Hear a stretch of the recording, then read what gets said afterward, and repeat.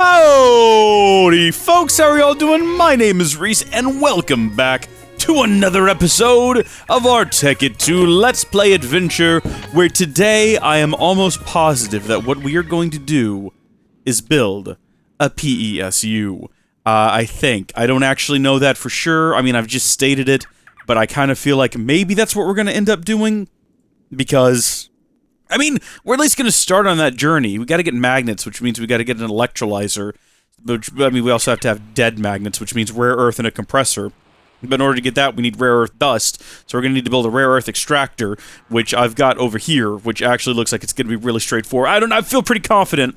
But before we do that, I did want to go ahead and say welcome to a couple of new folks who have joined us. We've got Roald Bastiansen, I think is how you say that. Bastiansen? Not sure. It's a cool last name, though. Thank you, Roald. As well as Spont Gaming. So these are our two newest channel members. They're getting a little bit out of control down here. Things are getting a little, just a hair bit crowded. And I'm thinking that maybe at some point we need to relocate all of these fine crab friends. I don't know where to. I have a couple of ideas. But now we need to hop over here so I can show you what we've been working on in our between episodes with the channel members. Speaking of, we have 11 of these now. I was going to say, what happened there? I tapped it once, but it like did a double tap. I can't make it happen now. Anyway, there's 11 of those. There should be more. So what happened to the rest of them? You're all at the edge of your seat right now trying to figure it out, aren't you? You're all deeply confused and concerned, maybe even saddened. Perhaps there was an accident. There was no accident, friends. First off, let me show you this room. What is this all about? What is this you're showing us, Reese? I'll show you. First, we're going to skip right past this room, and then we're going to go right out here, and I'm going to hop on out. Check it out. We talked a lot about building a tower of power, and I'm still on board with that idea. I like the idea a lot. I think it'll be really cool.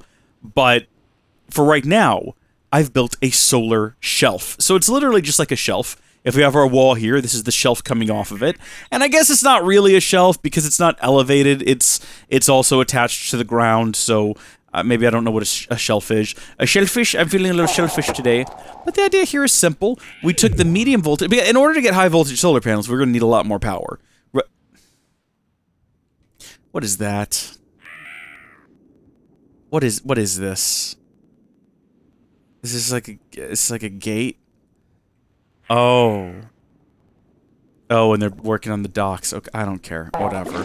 None of that concerns us today. Nothing going on with the pig people is of concern to us today. Today we're talking about the solar shelf! We needed the medium voltage solar panels, so I took all the ones we had out and ready to go at the time, although now there's 11 more, which is good. And you'll see that I've built them in banks of 8. And the reason for that is that each of these outputs 32 during the day, EU per tick, right? So 32, that's 64, that's 128 for 4 of them, that's 2...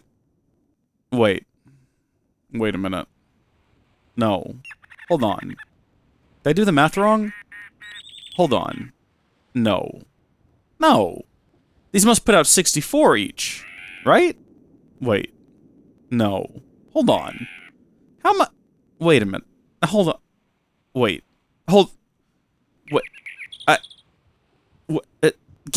Hold on, I've got to open up the wiki page. Okay, no, alright, I did my math right, I was just wrong. Each of these is 64 EU per tick. So 64, 128, 4 of them is 256, all 8 of them is 512, which, coincidentally, is the maximum amount of power that you can pass through an MFSU. So obviously we could feed all of these into a single MFSU, but it would only accept 512 EU per tick, and it would only output 512 EU per tick. Oh yeah, by the way, there's MFSUs all the way down. So what we've done is there's one MFSU for each bank of 8, and yes, technically they connect up to 2 MFSUs simultaneously, because I don't know how to make this cable not connect. I think we figured that out at one point. I think it involves painting the cable, and then it'll only connect up to other cables that are painted the same color, and that's just now come back to me in this moment. I'd completely forgotten about that. Do I still carry a paintbrush with me? I don't know if it'll work to prevent it from connecting up to a machine, because I think no matter what color the cable is, it'll always connect up to a machine if I'm not mistaken. So if we wanted that to work, what we could do is we could go 4 to that machine and 4 to that machine, and then have the painted one in the middle here, and then they wouldn't connect. But then at that point, we would be in a situation where the ones in the end would each only be getting 4. And I don't know, there's not even one on this end. This end doesn't have one, because it's just going straight to this one, right? So all of these are hooked up to this one, all of those are hooked up to that one. I'll figure it out at some point. None of this is going to possibly be permanent, because we might end up, trashing all of this if we end up building a tower of power, which there's no proof we're going to do that. We might just stick with this setup, because it is kind of nice, you got to admit. I sort of like it, at least. I think it's pretty cool. So we got our 8 solar panels hooked up to an MFSU. The MFSU goes down to that MFSU, and then you already see where they all end up, which is down here at the bottom of this hole. More MFSUs. I just thought, they're solar panels, so at night, when the sun goes down, they won't be producing. It'll be nice to have a great big buffer of power, and 3 MFSUs seemed like a good idea. So all of those are plugged in. Now, only one of them is actually hooked up to anything at the moment, which is that one, which is going to feed this, more or less, which we're trying to keep completely powered up. Now, we are hoping to get rid of the generators. As soon as they run out of power, I will be dismantling all of them. I'll be finding another use for them, though. Don't worry, we can use them in recipes and such. This is still also operating, but we're not really getting enough power into it or out of it. I've done a lot. I tried to speed some of these up by connecting them up with HV flux cables, and I still need to do that. The issue is, even when setting up an LV flux cable, too much power is going through, and they're going too fast to the point that item creation isn't. There's a lot of refinement to be done down here, is what I'm trying to say. So even though we do have solar panels in place now, and we have a nice solar shelf, there's still more work to be done down here to get this all running as perfectly as possible. And I think that one of the things I'm going to end up doing in order to help with that is doubling the number of machines that we have up here. So doubling the number of centrifugal extractors, doubling the number of rotary macerators, doubling the number of induction furnace. And I sort of already figured out in my head how I'm going to lay all that out, but that is not a very interesting video, I don't think. That'll probably be something I do with the channel members, if even they want to put up with that nonsense. To be honest with you, I can imagine them not wanting to. And that would be okay, it's a no-pressure situation. Not going to force anyone to watch anything they don't want to watch. But today, hopefully you want to watch me build a PESU. And we're going to get started by building an extractor, right? Because we got to build the rare earth extractor, and we got to go through all these different steps. I mean, the first step in all of this is going to be getting us some glowstone. Absolutely. Literally, the first step is the easiest. All the rest of this is going to be a pain in the neck. I got to build an actual compressor first, because it's got to be a recycler. Oh my god. All right. Look, you've watched me build all of these things in the past. Are you going to want to watch me do it again? Because if you say yes, then I'll edit the video such that you can watch me build all of these things again. But something tells me what you actually want me to do. Oh, what do I hear you shouting in the distance? What is that? Is that you yelling, "Reese, please, for the love of all things good in this world, don't make us sit through this"? Alright, I hear you. Check out this awesome clock wipe. Wasn't that a buttery smooth transition? Was that not just, chef's kiss? I can't believe you didn't want to sit through that. It took me maybe a minute at most to get all of these things put together. I'll tell you what, rare earth extractor, there we go. This thing is just, again, immensely helpful. I needed one of these. Done. Needed one of these. Done. So handy. Industrial work table full of just stuff. Highly recommended. Recommended?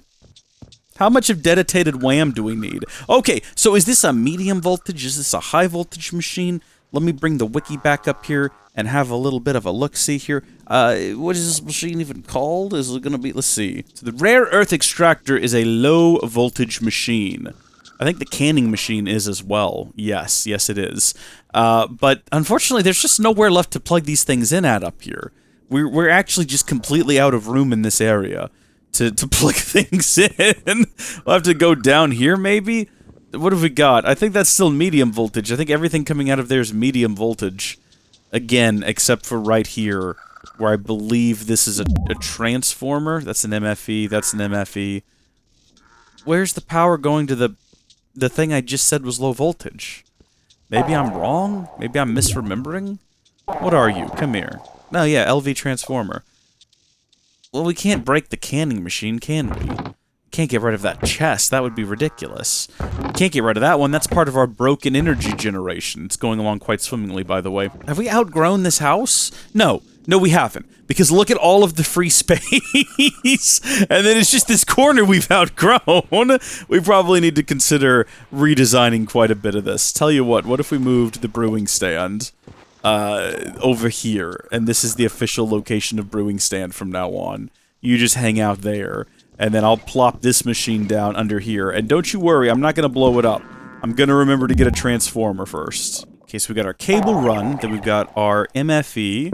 We've got you. You need to be facing the other direction. I think I've got that just about memorized now.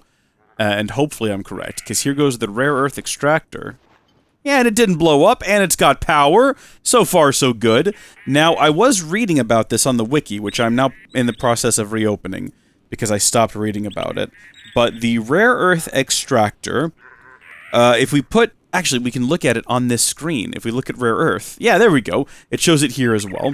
And the idea is that if you put cobblestone in there, you will get 3.12 points.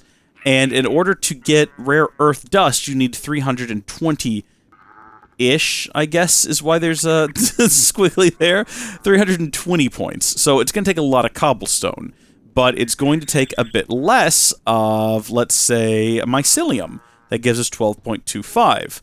But then, if we go all the way up to something like soul sand... Oh, that's interesting. What? 100 points. But you only need 10? Is that... Wait a minute. Hold on. I'm confused.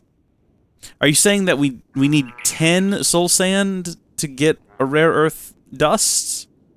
Actually, maybe I'm confused about the orientation. So... Oh, yeah, okay. So this gives you 3.12, and you need 320 cobblestone to get a rare earth dust, right? Am I reading it correctly? So this gives us 100 points, meaning we need around 10 of them to get rare earth dust. That makes a ton more sense, right? Yeah, alright. So if we put, let's say, obsidian, and we'll get a stack of it, but if we put 10 of it in there, then that'll give us... Yeah. Okay, so at the end of this... First off, it should be right in the middle after it finishes the 5th one. Yep, okay, exactly what we expected. What goes down here, though? What could we possibly put there? That I don't know. I guess that could be a battery. If maybe you wanted to charge it off of a battery. Boom! Rare earth dust! How much of this do we need? So we need 4 to get a single rare earth chunk. And then, in order to get a magnet, you need 1 of those. So 4 per magnet. And then this is going to require...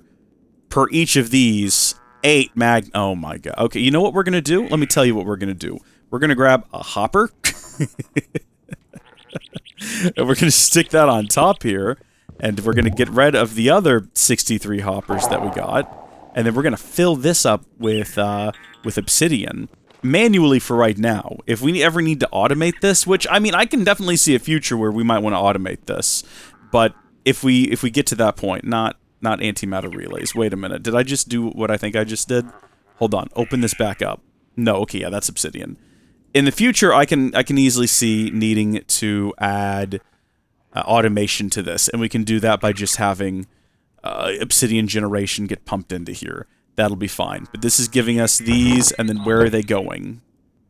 Nowhere, because we're only about to get the next one. Oh, this is going to take ages. And there's no way to speed the process up, eh? That's fun. That's fun. That's great. Okay. Well, we'll just let that run then, I guess. There's no way to even automate, like, extracting or inserting things unless we add a hopper to the bottom. That's unfortunate. Or, obviously, a pipe that's automated. We could do that, too. That would be fine as well. All right, well, you know what? We're going in the right direction. I think we already have an electrolyzer. And I don't remember what we used it for. But we have 4 of these now, and then we can surround a piece of bog standard iron, it looked like, with rare earth materials to create a rare earth magnet, right? Well, we're going to make a rare earth chunk. And then we throw that into the charged electrolyzer. No, we don't. We throw that into a compressor, which makes total sense, actually, because you got to get it compressed down to the shape of a magnet. And you throw that in there, and it should start electrolyzing, but there's something about the electrolyzer, and I don't remember what it was. We've had trouble with it in the past. Oh, it's just that it's slow, and you can't tell that there's power going in or that it's working, and it's just really slow. And in the past, I think I've stuck, like, handles on here and pressed buttons and tried to get it working, and it didn't seem like it was working, but now it's working. So we're getting there. We're getting there. We're getting towards our first step, so we'll have magnets in no time. I guess now we need to work on some of the other elements of the PESU. The idea here with the PESU, by the way, is just because it'll accept an immense amount of power, and it'll hold an immense amount of power, and it just seems like a fun thing to have all of the power from the solar shelf dump into once the solar shelf is finished. We might not even end up placing this thing today, because I don't know where to put it. Because the solar shelf is eventually going to be stretched all the way to the end here. Okay, everything just kind of froze a little bit. That was concerning, but everything is fine now. So that's going to go all the way to the end here, and at the end, and then maybe underground, is probably where we will end up putting the PESU. At the, like the heart, maybe like underneath there, and then we'll have power reaching out in different directions from the PESU. But all power will flow to the PESU, and all power will flow from the PESU, and the PESU will be the beginning and end of all things power. And I'm not sure if we're going to be ready for that until we have enough solar panels to finish stretching the solar shelf all the way to its very ends, right? I mean, how are we doing on that front? Are we manufacturing these in a timely manner? We're up to 12. We started this episode with 11, so no. In fact, we're not, and we need to speed things up a bit, which is why I need to create more machines, and we're going to get around to that. But for right now, let's get the PESU built. So the next stage in the PESU is going to be, let's just focus on these iridium plates. And I say that because I think I've already got some iridium stone, I've got some iridium ore, I've got a ton of UU matter, I thought I had iridium plates in here. Maybe I already used them for something else that's not coming to mind. But we're going to go ahead and just clear that out. What if I have a look inside of my handy-dandy bag here? Did I throw them in here? I did. No, that's an iron plate. I take it all back. I guess I didn't. Maybe I was imagining that. Maybe I never actually built any iridium plate. Or maybe I did and I ended up using them in the last episode, and I simply don't remember, because my brain is aging rapidly, and soon I will be gone from this world, because I am old. This is not where I wanted to be. I actually wanted to be here, because I wanted to show you something else I did.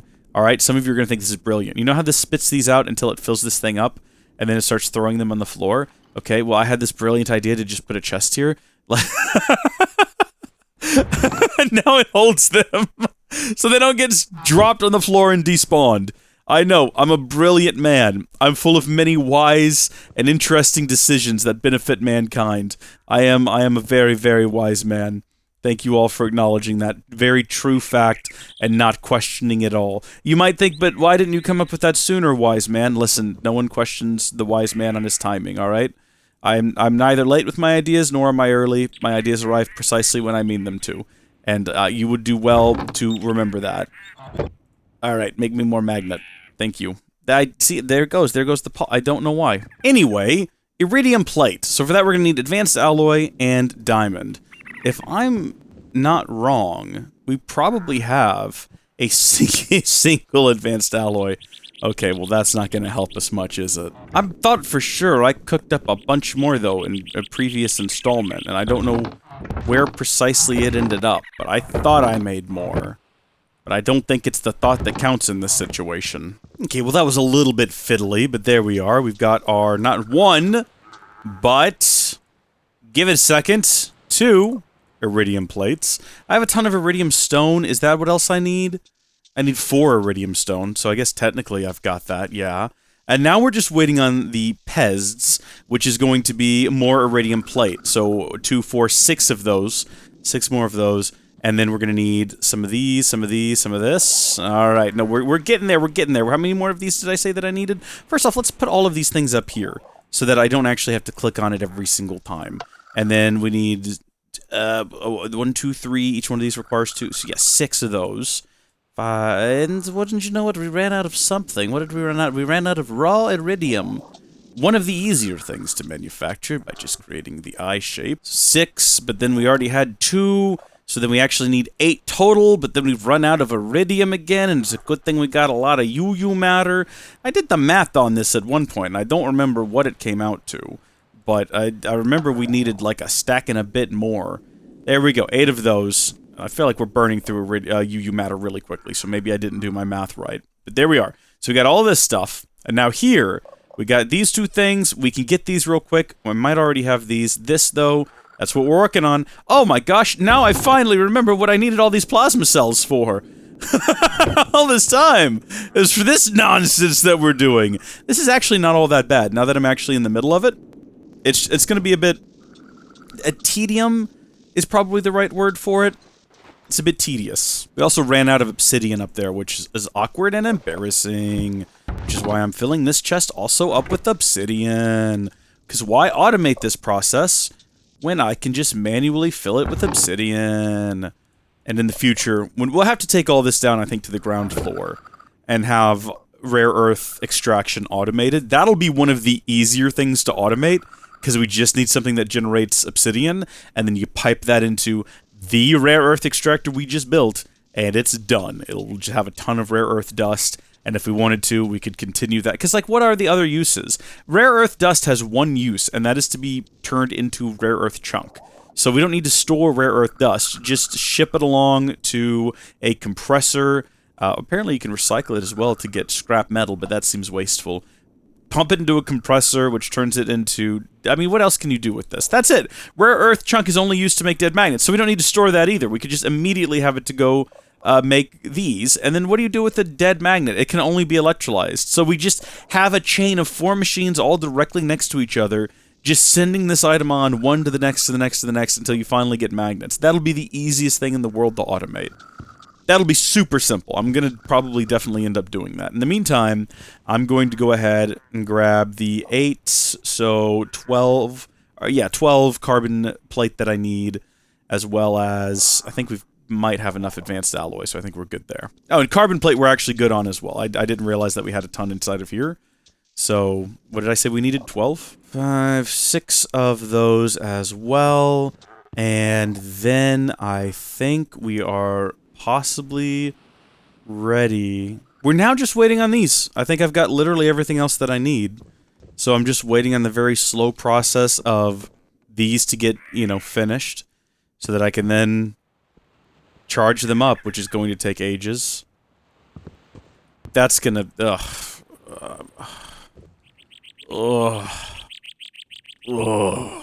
Okay, well, while I was kind of standing around and waiting to grab these and take them and manufacture things with them and then move them over and have them be processed and, you know, just kind of doing this repeatedly again and again ad nauseum, I came to a conclusion that I think probably some of you have maybe also figured out. Something that maybe we need to, you know, figure out what to do with in advance.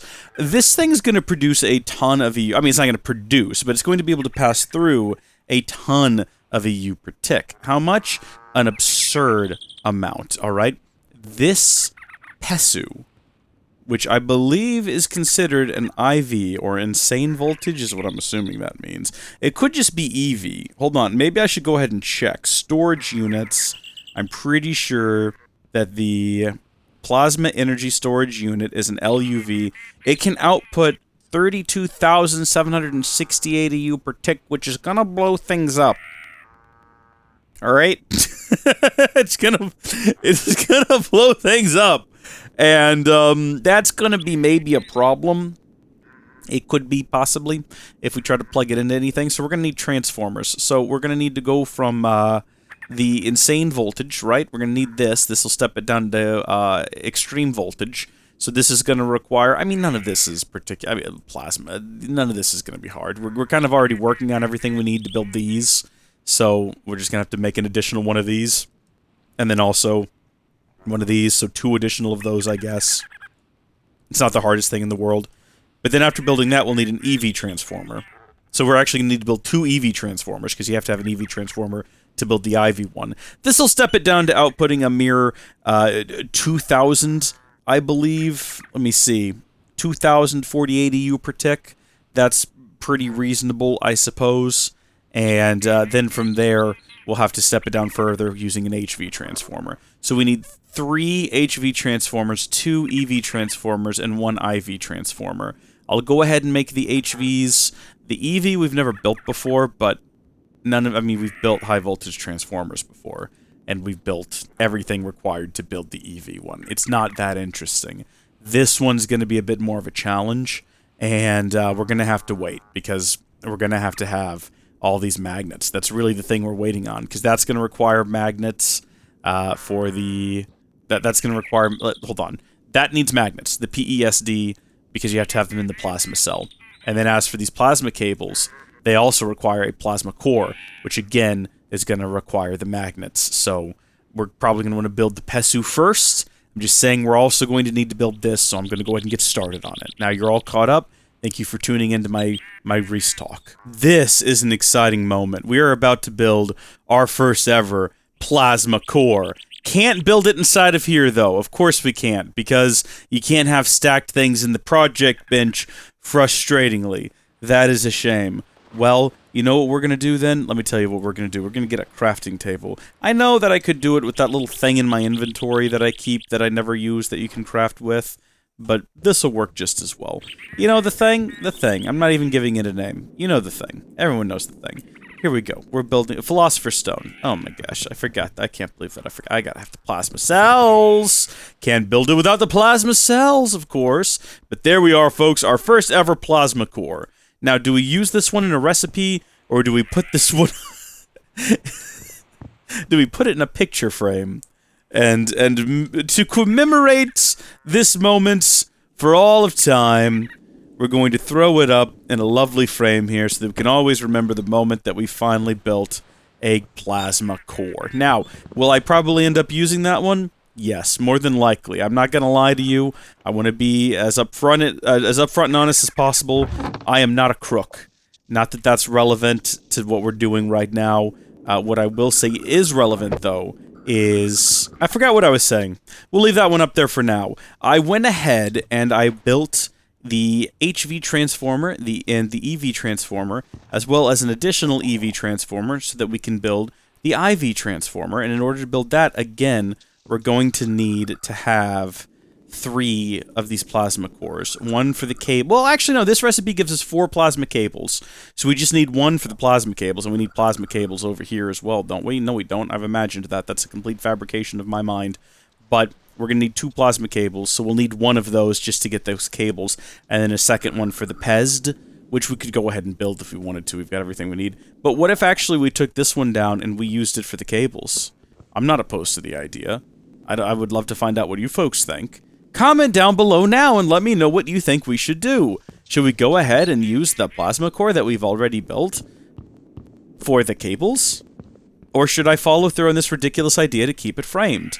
Because, you know what? I said it and it was a joke, but the more time passes, the more I think it's kind of funny, and the more likely it seems that actually we're just going to end up doing that. I'll tell you what else it kind of seems like I'm going to end up doing, is building another one of these rare earth extractors, because this has taken a long time. I should have just built this in a previous episode and had it running this whole time. This is going to take even longer. This charged electrolyzer, are you kidding me? This is going to take actual ages. This is just painful to watch. Oh, what other projects could we be working on? What else can we do in that spare time? You know what? You know what? Hold on. Let me check something here. I know what I can do. I've got an idea. How many solar panels have you got? 13. They're chugging along slowly. I might go ahead and, like, pause the recording and spend this time expanding the solar shelf. Because I only built, like, a little portion of it over here, but I might go ahead and expand it all the way to the end here. That's what I'll do. And of course, I'll have to come in here periodically and check in and make sure, you know, of certain things. Like, I'm gonna have to verify that this isn't either full or that this is empty, which, I mean, we can definitely prevent that from happening by just continually stocking it with obsidian. Again, it could be automated. It could be easily automated. We could automate this with the amount of effort it would take to sneeze, if you know what I mean. So, I mean, we could definitely do that. But for right now, I'll just... Yeah, that's what I'm gonna do. That's what I'm gonna do. I've made up my mind. And there's no taking it back now. I'm going to go ahead and work on the solar shelf. And when we come back, it'll be at a point in the future, in the far-flung future, possibly tomorrow in real life, of a time when these are all done. Alright, well, it now goes from one end to the other, and there's a bit of an extra space. There's just one, I mean, 2 blocks. There was a 2-block difference, so I just created a center section here, which might be, if we go all the way down to the bottom, maybe that is where we will end up Oh, you know what? Oh, no, these gaps are supposed to be here. I was going to say, I forgot to do the ceiling. No, I definitely didn't. That's where solar panels will go eventually. For now, they're all going to be medium voltage. But in the future, they might all be high voltage. Although, now that I think about it, it's not going to work with all of the MFSUs that I've built. Yeah, now that I'm actually thinking it all through, those will blow up if I... Well, they won't blow up. These will absolutely accept high voltage. It's just, we'll have to have one per solar... Oh gosh, that'll be confusing, won't it? Well, whatever. Maybe we just stick to medium voltage solar panels, because each one of these banks here represents enough solar panels to make a high voltage. Well, you know what? That's going to be so far in the future. We're talking about like months from now by the time they're all manufactured. Maybe in the future we do just go ahead and swap all of these out. Maybe I just figure something else out for storage. Maybe we don't worry about it too much. Maybe we build the hybrid ones that have their own storage. Oh, that would be great. Yeah, we'll go ahead and just say yes to that. And then that makes it future Reese's problem to deal with, not present Reese's. So yeah, I'll just go ahead and say that'll definitely be what we do. But how are we going? We got 20 of these. Well, no, we got 19 of these, plus the one that's in here, so we have 20 of them. So technically what I was saying is true, except I just threw those on the ground by accident. That was entirely unintentional. If you accidentally click into the negative space, sometimes they'll, like, fling themselves out. You gotta go back out and grab them, process them through here. This is taking absolute ages. I might have to get up from the computer and just leave the game running and go do actual things in real life. I've got stuff to paint. I got things to do outside. I've got a life to live. I could actually do that. I could just leave. But for now, I guess I can continue to pass the time by going deep underground, and now that I've done the top portion, I can start expanding the bottom portion, by which I mean, if we go back outside here, you'll remember, it's not just the solar shelf. It extends underground. And that's where all of the power comes in at. So I'll probably have to go... Oh, you know what? I also didn't do an entrance on the other side like that there. So I'll need to do that as well. But I guess I'll go to where each one of these will eventually be an MFSU. And I'll do the dig down. I'll start at the end here, actually. And then I can use the destruction catalyst to clear the hallway out and then meet up with the existing hallway. That's the way to go about it right there. So down I go. Oh, hello there, folks. Welcome back. It's been a while, and I've been busy in my secret underwater lair. Yeah, so cool. Like, you can see the wall and everything over there. This is actually really cool. I might want to expand this concept. Maybe have another hallway that goes out and is like completely glass walls and ceiling and floor. To what end, I don't know. I don't know where it would go or why. But it's just cool to look out the white stained glass and see the world outside. We might even replace the white stained glass with clear glass. That might even be a better move, right? Because obviously... Sorry, that was like... I tried to suppress a burp there, and instead I made like a snort sound. I think it might have been worse. We use white stained glass outside, so that's why I used it down here. But, I mean, I guess while we're here and we're talking about it, let's just get some regular old... bog standard Minecraft glass, and we will swap that out inside of our mercurial eye, and we will make sure that it... Oh, did it actually get... Yeah, okay. And then we'll set it to transmute. I do like it better. The issue being the outside. That's not so good. I need it to be... We have another glass, though, that is clear... and has a white rim around it. Is it bubble glass? Bubble glass may be the underwater solution, right? Like, we're not going to replace upstairs with it, although this is what we used to use upstairs. Yeah. Okay, so that is, like, really clear, to the point that it almost looks like it's not even there. This is what it's like with the... Yes! And if you're wondering what this looks like from the outside, I guess I can show you. I've not put in the trapdoors or anything over here yet, but, and we still don't have solar panels. But, yeah, that was the underground portion complete, and then this is what this looks like from the outside. Just kind of like little portholes. I think it looks pretty decent. I don't know what's happening right now, or why... I was not touching the wheel. I don't know if you noticed this, like, scrolling through here all by itself. I don't know why that was happening. That feels kind of cursed, and I'm a little bit concerned about it, but not a lot. Just like a tiny bit.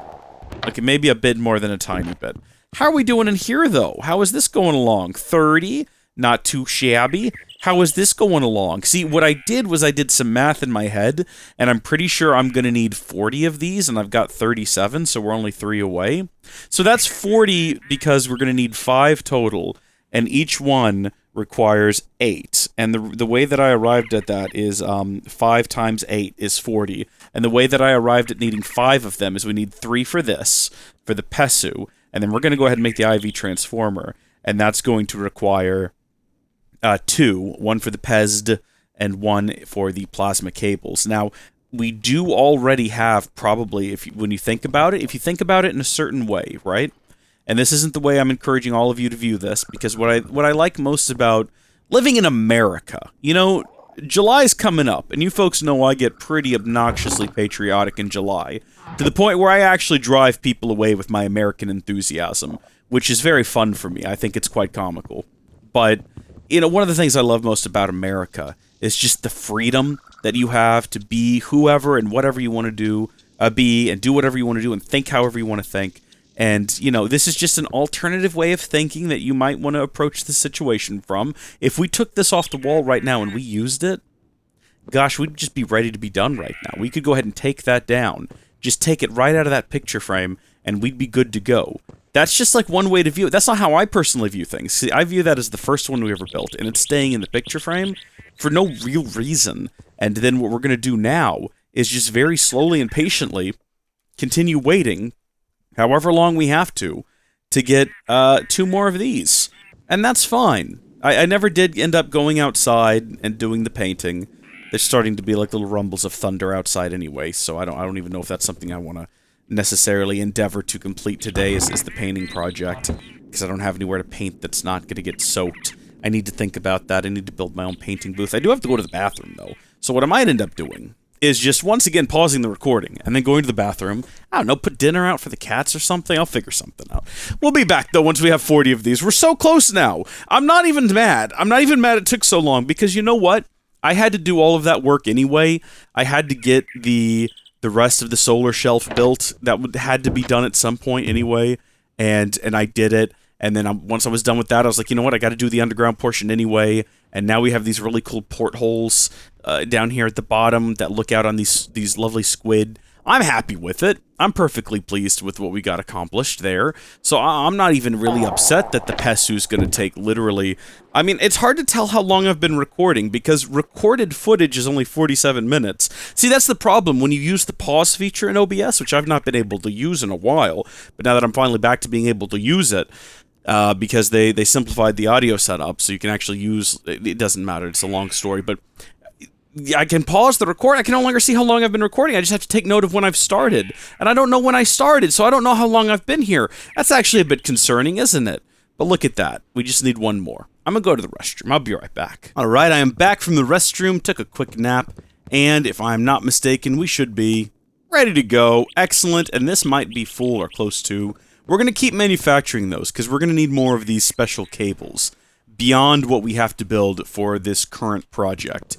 And I will explain why in a bit. And the only reason I'm not explaining now is because I don't have the wiki page open. I'm going to have to open the wiki page, which is going to necessitate taking my hands off of the keyboard and moving them to a separate keyboard and doing some things, and that's the only reason why I'm not currently doing it. So let's start off with the actual cable. Oh, Shrek me. Do you know what I didn't do? I'm just now realizing that this was a horrible mistake. Well, hold on. Let's not get ahead of ourselves here. All right, let's go ahead, and we determined we needed 5 of these cores. I'm sorry, what? Where's the magnets? Where'd I put the magnets? Are the magnets in here? Oh, thank heavens. I had a moment there. I was deeply concerned. Let's make the cores, okay? 1, 2, 3, 4, 5. Exactly. Perfect. And then in order to build the cables, we need these carbon plates. I think I forgot to build carbon plates. I think in all of that time that I spent building things in the basement, I completely forgot about needing carbon plates. But it looks like I've got some here in my inventory. So there we go, the 4 cables. Let's not accidentally make any more. And then we're going to combine that with the EV transformer and the PESD. So we need 4 PESDs. So 1, 2, 3, and then what did we run out of there? Oh, you know what? We didn't get enough of these, because I completely forgot. I didn't realize at the time that I got the first batch of them that we were going to need some for the IV transformer as well. But we got our 4 PESs now, and then the final thing that we need is the actual EV transformer, which I believe I left inside of here earlier. Thank heavens, because otherwise, oh goodness, I don't know where it would have ended up. But there we go. No, we actually still need, yet again, 1 more of these. And now, here we go. Satellite radio. Boom. IV transformer. We're going to also need to make sure that we don't forget the fact that, where did I put it? Inside of here, we gotta hook all of these up in a row, and we gotta put them in the correct row, and make sure we orient them correctly, so that we don't accidentally start blowing stuff up once we get power plugged into this thing. But that is a problem for later us to deal with. In the meantime, it's time to finally build the PESU. 4 iridium stones, 2 iridium plates, 3 PESs, which can actually be used as a battery as well, I believe, if we wanted to just charge these up and then carry them around with us to, like, power our tools and things. I think that's an option. But also, it looks like I have misplaced... Did I not make them? Did I use them for something else? Where's the iridium plate, though? Where is that at? What have I done? What have I done? It's not that big a deal. We don't need to panic. You know I made this earlier, and I don't know where it is now. But... Actually, I am a bit concerned, because where did do I just have them, and I don't know where I put them? Is that what this is? Is that a possibility? This has really ground the whole thing to a halt. You know, we resumed here because I thought I was ready, and very clearly I'm not ready. What have I done? What, did I use them? Were they used at some point for this? No? Oh... We had to build an extra PES that I wasn't accounting for. That's where they ended up. Alright. My bad. Gonna have to build some more of these now. That's actually a little bit awkward and embarrassing, but you folks aren't gonna hold it against me, I hope. Hopefully we can all still be friends. Or, I mean, not really friends. We're all, in a broad sense, just strangers talking to each other on the internet. But, hopefully I can continue to be your entertainer. The person for whom you're a channel member, possibly. We have a lot of those now. You saw them all downstairs in the basement. It's getting out of hand. But, hopefully you won't abandon me for this blunder. I apologize. There you go. Again, 4 iridium stone, 2 iridium plate, 3 PESs. A PESU. Now, it's a shame we can't use this PESU, because we're going to actually have to go ahead and get an item frame out. And we're going to display this one on the wall, on the opposite side of the door. Not really, no. Are you crazy? Can you imagine? Can you imagine if that would be ridiculous? I don't think so, folks. So what I'm thinking about doing is, right in here, there is a middle section where it wasn't quite even up top, so there's a few more blocks between this set and this set. And I thought that's where we could bring them all together.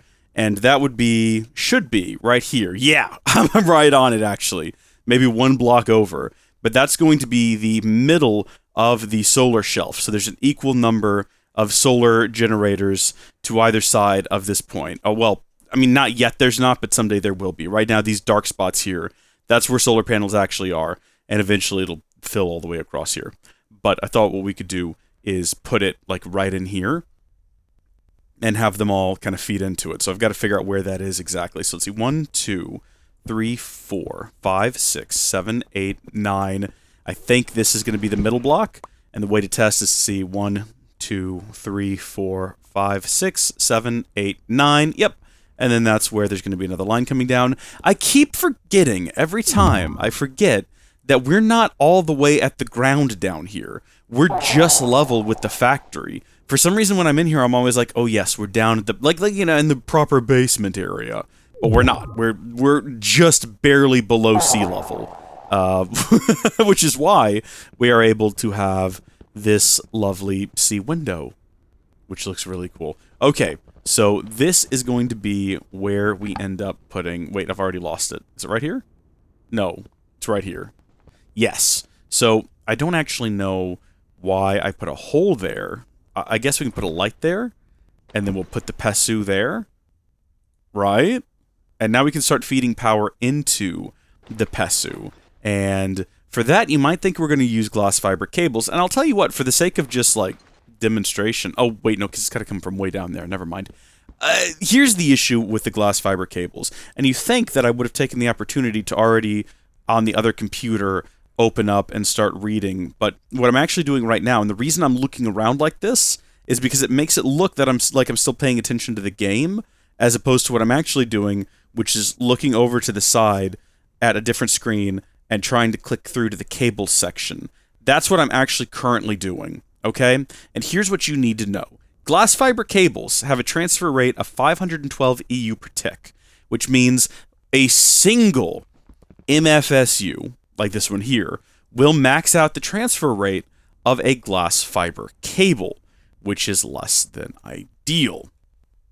So, we're going to need a bigger cable, right? Because we can't have we could have a separate glass fiber cable for each of these, but we're going to run out of sides to pipe power into.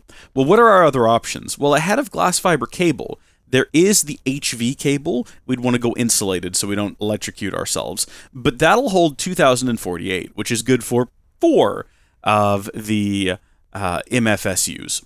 But some of you might have noticed there's more than 4 to either side. In fact, I think that there's a total of maybe 9. Hold on, we can count. 1, 2, 3, 4, 5, 6, 7, 8, 9. There will be 10 MFSUs worth of power being piped into this machine, and there will be 10 over here as well. I guess we should be counting not the blanks, but it doesn't matter.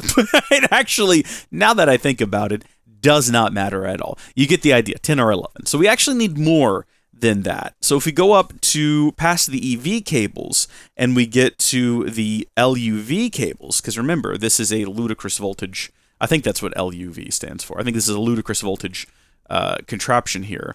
That number almost goes off the edge. That is incredible. The issue with it is it can support 32,768 EU per tick. That's it, 37,600. Okay, so for that we're going to need the LUV cables, which is like the plasma cable. That's the only cable capable of carrying that much power. So I figure we'll just use it for input as well. So, I mean, here's the thing, right? And I want to make sure that I explain this clearly, because I've been a bit rambly over the last 5 minutes. We absolutely could run one single glass fiber cable line. It wouldn't blow up or melt or anything. It's just limited to the output of a single MFSU, right? A single MFSU can completely maximize it, which means if we want to get power out of all of these, the alternative is to either use one cable for each of them or use a cable with enough room to carry power from all of them. And that's what we're going to do. It's overkill to use these cables, and it's going to be expensive, because for every 4, we got to get plasma. So, I mean, what we could do is we could have, starting from this one here, glass fiber, and then move up to HV cable. And so have HV cable going from there, so that's 2, 3, 4, and then only use the plasma cable, right, after this point, to carry it through all the way down to the PESU. So that's a lot.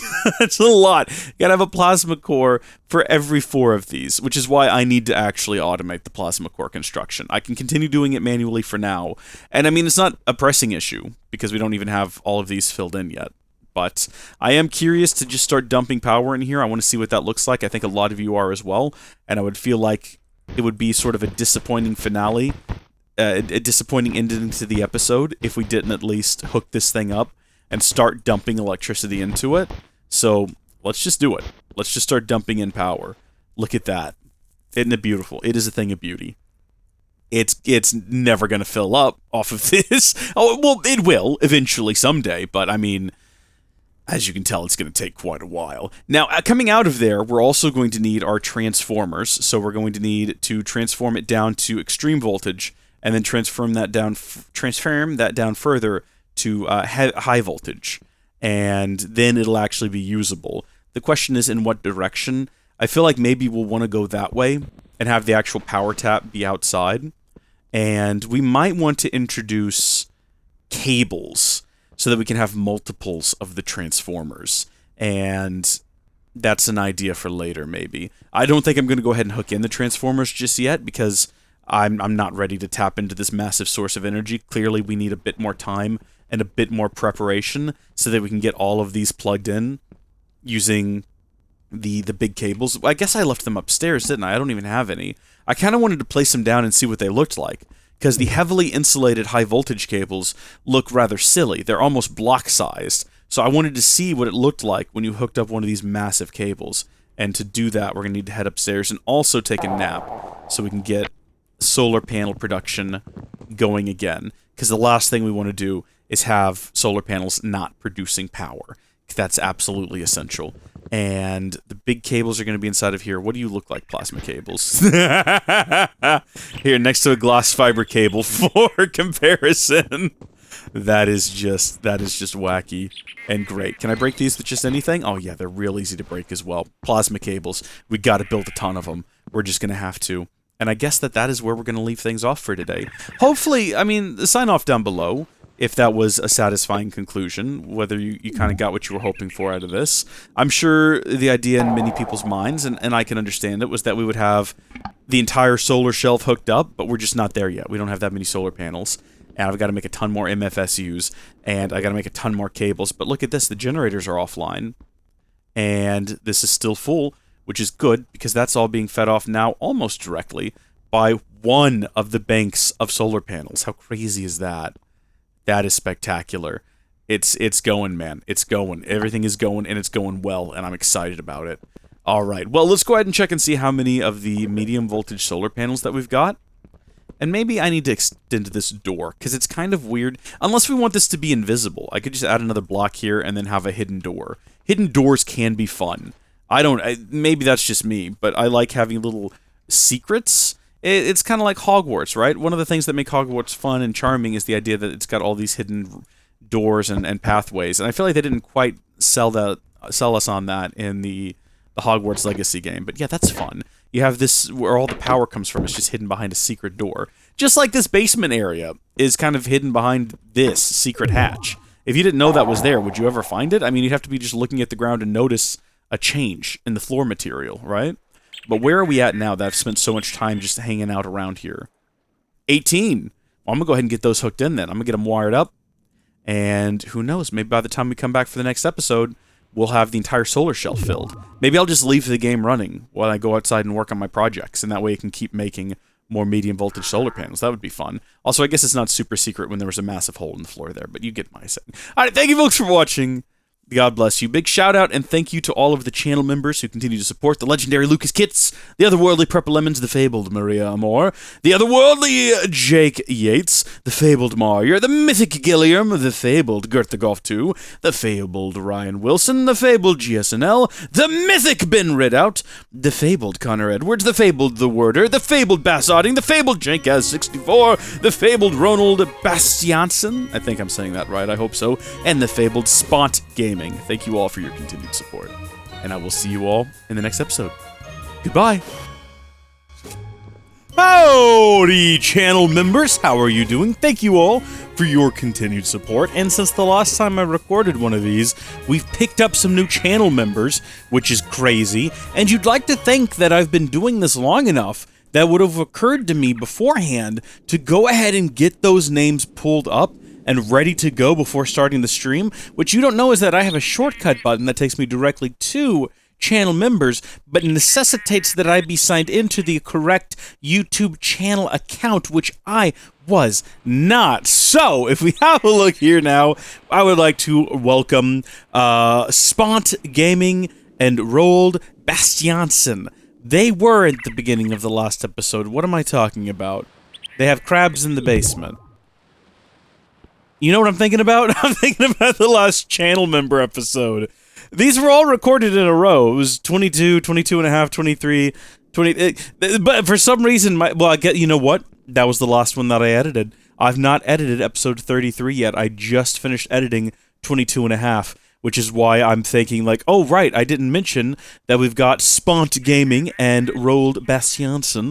Spont Gaming actually bought a couple of gift memberships, which I didn't even know you could do. We don't even have notifications set up for that at the moment, so that's something we definitely need to get up to getting done. But thank you so much for joining the channel, and I hope that you're looking forward to further adventures together. Now, today, ooh, baby, I have been doing a lot of research on how the... Might be a little belchy here at the start. Dairy does this to me. Okay, here's what I've learned, folks. Here's what I've learned. Okay, you see this beautiful green concoction? This is not healthy. I want to get through to everyone watching that this is not a health drink. But it's amazing. One of my favorite things from Starbucks when I used to go to Starbucks, when I used to have disposable income, imagine, one of my favorite things to get was the green tea frappuccino. And this is that but better. So you start with your base, which is Bluebell Vanilla, homemade vanilla from Bluebell, the best ice cream company in the planet. Bluebell, perfection. The vanilla, nice base. And then you add to that a little bit of whole milk just to, you know, fill in the gaps. And you top it off with a half a teaspoon, maybe a bit more, depending on if you're feeling adventurous, of matcha. You can use the high premium... freshest Japanese matcha, which is what I happen to have in here. I also tested it with cheap matcha from the grocery store. They're virtually identical, but it tastes like a green tea frappuccino, almost exactly. And it's got like the green tea matcha caffeine content, so keeps you alert, keeps you awake, tastes delicious. I reckon you could probably make it a bit healthier. A bit lower fat if maybe you used... Bluebell's got like a no sugar added, I believe, as well as a reduced sugar, reduced fat option. I don't remember. Something I want to note, because I just heard my character burp. The last 2 videos I've edited, that sound effect has not appeared on the video, and I don't know why. Something is wrong with the audio. I've tried to figure out if maybe for some reason the computer is set up to do like surround sound audio and certain things aren't going to the right channels. Linux audio is a mess and I've yet to figure it out for sure. But I'm thinking maybe that also has something to do with why the sound effects... Like, that was so clean and smooth for me, but I know in the video file it's going to be like... I don't know why. But, as I was saying, I did a lot of research into how electrical cables actually work, and I'm ready to show you folks some of the things that I've learned. So I was absolutely correct about how an MFSU can only output or receive, well, can only output 512 EU per tick, but I was wrong on how much power the cables can carry. So, yes, if you try to feed more than 2,048... this is my understanding of what I was reading. If you try to send more than 2,048 EU per tick, you will burn the cable up, right? However, the way that power is sent is a size of power. So, in this case, a high voltage power size would be 512 EU, and that is sent in the form of a packet. Now, a machine can only send and receive one packet at a time, kind of. It's a little bit different with transformers. So with the transformer, like let's say this one in here, and this is going to tie in to something I learned about getting more power into our power junction, which is actually doing just fine right now as it happens. But a transformer will take a single packet of, let's say, 512, and it'll output 4 packets of whatever 512 is divided by 4. What is that? I should know what that is. It's 128. Of course it is. So it outputs 4 packets, which means if you had, let's say, 4 LV transformers, every tick, each of them would get their maximum amount of power output, which means that technically the same should work down here. This LV transformer should be able to output 4 packets of, what is it, 32 EU per tick? 32, 64, 128? Yeah. So why it didn't work having multiple cables coming off of it and going into this logistic power junction, I don't know. That should have worked. But also, maybe the logistic power junction is capable of receiving 4 packets at a time. Because something else that I learned is that while a cable can only support 512 EU per packet, it can actually carry seemingly, however, my understanding of what I was reading, correct me if I'm wrong, because I'm fully willing to accept that I might be, but it'll accept an infinite number of packets, or at least a high number. And in fact, let me pull open the wiki for you, because I do have it saved here on my bookmark bar, because that's how often I go to this wiki. But if I go here to cables, and I read it for you, okay? Here it is. The cables can transmit any number of packets per tick, which sounds to me like we can absolutely have one glass fiber cable carrying all of the power from all of these different MFSUs all the way down here successfully and safely to the PESU. I think. that is what I think that means. And again, there's no danger to this because each packet has only 512 EU per tick. And what we're actually moving here, we're not filling the packets up with more energy. We're just sending more packets per tick. And it seems to me like that's going to be just fine. So again, the risk was never danger. I knew going in that this was never going to blow anything else up. I just didn't, I thought it might be a waste. I didn't think that all of these would be able to sort of empty themselves out. And I didn't think this would work.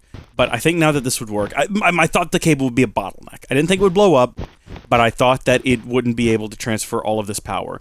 But I guess one way to check it is to just look down here at this PESU, and we can use our meter, which will read not only, well, it will just tell us how much EU per tick total is going through this cable. So we're starting a measurement, we're giving it a couple of seconds, we're going to click again. Bam! Look at that! 37,200, or 37,000, 3,700. I don't know why I couldn't say it. Okay, 3,723.37 EU per tick, which if we do the math, what was it? Hold on, I'll just do the math right now. So 3723, we'll go ahead and round it up to 3,724 EU per tick divided by 512. That gives us 7.27 MFSUs, which I think we have 7. So 1, 2, 3, 4, 5, 6, 7. It's working! And of course it's working. And the reason I thought to check that was because I remembered, wait a minute, doesn't our massive nuclear reactor in the basement produce 1,080 EU per tick? Isn't that more than we should be able to, well, as it happens, yes. You know, but then I was confused because aren't we using high voltage cables directly underneath that? I was like, but I kept trying to figure it out in my brain. I kept trying to comprehend because I was like, okay, we got the HV transformer that's going to 2 MFSUs. I don't. Anyway, yeah. So as it happens, it can absolutely hold an infinite number of packets, if not an infinite amount of power. So there's that problem solved. For right now, at least, we're not going to need insane voltage cables or ludicrous voltage cables, whatever they're called. EV is extreme. LU, I think, is ludicrous. I might be making that up. Actually, does it even say whether or not? Let's go here. Let's see.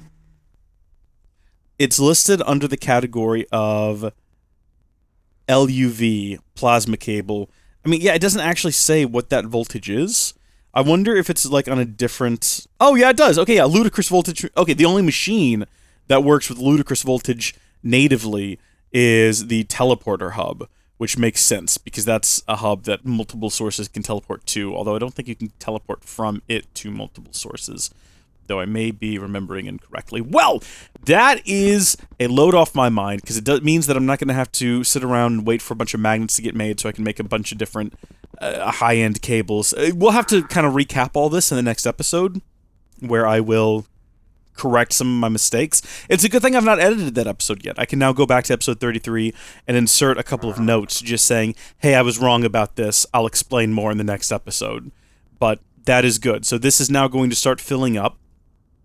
And remember, eventually all of this down here is going to be just like, what is it, every 9 blocks, I guess, with 8 blocks to the middle. On every 9th block, there will be a new MFSU. And they're all going to be filled up, and it's all going to be amazing. And technically, I mean, sure, it's dark outside now, but now that I think about it, during the day, these shouldn't drain. Obviously, they're going to be draining right now, but during the day, these are producing exactly 512. This is outputting exactly 512, as is this one. So, theoretically, even though they're currently filling up the PESU, if I am aggressive about always sleeping when it's dark, which I could have done downstairs in the basement where I have another bed, then we should never run out of power in those MFSUs. This is just, it's all beautiful, it's all wonderful, we're all getting somewhere. So that brings me to, what are we doing today? Well, this is mostly a discussions episode. I do have one thing I want to try, but I kind of wanted to just talk about a couple of different concepts with you folks. One of those is that I think this is terrible. First off, it was broken, because I forgot to add the little blue modules, whatever they are called, the item sinks, I believe it is, or the quicksort modules. I forgot to add them back in after remodeling to the sticky resin, as well as, I want to say, oh, it might have been glass. So I had to go through and perform an audit on all of these and make sure that they were all working properly. So this is back up and running again, although we're never going to have an excess at this point, because they're all getting sucked up. But this is the first time, believe it or not, in my 11 or 12 years now of playing Minecraft, however long it's been longer than that, of making videos about Minecraft, 12 years. This is the first time I've ever made anything this complex, and this is not even all that complex. But I sort of approached it in a way that I don't think is going to work for us long term. This over here in particular is kind of... I thought this would be a good idea to have this auxiliary storage area for the produced items, so that in the future, if we wanted to automate other things that maybe also needed the electronic circuit, well, we would already have a batch of them over here ready to go. We could just pull them from there. We wouldn't have to have a second assembly line for electronic circuits. And that's just not really working out at all for us, because we're not, everything we're making over here pretty much is going towards making the final item in the assembly line, which we've now managed to create an additional one of, so good. The reason it was still working, even though I forgot to add quick sorts over there, was because it was burning through our backup supply of everything over here. In case you were curious, now you know. But yeah, what I'm thinking about doing next, get out of here, phone. Phone is just like lighting up and shining directly into my eyeballs, and it's very distracting. What I'm thinking about is going to happen next is I'm going to remodel all of this. And this isn't a today project. It might even be a main episode project where we kind of talk about the faults and failings of this design and how I plan to change it. But for right now, I want to run this by you and get some feedback. What I'm thinking about doing is redesigning it with a bank of at least 3, if not 4, of each machine. So 3 centrifugal extractors, 3 rotary macerators, 3 induction furnaces, maybe 4 each, probably 4 each, and have them all in a row. So the 3 or 4 of them, the cable's going to come across, drop items into the top, maybe even have chests and hoppers on top, so there's a buffer. So the cable comes up, goes into chests, there's a hopper, the hopper hops the item in, and I don't know, that's just, because like right now here's an issue, where we have plenty of iron, but we're just not getting it quick enough. And if there's a chest that's constantly supplied on top of it, and it's just constantly feeding them in here with the hopper itself will do some form of rate control, because it'll only allow so many per second through. So that'll be effective. Just have a chest on top. Not even a big chest. Maybe even just like a basic chest, or an iron chest, or something like that. Something on the smaller end. I guess it would have to be something other than a wooden chest, so they'd connect up to the machine next to them. But then from there, the export would not go over to that wall. It would go into a black hole unit, but it would go to a black hole unit right at the end of the machine. So let's say we're talking centrifugal extractor. The items come in, into chests up top, hoppers, into the machines, or maybe actually these machines have slots for automatic extractor, so we wouldn't even need hoppers. Just the machine and a chest on top, they will automatically pull items in and push items out, and I don't know if we'd want to have the... Oh, we could do like a little nested. There's an option. There's an option. Have chests on top, and they're all centered around a single black hole storage unit. So items go into the chests, they're automatically pulled in, processed, and then automatically exported into the sort of central, almost like the center of a flower, and then these would be the petals. So we'd have these, 1, 2, 3, 4 of them, black hole storage unit in the middle, they automatically export to that, and then that goes back underground and would feed on to the next machine in the line. So this is creating rubber. That would automatically go to into the rubber black hole unit, which is over here, which would then automatically go to the 2 machines that need rubber. The one making copper cables, one making gold cables, and then the next machine, little like pollen orb situation, would be the rotary macerator. And so we'd have a bank of 4 of those, in the same situation, chests on top, automatically pulling items in, pushing items out into black hole units. It would also save us a ton on logistics chassis and logistics pipes, and hopefully be less expensive from a power perspective to run, because we'd have less logistics pipes total and less logistic chassis, because we wouldn't have them constantly importing and outporting. They would just be dropping items into chests, and then the machines themselves would have upgrades to import and export and all that, and then it would just pull the finished item out of the black hole unit in the middle. And I'm trying to, like, visualize in my mind any issues we might have with that design. So if we have that there, and we have the power going around, the cable could drop it down from the power and onto the next machine. The only issue I can see is that with automatic crafters, like the auto workbenches, we're currently putting power through into them at the bottom, and I'd like to do more of that, which is sort of why I want to be able to power all of this off of just the industrial craft power, so that I can run these, run these directly into all of the machines and then lower the output on the battery so that they're not going ludicrously fast, but they're all going a little bit faster. And because right now, if I plug any of these in, it just goes way too quick. It starts burning through these resources way faster than we're making them. I'd like them to go a little faster, but not that much faster. And that won't be as big an issue once we get these sort of pollen things done. What else I was going to say was, though, that we can also run either power, or we can run logistics pipage up, and we can have it go up instead of down, so up and into the auto workbenches. That would also be an option, so long as there's a cable connecting to power. That would be fine. And yeah, we could just have the first one that comes through to supply all of the machines. You know, yeah, we can just run the cables along the top. That might be perfect.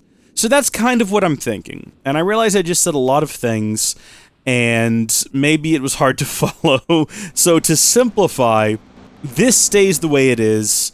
None of this is changing. What did I do here? Why did I not make these relays? How did I not even realize that I didn't make those? It doesn't matter. What we're going to do is we are going to have these machines configured in a circle with chests on top. The raw materials will be dropped into those storage chests. The machines will automatically pull them in and then deposit them into a pipe in the center, which will then pipe those out. Oh, wait a minute. A pipe won't just connect to something, well, it will, but it won't automatically export there unless I tell it to, so it'll be fine. Yeah, so we can have a pipe down. Oh, but it'll connect to the ones on the side. That's fine. No, that's actually fine. Never mind. The problem I just thought of is irrelevant. So, in a world, there will be a machine there, machine there, machine there, machine there. Chests on top of all the machines. They'll pull the items in. They'll stick them out into the black hole. The black hole will take them back out, and Bob's your uncle. Actually,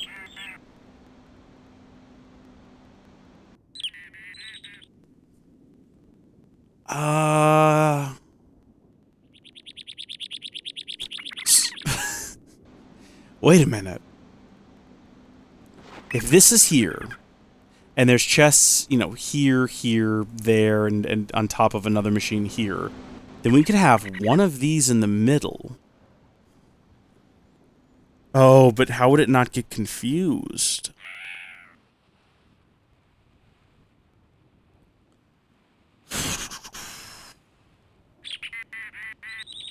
I'm trying to think, because if you have one of these, we could have an item sync that tells it to deposit, let's say, rubber, or let's say, what are you? What do you got in you? Sticky resin. And so it would deposit sticky resin into the chests to either side, but then would it also try to put them in the black hole unit? Unless the black hole unit had already... Oh, but then what if it gets empty? Okay, see, I'm already running into things that might be problems. So maybe the pollen... the flower idea is a bad one. Unless I can figure out another way to configure it. But... which I'm sure I could. You know what? I'll figure it out. We could just do the chests behind as well. It doesn't matter. It's all... I'm visualizing too many steps ahead on something we've not even begun to execute on, so we're not going to get too stressed about it. I really need to have a way in and out of here. Right now, the only way in and out of here is kind of inconvenient. Can I add a door here? What is this? How far... Are we underground here? I really need a way in and out of this building that doesn't involve going either down through the basement and all that, or all the way over to there. Speaking of doing that, though, let's just go have a quick nap. And then... see me just gonna duck in there? I don't want to set a new spawn point. I want to go to bed. Hello? It is nighttime. I saw the sun setting. I know that it's nighttime. Don't argue with me here. Yeah, thank you. Alright, so if we come out up here... Would it be convenient to have a door? So the ground in there is at what, level 60, I think? Yeah, so it's well and underwater. But it would be nice to have a door, like, right here. Although that's going to go directly into... No, it's not going to go directly into a machine. Okay. Well, I think this is the one where I've actually started digging, isn't it? I actually cannot tell. Yeah, it is. Okay. In that case... Just very discreetly dig a hole here.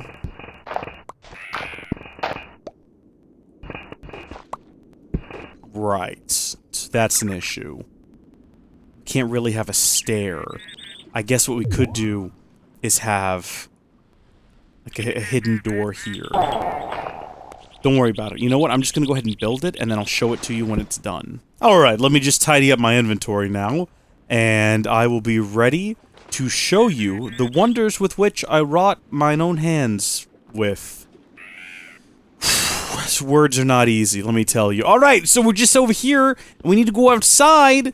How do we do that? Secret door, secret tunnel, right out the top here. Plenty of room if you wanted to just zoom, and then here we are. Now we're outside, and I can show you what I wanted to show you all that time ago when I first realized I needed to go outside. And if I need to get back inside...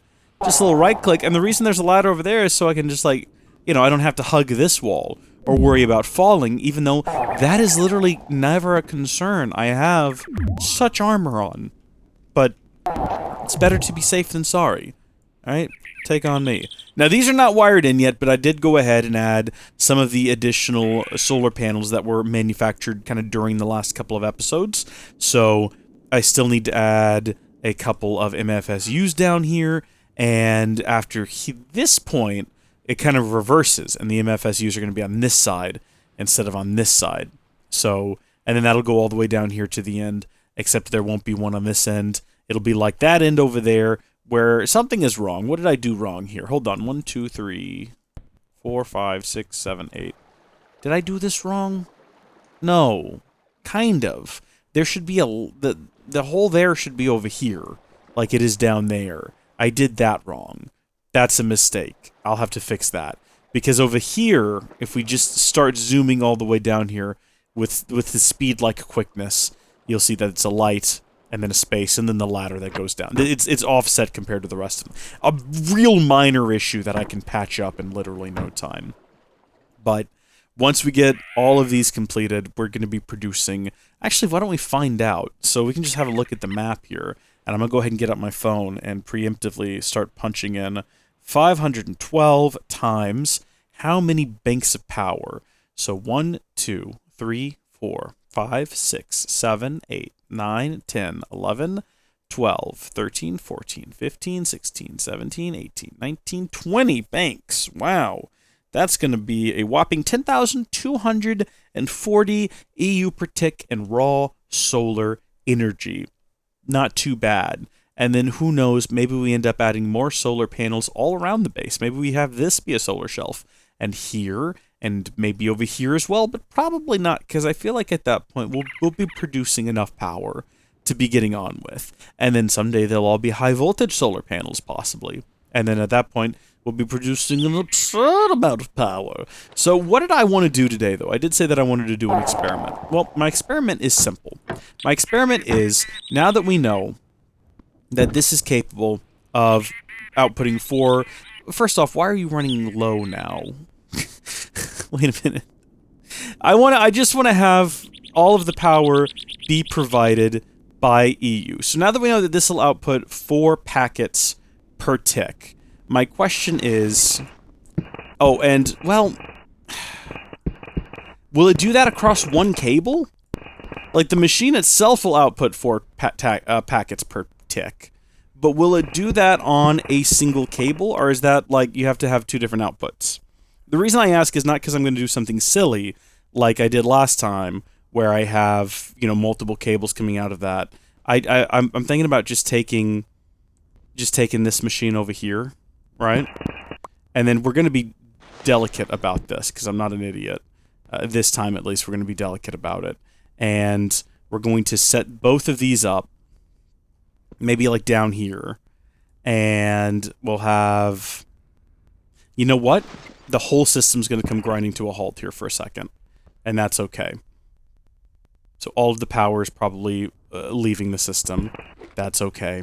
Going to be breaking all of these parts. I don't think these pieces are necessary for anything. Oh, geez. It's so easy to accidentally break the floor, isn't it? So if I wanted to have the 2 of these be down here, again, this will accept 1 packet of medium voltage and output 4 packets of low voltage.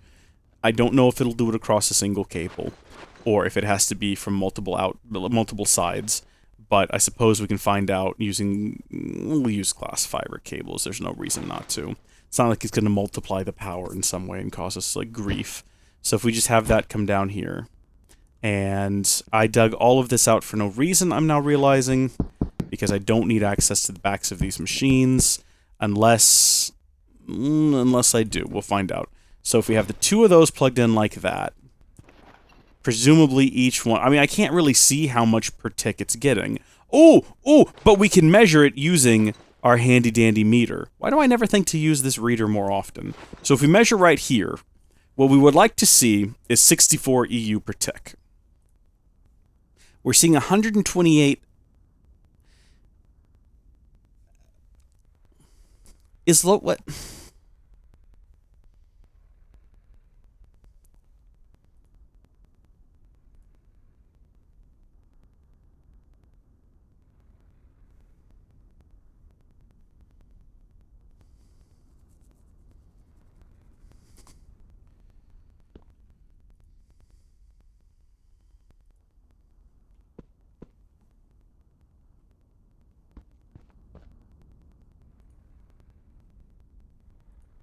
So that one's 64. This one's also going to be 128. Because it's carrying the power for this one and for this one.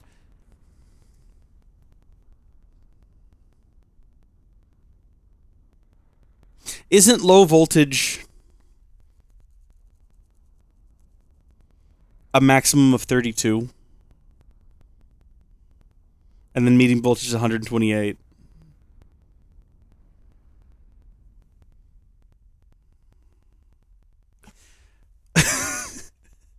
We're going back to the wiki. Hold on a second.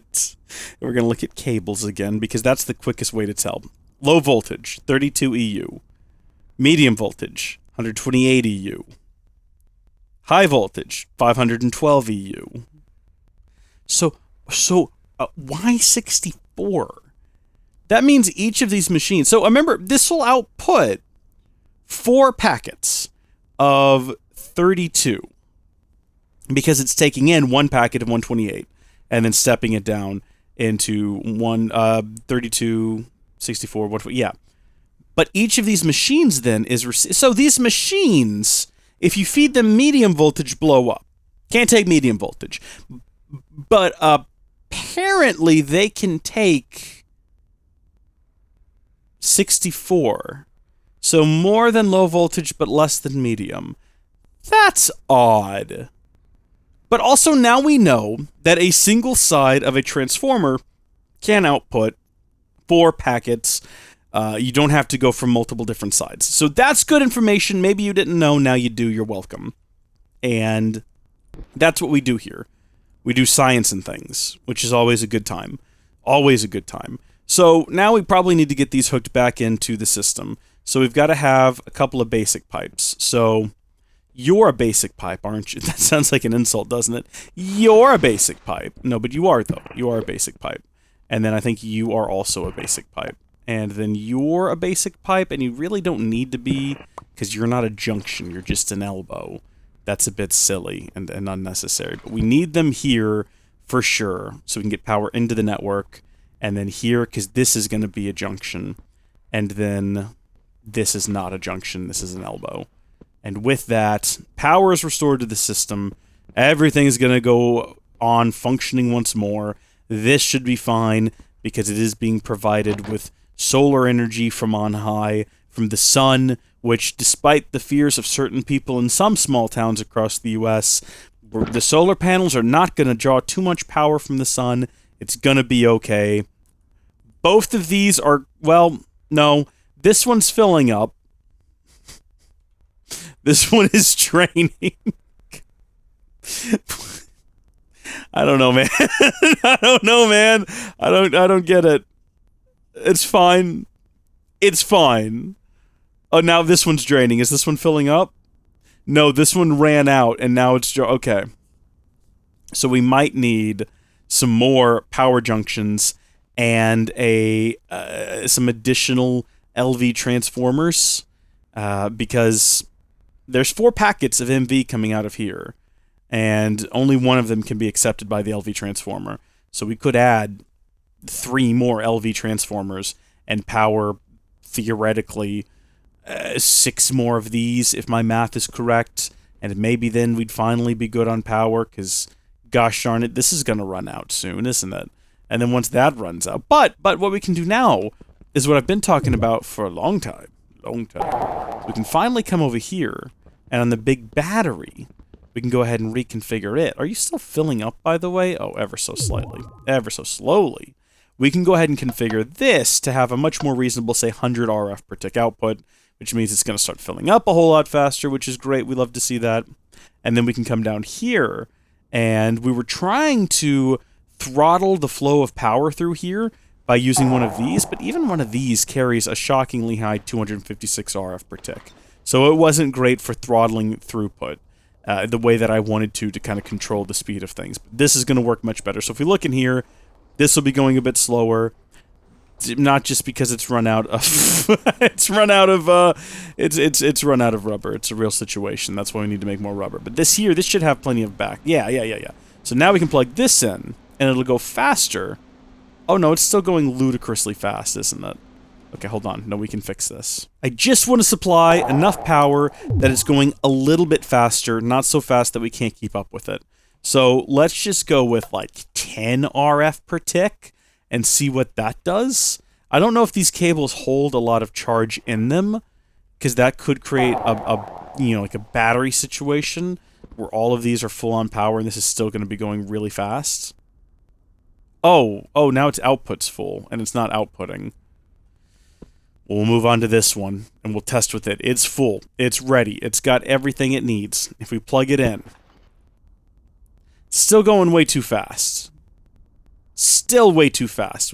Oh, there we go. Okay, yeah, maybe there was a bit of spare voltage stored in the cables, and then once it got through that, it slowed down to an almost more reasonable pace, but we're still going... I mean, we're at a point now where no matter how slow I make this... Why won't it drain? Why won't you take the blocks out? Gosh darn it. No matter how slow I make it, we're just not manufacturing the base raw ingredients fast enough, or some of the earlier auto-manufactured, and we're going to have to, like, correct that. In the meantime, rather than unplugging that, what if we just did something really silly and we came over here and we changed this to, like, I don't know, like 5 RF per tick, or maybe even just 1. This is going to start filling up a lot more quickly now, which is good. The dream of someday having a full big battery will be realized, and then the amount of RF coming out of there is so laughably slow that conceivably... Oh, that was interesting. Conceivably, this has a chance now to...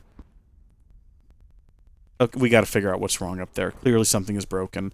Maybe I didn't audit the system properly, and these were never being exported in the first place.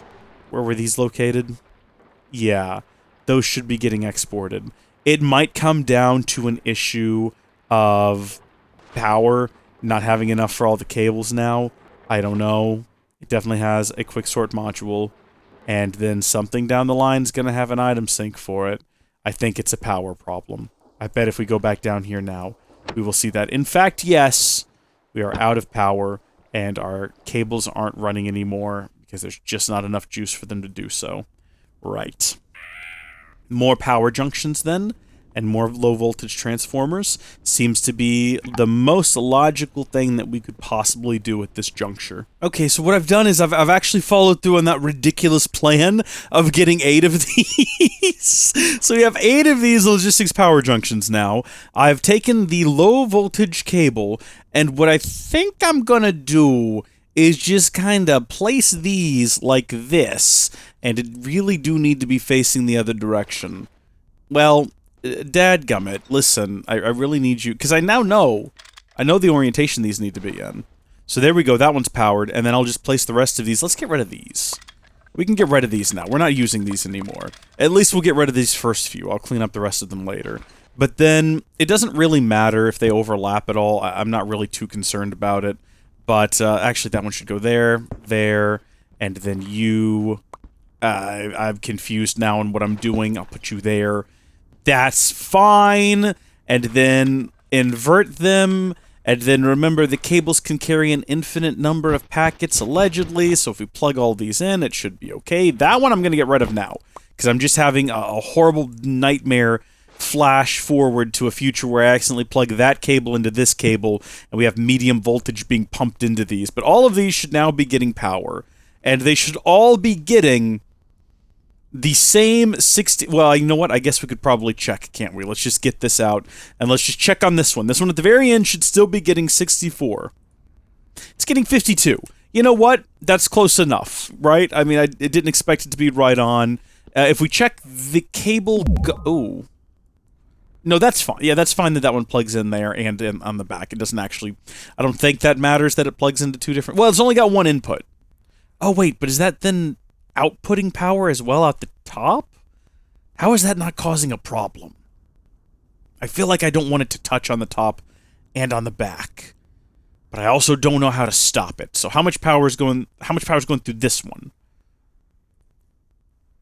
Okay, 489.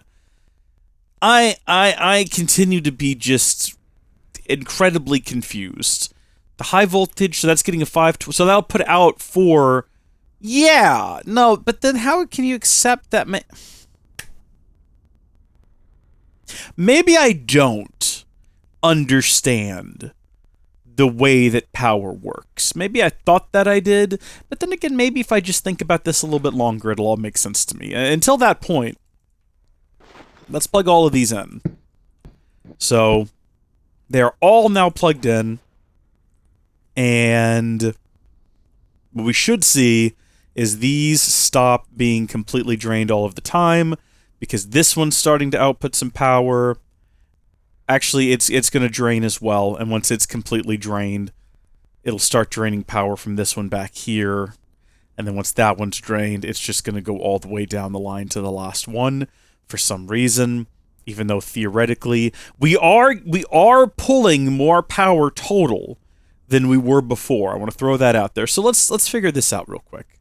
This will output the same amount of power, but in smaller packets. So it's receiving 512. It'll put 512 out in the form of 4 128 packets, which explains why there is about that much passing through here. We should see something in the neighborhood of 512. 512 exactly. Some of that power is going to go down there to feed all of those machines, which is why we don't see it all coming through here, but 477 is going through there, and is if we check these, we should see a little bit less on each one. So 349, 221, 97. Yeah. And each one of these can take in a maximum of 128. So this one at the end is not quite getting 128 because some of the power, it's not 100%. Some of it's going to the MFE and going to power all those machines down there. How is this MFE doing? MFE's fine. Good. So the MFE is getting enough power to continue running all of the machines without issue. That's kind of what we wanted to check and see. So that is good. That is working correctly. But yeah, so then each of these will put out the same amount of power it receives. So if each one receives 128, it'll output 128. But in the form of 4 packets of 32 each. And then for some reason, each of these machines can receive 64 without blowing up, but whatever. So each of these machines is getting 2 packets. So each of these is getting 2 packets. That's a total of 4. 2 here, 2 here, 2 here. Yeah, theoretically, we should be good now. But then again, we don't know how much power we need. So that one's empty now. So it's going to start draining this one. How much power do we need to run this operation? Good gosh. How much is actually required? I mean, sure, there's a lot of things moving, I'll give you that, but still. We're going to get down to that one eventually. 'Cause this one's going to run empty too. Well, that one looked like it was holding for a little bit. This one looks like we're getting possibly close to the point where it's going to start leveling out, because this one is draining much more slowly, and every so often shoots back up, so maybe by the time we get to this one, it'll be stabilized. I don't know. Why can't we just pump high voltage into these? Why does high voltage blow them up? Or does we fed it medium voltage. Upstairs, we fed it medium voltage, and that blew it up, so we know that 128 is too much, 64 is the... Do I need to add another medium voltage transformer and another bank of these things? This is absurd, but I mean, you can definitely tell that for the first time in a long time, enough power is being put into the system, at least for now, for everything to run. And we've never seen this volume of items moving. This almost feels wasteful. And the reason I say that is it looks like it's moving a lot of single items. You see a lot of the sticky resin. Why is it not just moving it in stacks? Why is it moving it as individuals? That I don't know, and that I would like to see figured out. And is there a way, if you know enough about logistics pipes, to tell me whether or not there's a way to have it not move items individually? I bet if we have a look here, we'll see. Yeah, it's taking them out like 1 or 2 at a time. When it needs a whole... Oh, because it's not empty. I see. I wish there was a way to tell it, wait until there was like half, and then restock it with half. Or something like that. But, you know, with the buffer, well, the buffer's not going to help either, because it's going to keep sitting until the buffer's full. I don't know. I don't know what the solution is. I don't know what the answers are. What I do know is it's all working a lot more efficiently than it has been in the past. And if you have a look at these machines, I don't know about that one, but remember, some of them are being fed a whole RF per tick, aren't they? To move a little bit faster. So this one... 1 RF per tick is not enough. I was kind of waiting on everything to get more stabilized downstream, which it looks like it might be. So maybe... I mean, it is going, to be fair, a little bit faster than it would be otherwise. Maybe we should go ahead and wire all of these in now. Give them all a little bit of a speed boost. And then we'll go turn up the power tap a little bit. Not all of these are going to benefit from a speed boost because some of them just are waiting. Is wood not being...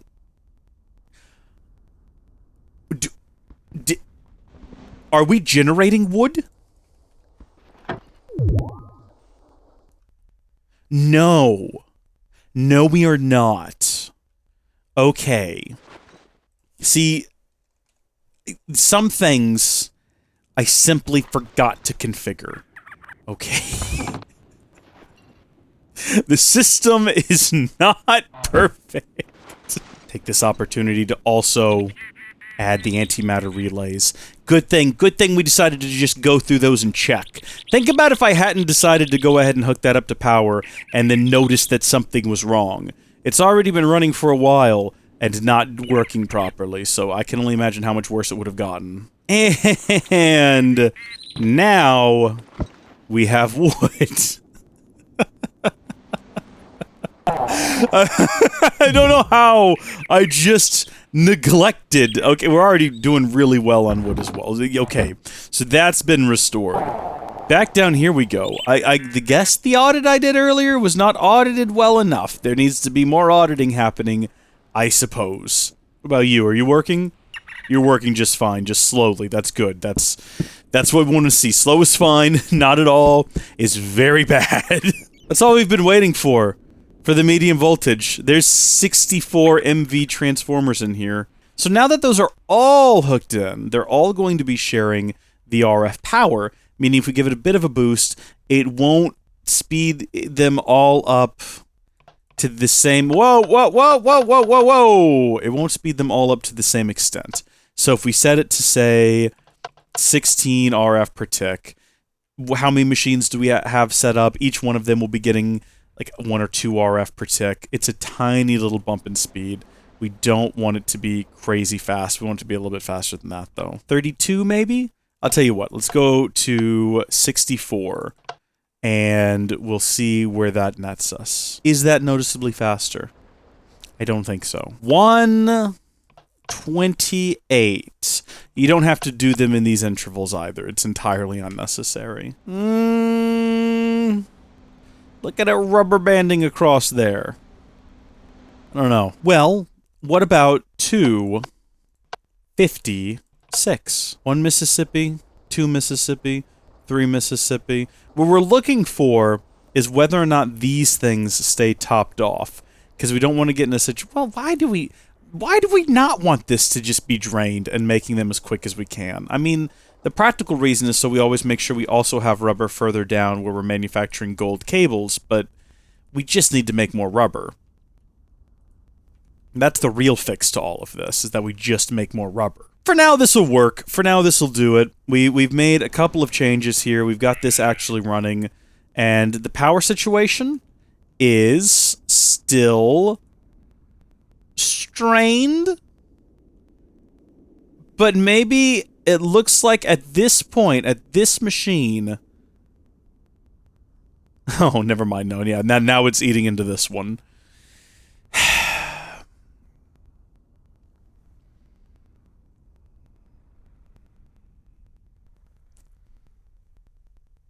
There's just no maintaining power, is there? Is there any kind of, like, logistics? Security station, crafting table, fuzzy crafting table, statistics taper, RF power provider, EU power provider, logistics program, compiler. There's just no way to get more power into this power junction, as far as I can tell, without going the RF route. And the thing with RF is, you can feed it as much RF as you want without it blowing up. So what if, instead of using EU, we use EU through RF, just for testing purposes? Give me one of these. Give me, you're the wrong thing for that anyway. Give me one of these. This accepts big high voltage energy and outputs flux energy, right? So what if we took one of these and we ran down here with it, okay? Carve all this out, right? We have this here. And then we feed it directly high voltage energy from up top here. Okay. And then... That's not what I meant to do. I was trying to right-click on this. There is no interface, though. Then we have that go directly into here.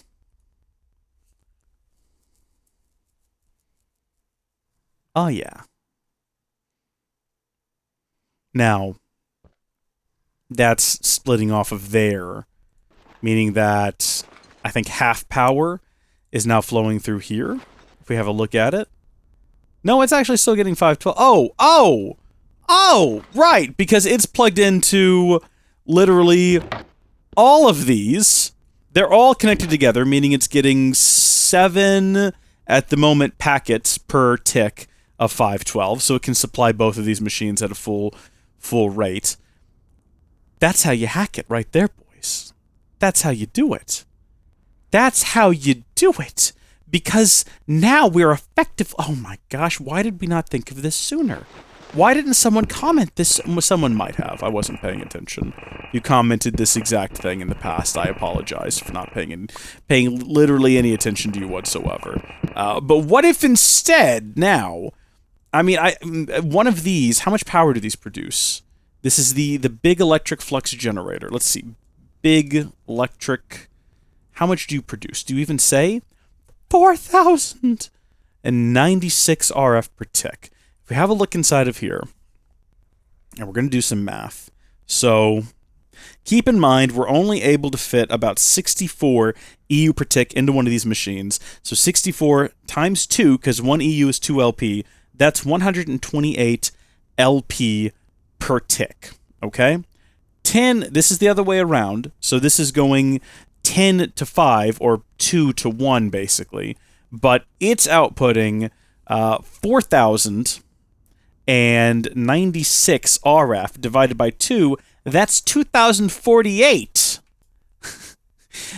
2,048 LP per tick. A little bit more efficient. Don't we think? And in fact, we probably don't need all of these now, I would wager. And in fact, if we start taking some of this power here, and we start doing maybe a little bit of this, well, now that one's probably going to start filling up, isn't it? Oh, yeah, it is. Look at that. Not even at the expense of this one. Because what if we did that? Now, would you say it's reasonable to assume that maybe this one starts filling up too? Maybe that's pushing it a little bit, but this one's starting to fill up. This one's starting to fill up just fine. Look at this. This is all being powered off of just one of these big electric flux generators. Why do we even have a big battery? We could just have these things all over the place. And again, not only... Well, hold on. Let's just have a moment to say what happens, if we break these cables. So now they're all only getting power from the big electric flux generator. How are we doing now? Still filling up. Well, still filling up. So one of these can output power to about 3 of these. And still, well, it's outputting right now to 4 of them. Theoretically, it could fill up all 4 of them. Interesting. So is the implication that we just need to build more of these? Oh, they're not hard to build, are they? You got a couple of different options, depending on how many advanced circuits you want to use. But if you want to skip the medium electric flux generator, which you probably would want to do, look, HV transformer, easy recipe, easy money recipe, extremely simple. Okay, well, you know what I'm doing now. Fortunately, when you have things like the industrial work table, jobs like these just become remarkably straightforward. Building 5 electric flux generators, absolutely nothing whatsoever. Trivial, even. Now, if you're wondering why I made 5 of them, first off, that's a great question, and I'm glad that you're thinking about these sorts of things and trying to figure them out. It really tells me that you are cut above the average viewer, and you're really on the ball. It's so I could put one, not just one, but 2 more over here, and really start just cranking up on how much power we're getting here. That's sort of the main goal. But then also, we now have enough for 1 of these for every 2 of these, if that is even necessary. So now, we're going to, all that work we did earlier, where we got all of these LV transformers, well, we're going to undo that now. I cannot break them. Why can I not break them? Is it because the wrench is maybe not charged up all the way? That would be silly if that is the case, but it's possible. I could just start breaking them with my bare hands. I don't know if those would actually... I don't even think that an LV transformer has a machine core that it could be rendered down to. I think you might just be able to break it. I don't know. I hate the fact that I have to keep coming over here and charging up my sword, though. That's a real shame. The reason I have to do this is because it won't turn off, and I don't think I broke anything, because right-clicking turned it on, it just won't turn it back off, is the issue. Okay. Yeah, now it's breaking. I have no explanation for that at all. But now let's get rid of all of these. So, these things shouldn't grind to a halt at the moment, because there is still technically power being provided at the end there. What I want to do right now is just make sure that nothing gets blown up. That's why I'm getting rid of all of the power right now. just to be on the safe side, get rid of all these power cables, fill in all of these holes. I don't think anything can get blown up at this point from what we're about to do, because we're dealing with the RF, which doesn't really blow up in the same manner, does it? That's probably a bad idea, to break that with with an advanced diamond drill. That's probably an awful idea. But let's see. If we want to set these up back here... You know, remember when I filled in all these holes back here? We're unfilling them, because now we're going to run a series of flux cables, and then we're going to... I mean, we could probably put all of these down in a bank, and I reckon that would be fine if we wanted to hook them all up in one spot back here, and then have power just run along all of these. But I'm gonna actually do what I did earlier as well, and as soon as I mercurial eye all of this, there we go. I'm going to place these kind of every 2. So, That's fine. Or will it only output from the bottom? Is that something we figured out in the... Or from the... I guess I should say from the front here. I think that that is actually the case. But can I just do this? Okay, and then shift-click and do that. And then that'll connect up? Maybe. Yes! Yes, it did. It just took a second. It had to think about it before it decided to actually follow through on it. And you know what? I really respect a machine that doesn't just jump into things, but pauses to say, is this what I want to do, before it actually proceeds. I have a great deal of admiration, even, for a machine that doesn't just jump in and start providing power, or taking it away, or doing whatever. So if we wire all of these in now, they're all directly wired in to the solar system inside of this hidden room here. And, by the way, how are we doing on filling up that PESU? How is that going? I'm curious, because I imagine it's going to take a really long time. Yeah. Well, it's going to keep filling up no matter what we do, so that's good. That'll just be happening passively. And I guess now that it's tied into the rest of the grid, it could also be getting power from everything else that's generating electricity out here. Like, for example, the nuclear reactor. But... So now each of these is getting high voltage. And... we should have 2,048 RF or EU per tick passing through these cables, potentially, in the form of 4... Well, let's just see.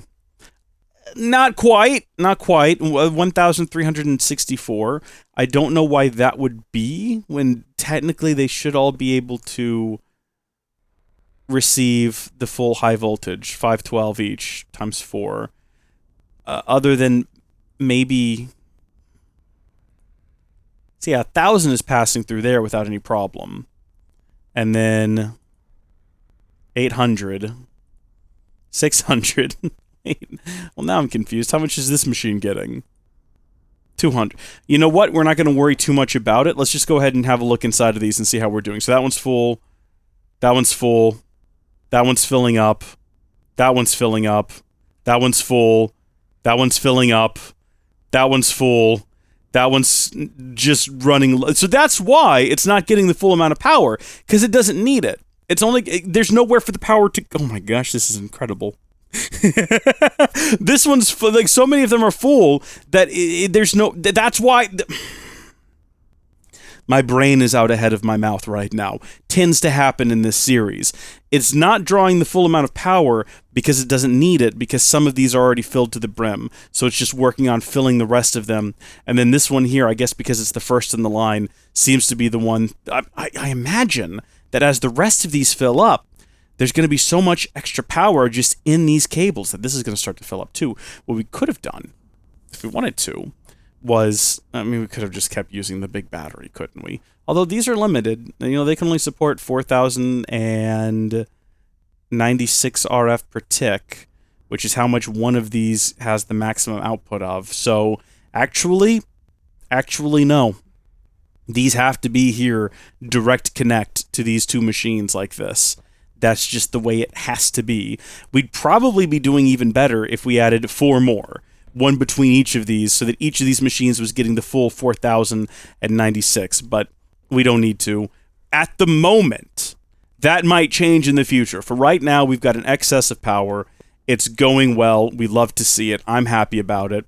For now, this is all on its own separate kind of a grid thing.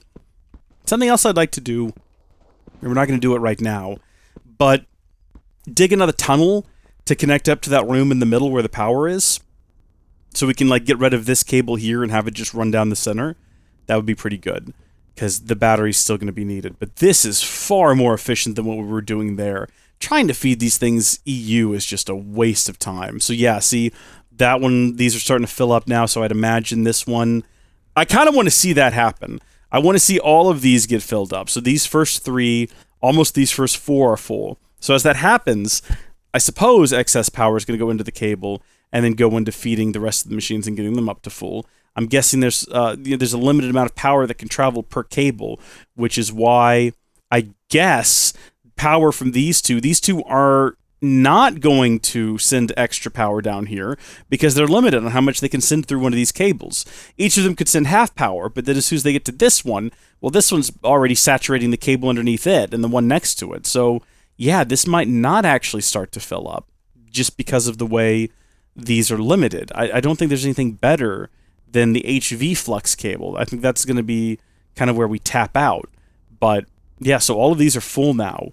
And it's just this one now here struggling to try to fill up. But it's going to be, since it's the first one in the line, it's going to be where it tries to pull power from first, and then I guess seconding to this one. So we're now ready to expand because it's running almost entirely, occasionally getting just a little bit of extra out of here, almost entirely off of this one. That leads me to think that this entire time, all we needed to do to power everything we've got going so far is have 1 or 2 big electric flux generators dumping power into a logistics power junction. And now that I think about it, I reckon you could wire 2 of these in, 1 to either side, because the limiting factor there, this outputs the maximum amount of power that this cable can hold. But if you have 1 to either side of this, it would probably be able to feed in double the amount. Oh my gosh.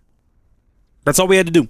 This whole time, that's all we had to do, was just have 1 logistics power junction and 2 big electric flux generators, 1 to either side, and I guarantee you it would have filled this thing up, it kept it topped off, and ran our entire operation. So we've gone overboard here. In classic Howdy Folks fashion, we've done too much and this is ridiculous, and it's entirely unnecessary to have this many of them. But it kind of looks cool, and it's definitely prepared now for future expansion. So everything is running well. These are still holding up just fine. I might go ahead and boost the power on these just a little bit more. Just a wee bit more. And then I'm going to clean up the furnaces. I see that it's dark outside. I'll need to go to sleep soon. But, I mean, now that we have an additional one of these hooked up here, and yeah, this is filling up super quick. I see no problem. I mean, 512? Why not? Why not? There we go. This is still going to keep filling up because it's getting, you know, I mean, now that we know how much those export, it's getting a ton of energy per tick. And it's actually, those are actually maintaining power input and export, so everything's good there in that regard. And these should now be moving much more smoothly. If we just have a look at them. Not smooth, but fast. It's kind of funny to watch. It is kind of funny to watch. It looks like this is maintaining pretty decently. Alright, I mean, we're still going to have to make all those changes I talked about before, where we kind of reorganize everything. But I tell you what, I might not do that just yet. What I might end up doing is waiting until we have all of the medium voltage panels we need to finish the solar shelf, and then remodel it with high voltage in mind. So, from the beginning, kind of strip all of this back. Look, in the mere time we've been recording, since fixing the whole thing, we've already gotten 6 of these, which is really good. But I think the plan today was mostly to just discuss this. I didn't expect we would be deep diving into kind of everything we've been discussing. You didn't see anything! That's the one thing I'm worried about, is them finding out about my sacred door. But I think we will focus on getting all of these now configured. Once all of these are filled, kind of all the way down the line there, so half of it's now done.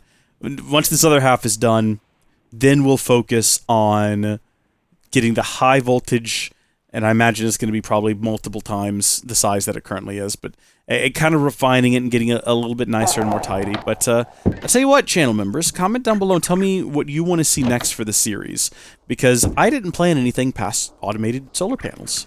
I sort of set that as like the big goal, and I was like, yeah, I'm sure Raiment Card will blow the base up by the time that's finished, but that's not happened yet. So, I mean, there's always the potential. But if you have anything you'd like to see, I mean, automate something, start a cookie factory, sell Jaffa cakes, I don't know. Comment, let me know. Until next time, thank you folks for watching. God bless you, and I'll see you later. Goodbye! Howdy there, folks! How are y'all doing? My name is Reese, and welcome to episode 34, where after a great deal of consideration, I've decided to not talk about electricity. Can you imagine? No. I hope you folks didn't mind all of the disclaimers. It's just that the last 2 episodes of this series, as well as the last 2 episodes of the channel members only videos, at least I think the last 2, if I'm not remembering incorrectly, were all recorded on the same day, and throughout the course of that day, I learned a lot. I shouldn't say the same day, the same 2 days. It was over the course of last weekend, and I learned quite a bit as I recorded those and edited those, to the point where I was like, oh, hey, wait a minute, I'm doing some of this wrong. I need to make a video clarifying it. I spent a great deal of time on the wiki. I actually got a lot of comments from folks on those videos, pointing out some of the things that I learned on the wiki, although some folks also got it wrong. I won't name and shame. Let's just say I've done a lot of experimenting, and I'm going to be showing it all to you here today. I'm not just going to be explaining electricity. All right?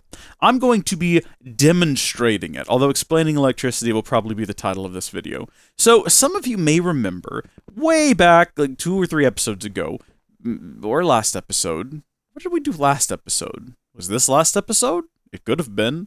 So much time has passed, I can't remember. I set up the solar shelf, and one of the design decisions I made with the solar shelf was to have 8 solar panels per MFSU. And my reasoning on that was that I believed that 8 solar panels would produce 512 EU per tick, and the MFSU would be a bottleneck, because it wouldn't be able to receive more than that. So if we had, say, more than 8 solar panels, more than 512 EU per tick, it simply would not pass through the MFSU. Turns out, I was right. And wrong. At the same time.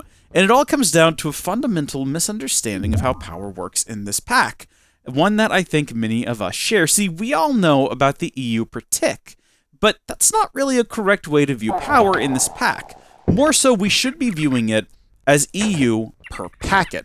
You see, the way that power is sent in this mod pack is that whatever tier of energy you're working with, let's say low voltage, 32 EU per tick, high voltage, 512, it's actually sending all of that power in a single packet. So with high voltage, that is a packet, 1 packet per tick, and that packet contains 512 EU. And sends out one of those every tick. So let's see what we've got here to work with. Well, we have 2 banks of 8 solar panels, and we know that each of these will produce 512 EU per tick, because they're all medium voltage. So if we hook this one up to this MFSU, and then we use our EU reader to read this cable right here, we'll see that, yeah, 512 EU per tick is traveling through it. Now, if we hook up a second set, we know that nothing will blow up, but we also know that this is a high voltage machine. It deals in 512 EU per tick. So, theoretically, the way that I thought that it would work was that if we hooked up the second one, nothing was going to blow up or get damaged. This would just be a bottleneck, and it wouldn't accept more than 512, or half from each machine. Turns out, I was wrong. If we have another reading here, you'll see that we're getting 1,024 EU per tick, or 512 times 2. How does that work? Well, as it happens, your cables can carry a set amount of power per packet, but an infinite amount of packets. So these cables are able to send all of that power to the MFSU, and the MFSU is able to receive it. But is the MFSU able to send more than 1 packet per tick? Well, as it happens, no. No, it cannot. So let me first off fix the floor, because that is of paramount importance. And then we're going to hook up 1 of these MFSUs, and we've got the power coming in, and the power coming out will be 512 EU per tick. If we add another connection here to another MFSU, each of these are both capable of receiving 512 EU per tick, or an infinite amount, really. Well, what we should see is this thing will send out 2 packets, right? 2 packets of 512 EU per tick, right? Well, no. If we have a reading here, we'll see that, 512. Yeah. So even though this machine is capable of receiving an infinite number of packets, so for instance, we could have 1,000 banks of these solar panels, crazy amounts of voltages coming through here, so long as each individual packet doesn't exceed 512 EU per tick, an infinite number of packets can be pumped into this MFSU, but it's only going to output a single packet per tick, meaning that the power is going to be split amongst these. It will not send out 2 packets, meaning that even though I was technically wrong, so you see each of these is getting, if we do their measurements here, 256, even though I was technically wrong up there, we could string all of these solar panels together and have them all go into an MFSU. We could do that. It would technically receive all the packets. It'll still be a bottleneck. I was wrong on it being a bottleneck on the receiving end, but I was right about it being a bottleneck on the output. No matter how much power it can accept, the MFSU will only put out 512 EU per tick. It'll only output a single packet, even when it has 2 destinations that are both able to receive a full packet of 512. Something else I should note is I did try these in multiple different configurations to see if maybe the split in the cable was the problem, but no, this thing is limited to its output. And the same is actually true of transformers. So we're going to rotate that around there and plug it into the MV transformer. Now, the way that the transformers work is they accept a packet of a higher tier or 4 packets of a lower tier, because they can work in reverse. But what it does is it takes that 512 EU packet and it breaks it up into 4 medium voltage to low voltage, so 432? Is that right? No. Okay, sorry, let me start over. It'll take the 1 packet of 512 and spit out 4 packets of 128. Or if you want to go medium voltage to high voltage, you can. 4 packets of 128 to 1 packet of 512 is an option. But that means that if we hook this up here and we take out our e-reader and we start a fresh reading, we will see that it's outputting absolutely nothing right now. Why is that? Hold on. There we go. Okay, so if we have a new reading right here, we will see that this is putting out 512 EU per tick. This is taking that 1 packet, that 512 EU packet, and breaking it into 4 packets of 128, but 4 times 128 is still 512, meaning the exact same amount of power is being passed through this cable.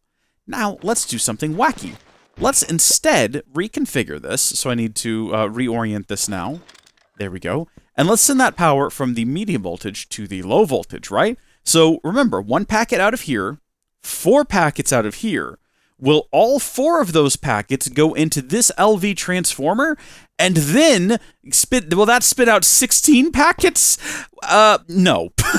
As it happens, no. I thought it might work like that too, but if we have a look here now, we'll see that, nope, 128 per tick, because this will only receive a single packet. It will output 4 packets, though. If we have a look at this cable and we take our measurement, still 128, so no power per second is lost. But we can take the 4 packets coming out of the MV transformer and spread them out across 4 LV transformers. And then at that point, if we go back here and we start a new reading, we'll find that, yes, 512. So 512 EU into a single packet into here, spits out 4 packets per second of 128 into these, and each of these spits out 4 packets of 32 EU per tick, which means that if we have a look here, we're looking at 512. But that's low voltage. So you could take all of that energy now and pump it into low voltage machines. Pretty nifty, right? Well, now we know that if we need to power a whole lot of machines and we're going from high voltage to low voltage, we need more than a single low voltage transformer. We're going to want one MV transformer's fine, but we're going to want multiple LVs. You can scale that sort of as you see fit for whatever your situation is. I'm going to go to bed because we need sunlight for the rest of this demonstration because we are using solar power. Okay, as I was saying, you are going to possibly need to, depending on what you're doing in your own world and in your own setup, do a bit more experimentation. One thing that I thought was cool, though, and one thing that I'd like to demonstrate, is that you know how you can only send 32 EU per tick through an insulated copper cable? Well... Oh, I didn't bring enough. Oh, thank goodness.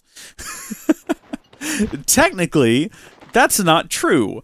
A copper cable can only hold a single packet valued at 32 EU. So if the packet is bigger than that, it will catch fire and melt, and that's not good. It'll kind of just pop out of existence, really. It's not too detrimental, but it's annoying.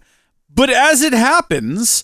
you can shove as many packets as you want to. So here we have 4 packets of 32 EU per tick, right?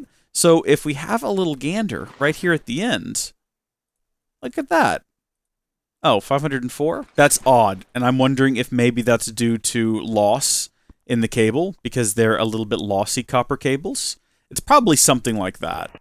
For the sake of this experiment, we're going to replace all of these with glass fiber cables. And then the power is just going to pass through this one. And if we check the reading here now, yeah, 512. Probably just a case of power being lost as it traveled through the copper cable, because those are notoriously lossy.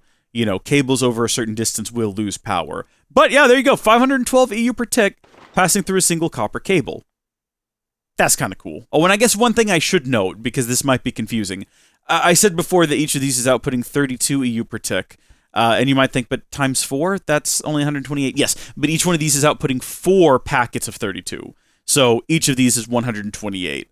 Yeah, hopefully you understand. There are now 16 packets passing through here every second in order to get from 32 to 512. Have I explained all this in a way that makes sense? It makes sense in my brain, but I was worried when I was setting up this demonstration that I wouldn't be able to conjugate the proper verbiage to, like, explain it all. And hopefully it all checks out and it all makes sense to you. And it is applicable in your lives today. For God has a lot to say in his book. Boom, boom, you see, we know that God's word is for everyone. Now that our song is done, we'll take VeggieTales, anyone? No? Just me? VeggieTales? Larry? He's a cucumber? Larry boy? Rumor weed? Fib from outer space? Captain, the pirates who don't do anything. Come on, get... Dead audience here tonight. Alright, so what else do we need to talk about? Oh, there was one other thing I wanted to test, and I'm assuming that this is going to work exactly the way that I think that this is going to work, and I don't know why I didn't test it sooner, but I just wanted to check with an MFE whether or not it would accept 512 EU per tick. It should. It should accept all 4 packets from this bad boy.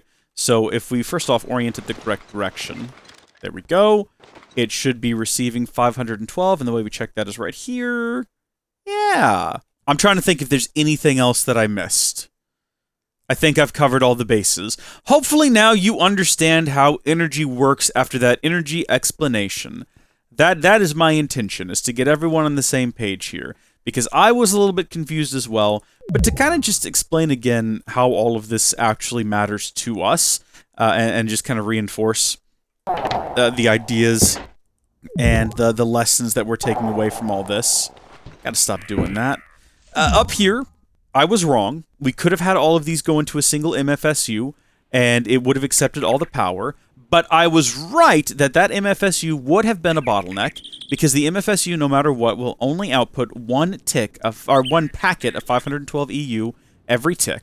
So that would have been bottlenecked. So it is a good thing that we're running it all out from all of these MFSUs. Although we could have pumped them all down directly into the basement. We really don't need the MFSUs.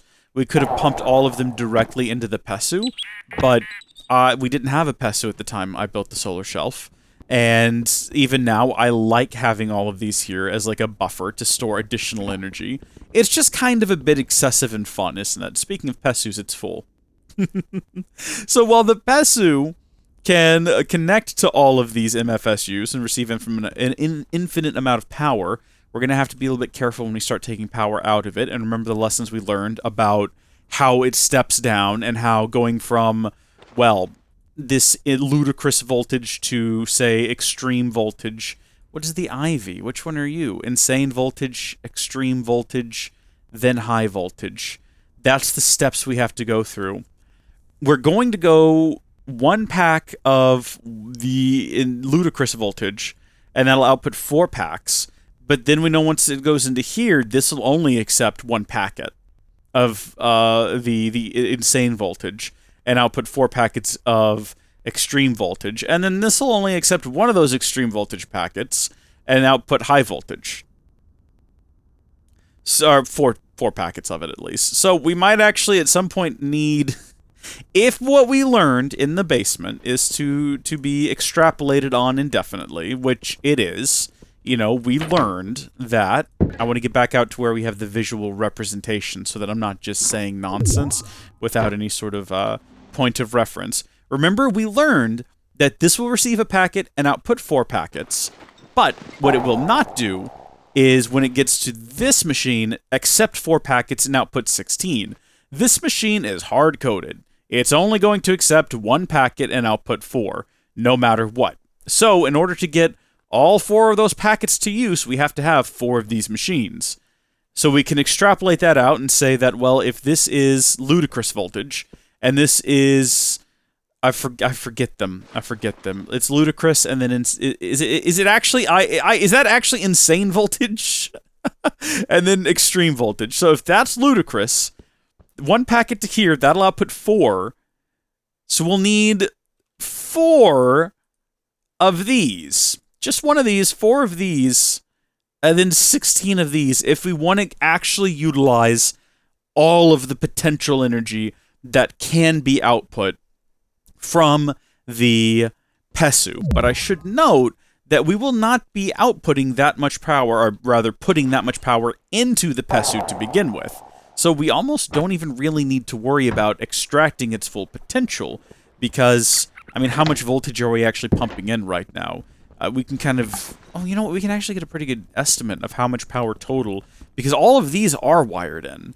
And so half of the system is done. So if you have a look here, right now, we are pumping in absolutely nothing, because this thing is full.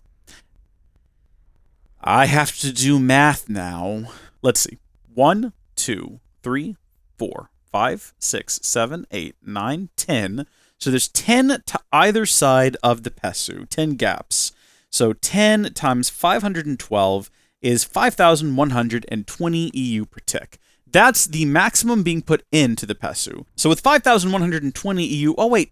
Duh. 512 times 10. Why did I need a calculator for that? Of course that's what that comes out to. Well, with 5,120 EU per tick being pumped into the PESU, if we want to keep an even in and out, we can just have the 1 IV, the 1 EV, and then 2.5 HV transformers. 3 would... I might as well just go ahead and make 4. There's no reason not to. But that would give us the, 4 packets out of here. Doesn't matter, because only 1 will be accepted here. 4 out of there to 4 of these will give us more than 5,120 EU per tick potential, but that's how much is being put in. So, and we're not going to be using that. You kind of see where I'm going with all this. It's all math. It's all math. But hopefully my explanation has helped clear some things up to you. And you can't say that I'm wrong, because I literally demonstrated it to you right before your very eyes. In the lab, which is what this part of the factory is, I guess. It's the lab. I'm now going to dismantle these solar panels. That one's at a different angle than all the others. It doesn't matter. Oh, some of them are just like that. I guess I didn't place them all the same. I didn't realize they could be placed differently. Oh, no.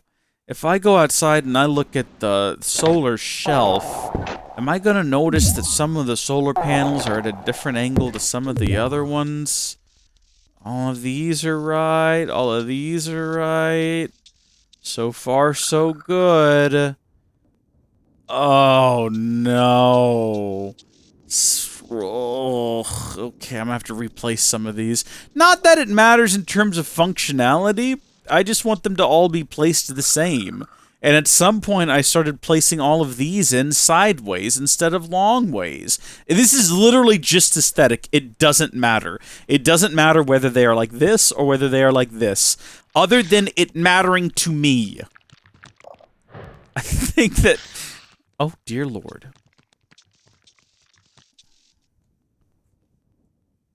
Oh...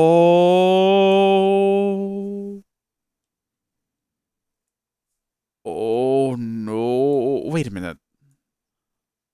What? What the heck? Oh. It's all flat now. It's all flat. It's not all flat.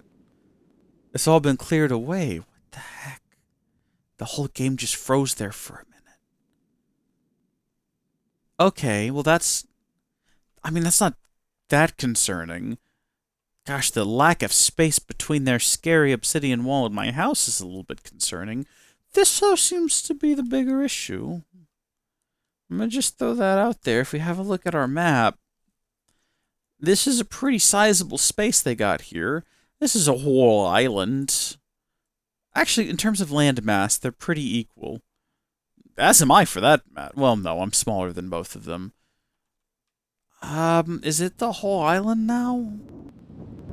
They got little islands, too. Okay. It's the whole island now. Oh, jeez. I don't know what to say about that. I didn't know this was a thing in Minecraft that could just start to turn into the end. Which mod is this, or is this vanilla? I'm not super familiar with what's been new in vanilla Minecraft since like version 1.7. That's the I don't even think I played that version vanilla. I think 1.3 was the last time I played vanilla Minecraft. Like really played it. So I don't know. Is this normal? Does this just happen? I keep thinking it's all part of a mod, but it might not be. This might just be what happens now in Minecraft. Oh, goodness, there's a bunch of islands. So does this mean this can spread to other land masses? It's not just this one island. Oh, jeez, is that a sheep? See what happens when it starts to cross over to here.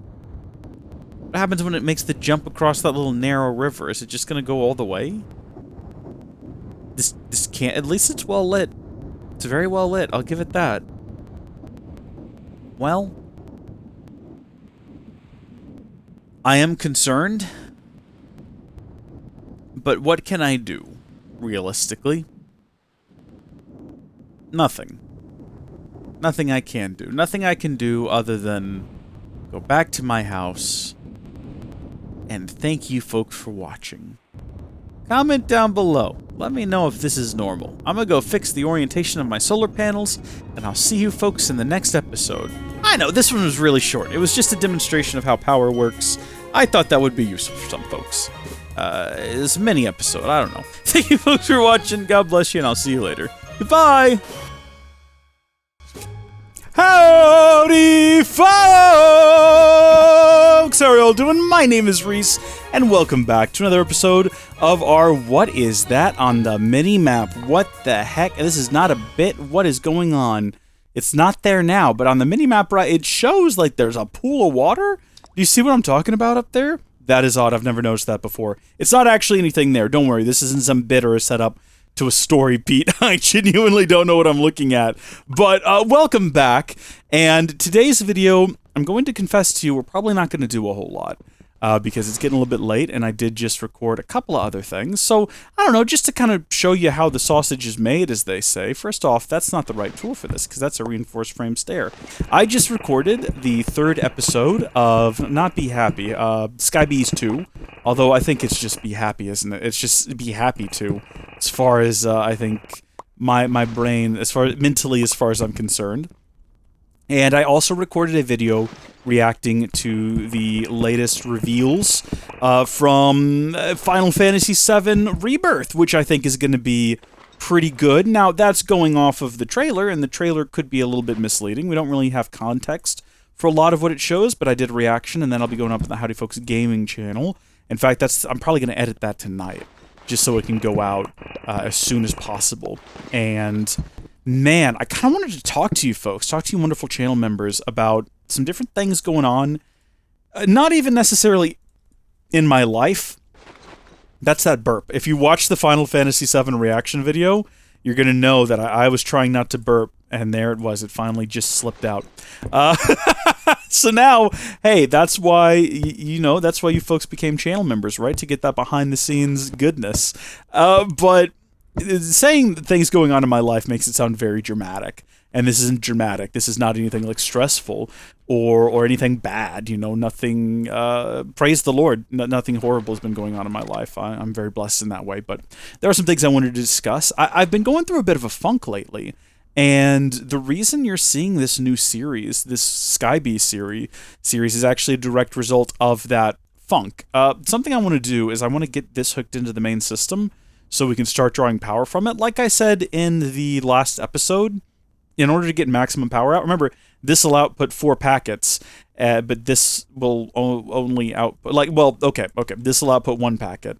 This will receive that 1 packet and output 4, but this will only transform 1 of those into 4 extreme voltage packets, and then this will only output 4 high volt. So if we want to get all of the power out of the PESU as possible, we'll need to have multiple of the transformers. But something that I didn't think about until I was editing the last episode of the series, and something that no one else called out either, was first off, I did the math wrong.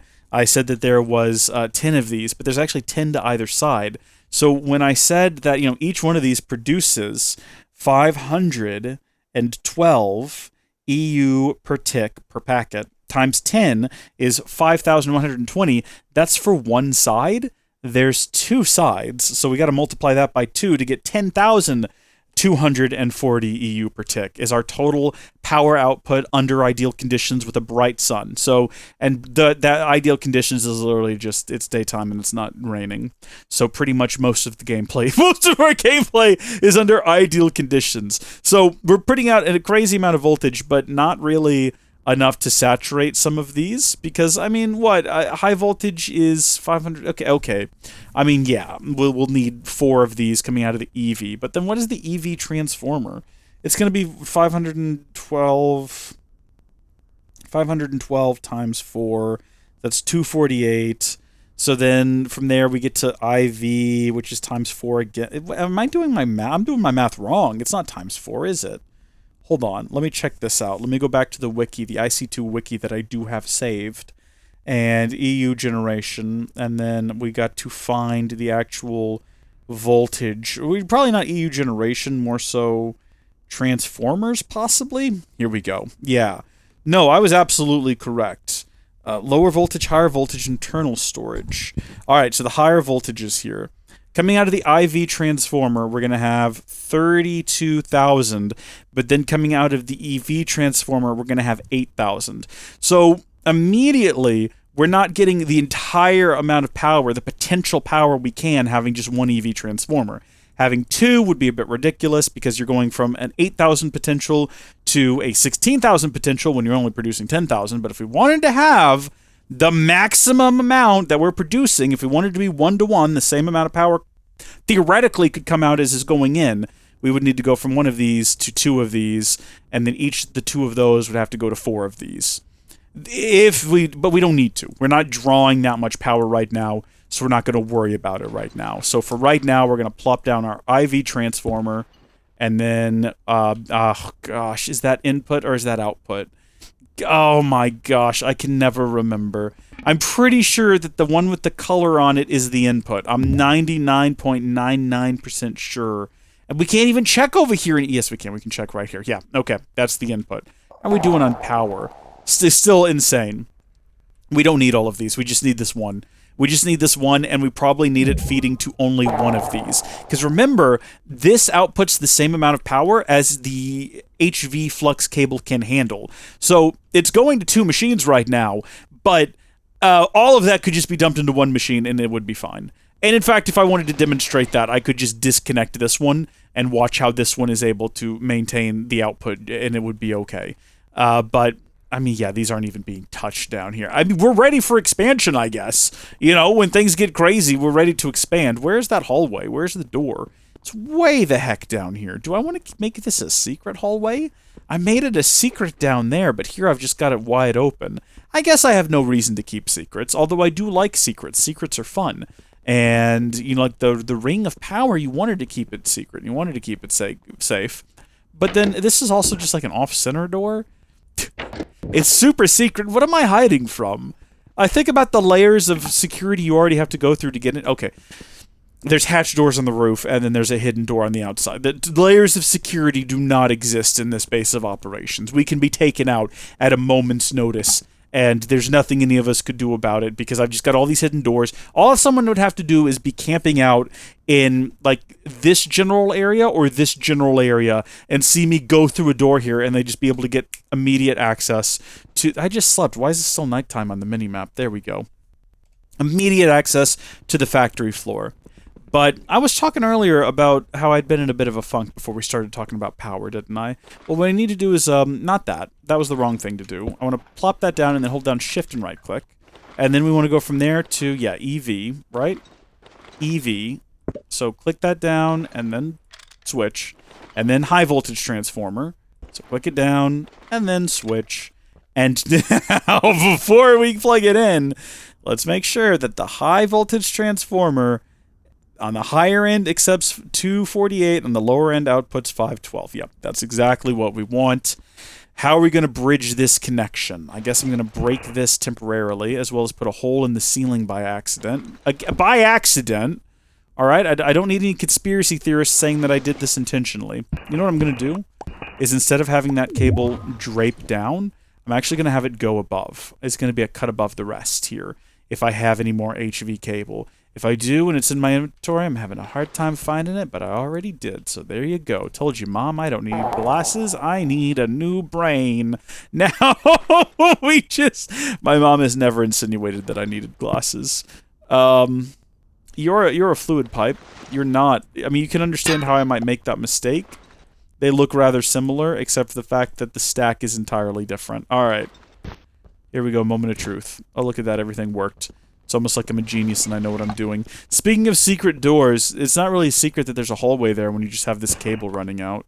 Okay, we're going to go ahead and close this off then, and we'll just fill all this back in so that we can continue to maintain this secret of this super secret hidden area that has a wide open door in the, like, slightly further down the hallway. We'll keep this secret door here because at least that gives me the opportunity to make a quick escape if I need to. Like, oh no, someone's chasing me down the hallway. Let me just go and I'll, like, hide in this corner. You'll never find me. Well, they'll know where I went because it's really obvious on this side that there's a door. Maybe if they're chasing me from down there, I can run and hide and then, like, slip through here. And then they'll come around the corner and go, oh, there's just a wall here, unless they have Wayla on, and then they'll see it's a reinforced frame door. But then also, they probably came in from up here to begin with, because this is an entirely unprotected area where you could just drop in and you can see. Have I shown you folks that I wired all this in yet? Was that part of the last video? Have we discussed that at all in a video? Did I do this all off camera? I remember what Red Letter Media video I was watching. I feel like I'm always watching Red Letter Media when I'm working on this map. It must seem like that's all that I watch. I've talked about how YouTube is my television.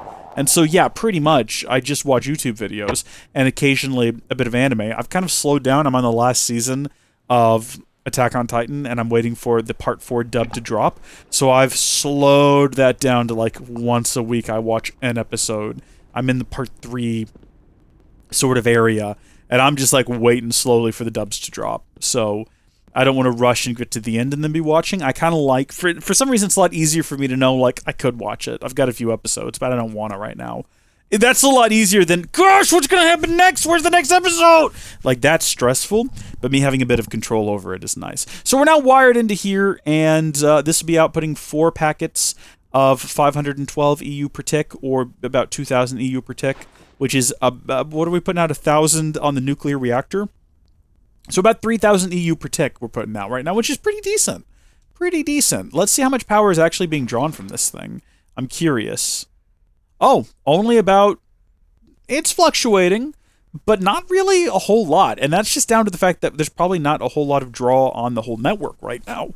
You know, if we went and used a whole lot of other things, like if we went and used, say, the teleporters a lot, that would definitely jump back up because it would be trying to feed into the system and keep everything charged.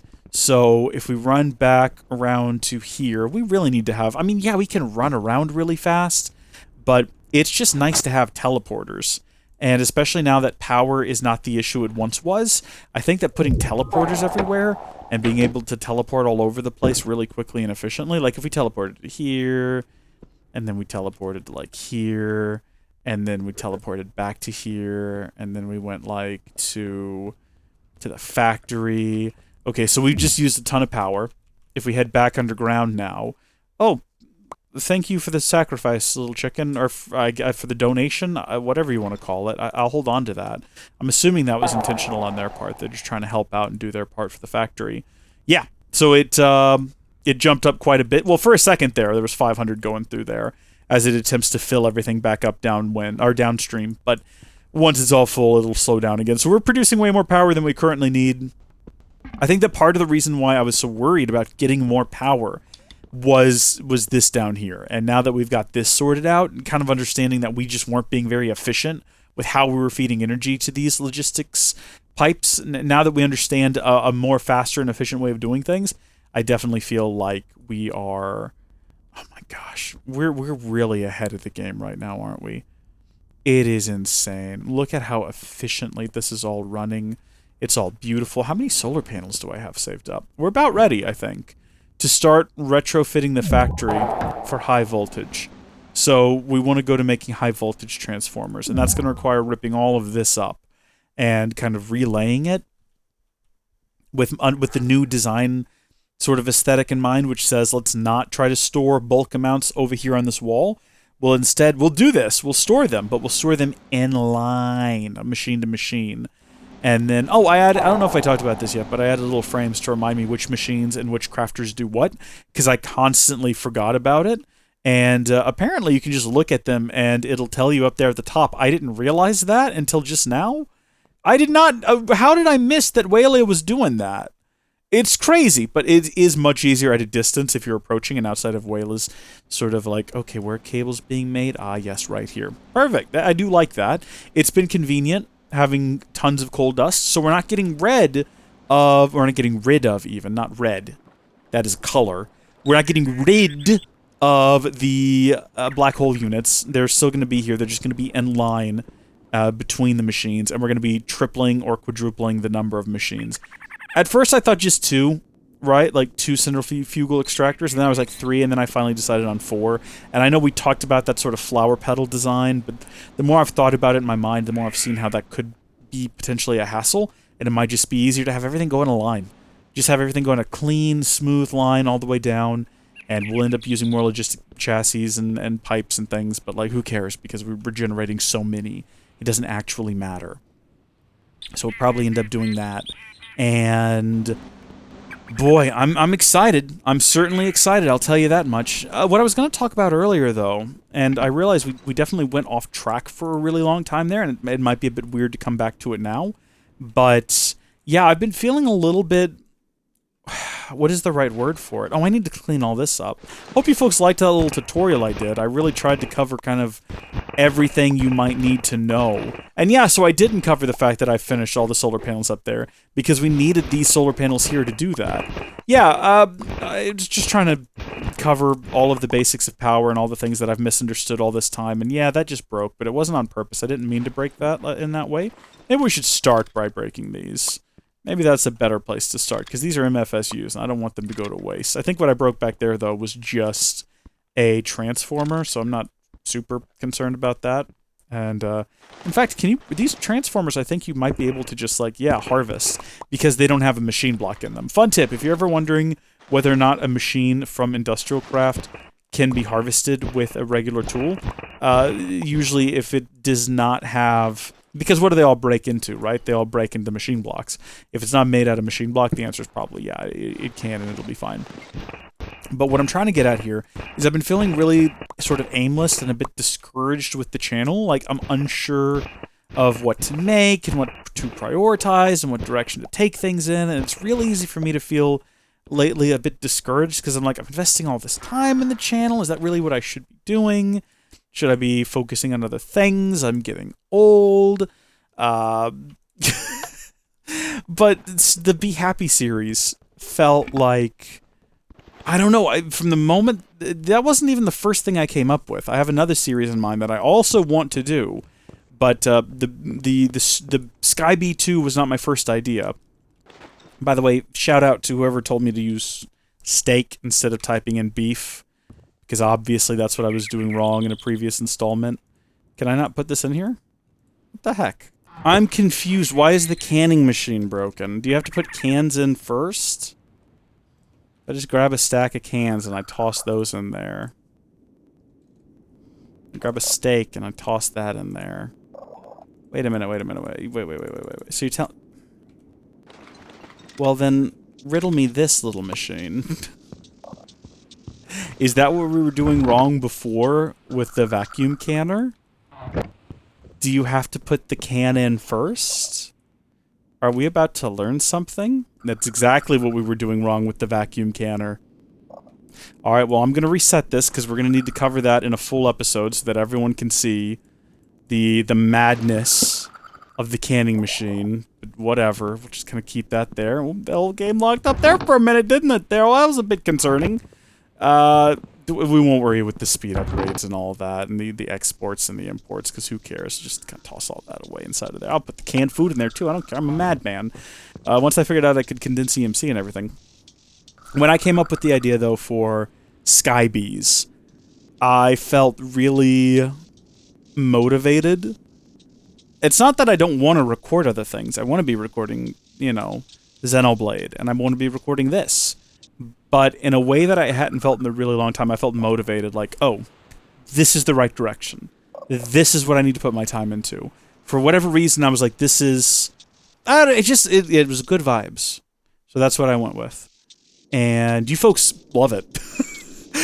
The first episode has gotten more comments than I think anything else I've made for channel members exclusively. And the goal isn't necessarily to drive more channel members to the content, because I don't think it's good for people who aren't channel members. If there's one thing I've learned about the people who become channel members, it's that you're the type of people who are not subscribing specifically for what I'm playing. I think a lot of people do, and that's fine. I've done that before. We've all done that before. You follow someone for a specific kind of content. And I don't really care about anything else they make. You're there for... But, you know, you're there for that piece of content, not necessarily the creator. But then the type of people who sign up as channel members are there for the creator.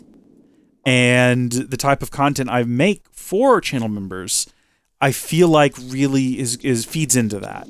You know, like this video, this sort of very long, rambly video.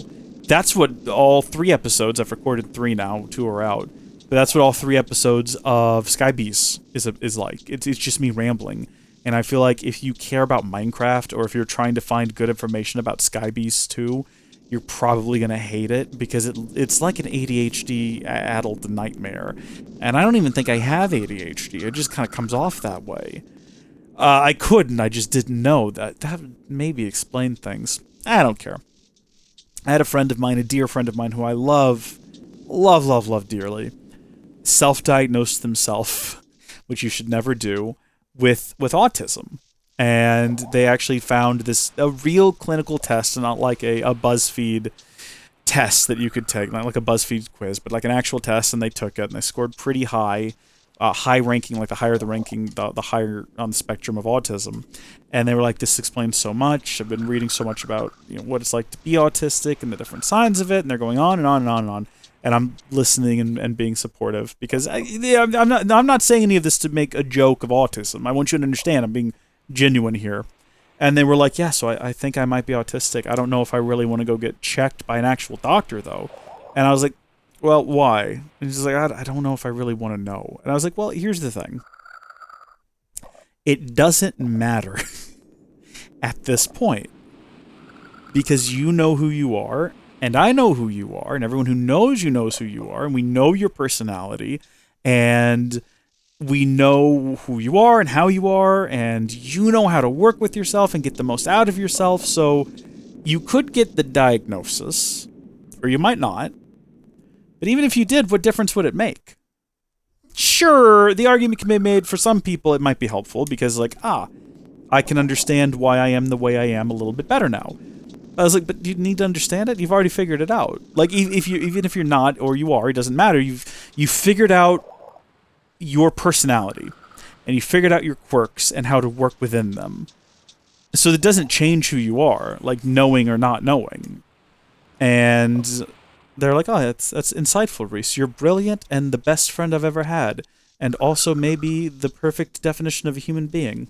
Now, part of that conversation didn't happen. Can you guess which part? It was the last part, in case you didn't follow. But I did. I was like, yeah, I don't think it would matter either way, and they agreed. And I feel the same way about all of that was born from me saying, maybe I am ADHD. Maybe I am. I don't feel like it would matter. I know me pretty well at this point. It could be interesting to find out, but I know me well enough to know that I know how to like control the chaos and direct it, and I can be quite focused. I think if you watch a regular Minecraft video, you'll see that, right? Because a regular Minecraft video is quite different to this or Skybees, where I am hyper-focused on, okay, let's get this thing done, I've got this list, and sometimes we'll go off on tangents because they come up and they need to be addressed. Like, okay, hey, let's go ahead and build, oh my gosh, what happened over here? And we'll go inspect the island because it's actually important. But in Skybees, all chains are off, baby. Whatever goes in my head, we're going with. And I think for a broader audience, that might be awful. But I think for channel members, that's like primo content. So I don't know what it's going to look like when I release it to everyone else. It's looking like it might not be a mini-series in the way that I had thought. I was like, 10 episodes, we'll get to some advanced point and we'll call it there. We don't even have a B yet by the end of episode 3. So what I'm thinking I might do is we'll do a certain number of episodes, and then that'll be like season 1. And I will release all of those to the channel members, or to non-channel members. And then while those are being released in the background, we'll start season 3, or season 2 for channel members. And then once that's done, we'll release all those in the background to everyone else. And what I might end up doing, because it's a bit of a hassle to have to change a video's privacy settings manually, maybe I will string them all together into one massive video and release that for channel members. Like, because we're going to keep doing episode and episode for channel members, but then maybe once we get hit like episode 10 or 15 or 20 or 25, private all those videos so I can schedule them to release properly to everybody else. But channel members will have like this omnibus video that's got every video from that season in it. And it's like, hey, if you want to see what happens next, become a channel member. I don't think that's going to be a big driver for channel members. What I was trying to say is I don't really feel like that's going to be something that brings people in. So that wasn't the intention. You know, it wasn't made with the idea being that, oh, I'll bring in a whole bunch of new channel members by playing Skybees 2. Because it is a chaotic nightmare storm of nonsense. We're just not playing Minecraft right now, are we? We're just having a conversation. Maybe I should just make a podcast for channel members. I don't know. I can't imagine that being... Because if it's just my face, I guarantee you wouldn't have clicked on it. You clicked on this video because it had TEKKIT 2 and the thumbnail. And you're still watching it because I'm still in Minecraft. But I bet you if I left Minecraft, you wouldn't still be watching. I could do videos like this, where I can talk about different issues while I just sort of passively do things in the world. That could be a fun idea. I kind of like that. Maybe we'll do another Minecraft series just for channel members. We'll have to wait and see. I've got some ideas for other things I want to do. I'd like to know what you think you'd like to see as a channel member. I thought about doing live streams of not a game in particular, but just members-only live streams. And maybe it's content that gets edited down into regular videos later. But it's just the Howdy Folks show. We just bring back the Howdy Folks show, and the game's not even in the title. And you tune in, and it's just a surprise. That could be fun. That could be a fun way to record Let's Plays. Just have them be live. Super Beard Bros. I think they do that. I think they actually stream, might be on Twitch or on Facebook or something like that. And then those are edited down into their like videos. And I don't think it's just for, like, channel members or patrons, Patreon supporters or whatever, but that's an idea. That's an idea that we might look into. Well, what did we get accomplished today? We wired in the power. And what I love most about that is I've been recording for almost 30 minutes. I had no idea. I genuinely had no clue I had been going for that long. But what I love most about that is that will appear to non-channel members in the next episode of the series. It'll literally just be like, howdy folks, how are y'all doing? Welcome back. I got the power wired in. So we're going from the PESU to the IV, EV, HV. So that's sending out total potential power of 248, and or 2048, and that'll be 30 minutes right there, almost condensed into the 10-second intro of the next episode. And then I suppose I'll also have to talk about how I finished the solar shelf. And now it's time to focus on something new. But what? What are we going to focus on next? We want to do more stuff in the factory, but I'm kind of tired of being in the factory. Because I feel like the last several episodes have all been very factory focused. And it's not a nice place to look at, is it? It's a very enclosed space. I feel like I want to spend some time outside. Maybe we'll finally look into breeding trees. That might be a fun setup. I'm so sick of being in this factory. I want to get out, smell the fresh air, look at the concerning constructs to either direction, and try to breed some trees. Although I don't know anything about tree breeding. How do you make all these different saplings? Like, if I wanted to make a copper beech sapling, I'd need okay, alright, hold on, tree breeding. Common beech sapling and a red spruce. Okay, so how do I get a red spruce? It's an M faster, a G1 by 1, and an S lowest. I'll have to look into forestry tree breeding. Maybe you just plant the trees close to each other and hope for the best. You know what we could do is we could just look at sapling, like an oak. And then we could look at uses, and then we can see that they can be used as fuel, for farming. They can be used for transmutation, a bunch of carpentry stuff. Can they not be used to make like new saplings though? I think they can. It's just not telling me that they can. Like if we go through a lot of these, you gotta have a teak and an acacia. You gotta have a dark oak and a jungle, somehow brought together, will create a teak sapling. How? Just planted next to each other? Or do you put them together in your... It's not in a crafting grid, so I would assume that's not the case. 10% chance of teak. We'll figure it out. We'll look into it. And until then, thank you folks for watching. God bless ya. And I will see you later. Thank you for your support. Thank you for your patience. Goodbye. Howdy there, folks! How are y'all doing? My name is Reese, and welcome back to TEKKIT 2! Or TEKKIT Squared. Someone recently pointed out, and by recently I mean literally months ago at this point, that the 2 is smaller, and therefore it could be considered TEKKIT Squared, possibly, which I did complain early on. Well, I didn't complain. I shouldn't say that. There was no complaints. I just pointed out that, hey, wait a minute, this isn't the second TEKKIT. Because TEKKIT Classic wasn't even the first TEKKIT. Some of you might remember when TEKKIT Classic launched, it was TEKKIT 3. It was the third one. I don't know if that counts Technic in the... oh my gosh, it might have been the fourth one. Because before TEKKIT, there was Technic, and it was single player. And then eventually we got to TEKKIT, which was multiplayer. And then we went a few into that, and we got to TEKKIT 3, which then became TEKKIT Classic. And then there was TEKKIT Lite after that. And then there was TEKKIT, and it was just called TEKKIT, but in the file system, it differentiated itself as TEKKIT Main, so we all called it that, or TEKKIT Space, and then TEKKIT Legends, and then now we're here at TEKKIT 2, or TEKKIT Squared, and it doesn't really matter, because it's very plainly trying to be a sequel to the original TEKKIT Classic, which itself was not the original TEKKIT, so I understand why there is a 2 there, it's fine, no one's upset, everything is good, we're all happy now.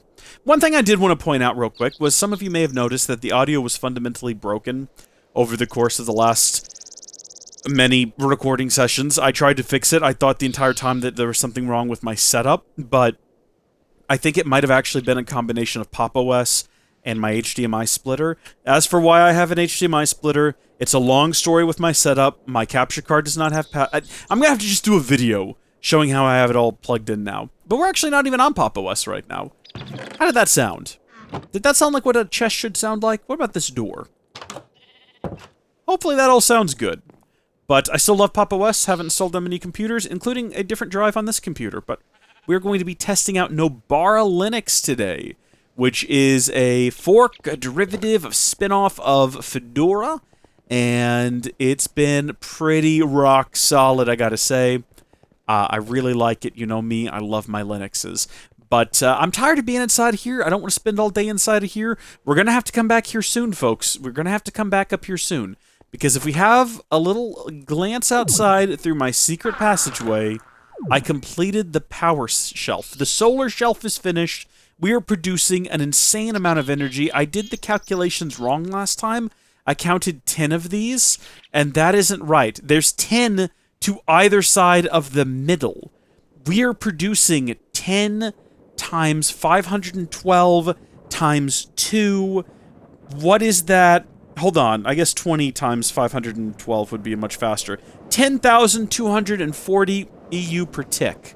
An insane number. 10 times what our nuclear reactor is producing. Think about that for a minute. That's a lot of power. That's a lot of damage. No, wrong thing. Sorry. I do have it plugged in now, so we are actually using that energy. Not in the most efficient way. Some of you folks remember in the last episode we talked an awful lot about the best, most efficient way to get power out of this when you can take into consideration the way that EU actually functions, and we've not followed those principles, because I just wanted to get the thing plugged in and working. So we're going from the PESU, which is capable of outputting an insane amount of power.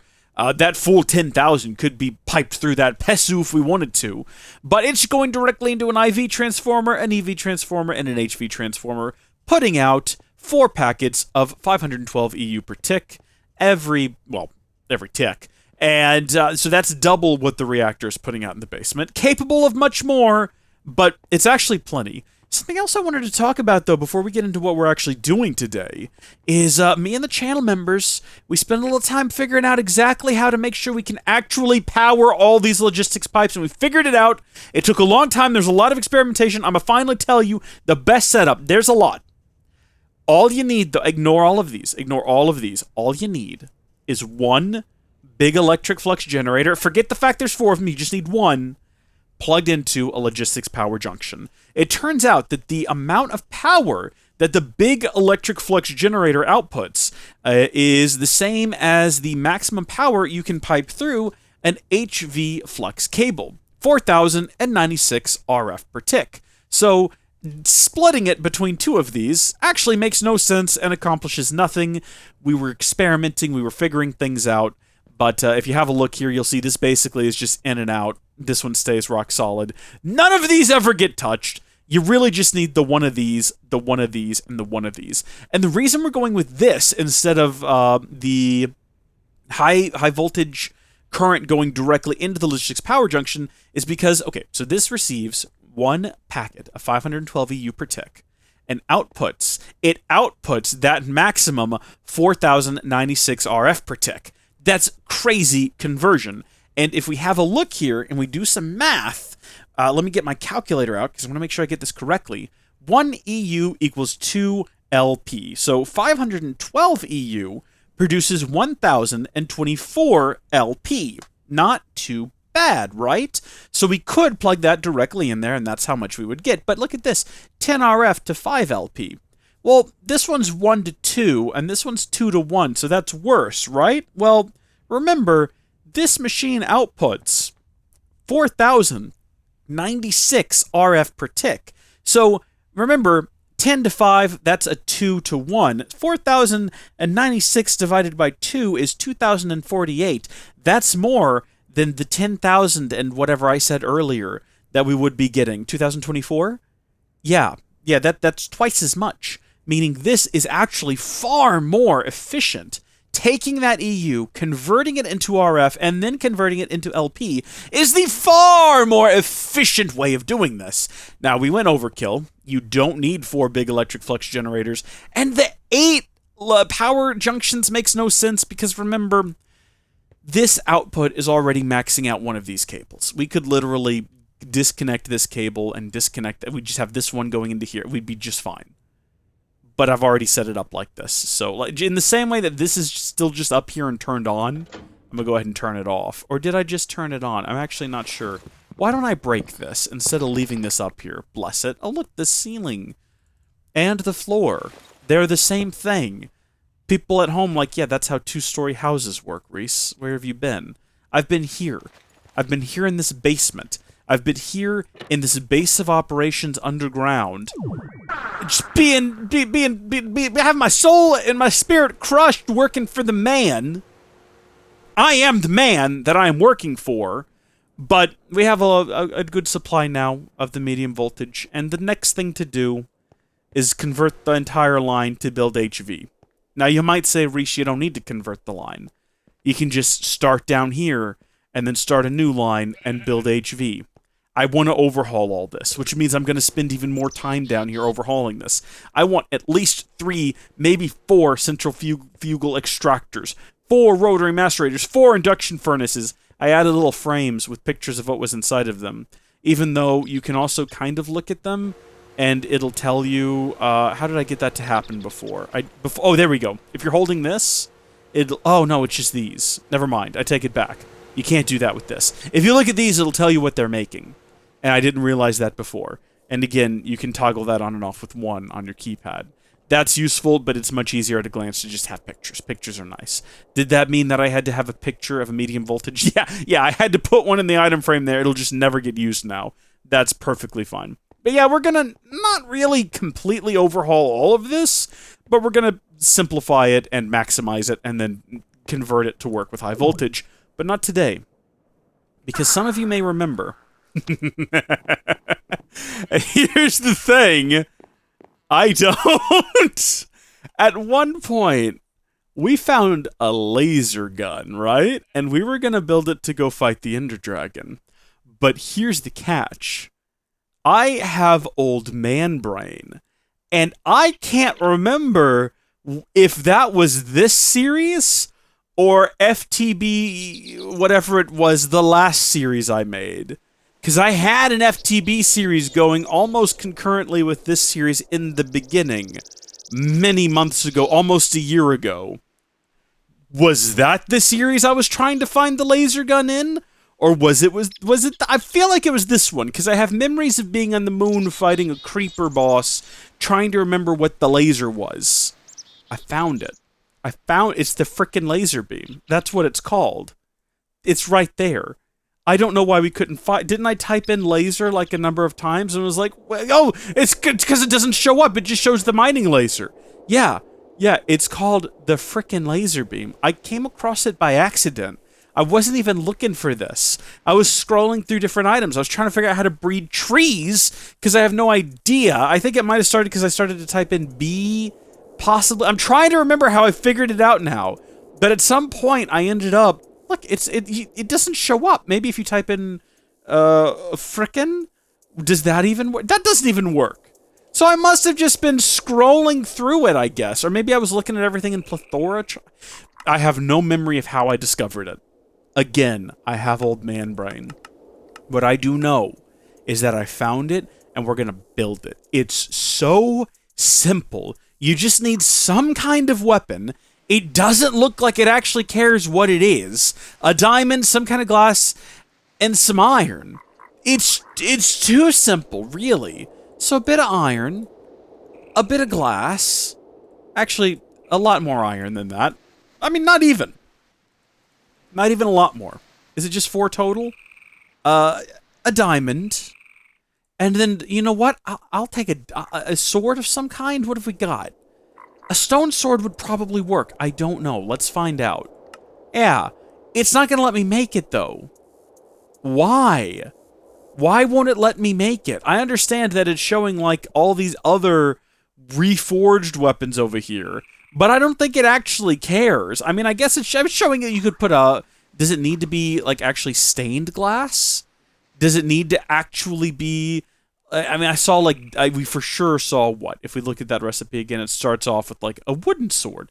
A wooden sword. It was enchanted, I'll give you that, but does it need to be enchanted? This fire aspect, sure, but does it need to have fire aspect? Does it? It looks like they all do. Glass, thin glass, thick glass, iron. I don't think it actually cares. Oh my gosh, wait, hold on. I saw iron fence. I saw iron fence. You can't tell me otherwise. It might need to be an enchanted weapon with fire aspect, because they all seem to have that. I'm kind of waiting to see if it cycles through to a new item that does not have fire aspect. Maybe it has a different spell. While we sit here and wait for that to possibly happen... Oh, look, no, okay, well, there was flame, and then there was a grappling hook, and now we're back to fire aspect. Okay, I think we're going to say that it probably does need to have fire aspect. I'm going to look up the plethora frickin' laser beam. Can we have sharks with frickin' laser beams? I'm assuming that's what it's a reference to. Ooh, bream is not the right word at all. Here we go. Plethora frickin' laser beam. It fires a bolt of superheated plasma, soft nose laser, or some other head wavy science. This powerful projectile, hand wavy projectile can deal incredible damage to mobs and blocks a light. Is there any like instructions on how to manufacture it? It doesn't seem to mention anything in here about how to actually build it. Let's see. It might just need to have fire aspect. That just might be the case. So maybe let's pursue that. That means we're going to have to do some enchanting. I don't enchant things normally in Minecraft. I feel like mostly I just build enchanting tables for mods and things. I don't know if I've even ever done it genuinely. Here's an electric one. I don't know what benefit that has, if any. We could just build a regular... Have we looked into that before? You know that I have the wiki bookmarked, right? You know that I do. I'm that guy. So I'm going to go over there. Here I am. I'm going to find enchanting... There we go. Electric Enchanter. The Electric Enchanter is a device to enchant electric tools, but it also has the ability to enchant anvil, normal tools, and books. The ability to repair items is not included with this machine. While enchanting anviling, it will use 500 EU per tick. Why would you want that? Why would you want to do... Well, I'll tell you what, let's build a regular one first. So we just need a book, a couple of diamonds, and some obsidian. It seems simple enough. I mean, I've built enchanting tables before and I've used them. What I mean is that, you know, when I talk about, like, I'll never even do that, it never comes to my mind. Because I don't play vanilla Minecraft. I understand there's incredible things that you can do with an enchanting table if you got the right setup. But for me... Man, I gotta tell ya, I just build mods. I play mods, and I build things with mods. I know that you need a bookcase, don't you, in order to get, like, the best out of this thing? Let's see. Wood, I assume? I don't even know what the recipe is for a bookcase. Yeah, I play modded Minecraft, so there's always something better than an enchanted tool that I can build. But, I mean, normally you can enchant, you know... modded tools as well. There you go, bookshelf. That's what it is, not a bookcase. A stack of those. But then, should we just go ahead and build this? And do I need to surround this with an enchanter? I'm sorry, hold on. Wait a second. Enchantment sorter. Enchantment extractor. Enchantment applicator. Enchantment factory. What are all of these? I just gotta get fire aspects, all I gotta do. That's all I'm after. Oh, good, there's more. Good. Oh, good, it's spreading.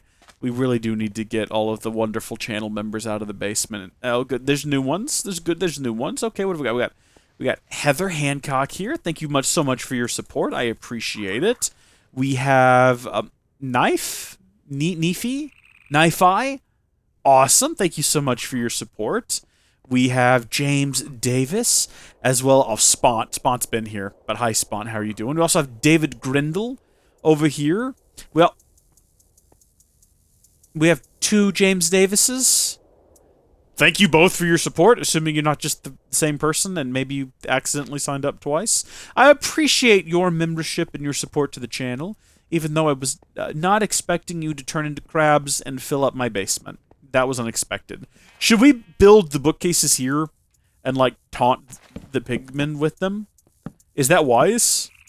Probably not. I also don't know what the ideal setup for this is. I'm going to assume something like this, but I don't actually know. Yeah, this seems reasonable. The corner ones are probably not useful. Here's what I'm thinking, though, is that I can make an infinite number of bookcases, so I'm not worried about it. Some of you might look at that and say, hey, those corner ones aren't necessary. Listen, I could build the entire basement out of books if I wanted to. We are incredibly wealthy. We have 2 machines building a broken amount of wealth. One in the basement that we haven't checked in on in a while, but I assume that it's fine, and one upstairs that's just grinding up iron. And I'm kind of curious to go check that right now, even though we probably should actually focus on the whole enchanting thing that's the point of the video. Oh, look at that. Look at that, look at that, look at that. It's almost full, folks. It's almost full. That's not where I want you to go. I actually clicked on the wrong they actually sold me the wrong type of That's just this being broken. That's just this infinitely pulling a never-ending supply of iron out of here for some reason, in some way that none of us can understand, and pumping in infinite amount of diamonds. I'm not even mad about it, though, at this point. So now we've added the first new thing down here in a long time. A lovely little enchanting chamber. Look at that. This just increases the power of the enchantments, right? We don't really need that on our sword, whatever our sword is going to be. I guess we'll go with a wooden sword because it's the cheapest and that's kind of funny. So if I plop that in there, look, it's not even going to tell me what it is. And also, apparently, I need lapis? Really? Lapis. That's always been a thing. Maybe? Possibly. I don't know. I don't know what that is. Unbreaking. No, no, no, no. No, I need it to not be unbreaking. I need it to be something different. How do I make it something different? Do I just break the darn thing and then replace it? That's ridiculous if that's the case. It's still unbreaking. And sharpness and knockback. Let's see. How to change enchantment. Table options. Roll the enchantment list by enchanting. In Minecraft, the only way to reroll or reshuffle the enchanting list is by enchanting. We have to enchant it. Okay. So, we have no choice now. We had to do that. It has smite, unbreaking, and knockback on a wooden sword. Ridiculous. Absolutely ridiculous. If we had any sense of, like, wisdom, what we would have done is we would have used this sword. Can we even use the nano saber? It certainly doesn't look like it. It seems like that's not going to work. Alright, well, fine. Give me another wooden sword. And we'll run that through again. Maybe I can, like, pawn these off on people at some point. Fire aspect 1! Wow. I can't believe that worked. We've got it! Okay, let's go see if that changes the recipe and makes the frickin' laser beam actually get built. It would be disappointing to end this video on a note of defeat, because we can't actually build the frickin' laser sword. Oh, I'm sorry, am I missing the diamond? What happened to the I don't know what did I use the diamond at some... I might have used the diamond at some point. I don't know. Everything's a bit of a blur in my life. Oh yeah, look at there. So yeah, whatever weapon you put in here, apparently it does not matter what it is, so long as it has fire aspect. Glass doesn't matter either. Frickin' laser beam! It fires lasers, enough said, I'll say! We need to go somewhere where we can test this freely and sort of be safe in the process. I'm a little bit apprehensive about that, though, because where can we go? If we go to the Nether, which we've not been to in a long time, we might potentially be killing, like, the front... Oh, here we go. Perfect. Right here in my front... Oh, but what if it's, like, a big blast? Oh, dear. Oh, he's on fire now. So that was just a right-click. Well, that one's gone. I don't... aiming is hard, apparently. There we go. We killed him. We killed the spider. It's not as effective as I had hoped. If I hold down shift and right-click, does that do anything different? No. Is there a way to change this thing? It looked like someone might have been talking about it. Let's see. Using shift right click to switch modes. By default, it should damage only mobs. Shift right click once to damage other blocks, and shift right click to do both. Did I do that? I must have, yeah. Okay, but does it damage mobs still? I guess I shift right clicked twice. So probably. So if I shift right click again, no, well, hold on now. Hold on. Shift right click. Oh! This isn't how it works. This is a recommendation on the GitHub page. Let's go back to the... Let's see. If you are rather paranoid about the singularity, you may want to avoid giving computers access to these energy weapons. Instead, you can elect to fire the laser by hand. It functions a little like a bow. Charging it for longer will result in more power. Wow. Look at that. We killed a pig. Wow. Look at that. We killed the pig. We got some delicious red meat out of the deal. I didn't realize I needed to hold it down longer. Does this not have durability, nor does it consume power? That's a little bit wacky. That makes this the single, like, most powerful... No, hold on. We need to actually kill a bad guy with it. You know what? I know where we can go. Did it actually... It grilled the steaks. Of course it did. I know where we can go, where we can shoot monsters without fear. And that is... Well, Venus, too. I was going to go to the asteroids, though. I find the asteroids to be a peaceful and surreal place once it loads. And before that, there we go. Just a bit concerning. Oh, it's still 2 frames a second. But looky there, we've got a bad guy literally right there. I'm sorry? Oh! I thought that was like a line coming off of there and connecting all of this together. And I was like, that wasn't there before. Although we never really even checked these out, because remember all we did was after building this, we hopped down here. Oh my gosh, flying fundamentally breaks space, doesn't it? And space exploration. But here we go. Now we can pretty safely do combat. Okay, so that was like a charged up one. Okay, they kind of go far afield sometimes, I'm not sure why. It's not really having the full out... Like, I'd kind of hoped it would be a one-shot, one-kill situation. Does it do, like, damage to multiples? It's hard to tell unless they're grouped up together. Also, sometimes... Yeah, it just does that. Why is it... Oh, wait a minute. I filled this place with these.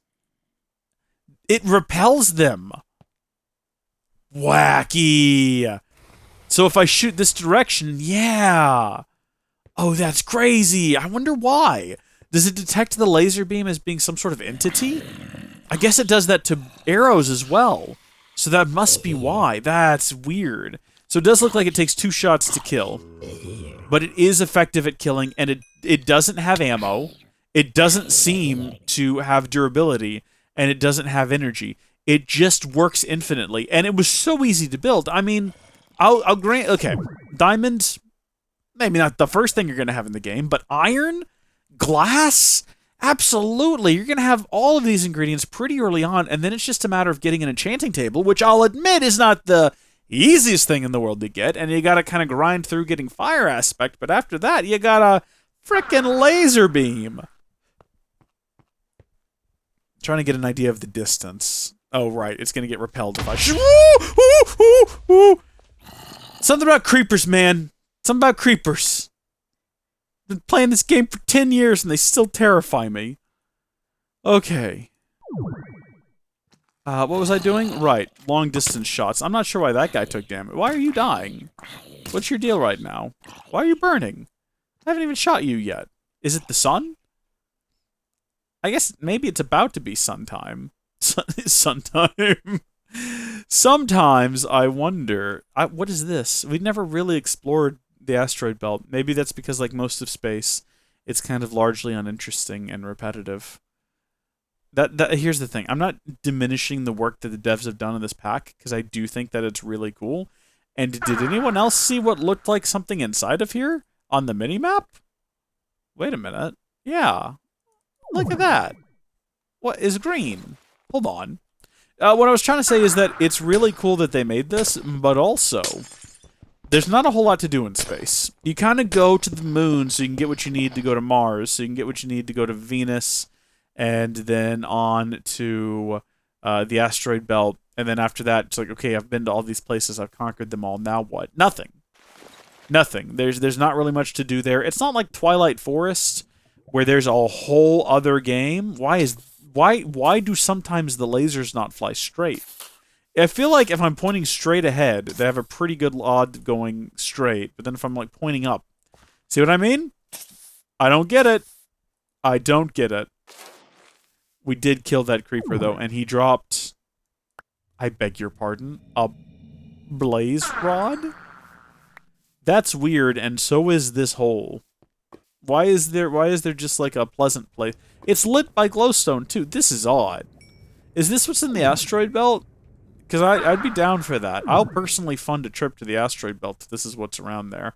It might be easy to seal this place in and have like a base of operations. That'd be kind of cool. I'd be down for that. Hey, now that we have solar panels, I just realized we can get rid of this ridiculous energy system that we have in all of these space places, and we can just have solar panels, and we can get rid of all of this, and just have those feed into MFEs. And that'll keep all of our like oxygen stuff up and running and all of our quick teleporters. And then do we really even need oxygen systems in all of these places? Because the reason we have oxygen systems is in case... Oh, well, apparently I'm missing one of these, so I'm going to start dying now that I've taken it off. Presumably. That's not even where you fill it. You fill it over here. Well, I'm not going to start dying, and you know why. Because I'm standing inside of an oxygen bubble. So do I need to be able to fill up my... I could just fast travel home, but what if something happens to the power... and then I'm stranded here? I take it back. This is brilliant to have this. As is, I'm also glad the assertion pod is still here. With the Tier 3 rocket, we never even took it out. It's still here. That's crazy. It feels like actual centuries have passed since we were here and we landed and we did all of that. It kind of feels like we moved on to a whole different series. We finished the space arc and didn't think about space again. Yeah, I realize my oxygen setup is invalid. I need you to calm down and leave me alone about it, okay? I'm going to put it in that off one there. So are all of these full of greenery? It doesn't look like it, although it does look like this one has something inside of it again. This one also has something inside of it. What does this one have? Look at this solid, flat wall that is definitely suspicious in many ways. Not many ways, as in little ones. Many, as in a multitude of. This is going to be a much faster way to mine in. Let's go. What have we got? Oh! Oh, we might have already done this, then. Just a hallway? Oh yeah, we've been in here before. This is odd. I saw something else that caught my attention, though. Right over here. Oh, this blue. That one's covered nice. Is this one also covered nice? I'll give it this. It's got a little bit more going on than I initially gave it credit for, but still, like, are we just gonna fly around? Yeah, this one also is full of life, as in grass. It's just this infinitely. It's just this infinitely, and every so often there's a spaceship. I think it's cool that it exists, and it's an interesting thing to strive for the one time, but like, there's no reason to build the base of operations here. We have one. But to what end? Well, and there's not even really cool stuff you can build with the stuff you get from space. If there was really awesome material that you could mine out here that would make life back on Earth like, incredibly different, is that even... Okay, see, I thought that was like a pink asteroid I was flying towards. That's just a blip in the sky block. So that the one thing I thought looked cool doesn't even exist. I don't know. The game keeps freezing on me here too. Well, okay, those guys just took flight. Yeah, we're gonna go now. I'm gonna first off get this out of my inventory because that's dangerous. And then we now have a laser beam. There goes all my stuff. It's all gone from my inventory now. There we go. It's a bit dangerous because if you right click with it, it does seem like it has the opportunity to destroy parts of the base. It's really struggling right now, the game, bless it. I need to stop teleporting around so much, but it's kind of cool. We built a laser beam. Alright, so what happens next?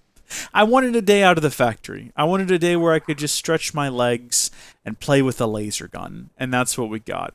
Well, I mentioned to the channel members that I want to get into tree breeding, and that might seem weird, but I'd like to be able to build with all the different types of wood. Let me type in plank, and then look at all these planks, and then acknowledge that we don't have access to most of them, because you gotta breed trees to get to some of these. Like pink ivory wood planks. Maybe that's a bad example, because I'm not exactly sure what it's showing me here, but I'm assuming you get these from a pink ivory sapling, which means we need a Brazil wood and a rose gum, which means we need a balsa and a jungle, which means we need a teak and an acacia, which means we need a dark oak and a jungle. And I don't know how to breed trees. I gotta figure it out.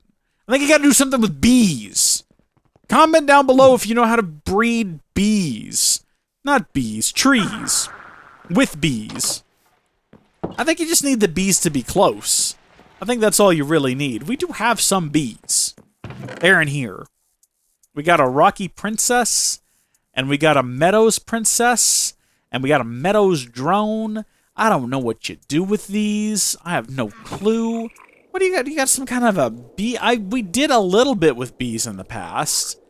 I mean, I did a whole series about it, and maybe in the process of making another one. Do you need a bee house? Is that what it's called? That can't be what you call that. A mucus comb. I guess just some kind of comb. Comb? Probably not the kind you use in your hair, though. Ha ha ha. I think we gotta build a scoop. I think that's what we gotta do. We gotta build a scoop. And then we go scoop up a beehive. And then I have no idea what we do after that. I'll figure it out. It'll be great. Thank you folks for watching. God bless you. We have a freaking laser beam now. Bye.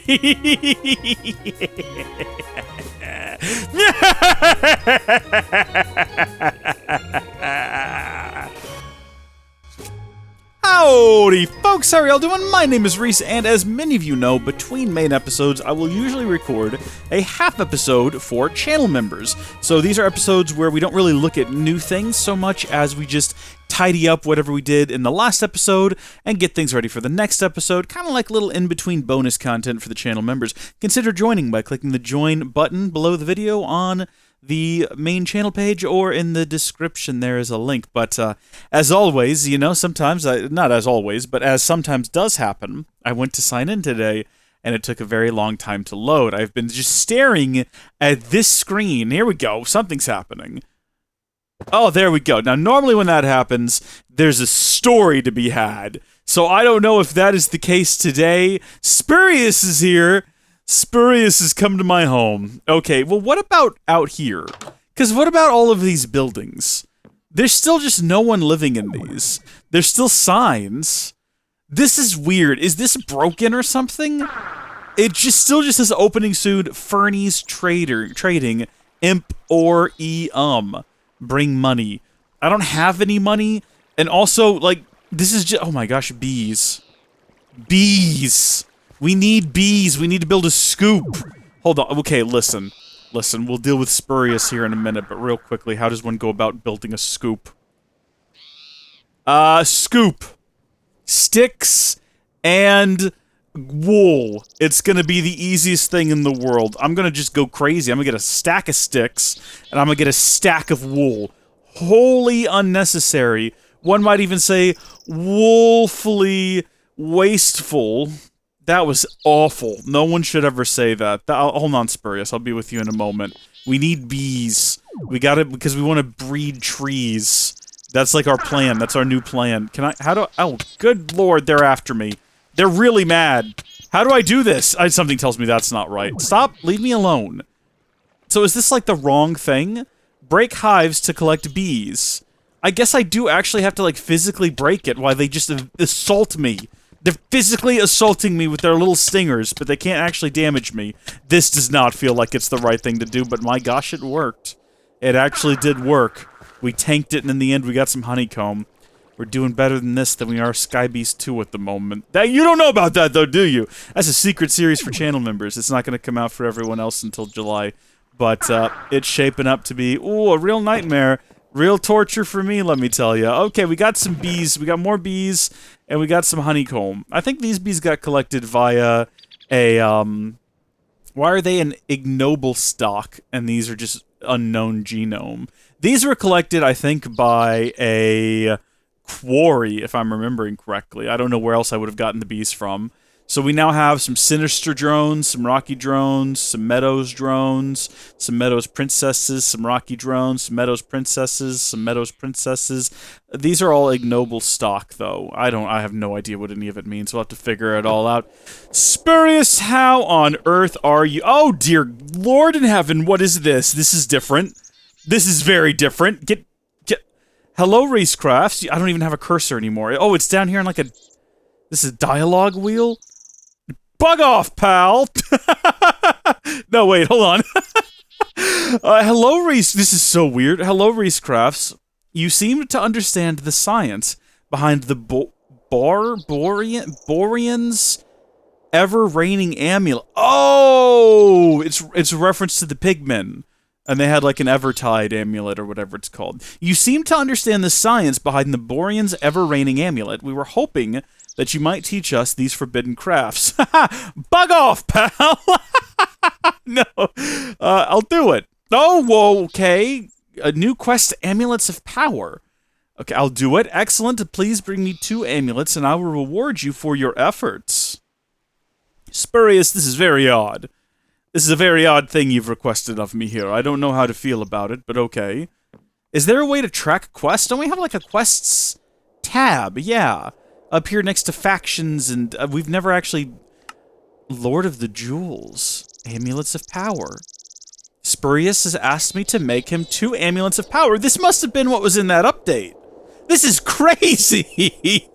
I've not seen anything like this before. So Evertide amulet and a Vulcanite amulet. Well, we do currently have an Evertide amulet. I don't know what I did with it. It's the one that we stole Oh, you know what? Is it in here? Yes, right there.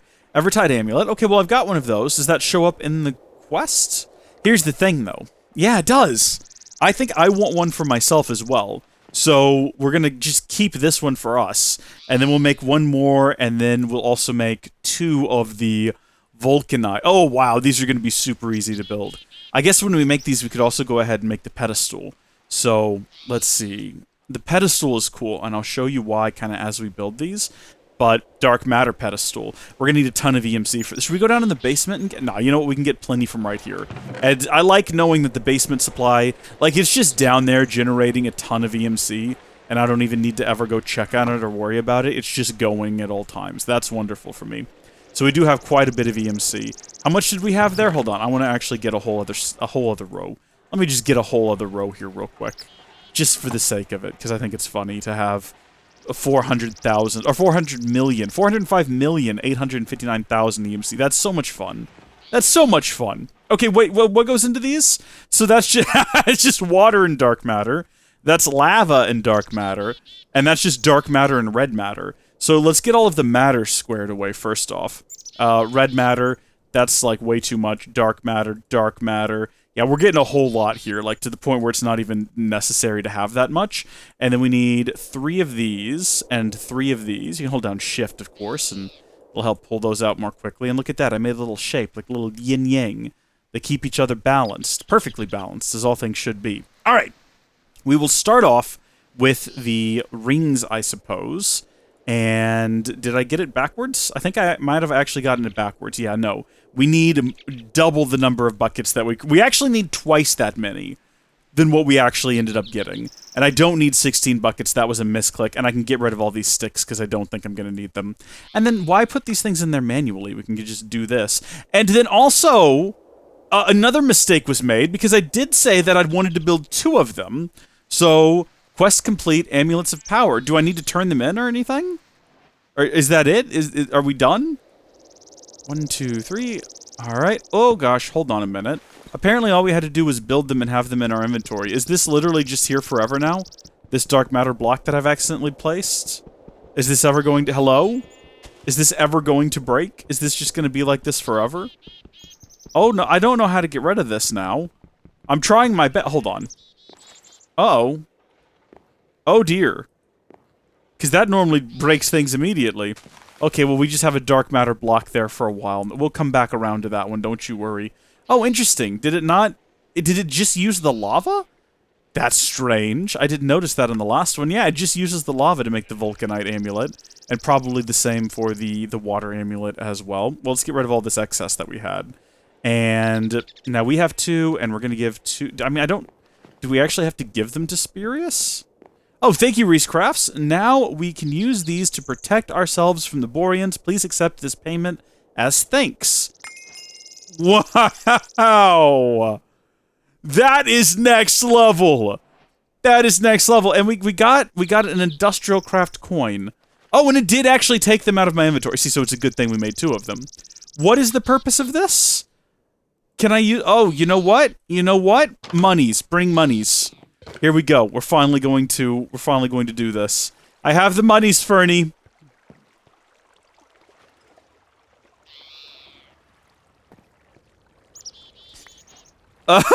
Wait, what? Rings completed. I'm so confused. What? Did we complete the ring? Yeah, okay, no, it's just done. Rings of Power. Oh, this must be like a sequel. Okay. Well, I don't want to do that right now, thank you. I'm assuming it's just going to involve us making the rings. Right now, I'm a little bit more concerned about how to get rid of this monolithic structure. I mean, I have one idea. It's a bit of a risk, though. It's a bit of a risky maneuver. Destruction Catalyst, right? Oh, you've got to be kidding me. You've got to be kidding me. Wait, why are these like... Wait, why aren't... Wait, what? These should be maple planks. Why did... What? I'm confused. Why was that reinforced framed block instead of maple wood plank? I'm not mad. I'm just confused is all. I'm kind of like deeply confused. I'll go ahead and fix it. Oh, good gosh. Maybe it's just like the tool we're trying to use. Maybe what we actually need is a chainsaw. Not just for these down here, which... There we go, that's been sorted. But maybe for this as well? See, that was an accident. That's the problem when you have a tool this effective. Maybe you can only dig dark matter with, like, a dark matter tool. We've never really looked into the dark matter tools. But, I mean, if it comes down to it, we can build them. So, the idea is pretty simple. You've just got a dark matter pickaxe, a dark matter axe, a dark matter shovel, a dark matter sword, a dark matter hoe, a dark matter shear, a dark matter hammer. I think that does like a 3x3 when it digs, and then you get dark matter armor as well, if we were so inclined. But, I mean, we kind of like our quantum gear, and the fact that it feeds us as we run, and it makes funny little belching noises whenever it eats a food. But it's going to take a while, because we're not hungry yet. Here it comes, wait for it. There it is.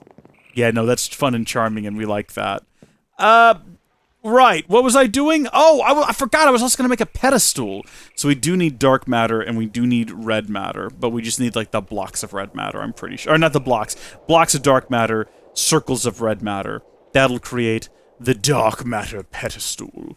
And that has an EMC value, so that's handy. And then these do as well. And then that's all that excess back in there, and we've spent quite a lot. So the pedestal's cool. And it works with a bunch of different things. But, for example, they were using it before with the pigmen to generate infinite rain. But with the Evertide amulet, you can press Y to fire a water projectile. Y is a bit far to reach on the keyboard. Oh my gosh. Oh, that's a mess. That's a mess what I've just done there. That's pretty cool, though. We need, like, a block to get rid of that. What have we got? That's gonna make a mess. That's never gonna break, apparently, is what we've learned there. How about just something really simple, like, yeah, an energy collector, that's fine. When I think I need a block to, gosh darn it, dismiss some water that's making a mess in the joint, I think to myself, man, it's a shame I don't have just a regular MK1 energy collector. There we go. Should we go to bed? Should we do this during the day? I feel like that would make more sense. Oh yeah, look at that. Quest complete, Rings of Power. That's accurate. That's not accurate. I've not even started it yet. I think maybe the new update's a bit bugged. But, can we actually see what this one does? Because I'm assuming this one does something similar. I'm sorry? Oh dear, I've made just a horrible mistake. And trapped myself between a rock and a hard place. There we go. Now, are you going to shoot fire, or are you going to shoot lava when I press Y? Hard to say, you went immediately into the water. Let's see. You did what? Oh, nope, yep, that's lava. That is delightful and deadly. I'm just gonna leave that there now. It's just a little testament to our ability. I suppose I could have just read on it, though. Yeah, press Y to fire a lava projectile. Oh, anyway, as I was saying, acts as infinitely full lava bucket. Right-click to fill tanks. All operations cost 32 EMC, and then over here, press Y to fire a water projectile, acts as an infinite water bucket. Right-click to fill tanks and cauldrons. All operations are completely free. So effectively, if you have the two of these in your inventory, you have a never-ending supply of lava and water, which is really, really cool and handy. Boy, howdy is it handy. But it also has some other abilities, right? So if you put it on a pedestal, and you'll see that under the little pinkish purplish section. If you put it on a pedestal, it'll prevent rain and snowstorms, and it'll attempt to stop the weather every 1 second, or it'll create rain and snowstorms. So if we wanted to have a world where it never ever rained, we could effectively just put the lava, or the vulcanite amulet, onto a pedestal. I'm going to actually put this one on there, and then you right-click to activate, and immediately we'll go back to perpetual rain, which is what we had for literal in-game days and in real life year. No, it was months. It was just months. And then you can right-click to disable it. Shift right-click. No. Left-click? Left-click. Left-click to get it back off. Now, just because you've turned it off doesn't mean the weather's immediately going to clear up, because you know how rain is. Sometimes it just keeps raining. I bet if it was nighttime and we went to sleep, it would clear it up. Or vulcanite amulet, right-click to put it on there, right-click to activate it. Guaranteed sunshine coming our way. Look at that. As the sound effects of rain slowly disappear, I might just leave that one on. I mean, there's always the possibility, there's always the potential that it might kind of, like, you know, ruin the environment. If it doesn't rain, we could end up in a drought. I've had to deal with droughts in real life. They're not fun. They're not fun at all. Lost a tree to one once. Well, I think the tree actually died because the county dug a trench next to it and tore up all of its roots.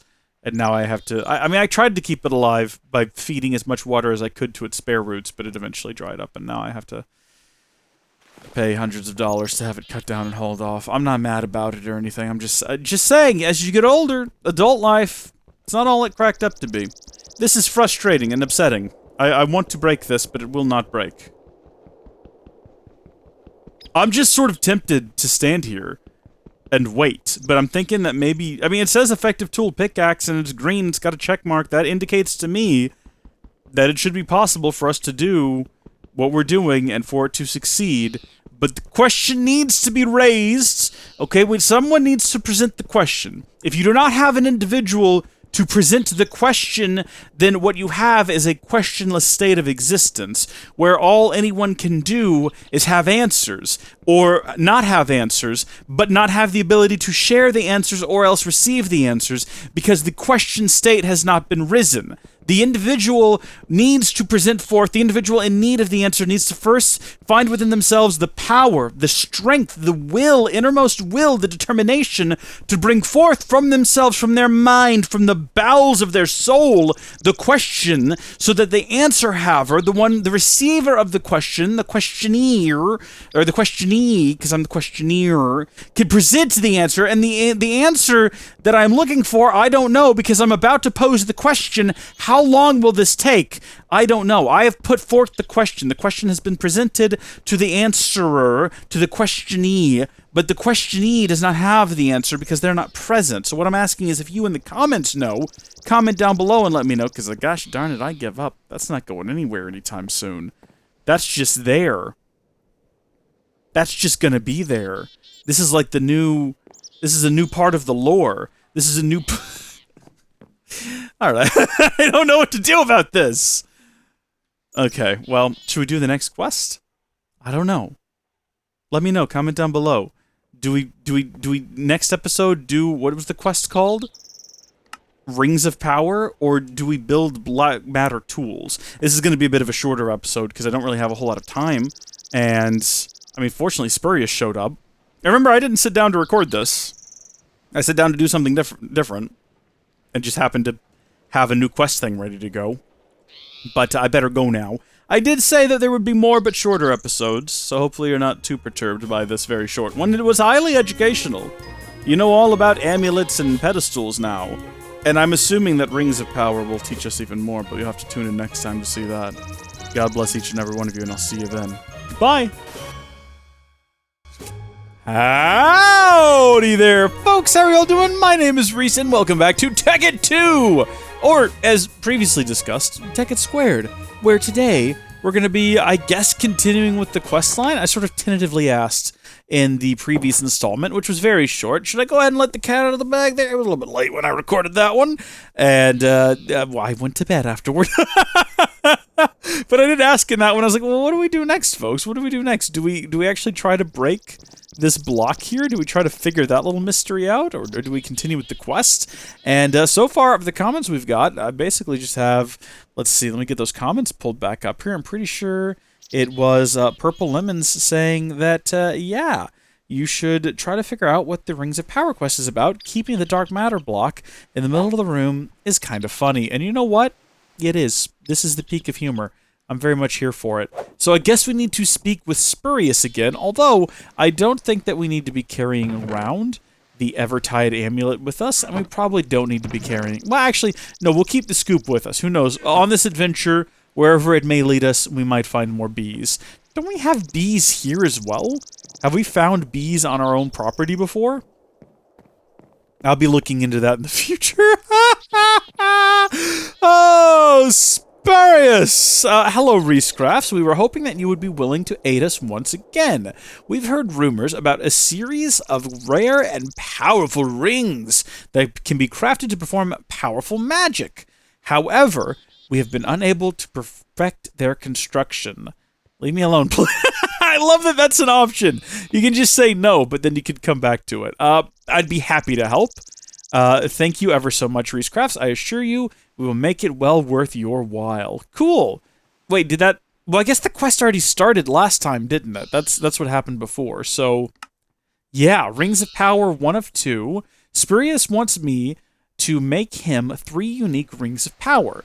So he wants the Ignition Ring, the Zero Ring, and the Black Hole Band. Alright, we can definitely do that. He doesn't want to see Swiftwolf's Rending Gale?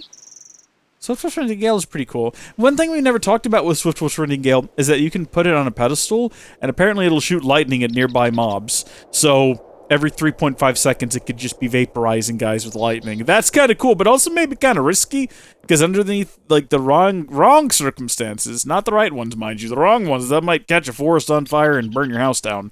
So, I don't know if that's true. It might not work exactly like that, but I've already forgotten which rings we're supposed to be building. Let's see.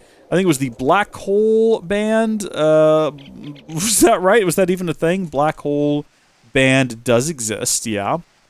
And then also the... Let's see. There's actually, like, multiple different rings, but okay, the Ignition Ring and the Zero Ring. Alright. I don't know what those have in common, if anything.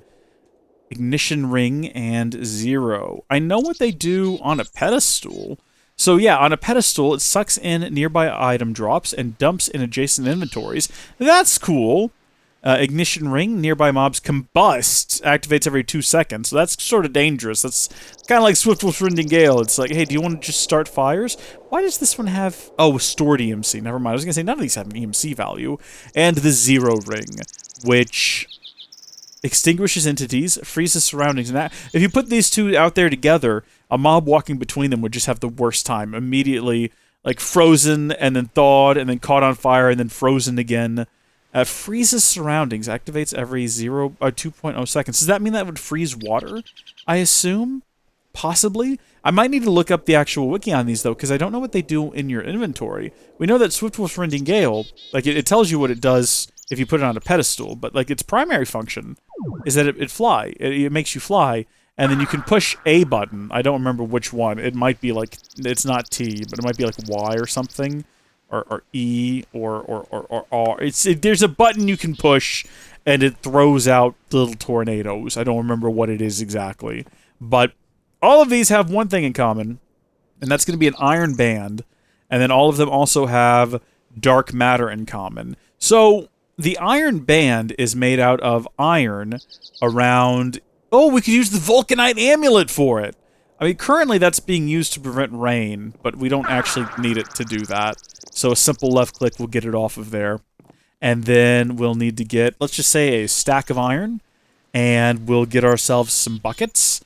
No, we won't. As previously established, that's not necessary. Dark matter is what we're going to go ahead and get. We'll get a stack of that. Who cares at the end of the day? So bands, we want to create 1, 2, 3 for him, and then 1, 2, and we're out of iron, apparently. That's just how much iron we had in there.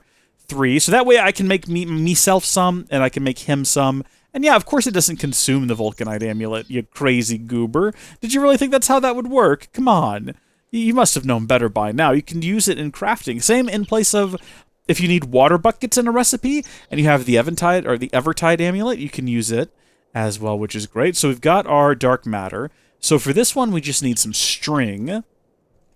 And I assume it'll work the same in our inventory as it would, similar at least, as it would on a pedestal. This requires flint and steel and Mobius fuel. So you can kind of see what is being implied there. Flint and steel. Was it 2 and then 4, or was it 4 and then 2? I don't remember. We're going to get 4 of each, and we'll find out. And that's going to need snowballs and blocks of snow. So snowballs we have made in the past. We'll just get a stack of them. And then we've never made a block of snow, but it could be useful to have more of these for the future. So we'll teach that to the system, and then once again get a stack of them. So this is going to be so quick and easy. My gosh. We'll move all of these things up here so we can do this quickly. Unfortunately, that didn't work because I didn't actually have the string, which was sort of the primary ingredient there. But we've got the 2 black hole bands, and then we'll need to build the 2 ignition rings. And I forgot already that we'd have to make 2 of all of these. So it turns out it was the flint and steel, though, that we would need 4 of. But it's a good thing we got the Mobius fuel with the 4 of those, because we ended up needing them anyway. So 2 ignition rings. And then finally, we'll need to make the 0 ring. So 1 for them, 1 for me. And I suppose we can go ahead and just turn these in now, and then we'll take a look at what they do afterward. Is this not how I finished the quest?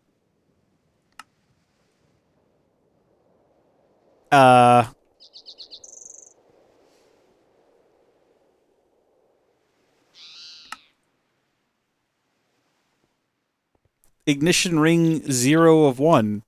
I made it, though. I have it. I have the ignition. It's right here in my inventory. It's literally right here.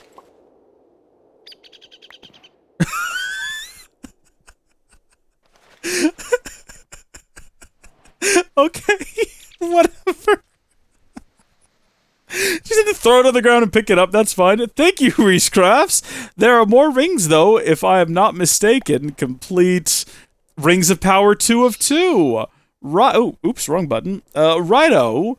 Rings of Power 2 of 2 is going to require I make Archangel Smite, Harvest Goddess Band, and Void Ring. So if I just type in Smite, yeah, that'll show up. So we can get rid of the 3 of these. I guess we'll just look at all 6 of them and what they do when they're done. So Harvest Goddess Band, and then was the other one also a band? Let's see. I guess not. What was the last one? I've already forgotten.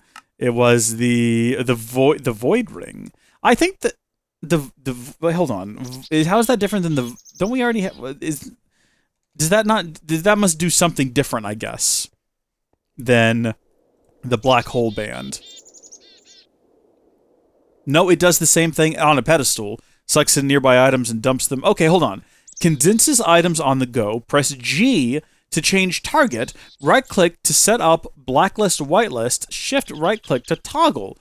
That's kind of cool. So, oh, and it does use the Black Hole Band as well, though. So we're going to probably want to experiment with the Black Hole Band before we build that one. Well, what about these?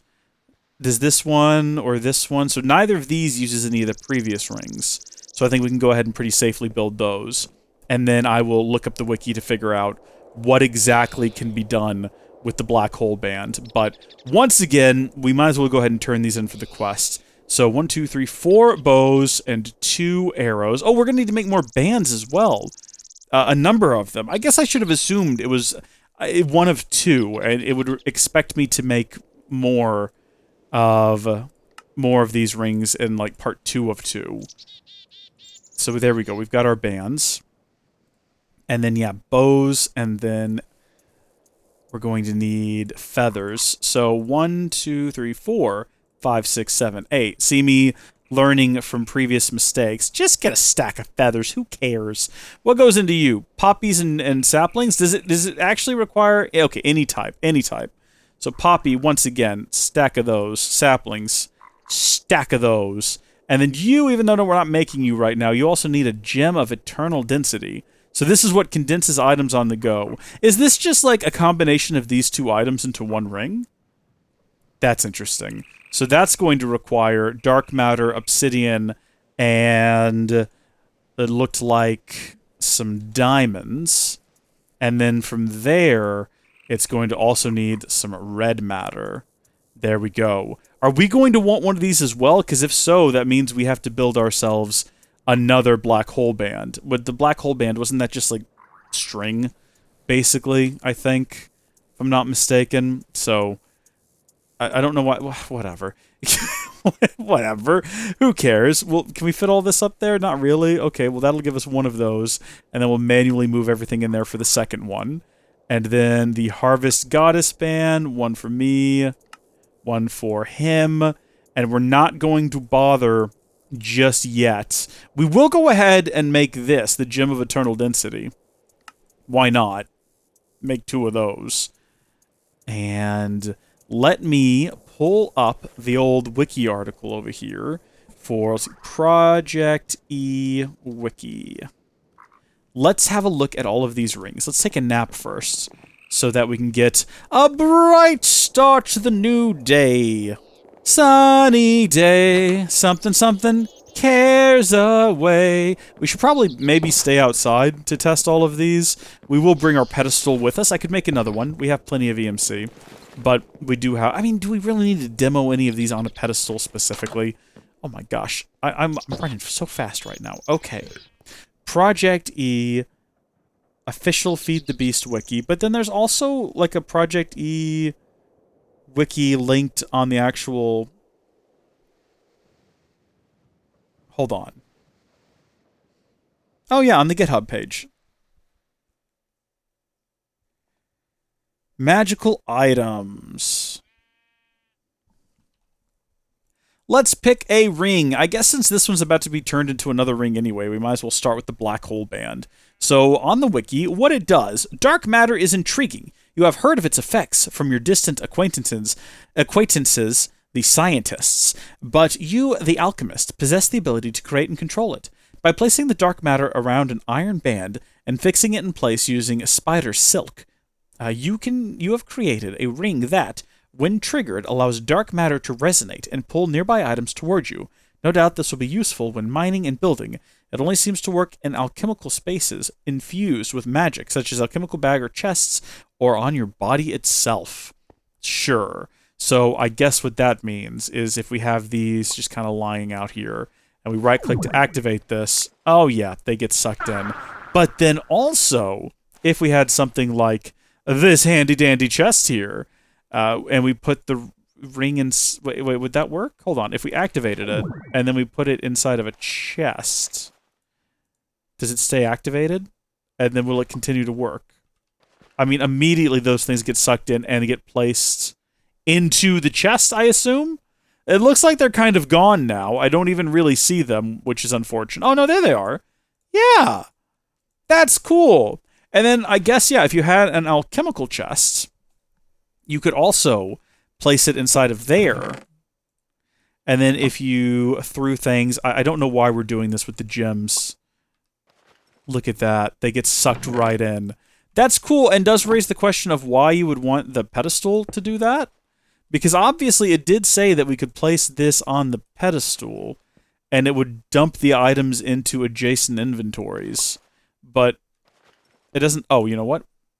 Probably need to turn the ring off. Place the ring on the pedestal. Activate the pedestal. Yeah. I guess that way, if you wanted to use it with a machine instead of an alchemical chest, you could use any type of inventory. That is pretty cool. That is pretty cool. So let's go ahead and now change it into... What the... Oh, it's a butterfly. It looked like a flying monkey from The Wizard of Oz. I'm not crazy, am I? That's what you all saw as well? I got a little nervous there for a minute. So if we change that into a void ring... Wait a minute, what have I done with all of those gems of eternal density? I keep misplacing them. They just keep disappearing all over the place. Gosh darn it, we need to stop using those as experimentation here. So first off, I need to make myself an additional one of these. There we go. And then if it does the same thing as this, I might as well just have this, right? I mean, we were just making that assumption here. And I guess we can go ahead and turn these in now and then continue playing with them afterward. Hey, Spurious. Hello, Reese Crafts. We were hoping you could... Okay, yeah, no, look, I'd be happy to help. Yes, of course. Clearly, something has not been caught here, right? So let's check it. Yeah, so the Harvest Goddess Band, for whatever reason, we need to do this little maneuver. No? Did that not count? Why is the Harvest Goddess Band giving us grief? Oh, it's... Okay. Thank you, Reese Crafts. I will have another quest for you soon. Complete. Nice! We did it! I don't know if we can accept the other quest right now, or if we have to come back later. Oh, we did get rewarded! We have 6 whole industrial credits now! Neato! I don't know what to do with those. What have we got left here? Good, my inventory is much tidier now that we've gotten rid of all those additional rings. So, what is the difference between what we just looked at, the Black Hole Band, and the Void Ring? I'm opening that up. A very recent rediscovery thanks to the efforts of High Alchemist Willus. There's like lore to all of these, by the way. I'm not just making this stuff up. I'm reading this off of the GitHub wiki. The Void Ring is created by fusing the powerful gem of eternal density onto the seemingly incomplete Black Hole Band. You wonder how you didn't notice how well the two fit together before. The resulting Void Ring has the properties of both its constituent items and also has the extra functionality of being able to teleport the alchemist to wherever he or she is looking. What? How does that work? Wait, no, you can't just tell me something like that and then not explain it. Oh dear. I shift right-clicked it to activate it and we ended up with iron. Probably because, if I had to guess, we had something in our inventory that led to that. So if I just had, like, let's say a stack of gold. We just grabbed a stack of gold, and we shift right-clicked to activate this. Well, I would assume that what it would do is condense the gold. But it didn't. So I don't actually know what happened there. Yeah, I'm not too sure about that one. It's also not explaining to me how I teleport with it. Do I jump? Do I squat? What? Hold on. Project E Void Ring. The wiki is not super helpful here. I'm now on the Fandom TEKKIT Classic wiki. This is TEKKIT Classic! This isn't gonna help me. Oh, it's V! Touch V! I figured it out all by myself. Genuinely, because I couldn't find the answer on the wiki, and I was like, well, what is a button that you commonly use with Project E? And the answer is V. How far can we go, though? Oh, dear. So apparently we can't go through solid objects unless we're going down. Yeah, we're just stuck in here now. How come we can go through some things and not others? I'm very confused. That's how we die. This is so confusing! Okay, I want to be over there. It can only... Oh, gosh! Sometimes it'll only take you, like, a little bit of the ways, and then other times it's like, nope. You're there. I feel like if we weren't wearing this armor, we'd be dead by now. And we might be dead here in a minute anyway. Just a moment to breathe. Just a moment to breathe. How do I get out of here? Not in that direction, I'll tell you that much. Not in that direction either, apparently. Okay.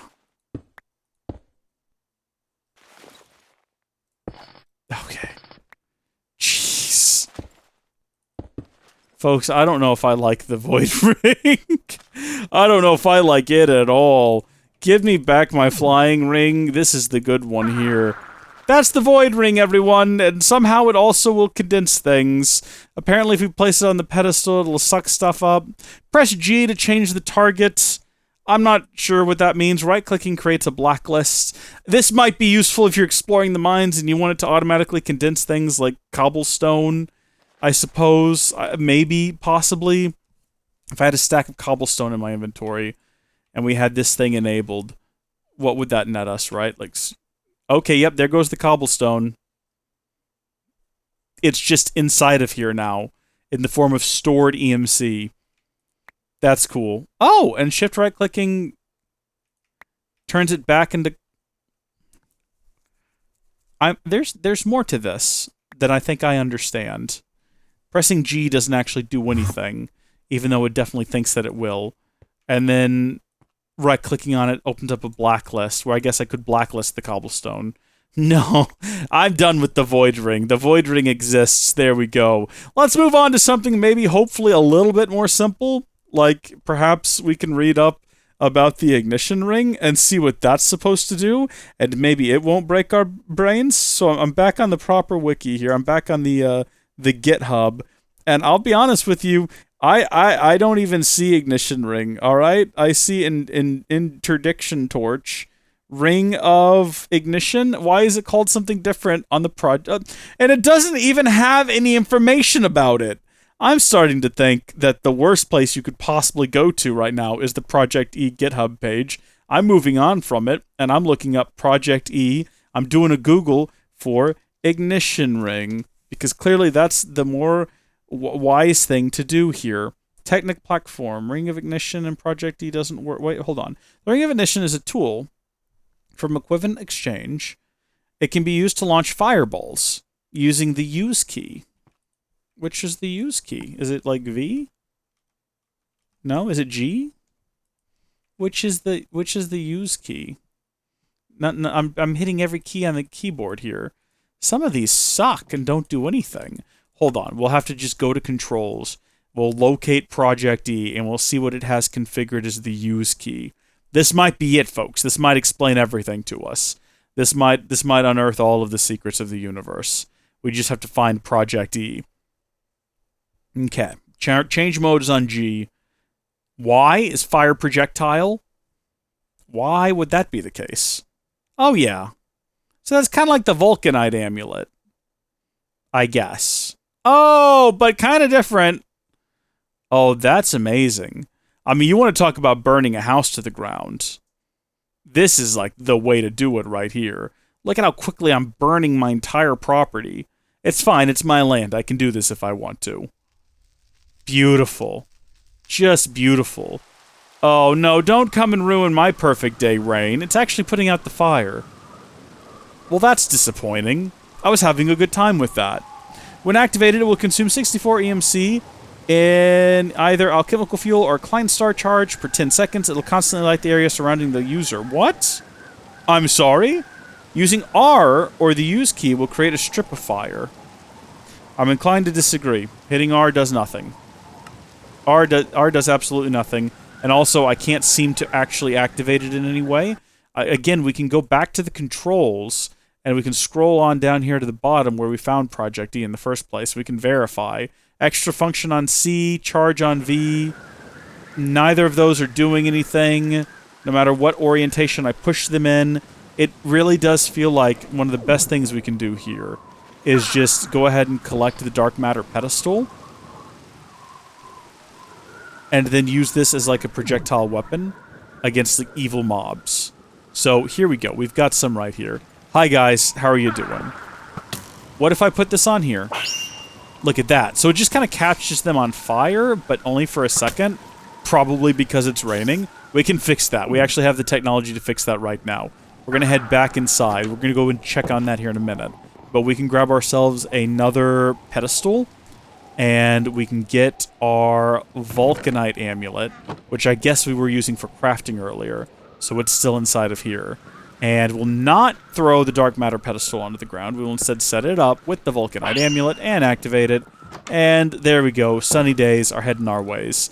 So now, without the fire to extinguish them, how effective is this thing at catching enemies and burning them? Catching them on fire and burning them. Come on, guys.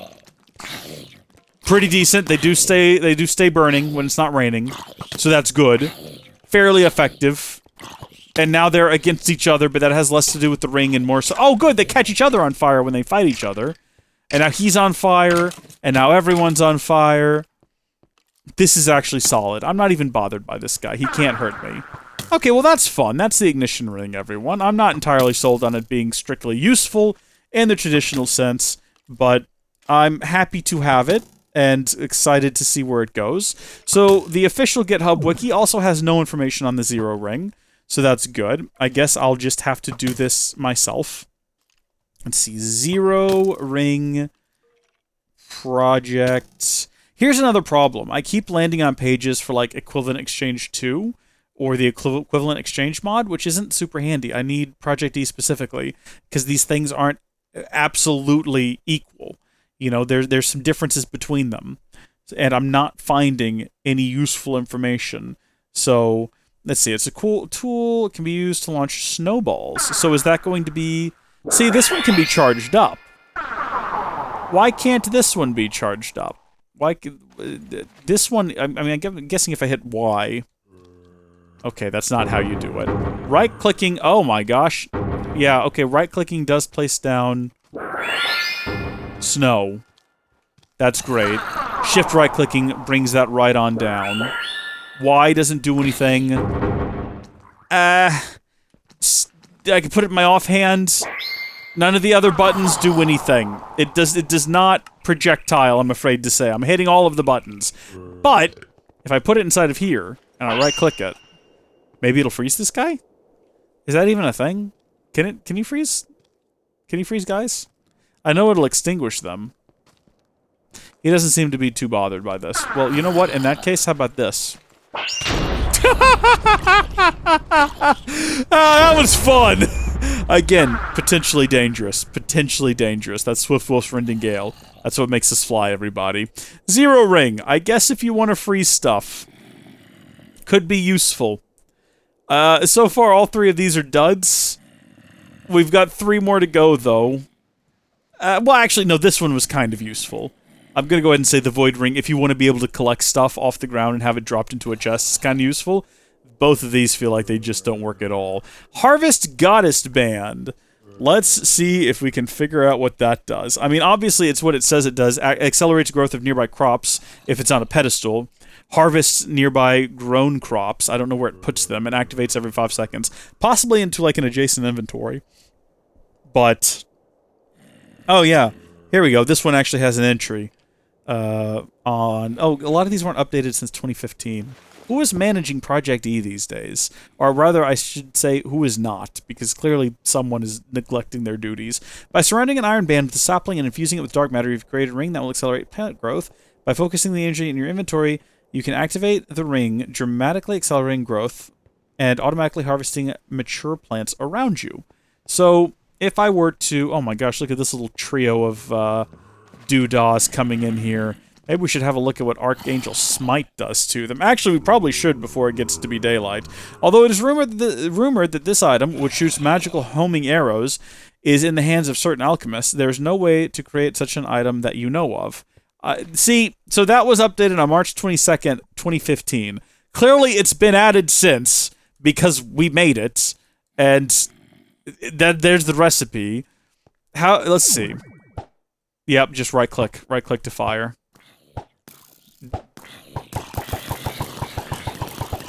You can hold it down, or you can just spam right-click. Well, that's the best one yet, isn't it? That is obviously the best one. Can we hold it in our offhand? Yeah, you can hold it in your offhand and still right-click.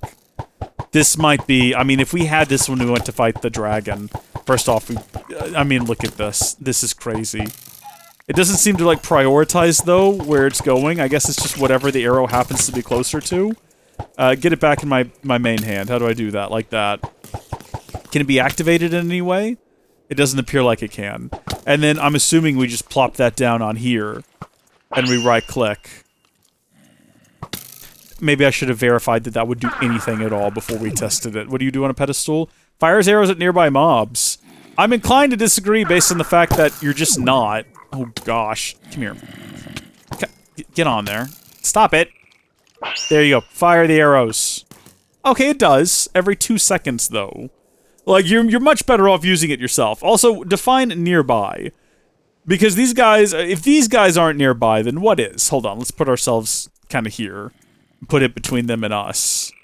They have to be pretty nearby before it bothers attempting a fire.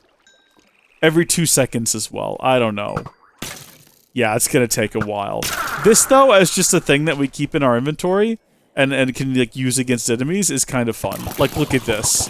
And it's infinite arrows. I'm assuming it might consume arrow, like, energy from your... If you have a Klein Star, I assume. I don't know that to be the fact, like, a true fact.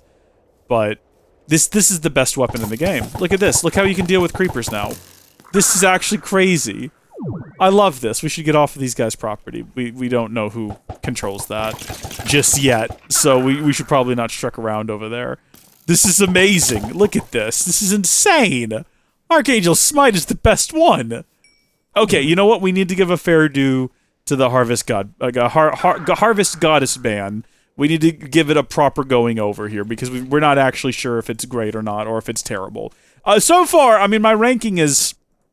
This is the... well, Swiftwolf's Rending Gale is the best one, followed by Archangel Smite, and then the Void Ring, and then if you want to make it snow, that exists, and then this sometimes catches things on fire for a bit. That is my official review. It's not glowing. It's... I'm not seeing the use for a lot of these, but maybe this is the one here, right? So if we plant these, here we go. What gunpowder? Why is that there? I don't need to know. I don't care. What I need to know right now is how effective this is going to be at accelerating the growth. Oh my gosh, they're just going. Is this thing already activated in my inventory? Or is it just its presence here? I didn't like shift right click to speed it up or anything like that. Growth mature. What about that whole, like... Okay, yeah, sure, that works. But that's me right-clicking. I thought it was supposed to auto-harvest this stuff. Wasn't that supposed to be a thing? Or does that have to be enabled in some way? V doesn't do anything. Y doesn't do anything. Maybe it has to be done with a pedestal. So let's fly back over here and we will grab our pedestal. And we'll also experiment with a chest to see whether or not it'll automatically dump the items into a chest, if that works at all. So, pedestal, Harvest Goddess Band. Whoa, baby! I guess it did automatically harvest it. Did it put it in my inventory? Hey, you know what? Maybe the ring itself needs to be actually in my inventory. Maybe that's what we did wrong. So let's hoe all of this back up again. It'd be great to know what the reach of this thing is. I don't even know. But if this is here in my inventory, instead of on my hotbar, then as these things grow, will it automatically... No, it won't. Alright, that's alright. That's okay. Let's get ourselves a chest, and we will plop down... You know what? We'll give it the best chance of working. We'll use an alchemical chest. And we will put this onto the pedestal, and we will not left-click, but rather we will right-click. You know, I just feel like it would be infinitely better if it automatically placed these things that it grew into this chest over here, instead of just dropping them on the ground. But I guess if you had a second pedestal, right? Okay, we place this here, and then maybe we moved this. And we should probably correct that as well. There we go. So if we did this, and then we had the Void Ring plopped up there, and activated it, and I accidentally had it activated in my inventory just then. That's where the iron came from.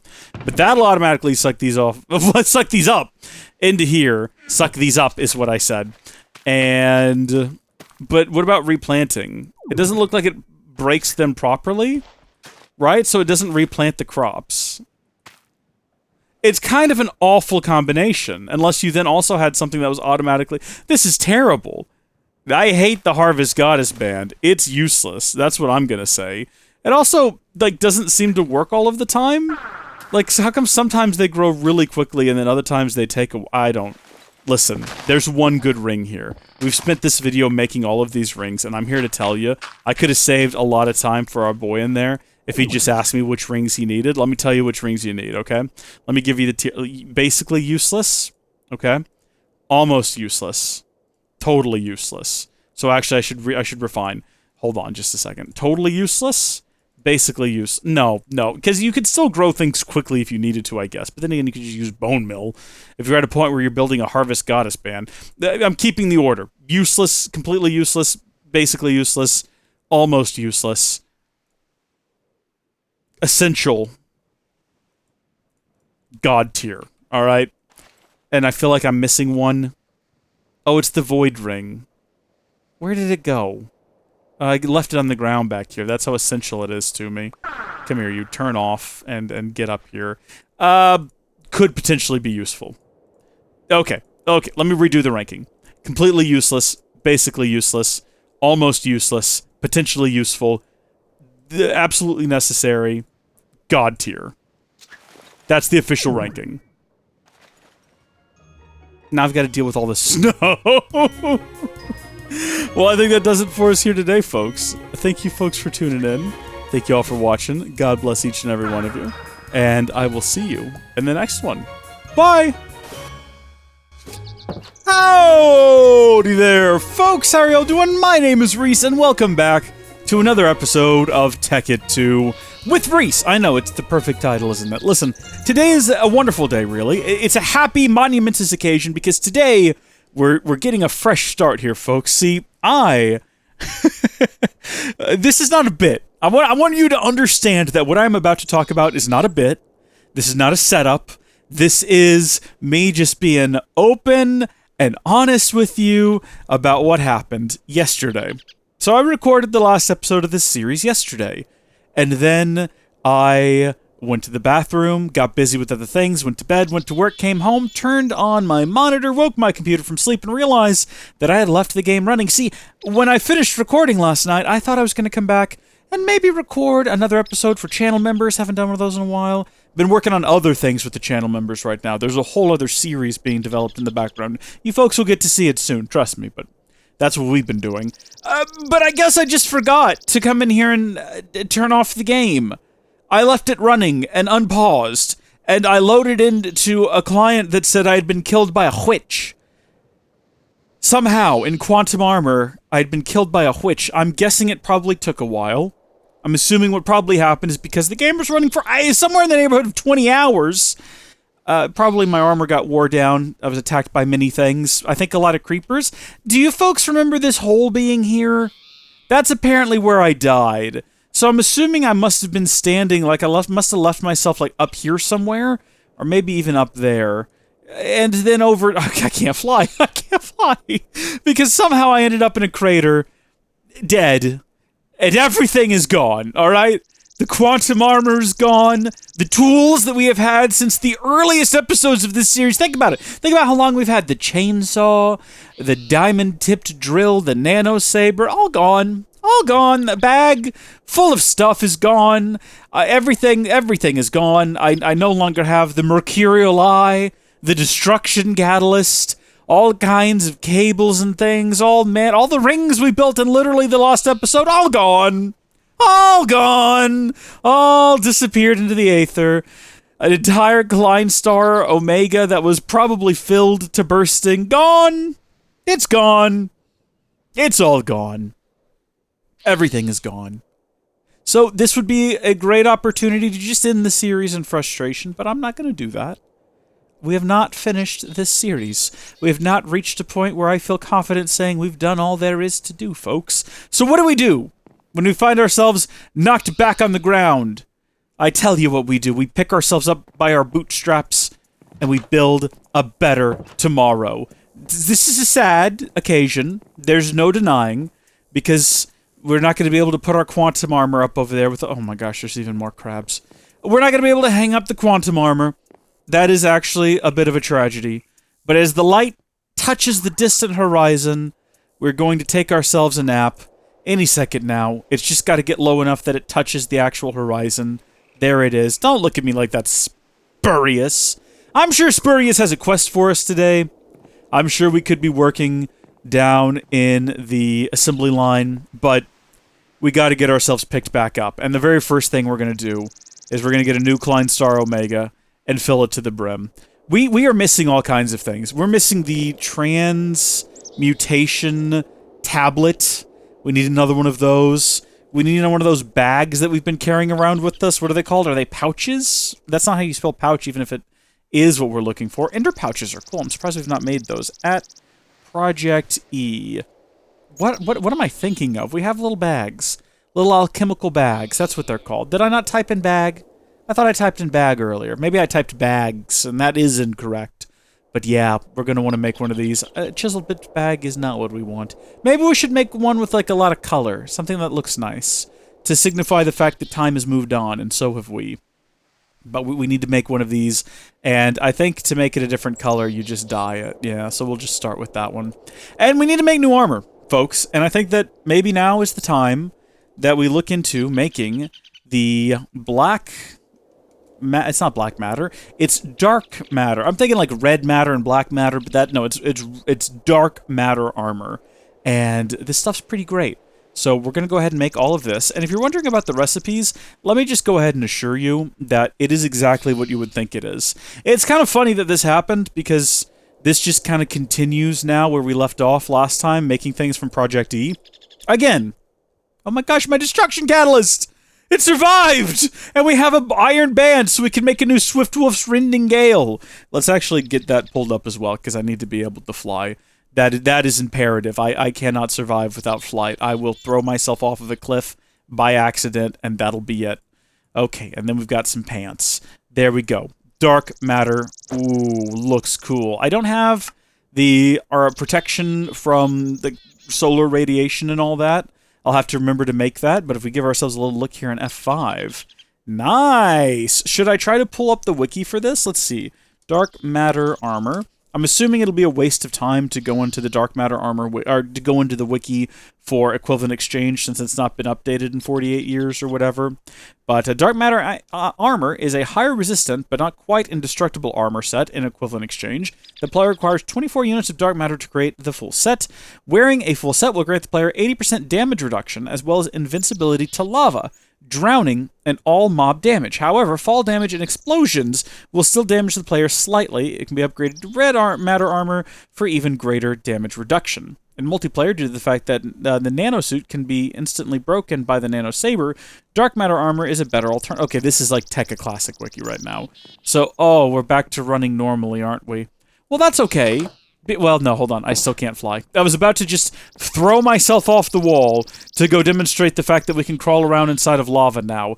But I think we should probably build Swiftwolf's Rending Gale first before we do that. Do I actually have feathers in here right now?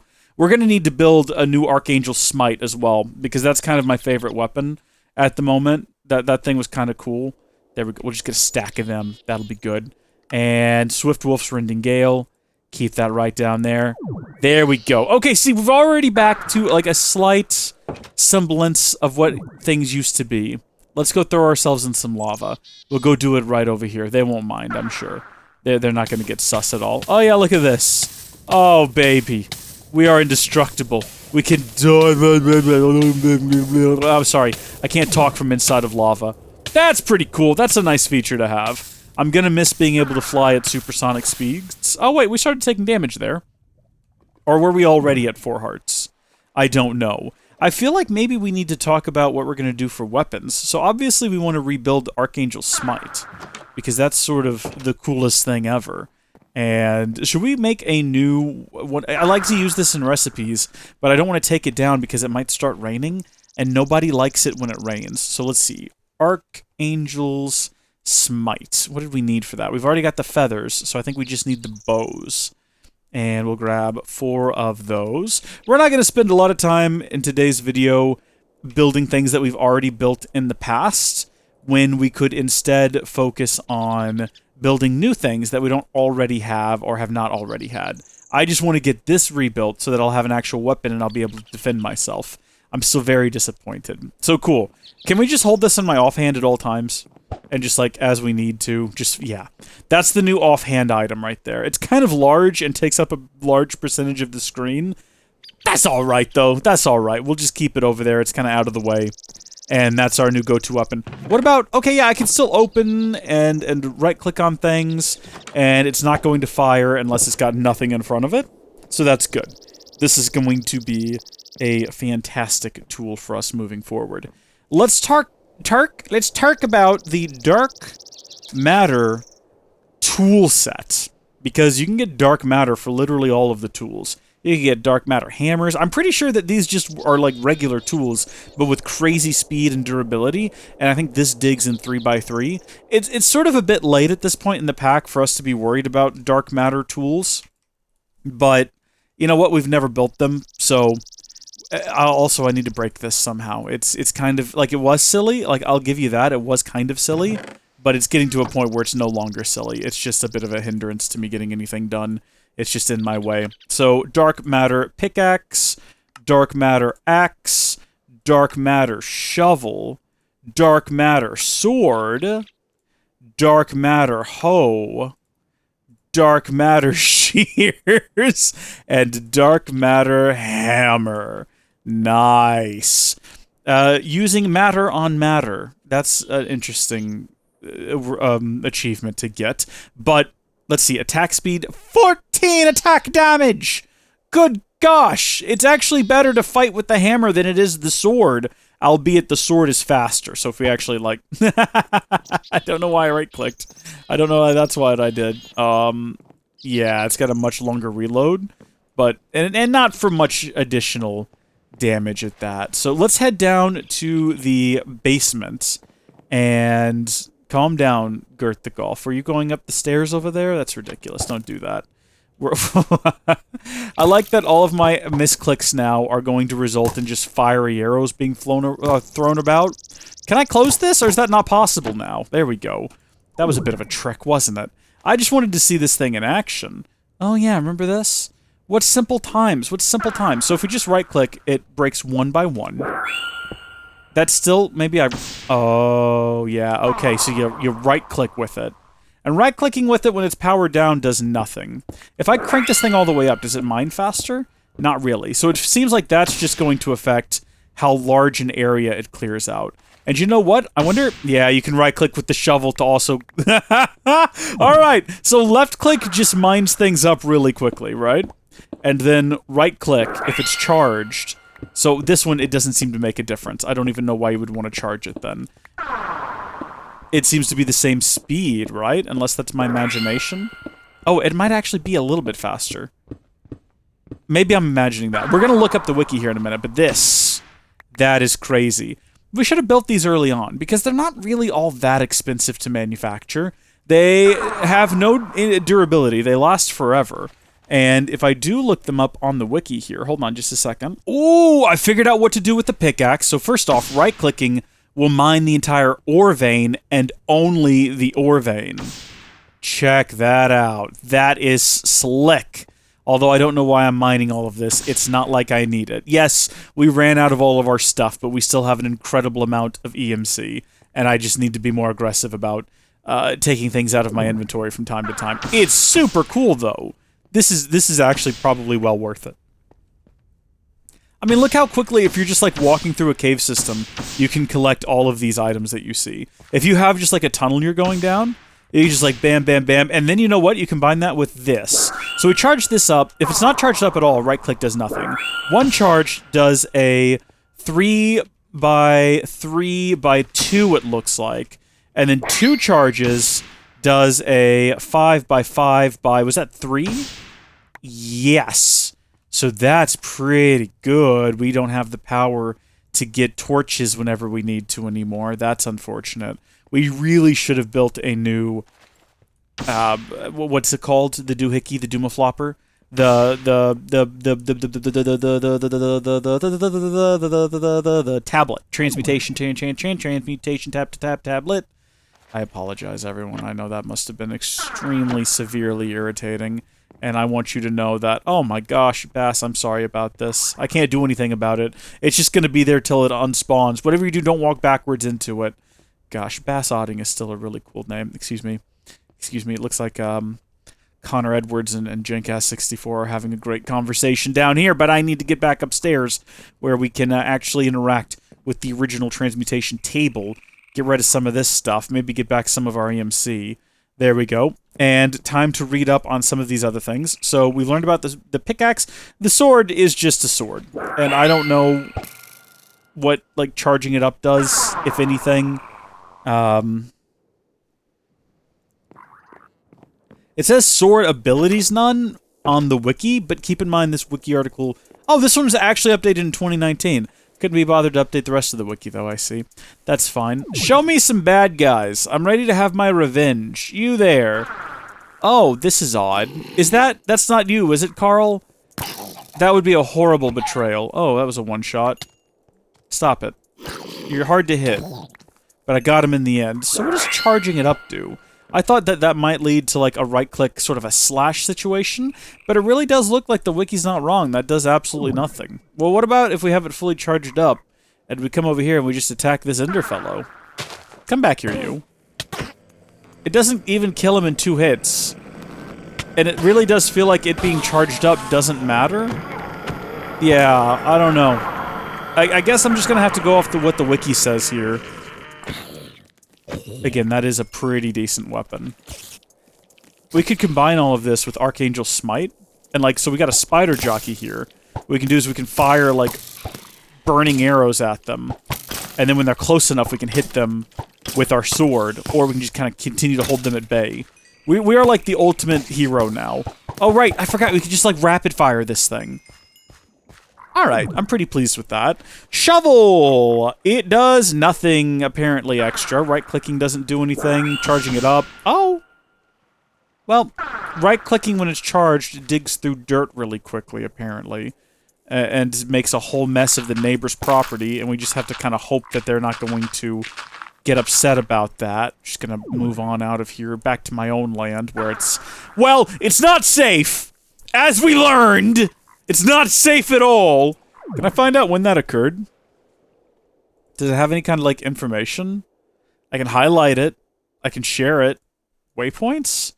Death. There's no information on it, unfortunately. I was hoping it would, like, give me a date or like, a time, or...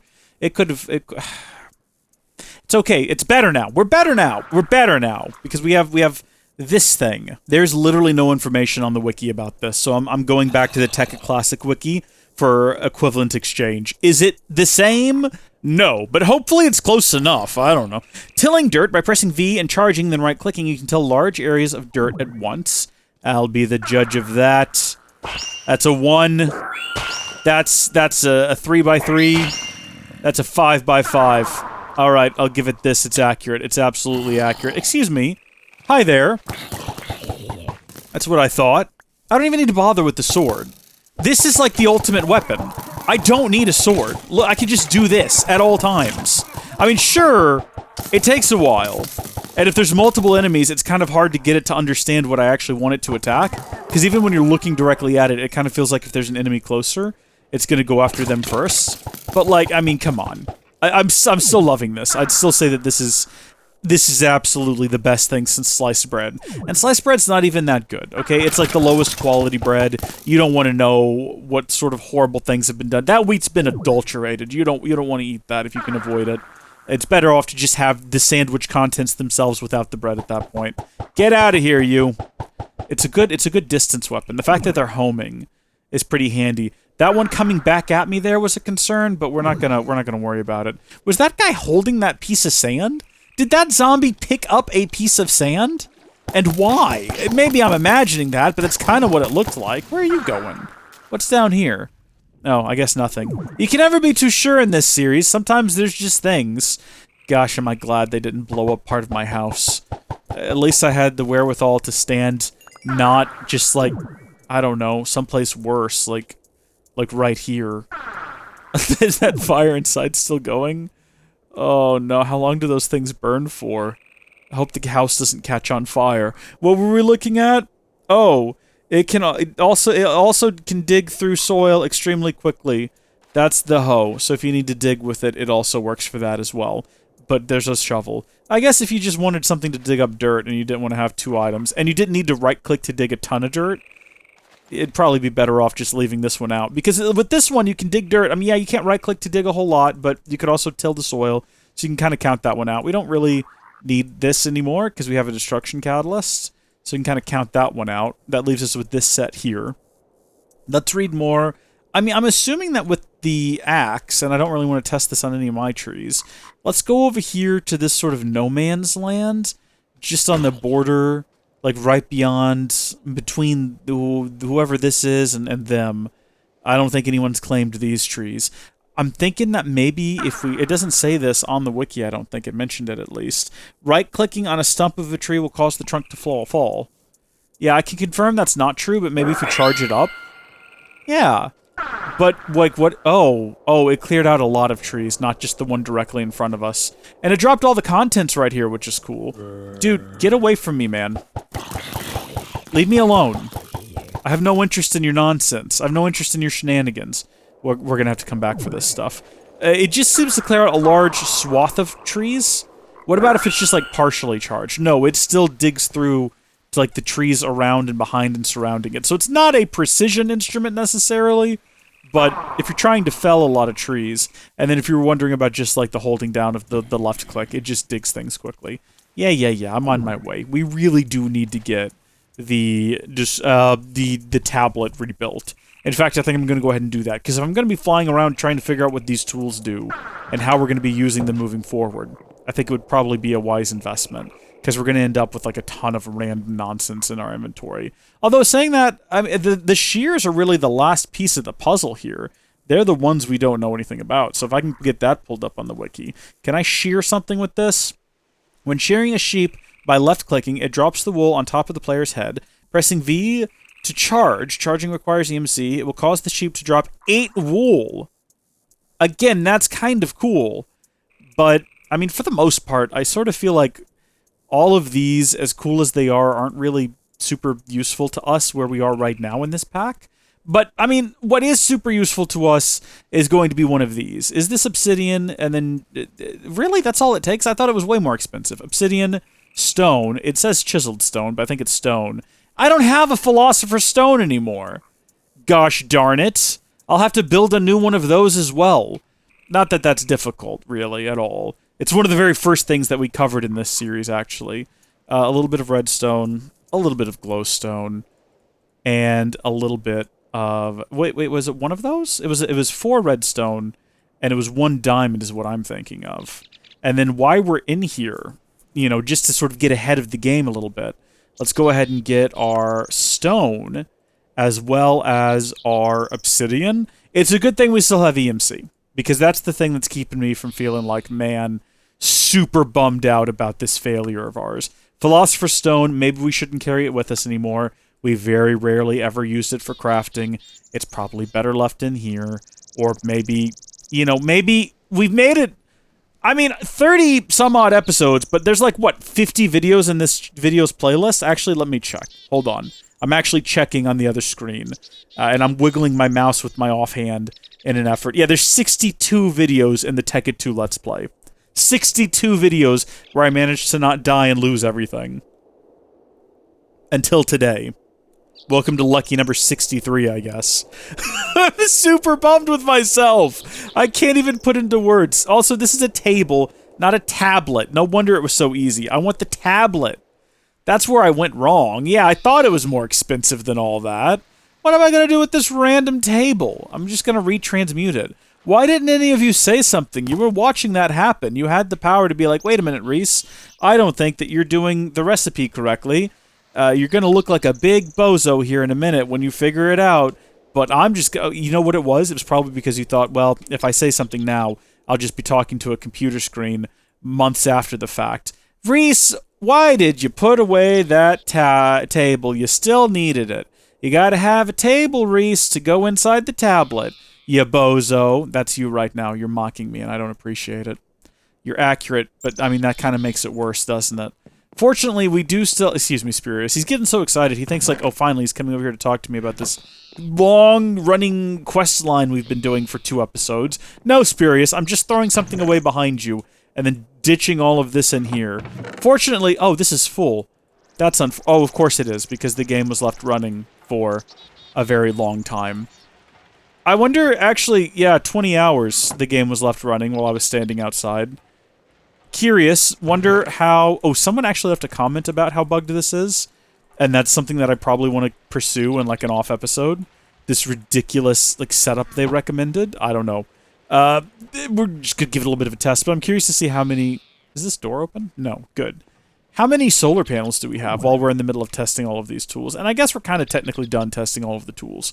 We've given them all a good once-over. We can kind of tuck those away inside of there now. We're going to need to figure out what we're going to use long-term for digging things up around here. But how are we doing? 69. It's pretty nice. It's pretty nice. And it looks like everything around here is running really smoothly, so that's good. 69, so it's 8 to a high voltage. So... yeah, that's enough to make, let's see, 8, 16, 32, 64, 8 solar panels, high voltage solar panels. Not too shabs, not too shabs. I'm looking forward to that, if I did my math correctly, and I'm pretty sure I did, right? Because it's 8, and then 16 is 2 8s, and then it's 4 for 32, and then 8, yeah. Yeah, I did my math right. See, you folks need to learn. Oh, are you kidding me? It all despawned right as we arrived, but you know what? There is a forest hive up there. And you know what we need right now is a scoop, and we could make one if I brought the Philosopher's Stone with me, but I did not, because I foolishly declared, you know what, we probably don't need to carry it around with us, because we're never gonna need to use it while we're out and about. I was wrong. If we were standing over there right now, we could have gotten what we needed and manufactured it with us on the go. What do I need in order to make a scoop? I've already forgotten. That's a Skype! I need a scoop. I need sticks and I need wool. Give me sticks and give me wool. Thank you. I appreciate it. And then from there, we can make our... Oh, the recipe's like right there too.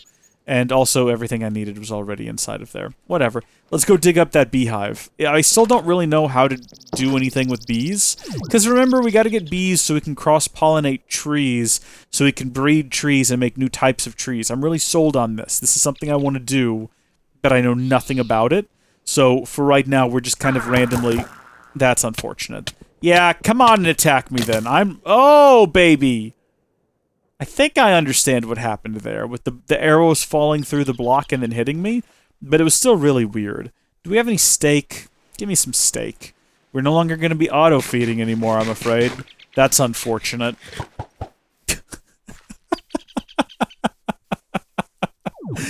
Oh, folks. Oh, folks. I'm really disappointed that we don't have the quantum armor. I kind of wanted some quantum armor on display. I mean, I guess I could make some... It took so long. It was such an involved process building the quantum armor. And I'm down to do it again. Let's see. Armor. There we go. I'm down to, like, build it again just to have it on display. But it would be great if there was just, like, a merchant, a traveling merchant who would come by and be like, "Hello there, traveler. Would you like to buy my quantum armor? I have... Oh, I don't have any resources. The 6 coins that we earned at the end of last episode are now gone, unfortunately. I guess this goes here now. And then all of this goes kind of on here. Because now we're going to make the red matter armor. Yeah. Yeah. Didn't see that coming, did you? That's not even the highest tier, because there's also gem armor. But we're going to pace ourselves here today, folks, you know? I'm still coming down from the disappointment of losing everything that I cared about. So we're gonna pace ourselves. We will need to make whole new sets of dark matter armor, and you might be thinking, Reese, why did you put that armor up over there? Well, it's like I told you before. I want one of every type of armor I've used in the series. And true, we've lost the quantum armor, but I'll build some new quantum armor. I don't even care. So now we need to grab some red matter. And I got a feeling we're probably running low on some resources here, so I don't know how much red matter we can get. We can get so much red matter. It's only... A stack of it is only 29,000. So yeah, we're so good to go here. So we're going to add red matter to our helmet. In fact, you know what? I wonder if I can do these recipes from memory here.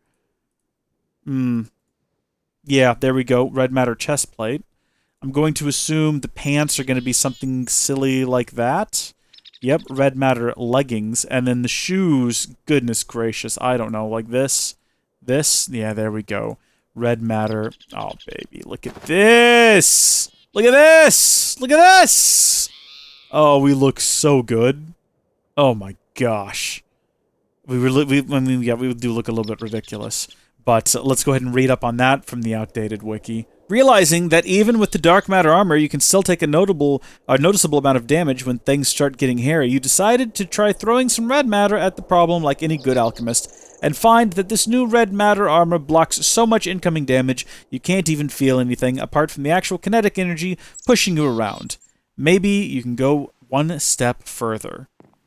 Yeah, actually... Oh, shoot. Wait, what? Oh, no. This happens from time to time. See, when you tab out for whatever reason, this happens, and there's no way to get my mouse to focus back in. There we go. Okay, but if I go full screen, will it stay like that? No! Why? There we go. I had to open another window and select weird Nobara things. I don't know. What on earth is this? I was just reading on the wiki that the armor has a 90% damage reduction as opposed to the 80% provided by dark matter armor, which is not too shabby. But it was like, hey, it's weak to explosions. Be careful of hyperkinetic lenses. What is a hyperkinetic lens? I've never even heard of this. I have no idea what it does. It's a tool that launches a sphere of energy which explodes on impact. Any blocks caught in the explosion are collected into a loot ball. What? I mean, I doubt that there's a loot ball because that's a very TEKKIT classic sort of thing. We're going to have to build one of these and give that a shot at some point. Well, the next tier up from Red Matter Armor is going to be Gem Armor, which is not Gen Armor, rather it's Gem Armor. And as you can see here, it's rather involved, requiring that we get a Soul Stone, heals nearby players. I didn't know that existed. We want one of those anyway. And then we're also going to need to get a Body Stone, restores hunger. What? And then we're probably going to need... Oh, the Watch of Flowing Time. Haven't built one of those yet, surprisingly. Black Hole Band. And then we're also going to need 2 Swiftwolf Rending Gales. This is going to be all worth it, though, because at the end, I think the armor will heal us, feed us. I don't know what that does. But I mean, I know what it does. It'll allow us to fly without needing the ring in our inventory. All of these require a Klein Star Omega, by the way. Not filled or anything, just you have to have one. I don't know if it gives us Black Hole Band powers or Watch of Flowing Time powers or why it needs the Vulcanite and the Evertide Amulet. I'll have to do some reading on that. But next time when we come back, we're going to build the Red Matter tools and we're going to build the Gem Armor. Between then and now, I'm going to work on getting everything else back that I already lost. So I'm going to go ahead and rebuild my alchemical bag and my mercurial eye. I'll need to build a new one of those. I'm gonna work to try to get everything back to where it was. And we'll see how that goes. Till then, thank you folks for watching. God bless you. Always remember to leave. If you're going to go AFK, do it indoors. And stop your game when you're not playing. Goodbye. It is a dark and stormy evening. And howdy, folks! How are y'all doing? My name is Reese, and welcome back to another installment of our TEKKIT 2 Let's Play Adventure, a members-only episode where I thought you folks might like to come along with me. I completely forgot to break this piece of dark matter block. I feel like I should probably wait for the next episode, because I think that's probably something folks are going to want to see. And in fact, it wouldn't shock me if I found that someone had maybe even commented about the fact that I said I was going to do it, and then I completely neglected to. That would be rather funny. I did say that I was going to. It's part of the reason we built the dark matter tools in the first place. There was never any intention in my heart to carry around this many tools, but we might go ahead and put them inside of our alchemical bag here, which is what we are about to build. And of course, everyone knows for that you will need a bit of covalence dust. And if you're wondering what exactly it is we're going to be doing here today, it's a great question. I figured I would just go ahead and, with you folks, work on restoring some of my lost goods. I wonder if we built it out of red wool right from the offing, if it would end up being a red bag. I guess there's only one way to find out here. It's perfectly possible that, yeah, it will. Okay, well, what if I don't want a red one? What are my other options? If we have a look at uses here, we can cycle our way through all the different colors. And I guess we do have red armor, and we're going to have red armor for some time. So probably make a red bag to match. It does actually make sense. And you know what? Contrary to what I spoke of earlier about, not keeping important things on our person, I am going to keep all of these things on my person, as well as all of these tools, because you never know when you might need them. But we're going to build a second bag. They were all of them deceived, because in secret I forged a second bag. So this one will be red for no particular reason, and the next one will be yellow. Oh, do I want it to be yellow, though, or did I just say that? Maybe gray. Maybe a nice gray would be good. We are going to need another chest for that, though. This video is pretty much just going to be me trying to restore a lot of the things that went missing. And if you folks remember any, by the way, and you wouldn't mind commenting and letting me know what else we had with us, because I'm going to remember kind of as time goes on anyway, but, like if you have any tips about, like, hey there, Reese-a-roni, Please don't call me that. You may call me Grandpuff, as established in other medium and in other lore. But if you can think of anything off the top of your head that you think we might benefit from carrying around with us, can I put a bag inside of a bag? Is that going to cause some sort of, like, end-of-the-world shenanigans to happen? Oh, I don't know. I don't know about that at all. Folks, I gotta tell you, that was actually a setback. The plan was supposed to be, we do have another quest with Spurious. So last episode was supposed to be, hello Racecrafts, I have one final request for you, if you have the time. Speaking of time, we've heard rumors about a watch that can do more than just tell the time. It can, as the legends go, control time itself. Have you heard of such a thing? No, I've not heard of such a thing, because we can't start that quest. Because we've got to kind of get caught back up again. Again, I want to assure you, as channel members, who I tend to share a little bit more information with, that was not a bit. I did genuinely just leave the computer running, forgot about it, came back today, about an hour ago, and I was dead. And I was like, oh no, maybe it just happens, and maybe all my stuff is still there. It was not. It was deeply upsetting to discover that. I mean, just think about all the useful little knickknacks and things we had kept with us inside of those bags. But it's good. We're getting a clean start here. We're getting kind of a clean slate, and we're going to build a Mercurial Eye, which is going to need brick, obsidian, red matter, and diamond. So what is in for the future of this series? That was a weird way to phrase that question. I want to go ahead and acknowledge right out the gate that I probably could have phrased it in a slightly better way. But looking into the future, I sort of did episode 36, I think it was the first one with the mission. It came out a bit shorter than I expected it to be, although, I mean, I was hoping for about 20 to 25 minutes, and it came out about 17 minutes. I'm trying to bring the episodes back down and get them into that reasonable 20-minute time length that has always been really successful for my Minecraft series in the past. They got really overly long, which was admittedly intentional on my part at first, because I wanted to have fewer episodes in this series that covered more ground. I wanted this series to end last year. Not that I was tired of it, but when I started, my plan was, okay, I will make this series. This series will be 25 episodes, each one fairly lengthy, and will be done in a couple of months, and it'll just be this sort of... I mean, the way that I sort of envisioned it was that it would be a series... 4, 5, 6, 7, 8, 9... It would be a series that would just sort of exist on the channel and build revenue in the background, kind of like what TEKKIT Legends has been. For those of you who are not aware, TEKKIT Legends as a series has been this phenomenal, successful thing that just continues to sort of earn revenue for the Howdy Folks gaming channel.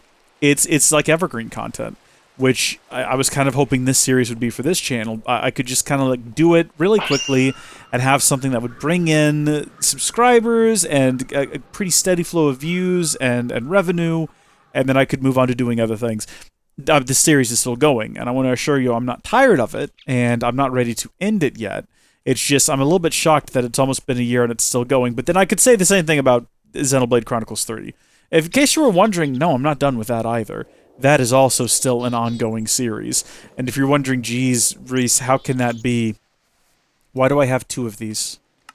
Where did the extra one come from? Did I already make an additional Vulcanite amulet? I'm deeply confused. So I've got the one in my inventory. I made 2, right? So that I could put one up here. Did I make one in the last episode?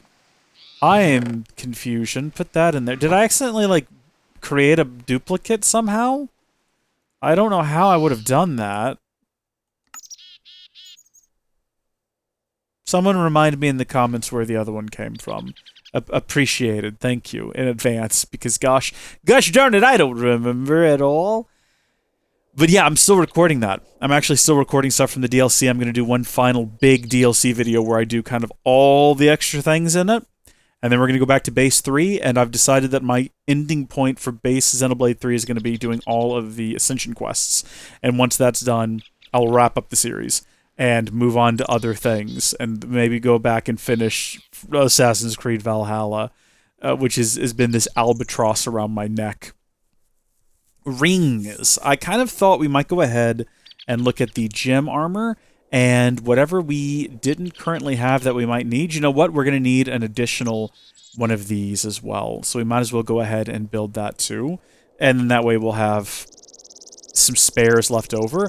I'm not sure if you can actually use these abilities inside of the gem armor. I don't remember ever making gem armor. I'm sure I must have at some point, but it doesn't come to memory to me. So I don't really know what the abilities are. But there we go. So we've got 2 to keep with us and 2 to use in our crafting. We also need to build another black hole band. I'm just going to go ahead and get these things kind of built because we built them before already. We also need an additional Swift Wolf Rending Gale. So we'll get that recipe pulled up too and start work on that. So we're going to need some iron. I don't know what I want to do moving forward. That's the thing. I feel like I've had certain series that have been kind of on the go with us for so long now that the idea of not doing them feels weird. You know, like what do I do when I'm done with Xenoblade Chronicles? Because basically, we've been doing Xenoblade Chronicles since this series or since this channel had its like moment of rebirth, right? Because we came back to this channel with Xenoblade Chronicles X, and I did a whole Xenoblade Chronicles X video series in the course of a month, which is crazy to think about when you're considering that we've been doing 3 over the course of now a of a year. But like, I do want to go back, and I want to play 1 and 2, and I want to play those through all the way and do Let's Plays of those as well. The question is, are those going to end up being Let's Plays, or are those going to end up being live streams? And I'll be honest, I don't know. I haven't decided that yet. So if you folks have feedback on that, do you want to see Xenoblade Chronicles 3 Let's Play? Or 1 and 2, I should say. Or do you want to see Xenoblade Chronicles 1 and 2 live streamed? Comment and let me know. Let's Play or live stream? Part of me feels like I would prefer to do a Let's Play. I don't know. I do enjoy live streaming, but it gets to a point in every live stream series I'm there now with Zelda where I'm like, gosh, I wish I had my Saturday back. You know, I get up every morning and this is what I do. And that's not to say that I don't enjoy it, because I do. What am I doing with this stuff? What do you do with it? I already forgot. What do you do with rare earth? Do you put it inside of one of these machines? I think you like assemble it in a certain way, don't you? I've already forgotten what you... Oh, you combine it with iron. That's right. Okay, well, I don't really need it right now. Is it an IC2 thing? It is. Yeah, we'll just dump it in here. Out of sight, out of mind. I don't even see it anymore. Oh, speaking of things that are out of mind, I haven't really checked UU Matter in a while. We did have the wherewithal to set up a chest for it. We're doing fine on UU Matter for the time being. I guess that's what happens when you leave your game running for 20 hours, 20 some odd hours. What was I saying earlier? I've already forgotten. My mind's all a little bit frazzled at the moment. What else do we need? I think that's probably it for now. We should go ahead and add the gem armor over there, I guess. And then we can get rid of this and this. And then these are both pretty simple. Is that sugar? I guess I should go ahead and make sure that sugar is a thing I have access to. Yeah, we're good to go. We've already made sugar before. All the rest of this is pretty simple. These are cool items. We should have built them sooner. These would have made a lot of sense to make really early on. They work like that on a pedestal. I wonder if they work like that in your inventory. And I'm not joking, by the way. All those times that I mentioned that, gosh darn it, you know, it's just such a darn shame that I can't find a proper wiki for this stuff. I cannot. Let's see. Project E. I probably actually still have the wiki open from, yeah, earlier. There we go. Magical items. So this is the Soul Stone.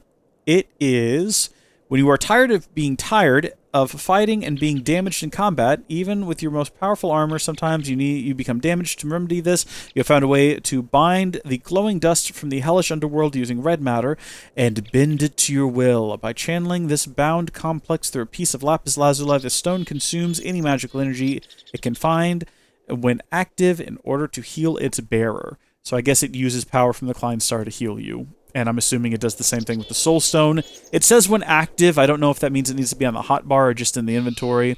But I think that when integrated into the armor, it'll still have its effect. I guess I could just look at gem armor and find out.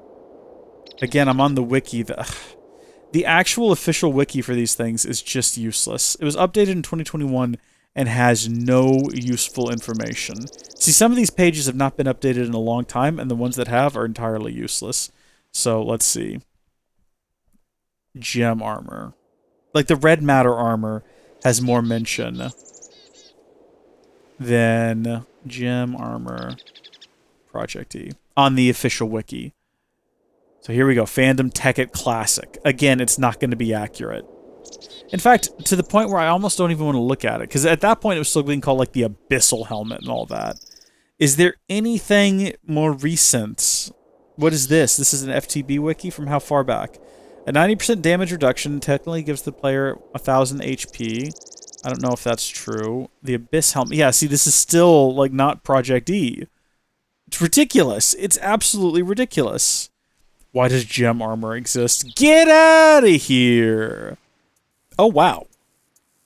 Oh, wow. I found an add-on for Project E that changes the look of the armor and makes it look really cool. And is only available for what? Is this 1.16? Yeah. That's unfortunate. Project E Remastered Armory. That is cool. Apparently it has night vision, speed buff, and flight. We'll have to test those things. I would believe it. I don't know, folks. I feel like I spend a lot of time on this series when we're recording for channel members just kind of talking but never saying anything, if that makes sense. I wish I knew what was going on that island. I wish I knew why they flattened that out. I wish I knew why they were buying weapons of war potentially from me. I mean, I guess it's just... Oh my gosh, there's so many butterflies on the roof of my house. Check this out! Maybe this is my reminder that at the end of the day, doesn't really matter and doesn't really benefit us to get all up in a tizzy over it. We can just hang out on our roof with a bunch of butterflies and enjoy the evening, the fresh air. I wish I had like a chair up here or something. Just kind of go sit on this edge, surrounded by butterflies. Lean back and watch the moon rise. It's peaceful. It really is peaceful. What are the things we need to do around here? I guess we should go check on Napier and his village. We've not been back there in ages. One of these days I'd like to revamp the creation of matter in the basement. We've not checked on that in ages. We probably have a ton of red matter we can go collect. It's kind of hard to even think about going to do that, though. Just like a bit of hair in my mouth. Mustache is getting a bit long. It's hard to even consider doing that, though. We can just come over here and get, like, all of this diamond energy over here. I mean, look how quickly diamonds are being created. Absolute madness. Someone commented that apparently they have a crazy rigged setup doing this, but with, like, silk touch. They went out and found a diamond, and they put the diamond in there, and it's basically, like, not a rotary macerator, though. I think if you have a diamond ore, like an actual diamond ore, can you put... Yeah, you put that in the extractor, and it gives you 3 diamonds.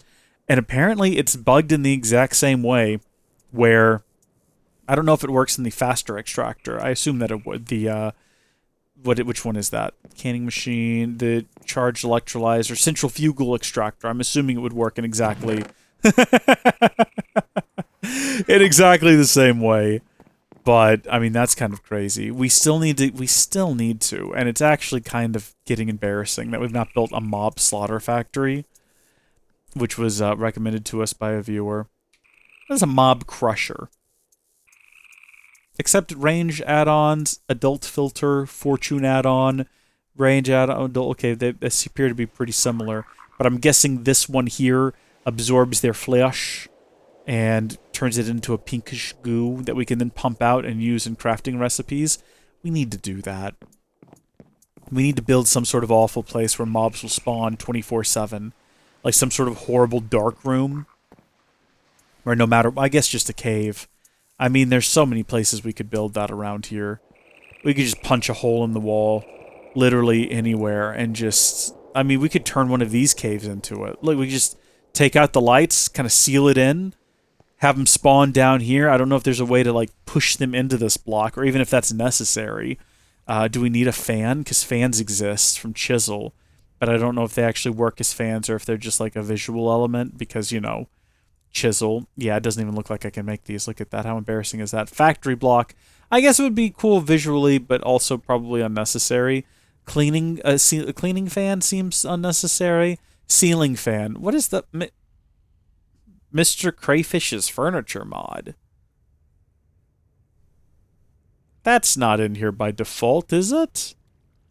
Someone's been adding mods to my game. Whatever. We can always set up a... Do we have, like, the hopper that... No, we don't. You wait, hold on. Maybe we do. What is that? Nano hopper from Logistics Pipe. Not what I was thinking. There's like a black hole hopper sort of a thing. I guess we can do the same thing with a ring if we wanted to collect the items from the monsters. But then again, maybe you just add range add-ons to the mob slaughter factory and you don't need to worry about a fan. It'll just reach out and grab them. That might be how that works. I don't know what kind of like range upgrade you might get. Let's see what we got here. Modular force field systems and energy controller. Probably neither of those. I'll figure it out. It won't be a big deal. Gosh, I think that's pretty much all I wanted to get done today. All I really wanted to do was chatter aimlessly about nonsense and accomplish nothing with our conversation, which we did. We were successful. Congratulations. We all had a chat about nothing of consequence. Good job, us. And get some stuff rebuilt. Get some stuff restored to my inventory. So we've got these tools back in action, which is good. Specifically these two. We've got a couple of bags now that we can store things in if we need to. I'm thinking this will be things like tools and whatnot we might store in there that we might want to carry around with us. Like, for example, we should probably keep our bee scoop with us.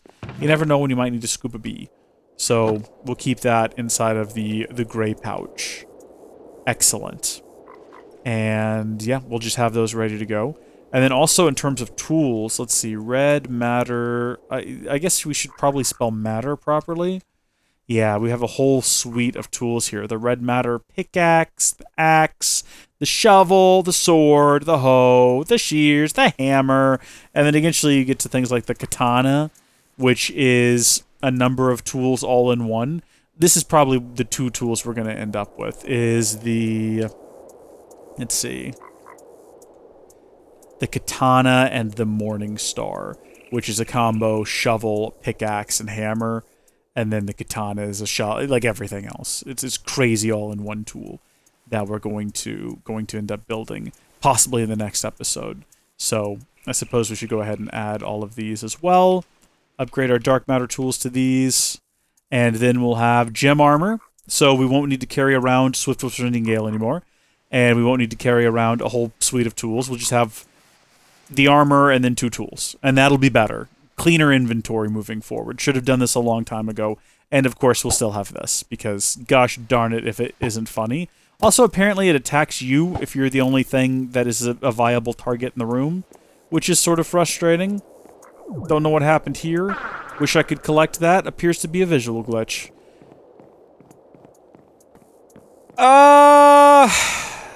I'm trying to think if there's anything else I want to talk about before I wrap this up. It's kind of just like this is genuinely the most members-only content we've ever made. It's literally appealing only to the people who would, well, the people who would be willing to pay to see it, I suppose, is a way to look at it. Be Happy's going well. As of the time of recording this, I've got 12 episodes recorded. Need to record 13. And episode 9 was just released. So if you want to put this in a timeline for yourself, episode 9 came out today, episode 10 is coming out tomorrow, and episode 11 and 12 need to be edited. And I've not recorded 13 yet. Probably going to finish the Beatrium. Depending on when this goes out, you might not know what that is. But probably going to finish that soon. Before I move on to actually doing stuff with bees. Getting good, helpful comments from folks about how to use bees. Which is good and needed, because I didn't know. Gotta put sand out for sand bees. Who would have guessed? You don't put honey out for honeybees. Whatever. And I'm thinking July is when I want to launch that. I did do a poll for whether or not I should release all of the original series as one big video or several smaller videos, and most people voted several smaller videos. But I think the issue was maybe I didn't explain my intentions well, because I think a lot of the concern with releasing them as individual videos was getting views, which is not why I'm doing it. I want to release this like higher tier version more so as You know, like sometimes people will release, like, here's what happened in Mandalorian Season 1 and 2, kind of in the lead up to 3. It's like that, but it's the entire series in one video, is the way I sort of envisioned it. And I might end up just going with that. It was really more just to kind of gauge interest and see where everyone else's opinions were, and I don't think you're wrong to think that 20 individual videos would be better than one big one. But I don't really want to draw a whole bunch of attention to an old series, you know what I mean? It's not, if I wanted, I guess if I did want views, I would release them one a day over the course of 20 days, and they might do pretty well. But how many people are looking for a Be Happy series in 2023? I just want to upload a higher quality one. I've not actually bought the upscaling tool yet because I'm still trying to debate whether or not I want to do that. There's some free alternatives, but I haven't liked the results I've gotten with those, and I used the free trial of Topaz Labs AI upscaler, and it looked really good, but that's $300 software. It is buy once and you're done, so it's not a subscription or anything. And I paid $300 for Final Cut Pro 11 years ago, maybe 12 years ago, and I'm still using it. So, and there's a ton I could do with upscaling, like AI upscaling. Like I could remaster everything, and it'll also do like AI frame generation, which is cool. But I don't need that for to Be Happy. It's already in 60 FPS. But yeah, I might string all those together into one big video. Upload that July 1st.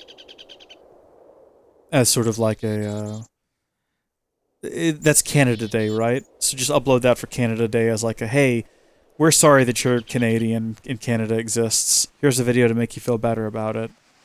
And then after that, go and release the first episode of Sky Beast 2 on July 4th for Independence Day. And then release them every day after that.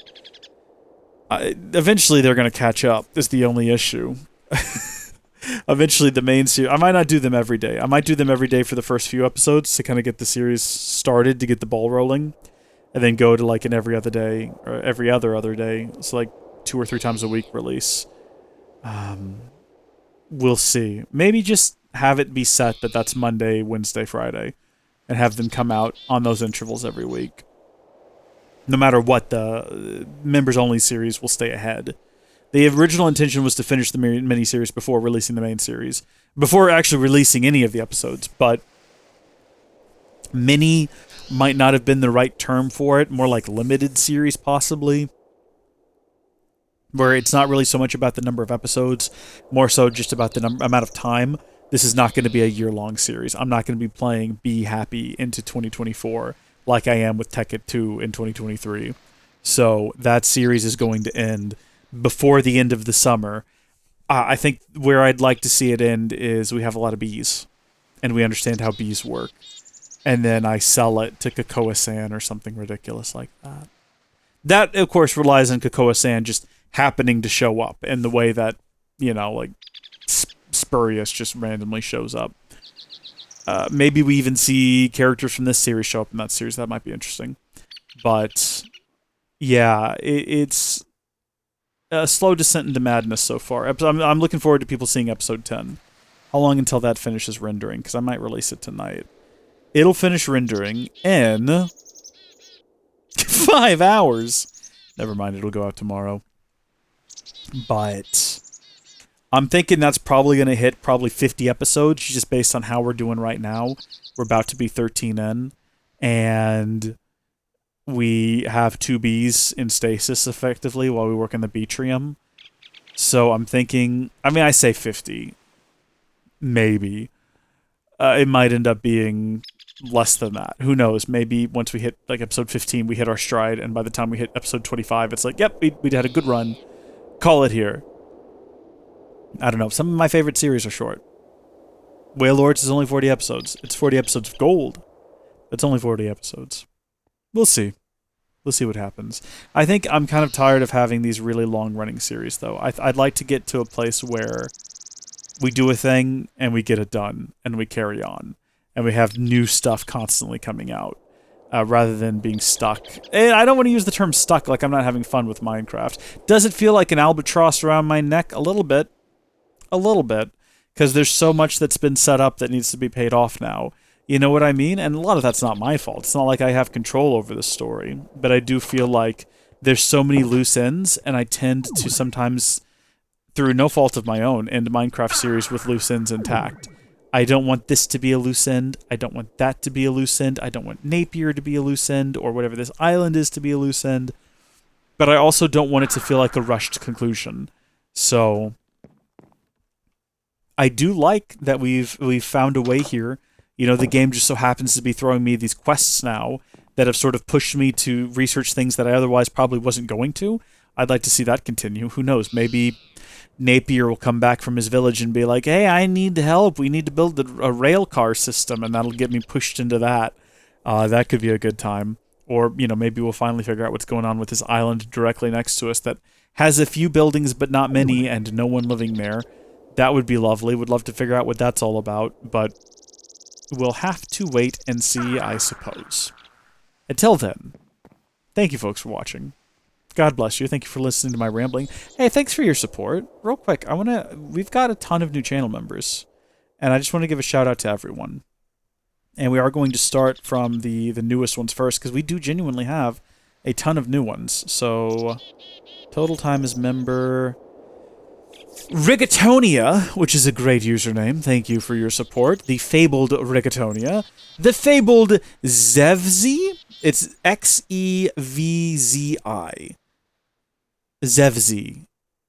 Or Xevzi. I think it's Zevzi, though. Gamer, the Fabled Gamer 225.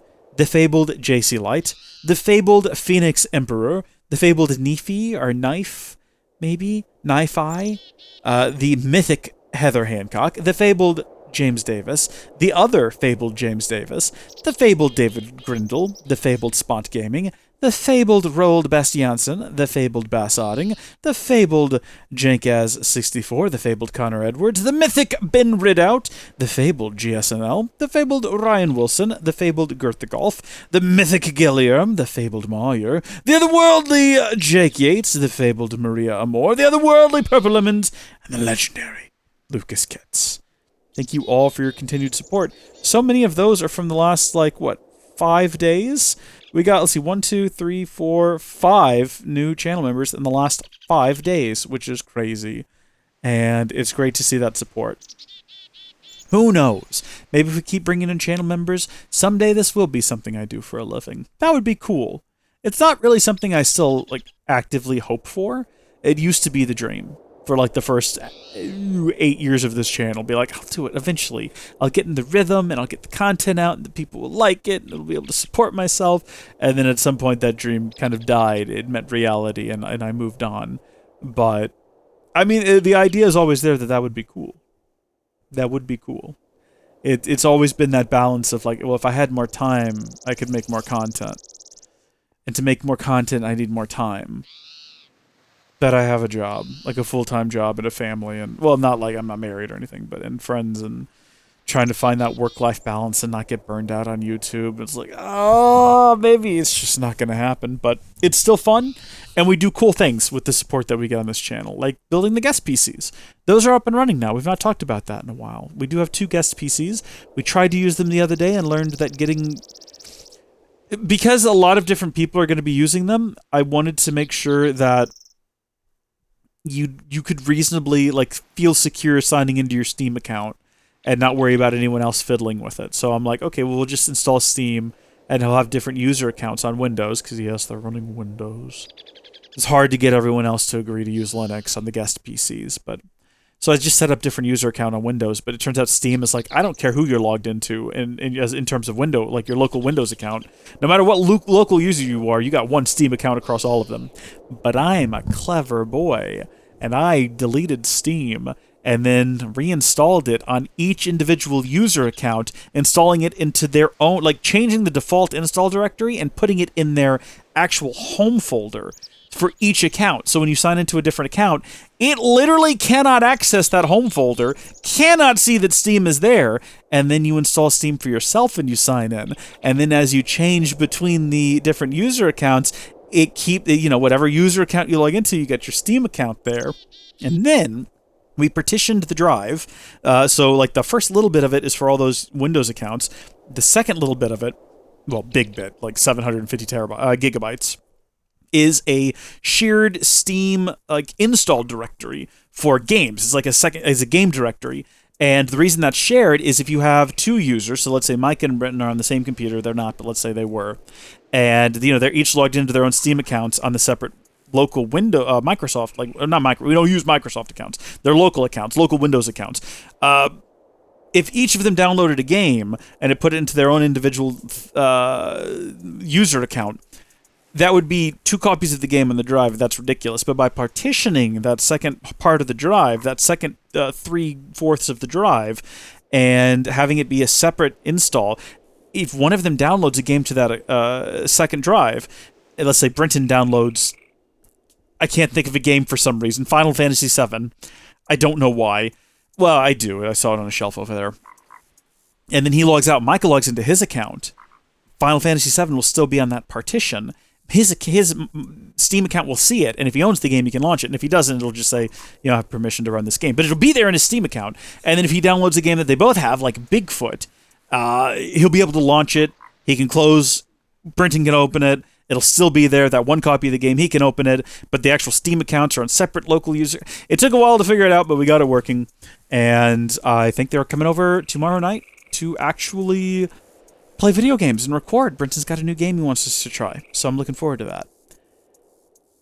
So that's something that we would not have been able to do without channel member support and without, like, oh gosh, don't go to sleep. You didn't see it. I don't think you saw that, but my screen started to go to sleep. It would not have been able to do that without your support, without, like the YouTube revenue and all that. So having fun with that, and hopefully that'll make recording with the guys easier and continue to fund all of the other crazy stuff we do. I mean, you could say that indirectly we're getting Final Fantasy 16. I hope you folks are looking forward to watching that. I don't know if it's going to be a Let's Play or a live stream. Probably not a live stream. Probably going to be a Let's Play. I've thought about doing these, like, live recording Let's Plays where I live stream just to channel members as I do a Let's Play recording, and then that gets edited up and uploaded as a regular video, and then the live stream just remains as like a private thing for channel members. But like if you wanted to watch me record, the issue is I wouldn't be able to interact with the chat, right? Is the only issue, because that would be distracting in the Let's Play. I've had people go back and watch older Let's Play series, and that's like the running comment is always like, if it was from something that I recorded live, like the Sky Factory Let's Play was recorded live on Twitch, and then when you watch it back on YouTube, it says live archive in it, but people are still like, man, this is distracting. Why aren't you focused on the game? Like, I'm sorry, I was having fun with my chat. And for something like Final Fantasy 16, where I kind of feel like I would want that to be a Let's Play, would I do it without the chat even on? Would that even be fun for channel members? There's a question if you've made it 37 minutes into this nonsense of me just rambling. Would you be even... Why don't I just make a podcast? Why do I do this in TEKKIT? This is the second time now I've just stared at a thing in TEKKIT while I've talked. Here we go. Would you be interested in watching a live stream where the chat was disabled? Because I wouldn't want to leave it on but not look at it, because then it would just be unmonitored chat. So you could basically... It'd be like tuning into a Let's Play live... the issue is sometimes I grind in Let's Plays while I like watch YouTube videos. So then what are you watching then? You're just watching me silently stare at a screen while Red Letter Media plays in the background. I couldn't stream that. I could. I just have to make sure you didn't hear the Red Letter Media. This is increasingly becoming a worse and worse idea. Maybe you wouldn't want to watch this. If I maybe... Ooh... let's take that out of it. Let's say it was a Let's Play where I was being actively engaged in the content throughout the entirety of the live stream. Would you be interested in watching members-only live streams where I was just recording a video and you could tune in live, but there was no chat? Let me know. And no, it's non-negotiable. Chat's not going to stay on, because if chat is on, I'm going to be paying attention to it, not the game. And I can't just not look at it, because then you have unregulated chat and people are talking about insane things like licking toasters, and I will not have that on my Christian Minecraft YouTube channel. Bunch of toaster lickers. That's a throwback for the OGs. Let me know what you think. Give me some feedback. Would appreciate it. I'm going to go now. Thank you folks for watching. God bless you. I'll see you later. Goodbye. Howdy, folks! How are y'all doing? My name is Reese, and welcome back to our glorious adventures in TEKKIT 2, where today we are continuing our adventure with Spurious, who says, "Hello, Reese Crafts. I have one final request for you, if you have the time." Speaking of time, we've heard rumors about a watch that can do more than just tell the time. It can, as the legends go, control time itself. Have you heard of such a thing? Yes, and I can bring it to you. Yes, but I will not make it for you. And no, I have not heard of such a thing. So, they're giving us a pretty good list of options here. We can either play dumb, or we can be honest and say, yeah, I know what the watch of flowing time is, but I'm not giving it to you, because I have no idea what you're going to do with it, Spurious. You weird, curious creature. Oh, Spurious, curious. That's probably just a coincidence. I doubt there's anything to that. I will not make it for you. That is a shame. If you change your mind, please come and speak with me. I assure you, we will make it worth your while. I thought they were going to say worth your time, and that would have been quite funny. So he wants a watch of flowing time, which could have been pulled up just then because I had Project E pulled up anyway. But the watch of flowing time's a pretty interesting little beast, and honestly, it's best used on a pedestal. But right-click to change mode. Time control mode is off. I'm pretty sure you can speed up time, maybe slow it down, maybe even reverse it if I'm not mistaken. You could do some interesting things here with the Watch of Flowing Time, but on the pedestal, it gives bonus ticks to nearby blocks every tick. So each tick, nearby mobs move 0.1 times the speed. Don't know what that means. Maybe it slows them down? That could possibly be what it means. But mostly this is used to speed up your contraptions and make them faster. But here be spiders. Because if you put this near certain machines, like let's say underground, not even really that far underground, let's just say slightly below sea level, you have a factory that is constantly churning out something along the lines of a fully automated medium voltage solar array system. So, you know, let's say you have one of those, and it's spitting out, you got 69 of the darn things sitting over here, and you start setting those up. There's potential that your machines could get wrecked. They're not going to blow up, but because it alters the speed, the tick rate, it has the potential to cause power not to be delivered correctly, so your machines stall, or sometimes production halts, and it gets stuttery and jittery, and you kind of just have to play around with it. It's hard to know as soon as you place it down definitively one way or the other whether or not it's going to work properly. You kind of just have to try and be ready to be disappointed if it breaks everything, because it do happen from time to time.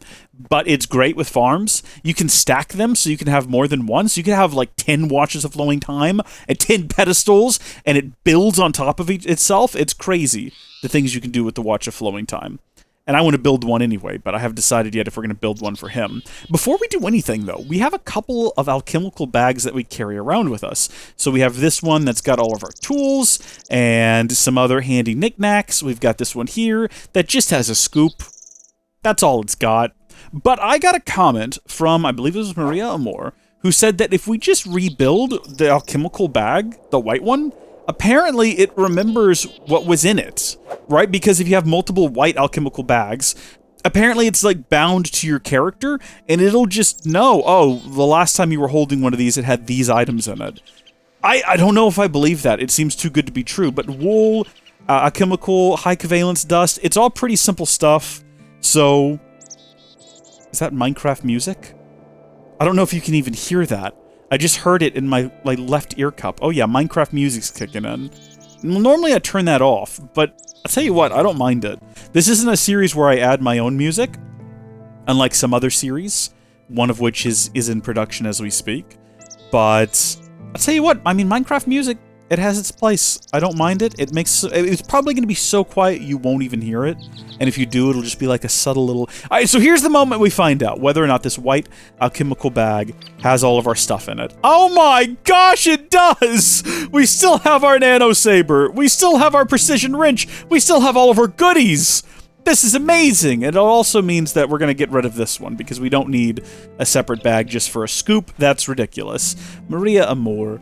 Maria, you are a channel member of the week, which is not a real thing, but it is now. Thank you for that tip. Maria Moore also left us another helpful comment, stating that the reason the arrows are going squiff in your base is the Project E torches around your base. That's true. So we've seen the interdiction torches cause arrows from skeletons not to hit us, so it makes sense that it would also get weird with these torches from our Archangel Smite. So that kind of explains why they're not going head on. I thought they were just doubling back and going after me because I was the only closest living thing. But no, it's the interdiction torches, which actually makes a ton of sense. And if we wanted to, we could just go test that outside. So if we just grab ourselves a nice torch and plop that down, let's get away from any place we know there's an interdiction torch. So like right here, for example, and we fire right on top of this thing. Yeah, it's going to get repelled back at me. And if we stand right on top of it... Oh, I kind of expected to get, thrown up into the air. The point is, it's not going anywhere near that torch. And I reckon if we fly... Oh my gosh! If we fly... This thing has, a really long range, doesn't it? Wow. Yeah, okay, now I'm confused. There we go! Okay, I finally got far enough away that it must do the calculation early or something? It's hard to say, but I mean, if I just rapid fire them, which we can do, you can see them flying off in all kinds of crazy directions now. Anywhere but at the torch, which is very funny. I'm gonna leave this torch here now. How did that get there? What is this, and where did it come from? Why is this like this? I'm so confused about this place. I feel like this is my fault, but I don't remember. Oh, I had something that threw a lava around is what I had there, and this is where I died. But that's okay. The death hurts a little bit less now that we know that this is here. So bless. Next, we are going to build the Watch of Flowing Time, maybe? Or maybe we're going to keep putting it off? Because I don't know. Maybe I need to let you folks have a voice. Maybe I need to let you folks decide. Do we build the Watch of Flowing Time for Spurious? I mean, when you consider everything else we've already done for Spurious, we've given him all manner of multiple rings. Why do I have 2 Swiftwolf Rending Gales? Wait a minute, what? Why do I have 2 of these? I am confused. Wait. Is something broken? Did something get broken? Wait, why are there 2 of these? Wait! I'm so confused. I also don't care enough to think about... I'll probably just look back at previous footage, and there's a rational and reasonable explanation for why... Oh, did I make it so I could test it in a pedestal, and it shoots arrows or lightning or something? Maybe that's a possibility. I don't know. What I do know is that I don't really want to walk around with all of these tools. So what I'm going to do is I'm going to first upgrade them to the red matter tool set. So that's just adding dark matter and red matter. And of course, we have essentially endless matter.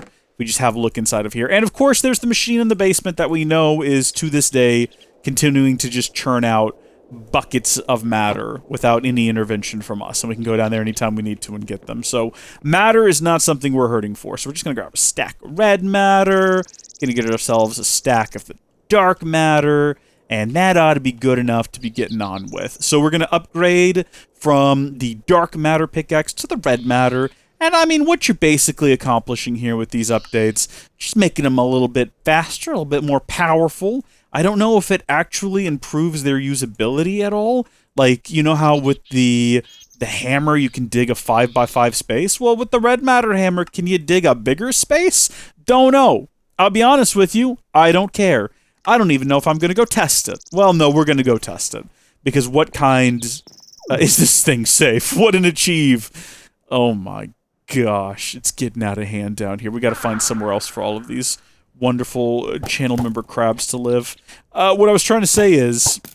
No, I don't remember what I was trying to say. Was it about being a bad YouTuber who doesn't do their due diligence in the preparation for making these videos and just goes in all willy-nilly and just tries their best. If I right-click with this thing, what happens? It looks like it's possibly bigger. Yeah, no, I'm going to say it is. That's what, 1, 2, 3, 4, 5, 6, 7... 7 by 4? Yeah, no, that's bigger. And I'm assuming that's probably what we can expect from everything. More powerful sword, probably faster digging pickaxe, bigger hoeing area. All that's really cool. But this is a large number of tools, I think we can all agree, to carry around with us. To the point where it's a little bit silly. Can I not open this? I don't know about keeping this ring on my person at all times. It's starting to get a little bit pesky. If I'm gonna be honest with you, constantly shooting off arrows is getting a little bit annoying, but more annoying than that is, like, look at the sheer volume of tools. If I want to do everything all of the time, I've got to have 7 tools on me, because that's 4, 5, 6, 7. Or do I? Well, there's a couple of tools we can build. One is the red guitar, or probably even, guitar, and then the red morning star. And as you can see, each of these takes 3 or more tools, and I say 3 or more, it's 3 or 4, combines them together to get a super tool that does all of the things that the tool does individually. So naturally, we're going to go ahead and build that. And instead of taking up all of that inventory space, look at this, it only takes up 2 spaces. And I've got my super sword, and if you ever forget which one does which, you can just, like, hover over it and look at the recipe.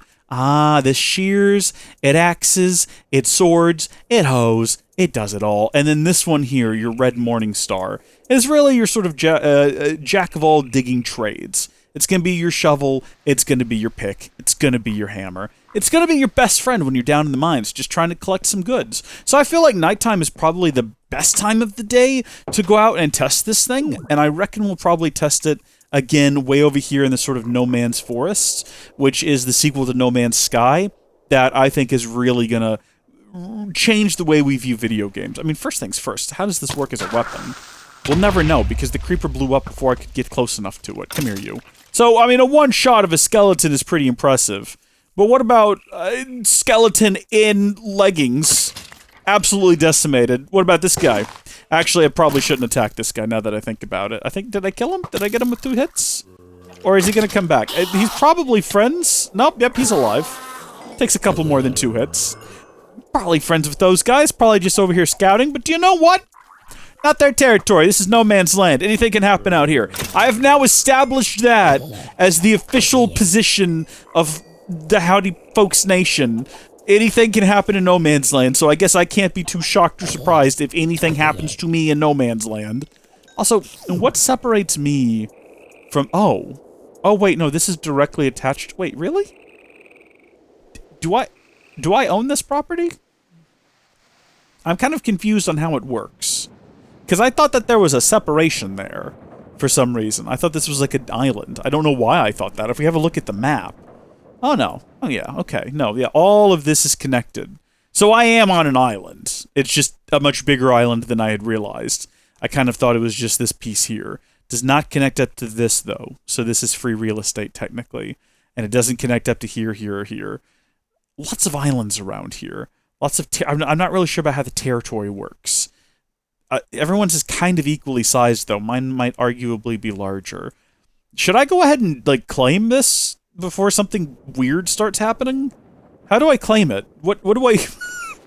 How would I go about doing that? Wait a minute, let me get some marble? And maybe some lamps? I use lamps. I feel like that would be expected of me. If you see I've not seen anyone else using... Has anyone else been using lamps? They've been using lamps. They have lamps all the way around. Okay, alright. Well... I mean, surely the white lamps. We've not seen anyone else use those. So if I just take some, like, marble and some white lamps, and I just go down here, and I start setting up beacons, right, on the corners. Say 1, 2, 3, lamp. And then just do that every so often. Is that sort of...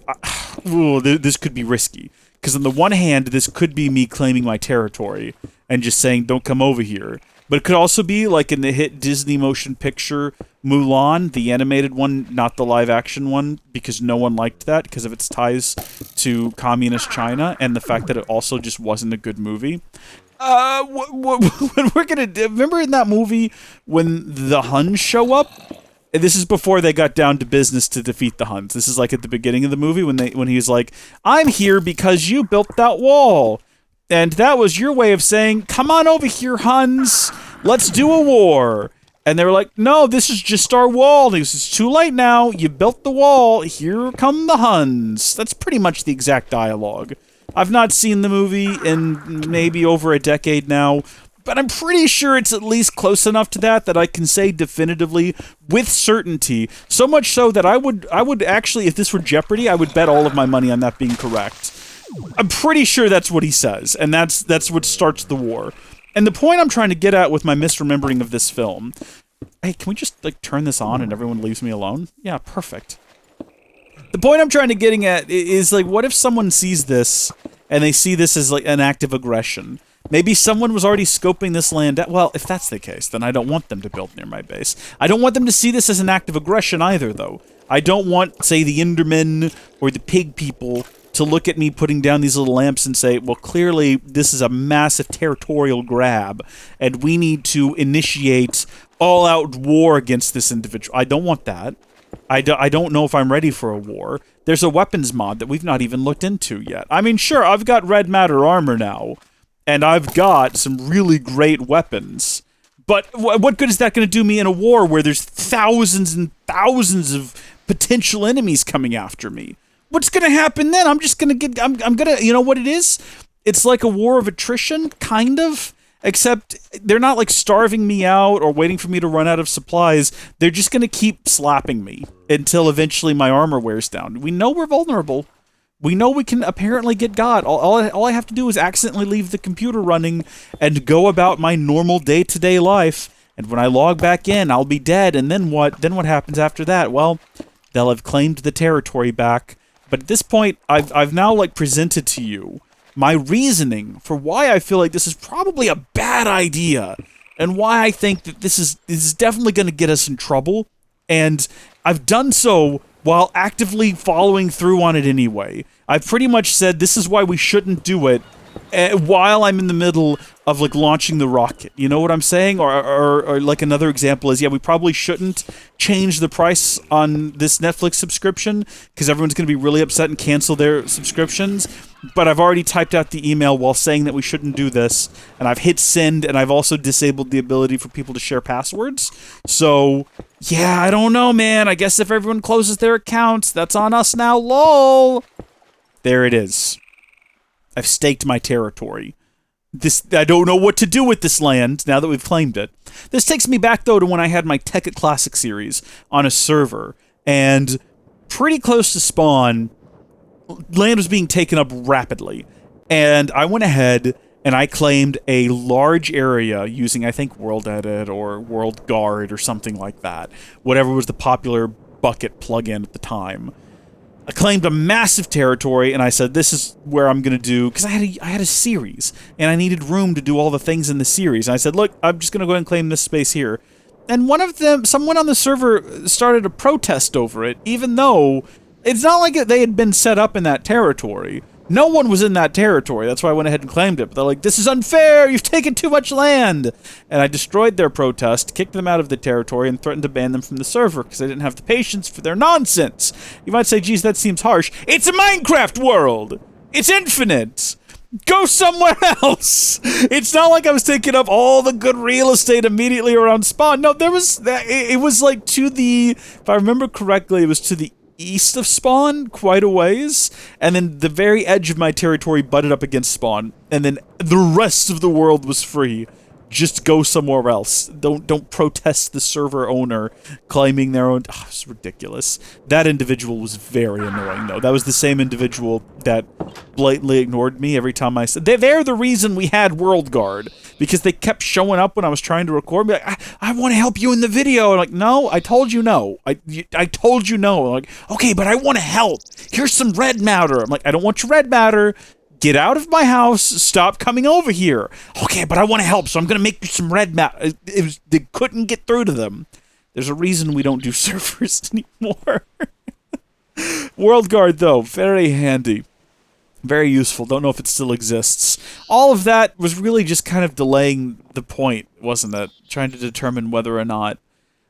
I'm still not sure. What if we built gem armor? Because the thing with gem armor is it's sort of like all of the rings. Well, not all of them. but some of them. I'm pretty sure it's like some of them. Look, you can have a helmet that's got night vision. That's crazy. And then also, maybe become the master of time. Right-click to change mode. Yeah, I don't know if you can actually, like, use these things in... I know you can fly. I know that's a thing. If you make the gym boots, you can fly. And then I'm pretty sure maybe you're invincible. Should I just look up the gem armor real fast? Should I just go ahead and do that? Let's see. Gem armor. If I just type that in there, what are the odds it's going to take me to something useful? Okay. Well, this is unfortunate, because it's taken me to the TEKKIT pack, which is so old. Not the TEKKIT pack website, mind you. No. The actual TEKKIT pack that predates the original TEKKIT. I don't know if any of this is actually... Well, hold on. You know what? I doubt it's changed that much. Project E is a faithful recreation. It's probably accurate. So, Gym Helmet. Breathe in water and press R to make lightning strikes wherever you are looking. Does that make sense? That doesn't even have the right... That can't be right. I feel like that's not accurate anymore. But okay. I mean, this also mentions the night vision, though. So, like, clearly this is outdated. We got the chest plate. It says here that an immunity to fire and lava, and press C to cause an explosion around you. I can see that. I can see that being what that does. Okay, and then the leggings. What have we got there for the leggings? Hold shift while free-falling to increase speed. That's fun. Hold shift while not free-falling to slow down and repel mobs in a 5-block radius. Possibly. Is that what the Watch of Slowing Time is for? And then finally we've got the Hurricane Boots, which they're not called that anymore, but immunity to fall damage while not sprinting. Why while not sprinting? Always sprint on the ground. Hold space to quickly ascend. See...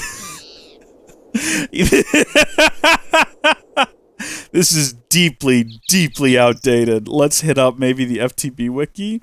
Gem armor. This maybe could be possibly more updated? Okay. I mean, it's kind of got the same information and doesn't really mention, yeah, any of the useful... We might just have to build it. Why are all of the wikis outdated? Why are all of the wikis outdated, and why do none of them have any useful information? This is very frustrating.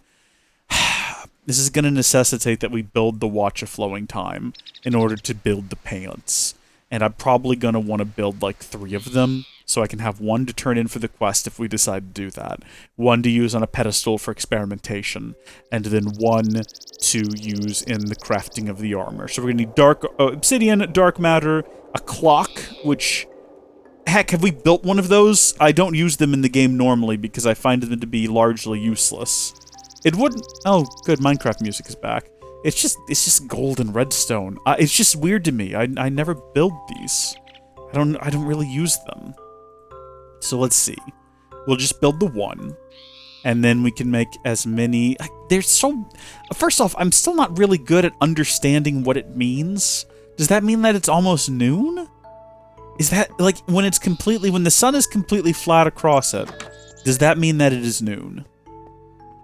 Maybe this is the moment. Maybe today is the day I finally understand how the clock in Minecraft works. Maybe we stand here for 40 minutes and watch the whole day-night cycle twice.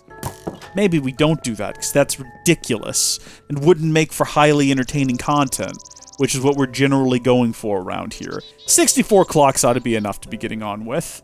A bit of dark matter, but not in block form. And some obsidian, but in block form. And then finally some glowstone, which we always need. And then we can use that to create the Watch of Flowing Time. And then we can use that to create the Watch of Flowing Time. And then one more time we can create a Watch of Flowing Time. And we'll go ahead and just get rid of the rest of this stuff and grab a pedestal. And we'll just go outside and play with the Watch of Flowing Time for now, and we'll just kind of see how we feel about this. Oh, while I'm in here though, we do need a number of Klein stars. We're gonna need 1 for each piece of armor. Does that mean it holds its own EMC? I guess all these things technically hold the amount of EMC they're using at any given time. I don't know. How do we demonstrate how this works without destroying anything? What's the easy... You know what? Probably the easiest thing to do is going to be to just plant a couple of things. So, there we go. We just right-click there with our katana. Sorry, katar. Very different. We'll grab some seeds of some variety. Maybe a beetroot. These are really the only types of seeds I have. A beetroot and a couple of wheats. Click that down, click that onto it, right-click to activate it.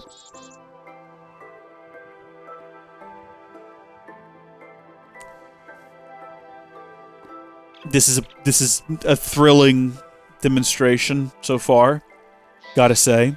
Oh, by the way, this can be used if you build a EMC generator like the one we have in the basement. It can absolutely be used to accelerate that. And again, the more the merrier, right?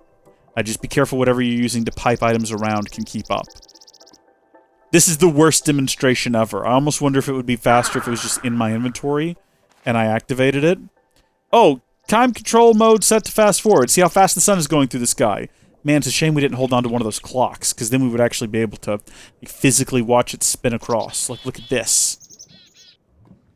Yeah, okay, that's not really all that thrilling, is it? Click it again! It's rewinding! The sun is coming back! Watch it tick back on the clock! This is actually a really cool one to have if you want to have, say, daytime all of the time, because I'm pretty sure the next one is pause. I might be wrong on that, though. Oh, no, it's just off, so it's fast forward, rewind, or off. What about putting it on the pedestal? Does that freeze time?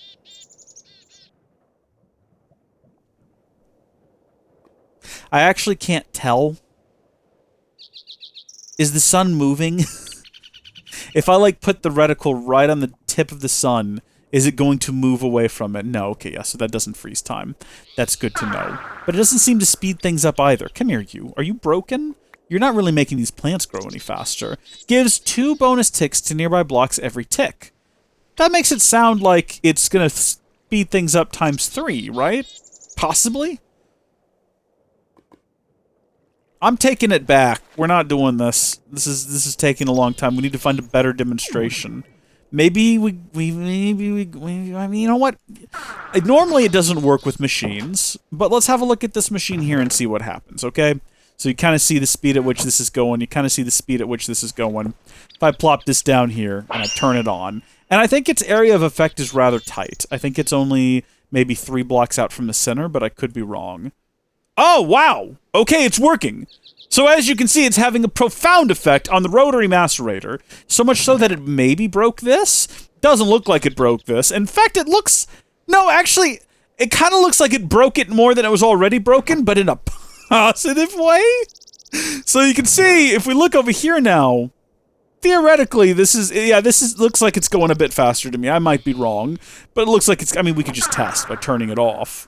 And then we'll see this goes back to normal, and then we see this kind of goes back to normal, and then if we just turn this back on, it's kind of not normal again, it's kind of broken in a little bit, and then you know what, let's say we got real silly with it. Let's say we came over here, and we grabbed 2 more pedestals, and we grabbed the other 2 watches of flowing time that we got, and then we got real silly, and we just plopped these down like so, stuck the watches on there, activated them all. As you can see here, we're now moving very fast. And as you can see here, we're now moving very fast. The concern I would have is power delivery, so how are we doing down here? On the... Oh, the MFE is actually holding. So, that's interesting. In the past, when I've tried to use these to accelerate machines, it's broken them. Profoundly broken them. But this is just sort of working, and this is sort of staying broken, and this is still kind of ticking up. Yeah? Interesting. I mean, what would the effect of this then be? I mean, we might as well leave that one running. I don't care. But if we, like, brought this down there to the assembly line, could we, would we, should we? And what could possibly go wrong? I mean, how is it going to interact with things like the transportation pipes? See, there's a lot of unknowns here. There's a lot of variables that I'm unsure of at this present moment. But if we just come down here and we have a look, say, here, this is one we're always running out of, right? We're always running out of rubber. If I just plop this down, turn this sucker on, it's producing a lot more rubber. It is definitely producing a lot more rubber. It's producing it faster, apparently, than we can keep it stocked. But it looks like, no, actually, stock is currently maintaining. It's actually picking back up again, so that's just a result of it's sending more rubber along now than it was before. I'm sorry, it's sending along a lot more sticky resin than it was before. Every so often, I just come over here and make sure that it is actually producing sticky resin, because sometimes I remember that time I didn't hook all of that up properly. So how are we doing on the... I mean, will we ever reach a point where we have an excess of sticky resin? Probably not, because remember, that's going to 2 different places. So first off, it's going to right here where it's making the copper cables, and that's full. But then it's also going down here to where it's making the gold cables. And the gold cables is also full. No, it's not. It's filling up, though. Interesting. Interesting. But I mean, what negative effects could this be having? It could theoretically also be speeding this up. Again, it has a tight area of effect, but it looks like it could very well be speeding this up too, I think, maybe. I mean, I guess we could just turn it off and we could check. Oh, yeah. Oh, yeah, that's normal speed. That is faster.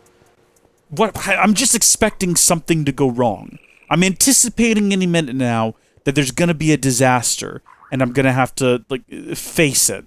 But power's holding? Power's holding. Everything seems fine.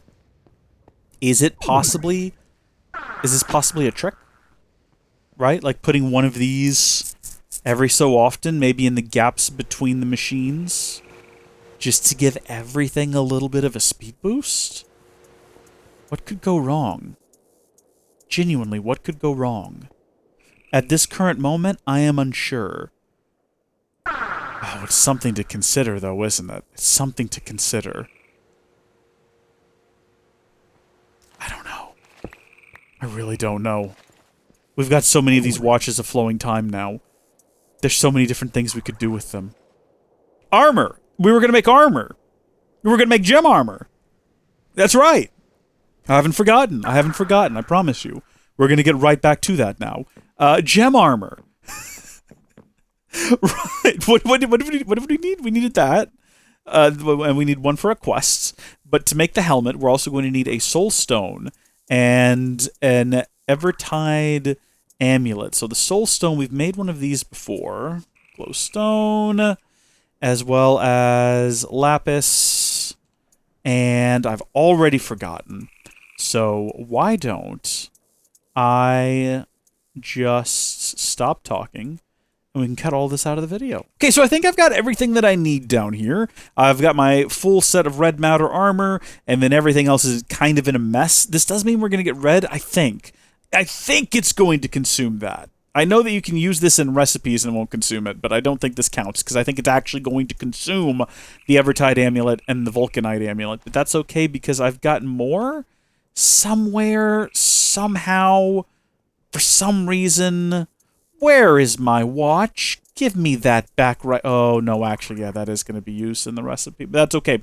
We're going to go ahead and start with these bad boys. We're going to make the gem boots, and we're going to pop them on, and yes, can confirm, flying is normal, can confirm... Oh my gosh, we do move very quickly.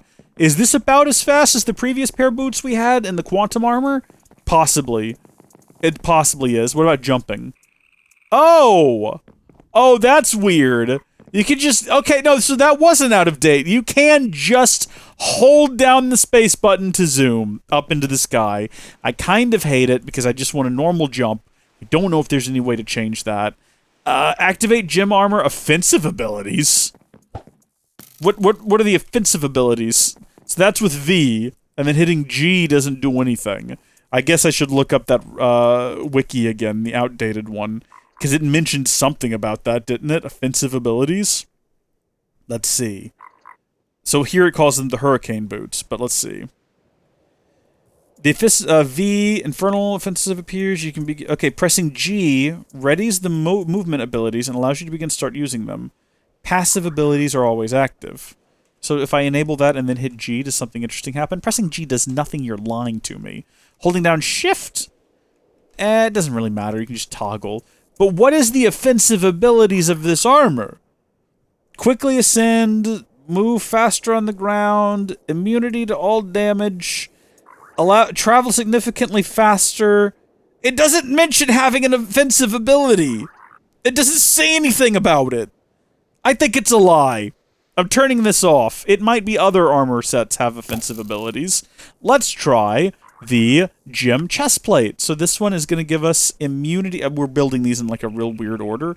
And in fact, why don't we just go ahead and make them all? Let's go ahead and make the helmet. I don't care. Whatever. Make the leggings. Just get it over with. We still have these in here. That's good. Put this stuff on. It looks basically the same. There's a mod, though, for... granted, it's a newer version, but it changes the look. So one thing I'm curious about is... See, I was hoping it would repel them, like how the ring can be used to repel them. Did that kind of do that, maybe? Oh! Or is that just like a torch or something? Look, if I hold down shift, it repels the guy. If I let it go, he gets close. If I hold down shift, though, it pushes him away. See, that's got to be a part of one of these. So let's go up to the top, and we'll start with the helmet. So, passive, breathe underwater. Offensive, press R to shoot lightning. Is this off? Deactivated. Activated? I'm gonna have to disagree with that. The R does nothing. The G does nothing. The Y, though! The Y does everything! The Y is the worst possible key to use for that. It's so far out of the way, I'll have to reprogram it. I don't know why it says it would be on R. Clicking R does nothing, other than make that weird noise. But okay, that's good to know. Okay, Infernal Armor. So that's the chest plate. Create an explosion around you with C.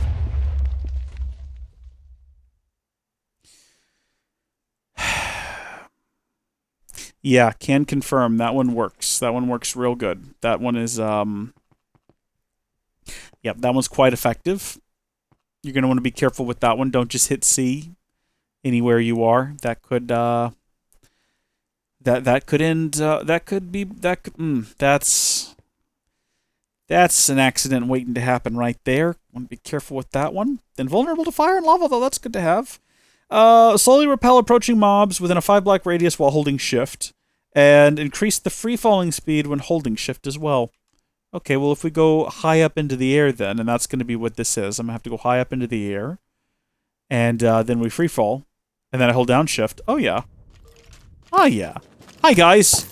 How y'all doing? My name is Reese. I can now take you off with infinite arrows. And if I feel like it, I can also create a massive explosion. I am a weapon of mass destruction. If they found me inside of Iraq, they would invade. Or they would just make up that I was in Iraq and they would invade as well. But that's just biting political commentary. This is Bizarro armor. It seems very dangerous. And I don't, again, the one thing I'm concerned about, though, if we just, like, head back over to someplace kind of far enough away that no one's going to notice what's happening. And maybe I can... Like, I don't want to go over there. I've claimed that territory now, so I don't really want to struck around with it. You know what? I think they used to test nuclear, like, armaments out in the ocean, right? So if we just fly to right here, this seems as good a spot as any. Oh, yeah, we can breathe underwater as well. So that's good to see. And I just start hitting C, right? Oh, really? Really? Just not underwater? Not underwater. Or above water. Really? What? Am I standing on top of water? Am I flying? What is happening? I think I'm just gliding on top of water for no reason. I'm very confused by that. Yeah. That appears to be what's happening. If I press F5 right now. Yeah, okay. Okay. Apparently we have Jesus abilities now. We can just... I mean, we're not even technically on the water, but I'm not flying either. If I like... See, yeah, we're just repelling it for some reason. I have no explanation for this. This is Bizarro abilities. Get me out of here. Take me... Where's the nearest landmass? This is so friggin' weird. This seems safe. This seems like well enough out of the way that no one can be mad at me for what I'm about to do. Okay, so we're gonna reactivate. Oh. Wait, what? Is it because I'm holding something in my hand? Is that really the reason I can't just hit C? That's exactly the reason I can't just hit C. It's because I'm holding something in my hand. Does that mean I could have tested this underground? Or underwater, even? Like, If I'm not holding something in my hand, will it let me? You can absolutely, if you're not holding something in your hand. That's good. Because does that mean if I'm walking around with my red guitar and I hit C? Okay, what if I'm like holding this? Good. So as long as I keep something in my inventory, I can't accidentally do one of these while I'm just wandering around in the base. The water does seem to have a detrimental impact on the explosive capacity of the explosion. But otherwise, yeah, this is dangerous. This is extremely dangerous. And now I've got to just rebuild my base. But, alright. Well, there you go, folks. That's the Watch of Flowing Time being a little bit disappointing with growing plants, but also maybe breaking the assembly line? Possibly. We'll have to test that further. That's the gem armor, and that's me asking you whether or not you think that I should go ahead and give this... I mean, you've seen how powerful the Watch of Flowing Time can be when it comes to breaking assembly lines. Who knows how else it might be used depending on who was using it. It could end up being a weapon of great good. You might even start off using it, intending it to be used as great good, but through you it would work the most horrific evils. And what I'm saying is that I'm not really sure if giving this sort of absolute power to anyone other than me is a good idea, because obviously this is my YouTube series, so whatever I decide to do with it is going to be a good idea. But I'm not so sure about giving it to Endermen, because aren't they seem to be kind of aggressive. If you look at them, they just come up and start slapping you, which is just not okay. It's not a normal thing to do just because someone stares at you to just run up and assault them with the intention of killing, which tends to be the normal sort of attitude of Endermen. I don't know about giving them a Watch of Flowing Time. I don't know what they could do with it that could possibly end poorly, but I mean, they'll find a way, right? So maybe we keep this power to ourselves, or am I just being greedy and thinking about how I can take over the economy? Like, am I being a bit of a Jeff Bezos looking at this and thinking, man, with the Watch of Flowing Time, well, we can have the most efficient warehouses in the country. We can cut staff down by half and then cut their wages by half and then just have them work and they'll get twice as much done in the same amount of time. I'm Jeff Bezos. I'm a bad guy. Is that what I'm doing right now? I'm unsure. I'm quite honestly unsure. Comment down below. Do we give him the extra Watch of Flowing Time, or do we not? Keep in mind, I might record the next episode before you have an opportunity to even comment. But I'd love to hear what your thoughts are anyway. In the comment section down below. So if you have a thought, please share. And in the meantime, I'm gonna see where our mercurial eye is. Thank goodness we have one here. And this is going to be the way faster and way more intelligent way of... Oh, I want to hit the right button here. Is it G? No, is it... It's G, right? To change the, Hello? How do you... Hello? Do I need to be on the ground to configure this thing? Like, how do I change the mode? Hello? It seems to be broken right now, the mercurial eye. What happens if I right-click here? It doesn't do anything. Is it broken? Is it entirely broken? Hello? I'm so confused. Is it because of my armor? If I take my armor off? Okay, well, I'll have to figure this out later. Thank you folks for watching. God bless you. And I'll see you later. Goodbye.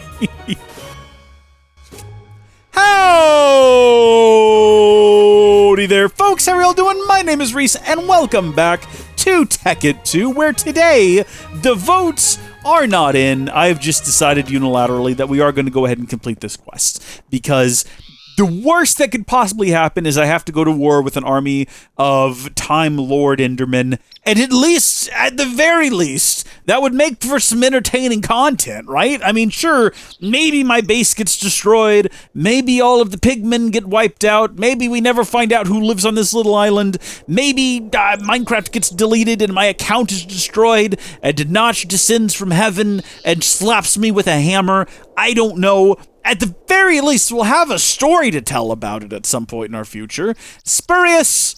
I've heard of it, and I can bring it to you. Excellent. Please rest assured that we will, once again, make it well worth your time.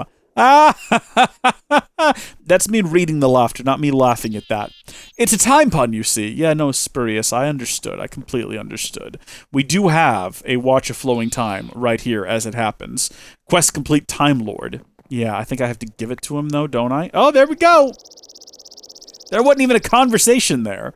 I just right-clicked him, and I got credit. I got 8 of them. Did I put those in my bag before?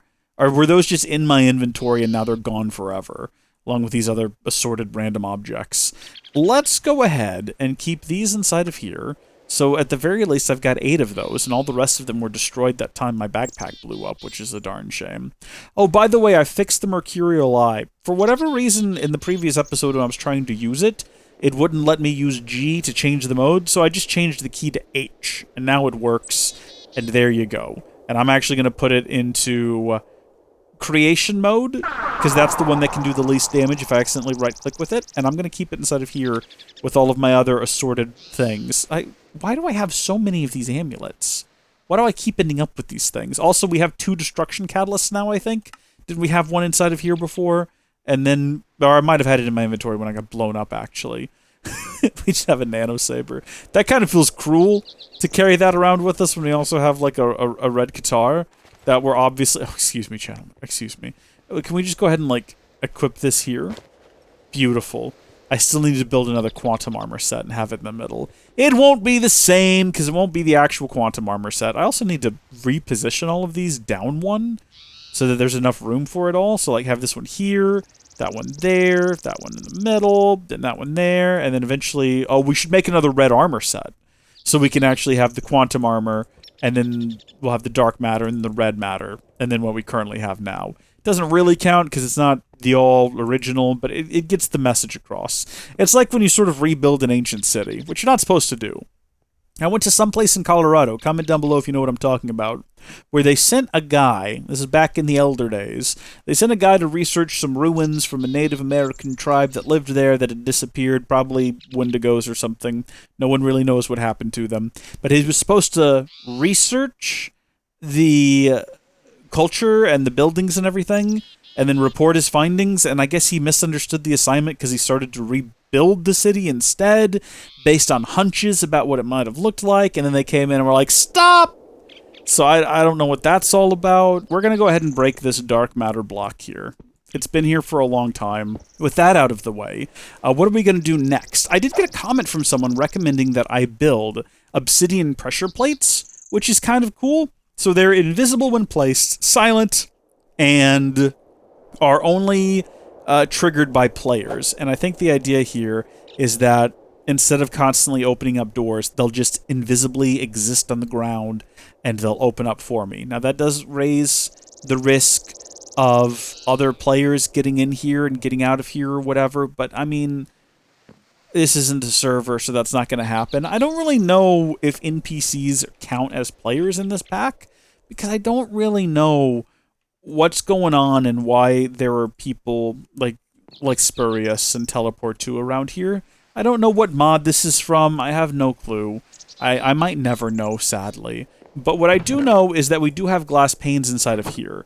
So we can go ahead and combine those with these. And we might as well make them all invisible, because I don't foresee any point in my future where I'm ever going to need visible obsidian pressure plates. And I've said that now, and I'll probably be wrong. But let's see what this looks like if I place this down, say, right here. That is truly invisible.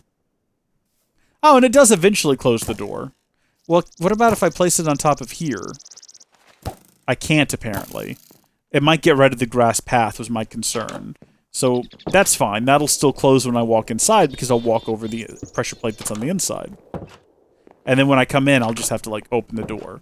And that's alright. I mean, I don't think I would want anyone to be able to just...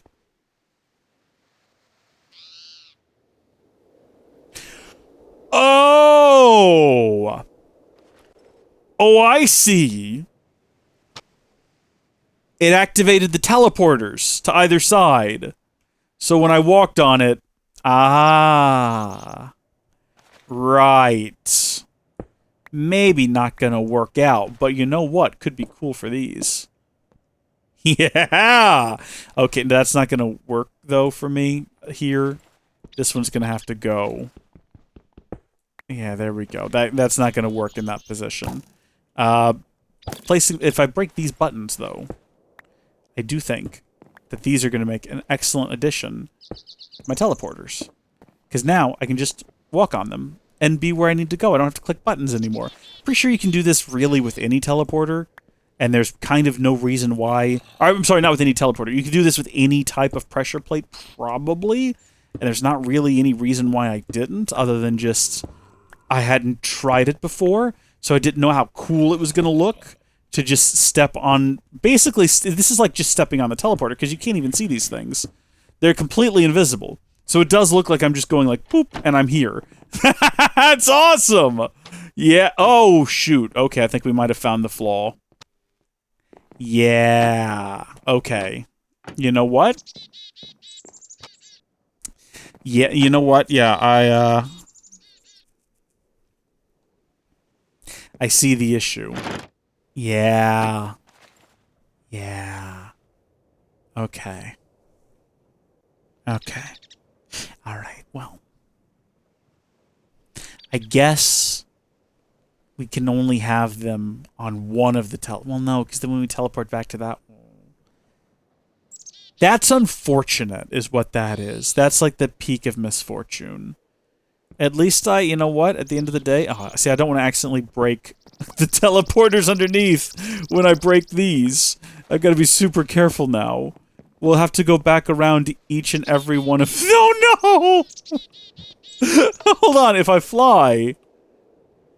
Okay, but I'm not going to want to do that every time. Alright, well, this was a horrible, horrible mistake. And we should definitely just stick to them being near doors. And even then, only certain doors, right? The issue being, I'll go fix the other ones later. This is the door I use the most, though, and I hate that I can't put one here. That's really upsetting.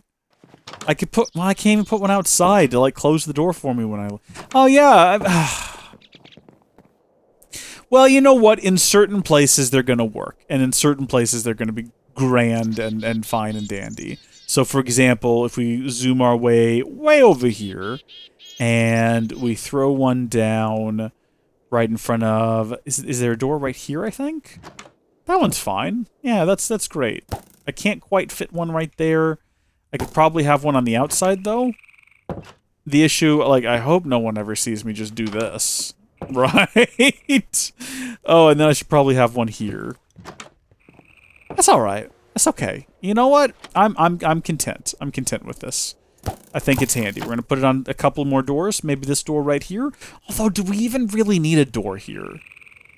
When there's a massive gaping hole into that other hallway, literally right here, what benefit is there to the door down here? Why not just have that be open? That's the real question. What if we just did that? What if we just had it be open? And we have it, like, be a little catty corner sort of door. Like that. Do we like that? I don't know if we like that. Oh, yeah, I forgot the Minecraft music is still on. Every so often, I just hear a little tinkling. And it's Minecraft music kicking in. And I'm not used to that. Because I don't often listen to Minecraft music. I normally have it off. Why even have this wall here at all? Right? Like, what is this serving? We could just get rid of this wall entirely. There's no reason for it to be here. It just dissects these hallways. Or bisects them, maybe? One of the two. It doesn't need to be here. It serves no purpose, no function. I'm leaving it. I don't know why. I can't tell you why. I don't know. I don't know why. I don't know why there's a dip in the ceiling here. Sometimes decisions are just made by me. And I have no way to justify them. I just say, this is what we're doing. And I charge forward boldly. And people just go along with it. People just watch my YouTube videos like, yeah, this guy must know what he's doing. But I don't. I don't know what I'm doing. And worse than that, I don't know why. I don't know what I'm doing or why I'm doing it. I'm just jumping from one thing to the next. One minute I'm building incredible, powerful armor. The next, I'm trying to decide why there's a wall and why I'm keeping it when it serves no purpose. Who am I? It's just me here. It's just me and a bunch of NPCs. None of the NPCs have ever tried to invade my home before. What am I worried about them doing? And what if they did? What are they gonna do? What are they gonna steal one of my fantastic EMC generating machines? Look, I'll even light the path. It's just me. There's a hole down there. Why have a wall here? You know what? I need to calm down. I'm not thinking rationally. When you start thinking irrationally, you start doing crazy things. Like forgetting that you could be building a hyperkinetic lens. That looks like fun. Apparently that's something that can damage big armor. You know what I mean? And when I say big armor, I am referring to the military-industrial complex. They're terrified of hyperkinetic lenses, as they should be. Because once the people are aware of what a hyperkinetic lens can do, we never go this way. Let's go this way. Ho, ho, ho, ho. It's going to be it for them, let me tell you. It's going to be it for them. So we're going to go ahead and build a hyperkinetic lens. And it's going to be so much easier to access all of this without that block of dark matter in the way that I kept forgetting to take down. So let's have a look at this. We need some diamonds, we need some dark matter, and we need a Nova Catalyst. Have we built? I feel like we built a Nova Catalyst. Because in the past, we built a nuke. And then I said we needed diamonds, and I don't remember how many. And then we probably need some dark matter as well. Only 2. And we don't need as many diamonds as we got, but we already built them, so we're going to make the darn thing, and then get rid of the diamonds, and then I'm going to look up... Should we look it up? It could be more fun if we didn't. It might just be like a funny lark if we go back outside, and we go like a ways away from here, where it's like someplace safe. The one thing I will say about this is it's much harder to like get going stupid fast. Oh, look, you don't... Oh, wait a minute. You don't have to fly. You can just hold down the space button and kind of bob up and down a little bit. This is a good time. Okay, good. So this is where we've previously tested random things. If I right-click with this... Yep. Okay. Alright. It kind of just... It doesn't seem to deal damage to them. It kind of just makes a hole in the ground.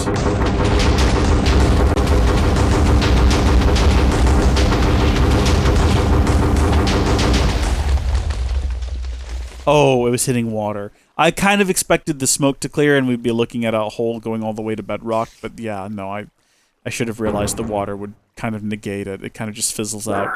If I make it a bigger explosion, will it make it like... Oh. I mean, how big does this go?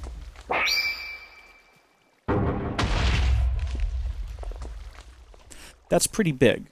That's actually pretty sizable. Theoretically, and it was trying to put everything in my inventory, I just realized. That's pretty handy. Maybe a useful mining device? I'm assuming it's pulling energy from the Klein star. What is that, 914? If we use that a couple more times. Yeah, 306, so it used quite a bit of power. But, like, you could use this for some serious terraforming. If I wanted to make, like, split... If we have a look at the map here...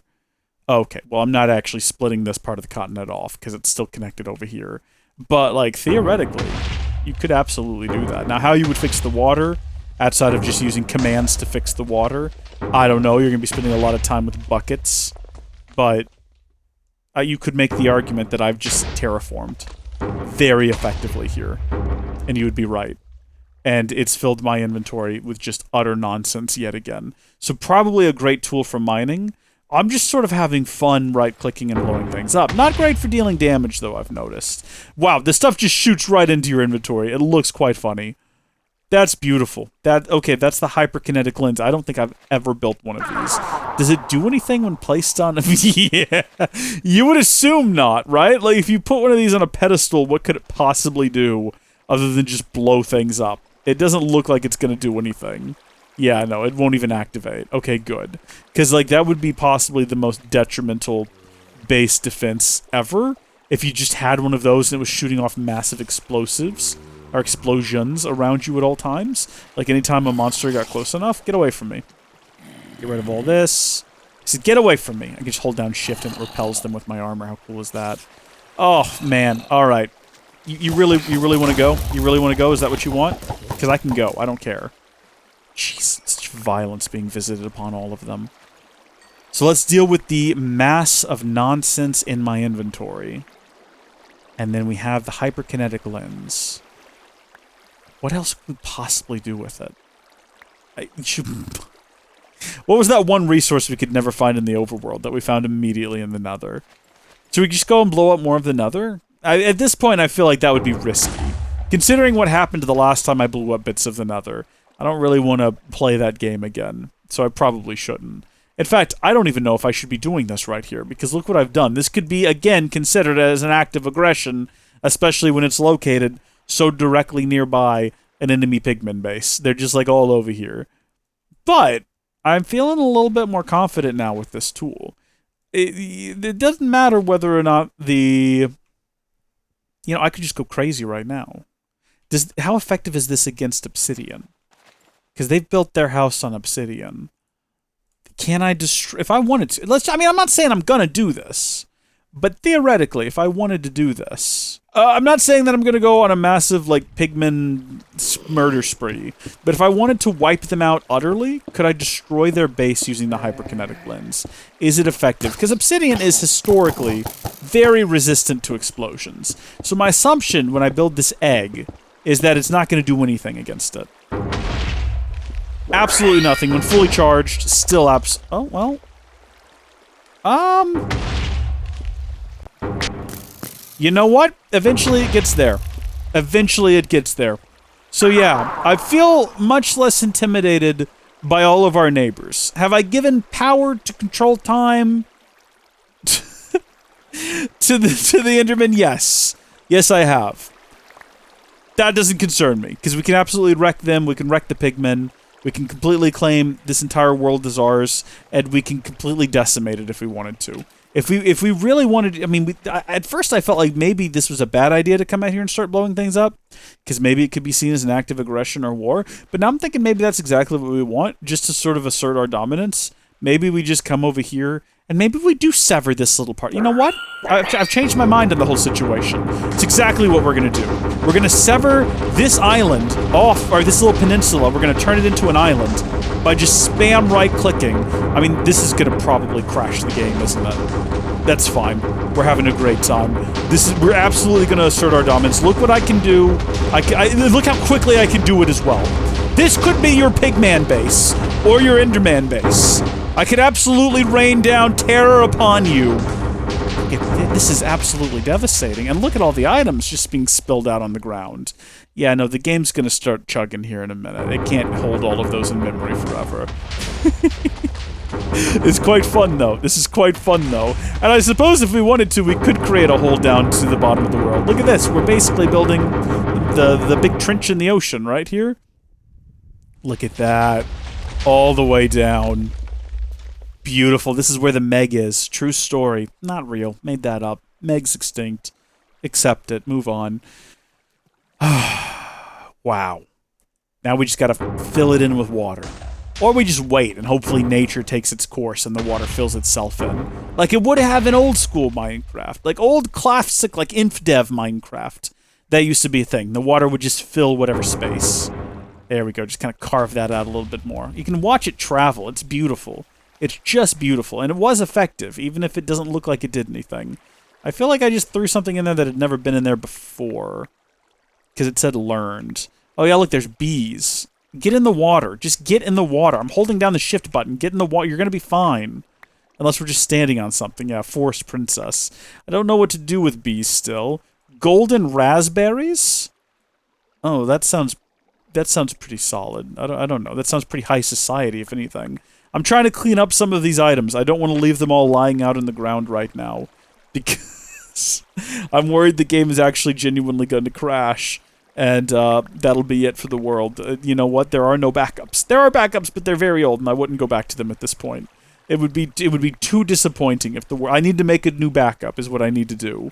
But we're going to try to collect as much of this as we can. There's just so much. Oh, blueberries. That's lovely, too. Some red currant. Some black currant saplings. What? It's a type of tree, apparently. I don't think we've seen that before. I thought we'd seen all the trees that there were to see at this point, aside from the ones that you have to breed manually. Because we went on an adventure in one of the earlier episodes to find alternative types of tree. Look at the items. They're not normal. Look, they're not bobbing normally. Should we just leave this area and hope that this all despawns? Is that like the best bet? I'm kind of hoping we still find some other interesting things. But, I mean, my inventory... Oh, it won't even sort at this point. There we go. Yeah, no, it will. I don't know about this. It's filling up in an odd, sort of stuttery pattern. I'm not too sure about any of this anymore, and I don't know if we're going to find anything new or interesting. At this point, we've already got a couple of bees and a bunch of random fruits and some mysterious saplings.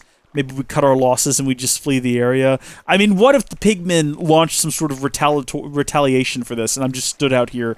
First off, I mean, we did say that we wanted them to know that this was one of our, like, capabilities, right? Like, this was in our arsenal. But if we leave right now, there's a possibility they won't know that I did this. And the longer I stand here, the more likely they are to just come out here and see that, oh, it was that guy. That guy out there collecting dirt for some reason. Lol, how Minecraft poor is he that he's collecting dirt?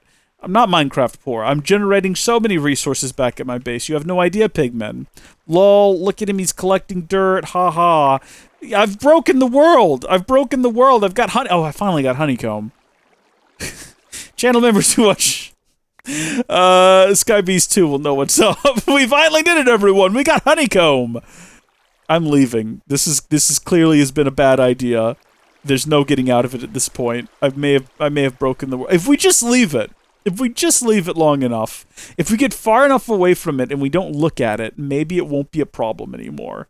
If we just go away and we pretend like it's not there, if we like close our eyes, put our fingers in our ears, and go na na na na na na na na na na na na, it might be all right. I see no problems. I hear no problems. We could just wipe that wall out right now if we wanted to. How do they retaliate? They can't. Now, we did give the ability to rewind time to the Endermen, so they might be able to reverse time to the point before I made this, and then, like, strangled me at some point in my sleep. So I need to keep that in mind. Probably don't want to mess with them, but they've been pretty good to me so far, so I'm not too concerned. Well, I think that probably does it for this episode. I feel like that's been fairly eventful. Well, maybe let's just wrap things up. We'll step outside here into our beautiful garden, and we'll go ahead and plant ourselves whatever the heck this is, and then I suppose we'll like bone mill it and see what we get. Is this going to be like a real tree?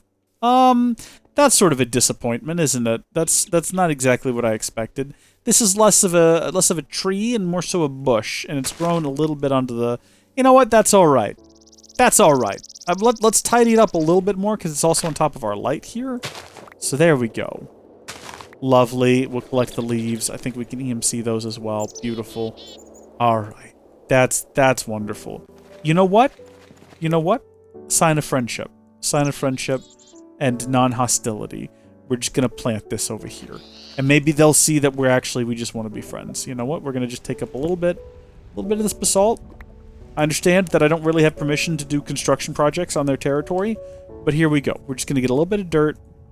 We're going to plop that down right there. There you go. Hey, who doesn't love some blackcurrant saplings, am I right? Okay. Okay, over the edge we go. Back to where it's relatively safe. Alright. Hopefully they see that as a sign of friendship. Immediately after the act of aggression. What is that Ronald Reagan said? Speak softly, blow up parts of the world, and then give everybody a sapling. I think that was the foreign policy. I did create a new island, though. But I didn't really create a new island. What I actually did was I ruined an existing peninsula and then said, look, an island. I don't know if there's anything... I don't think you can come back from this, is what I'm trying to say. I feel like once your foreign policy with your neighbors has become, look at me, look at what I can do, I can turn a peninsula into an island. I don't know if you get to go back to just being like, anyway, do you want to come to the Christmas party? Do you want to exchange gifts? I don't know about that at this point. I could just keep making islands, though. I could go ahead and sever this and make this an island, even though I just claimed it previously. I could sever this and make this an island. But to what end? What advantage is there to this? Sometimes I just act, and there's no reason. One thing I am going to do is I'm going to turn that all the way down and get it out of my inventory. Thank you, folks, for watching. God bless you, and I'll see you in the next one. Goodbye. No. No. Okay. Howdy, folks! How are y'all doing? My name is Reese, and welcome back to TEKKIT 2, the Let's Play Adventure Extravaganza that is sweeping across the nation, bringing elation to all the people for fruition, for the full runtime of its duration. And today, we're doing a couple of different things. So one thing that we've talked about doing a lot, and have yet to actually get around to accomplishing, is we want to build the black hole controller. Spoilers for the remainder of this episode, probably not going to build one of these today, because we got to get pink slime ingots, which means we got to get pink slime, which means we got to get a mob slaughter factory, okay? Now, I got a comment from channel supporter and possibly executive producer of either this or the last episode. They're on a little roller. It goes between the two of them. Jake Yates, or Jake Tora as many know them, said that there's a book for the mob factory under manual in JEI. Also mentioned that there's some range extenders, which is helpful. So I looked up manuals and I found a couple. So this is obviously the one we need because it's the same mod, and it's the same mod. So this is what we need to get, which requires paper and some wood. And then there's also, however, a forestry guide, which might help me manage to actually figure out bees and tree breeding. Hopefully. That's the idea. But we're not going to do that right out the gate. What we're actually going to do right out the gate is we're going to grab maybe a stack of... That's absurd. That's like all of our EMC. We're not going to grab a stack of them, maybe 12. And then also, we are going to build some more of the watches of flowing time. And the reason that is not it. That's an Ender Watcher. I don't even know what that is or what that does. What do? You don't even say what you do. I can't imagine what it would do with that kind of a recipe. I'm going to disregard it entirely. We need obsidian, we need glowstone, we need dark matter, and we need clocks. Watch me remember all of that off the top of my head. Immediately I just typed in blow. Like what, blork? Blork matter? No, dark matter. A clock. I don't remember literally anything else. Glowstone. I was so close. And then obsidian. Maybe if I really tried, I could have remembered those things. I don't know. If you're wondering why I'm doing all of this, though, if you're wondering why I'm putting myself through all of this torment, torture, pain, suffering, misery, should we go ahead and just get 12 of them? I don't think we need 12 of them, but just to be on the safe side, we'll go ahead and grab 12 of them so we have the same number of watches as we do the pedestals.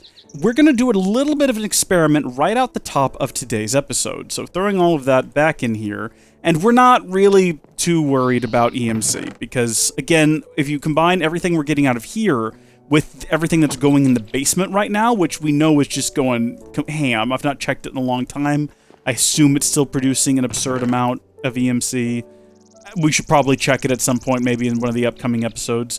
I've also found a ridiculous way to maybe overclock this, and I don't mean by adding like speed upgrades or pedestals, but by doing something ridiculous that a commenter commented previously. So we might...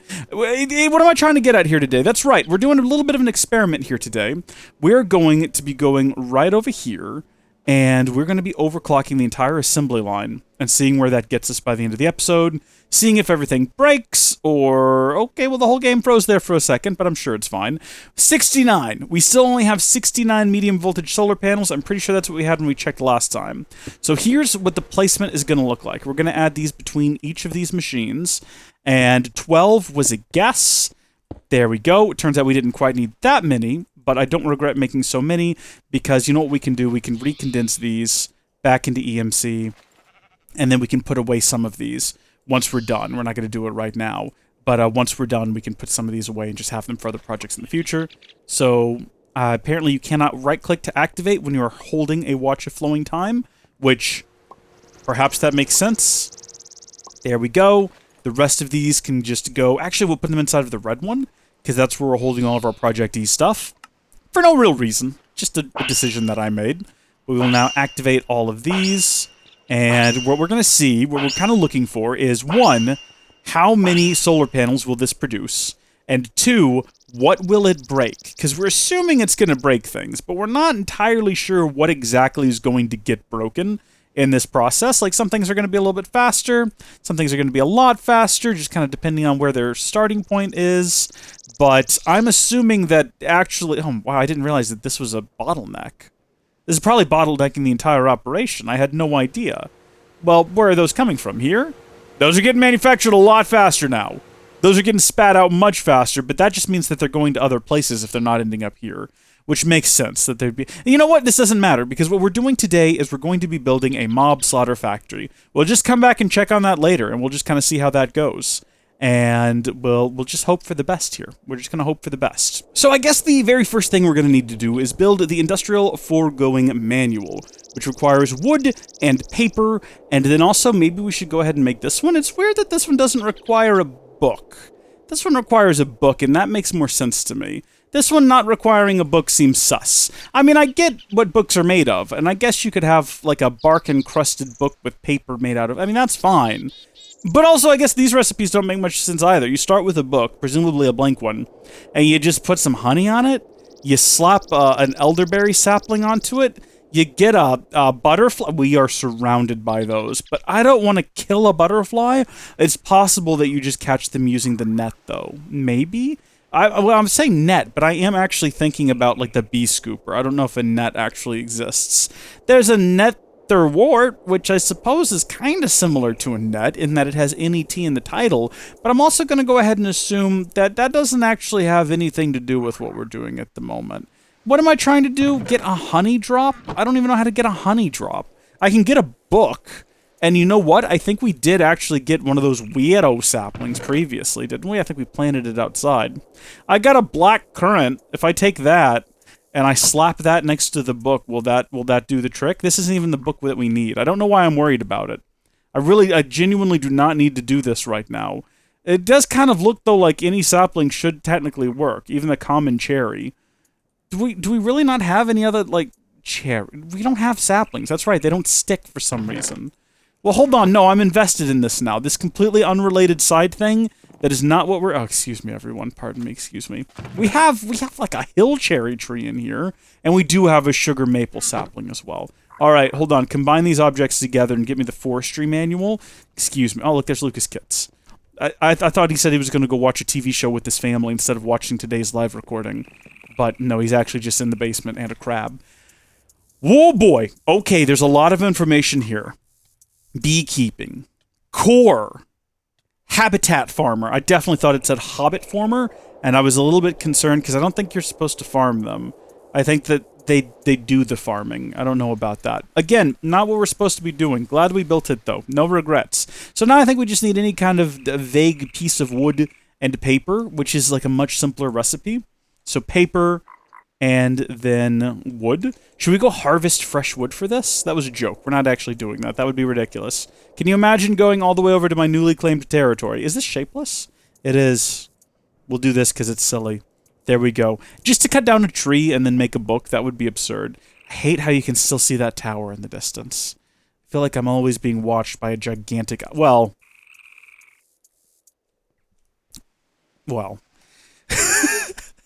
What am I doing? We got animal husbandry? I don't want to get married. I'm so young and I'm so full of life and energy. That's false. Mob interaction. That's more like it. That's probably what we're after. Although, if maybe I don't have to marry the animals. Maybe I can marry them to each other. And then, oh look, we got like a baby separator, a feeder, a fisher, a rancher. Fishers make good actresses. Yeah.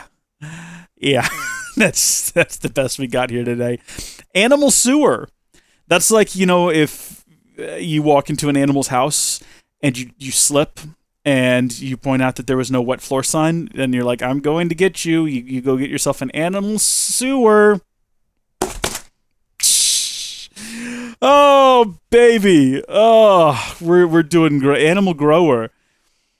That's just milk. That's what babies drink to get strong. No, I think mob interactions, though, is going to have a slaughter factory. When provided with power, it will grind any entity in front of it and provide liquid meat from it. It will not drop items or experience in the process. It will also produce some pink slime in the process. That's what we actually want, is pink slime.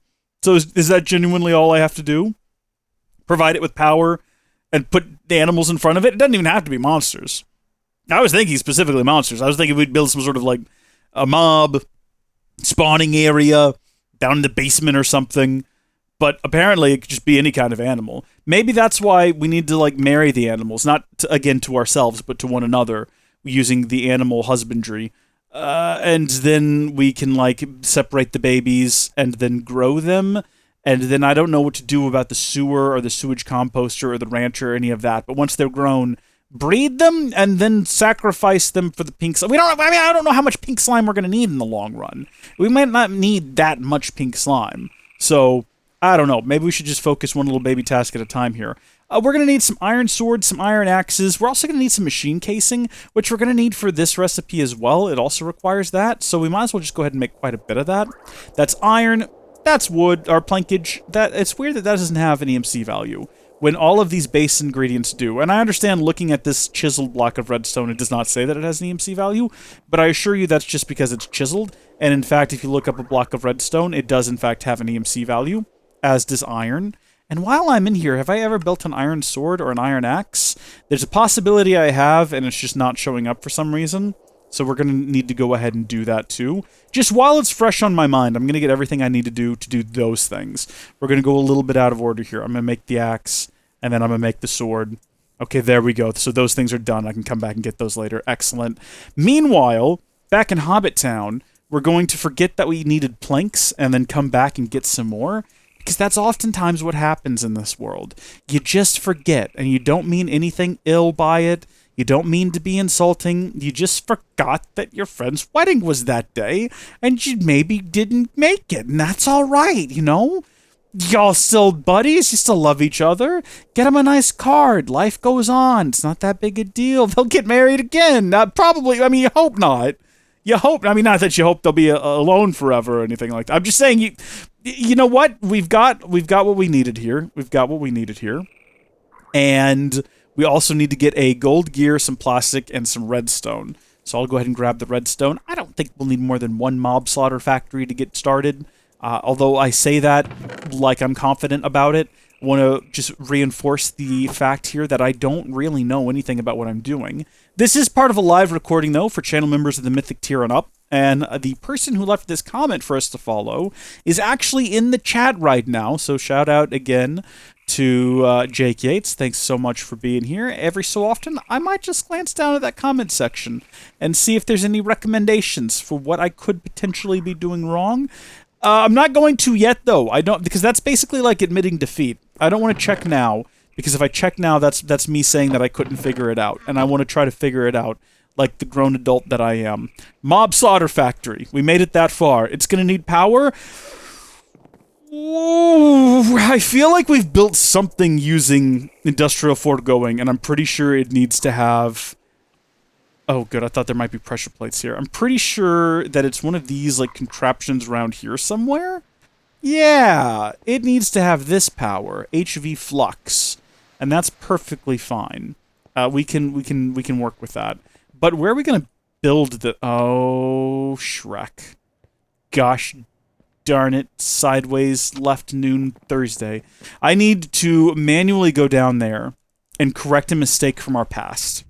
And by our past, I mean my past. This was my fault. I came through here thinking I was being quite clever, and I put down these pressure plates everywhere, and then only found out afterward that actually if you teleport and you're on top of a pressure plate, you just get sent backwards. I tried...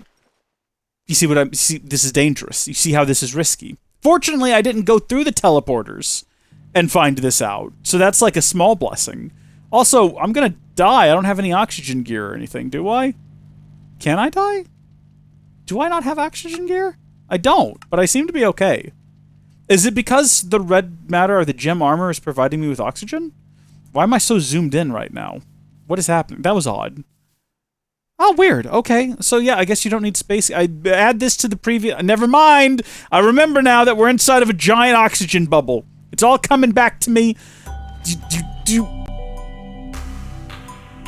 Was not expecting music to start playing. Was not anticipating that. Leaving immediately. Oh, wait, no! Oh, we've gotten ourselves in an untenable situation! Hold on, we're gonna have to, like, hover? Oh, no, hold on. Wait, I've gotta click, and then... Oh, dear. Are you empty? What's happening? Why can I not leave this place? Why can I not leave this nightmare realm? Am I stuck here? Why does this keep happening? Oh my gosh! Okay, everyone, just listen. Let's not panic. I bet you I know what happened here, though. I bet you I know what happened. So this right here is, yeah, it's low. Because I've got so much stuff in my inventory. I have a trick for that, though. I can just shove it all up here. I can just shove everything up here. And then I'll be much lighter, and I can probably teleport out now. Even if, you know what, I'll take off my armor, too. Just to get that much more weight off of me. I bet you this thing, where is it? This is empty, isn't it? Yeah. Probably from that time I left the whole thing running overnight by accident. Oh no, it's still going. It's still going. Well, then why are you empty? Are you not just constantly producing power? Did the rapid back and forth teleportation cause that? This is why we need to automate high voltage solar panels. We can have those out here instead. Okay. So if I'm hovering, stop. Fly. Oh, I can't fly anymore. Jump! Jump! I'm jumping! I'm hitting the jump buttons! I'm trying to get off of the teleportation, but no! Oh. This is the worst. This is the absolute worst. Do not make the mistakes that I have made. Okay, there we go. I can kind of fly now. Okay, so we should still be flying. Oh. Don't do this. Whatever you do, it might seem like a funny and clever idea, but let me just go ahead and get in front of it right now. You don't want to teleport. Okay, you don't want with pressure plates. It's an awful idea. It's a terrible idea. It can only end poorly for you. You will only suffer the greatest level of misery and sadness, and you will only ever feel regret. So don't do it. It's not worth it. It's not a cool or clever idea. And if your friends are trying to pressure you into it, get new friends, because those friends don't really care about you. Okay, I'm just throwing that out there. Those friends are on par with toaster lickers, all right? If you ever walk into a friend's house, or maybe they call you over and you get over there and they're like, hey, come on over and play video games with me. And you get there and they're like, hey, man, listen, you know what I really got you here for was I thought that we could lick toasters together. Get new friends, okay? Your friends are no good.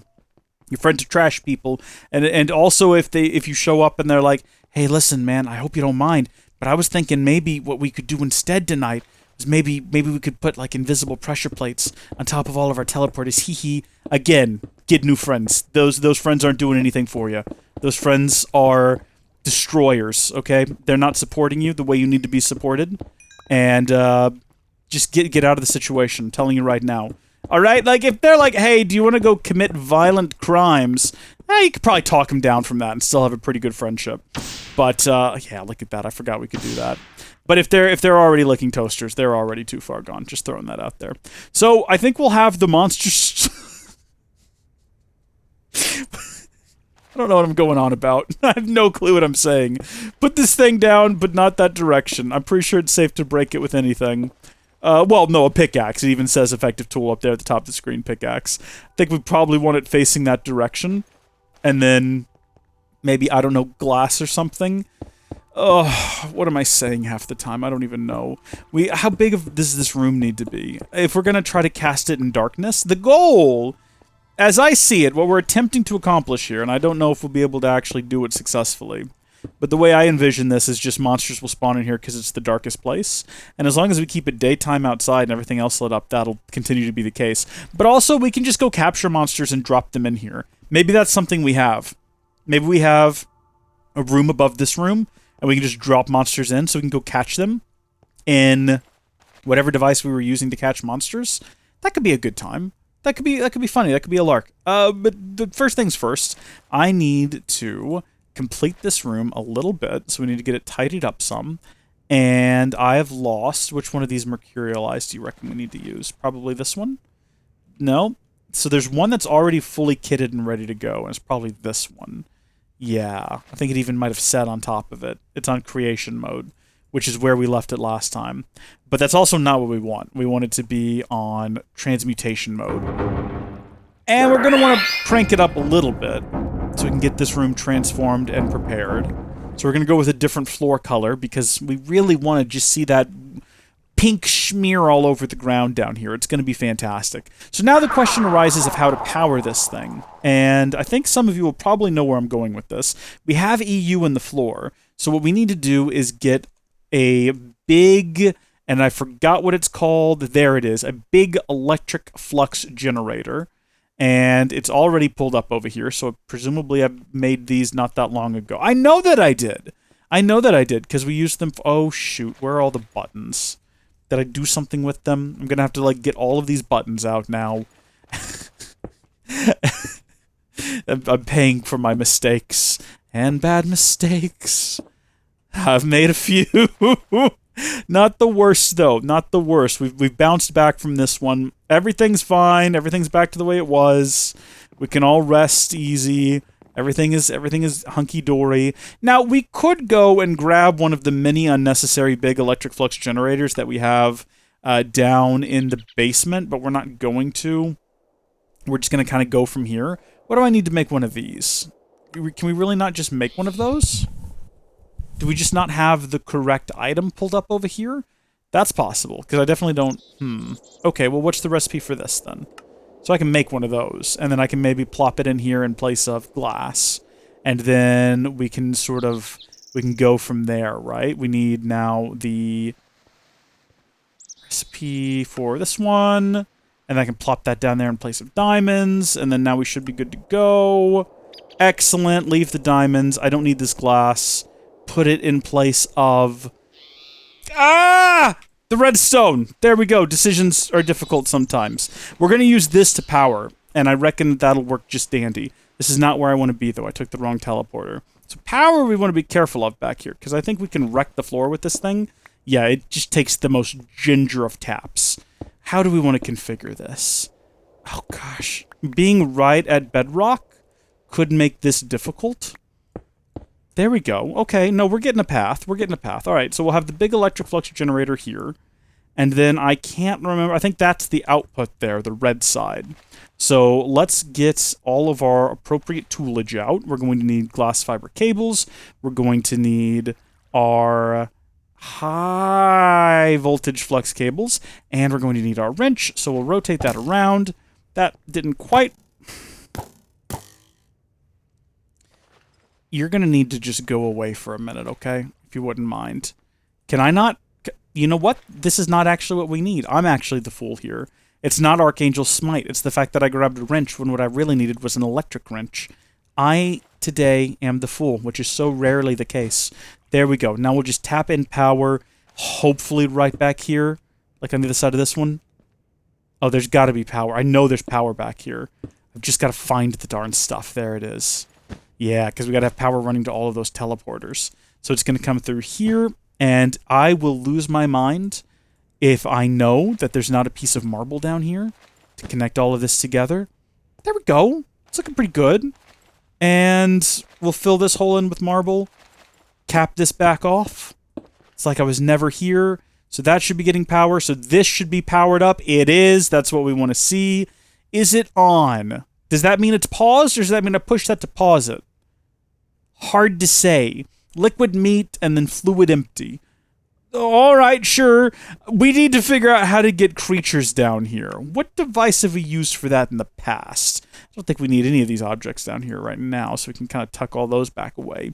There was something we used to move mobs around previously, and I feel like it's probably right in front of me in this inventory, mixed in there with all of the LV flux cables and mob imprisonment tools. Told you. That wasn't a bit. I genuinely couldn't remember. Is this dangerous? Do you think anything's going to spawn down here while I'm away? Should we go ahead and, like, block all this off? Just sort of, like, in preparation of a time when maybe monsters will spawn? I suppose we should. Let's go ahead and block it all off. I would like to have some way to peek inside, though. Is there, like, tinted glass that I can get that will block light? Oh, well, I can get tinted honey.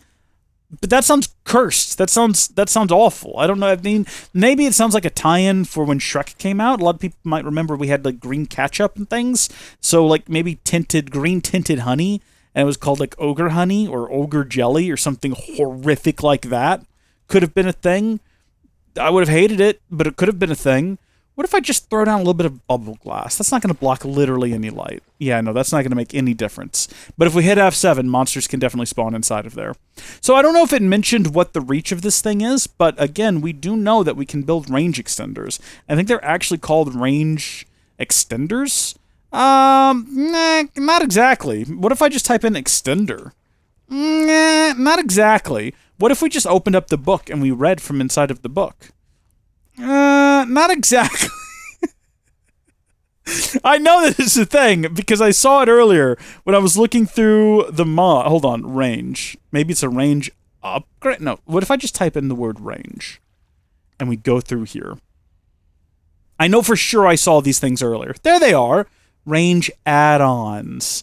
I'm assuming that's what we need. So that adds +1, +2, +3, go all the way up to 12. I don't know if you have to stack them or if you just need the one, and I don't know what to do with it. Probably goes over here, but we'll do a test first. Oh, look at that. What is that? Show working area? Oh! Oh! Okay. Wow. Right.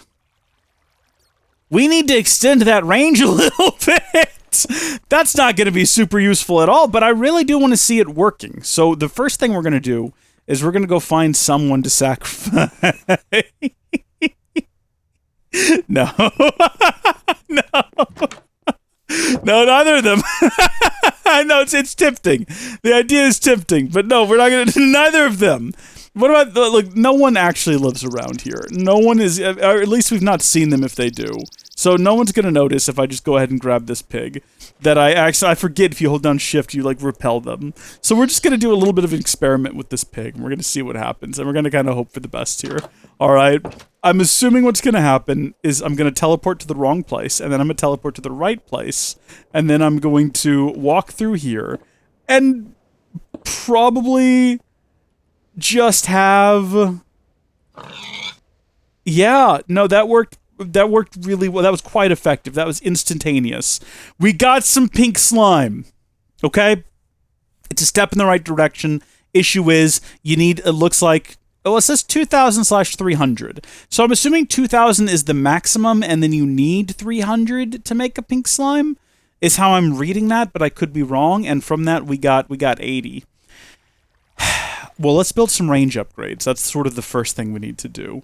And I don't know if it, like, extends just forward is the only deal. It might only extend forward and not to the side. Does it mention that in the book? Getting started. It really doesn't. Items? Fortune upgrade. I mean, upgrades, item stack transfer add-on, infinity drill. Powerful drill that has lost all of its power. Oh, that's weird. Why would I want that? A meat feeder. I think I've built one of those before. Range add-on. It will increase the working range of some machines. Not all of the machines will accept them. Right. So that doesn't really give me much information. Speed upgrades, energy upgrades, fortune. It will add fortune looting to the machine that to the machines that accept the add-on. It needs to be enchanted with fortune, and it will use the enchantment level for the machine actions. Interesting. Not useful. What? So we need to go 1, 2, 3 more, but then also to the sides by 2. Well, we'll see whether or not it ends up upgrading the sides. If not, we might have to just build a ton of these and have them lined up in a row. And by a ton, I mean 4 more, so we'll have a total of 5. But if we need to go +3, then that means we're going to want to build this bad boy right here, I assume. Range add-on, iron, plastic, some stained paint. I mean, it says different colors, but I'm reckoning we probably could just go upstairs and use any old piece of glass, like glass pane, and it'll be fine. And we do have a number of glass panes tucked away inside of here. We need to get into railcraft. We should build a railroad. Not right now, obviously, because we're focused on something else that is taking up all of our attention. And of course, the glass panes are inside of here with all of the lighting, and I knew that right out the gate. So it looked like I didn't know what I was looking for, but the reality is that I knew exactly what I was looking for. And I was just testing you folks at home. What was that? Red, okay. For a minute, it looked like iron. It looked pink. I got a little bit excited. I was like, did I already do this? Did I, in a previous episode, already do this and forget? Look at me using the correct teleporter. There we go. All right, you. Let's see if we get this guy. We did it! We did it! Yeah! Nice! Are you still working? You're not working anymore. You're useless. Come here. I don't actually think this thing is big enough to keep this over here loaded is the only issue. And we needed to stay loaded. Do we have any more of them? It wouldn't shock me if we just had some tucked away inside of here. We absolutely do. Okay. I'll tuck this one away and like right here. It's probably like not necessary, but there we go. That'll keep that activated.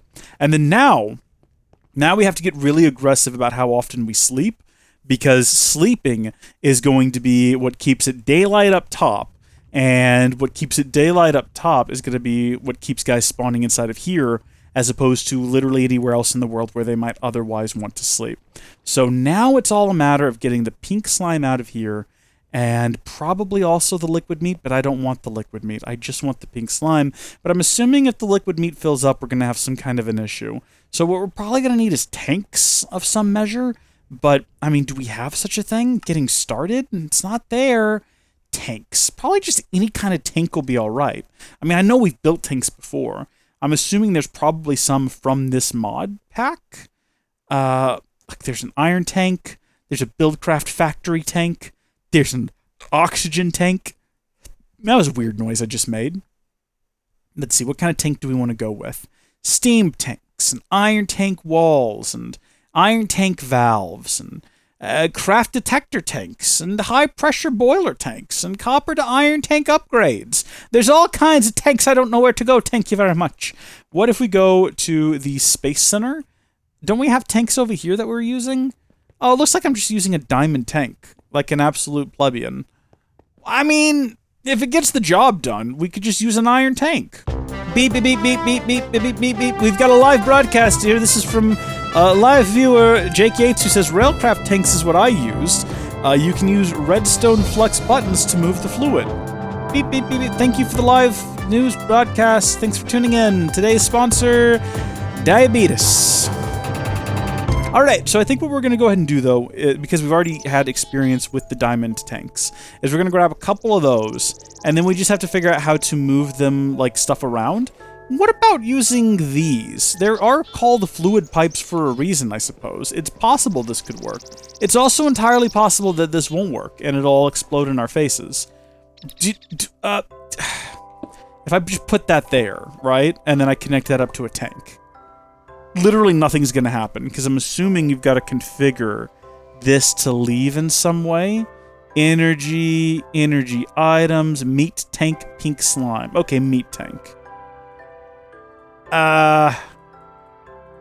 So... always active? Active without... okay, always active is fine. That's fine. See, I'm assuming what you do here is you say pink slime. I want that to go only out of one of these sides. And then you configure it. So we've probably got top, bottom, left, right, front, and back. I don't know what it considers to be the front, though, is the only issue. And it really doesn't seem to be approving of the fluid pipes from Galacticraft, which is unfortunate, but also not super surprising. Hopefully the tanks will work, though. This does mean we're going to need to access more than one side of this thing at some point, which is also fine. Right now, I just want to see the darn thing work. Could we actually technically just put the tanks directly next to it? That might work.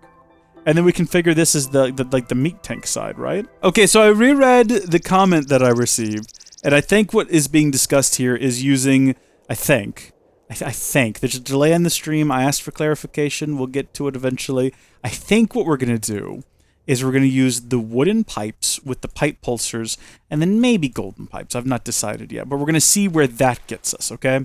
So I'm going to actually break that tank. We're going to throw this down, plop that onto it, and then just maybe plop this tank down right here, and then flip that sucker on. Oh my gosh, there it goes! It worked! So now we're going to do the same on the other side. So that is not connecting, maybe because of the angle of placement. Maybe I need to actually, like... okay, no, you know what it probably is? Is that this needs to be configured. There we go. And then plop that down, and then once again, using our button, our lovely, lovely button. Hey, there we go! So we don't really need any more of these or that. And there's our pink slime, there is our meat product, and there's the mob slaughter factory. Now it's just a matter of waiting for things to spawn in there, and if we hit F7, it doesn't look like they're going to anymore. Possibly because we ruined it by breaking holes here. I hope it doesn't try to kill me. Yeah, hitting F7, there's too much light in here. So what I have to do now is, I guess, probably cut the light off somehow.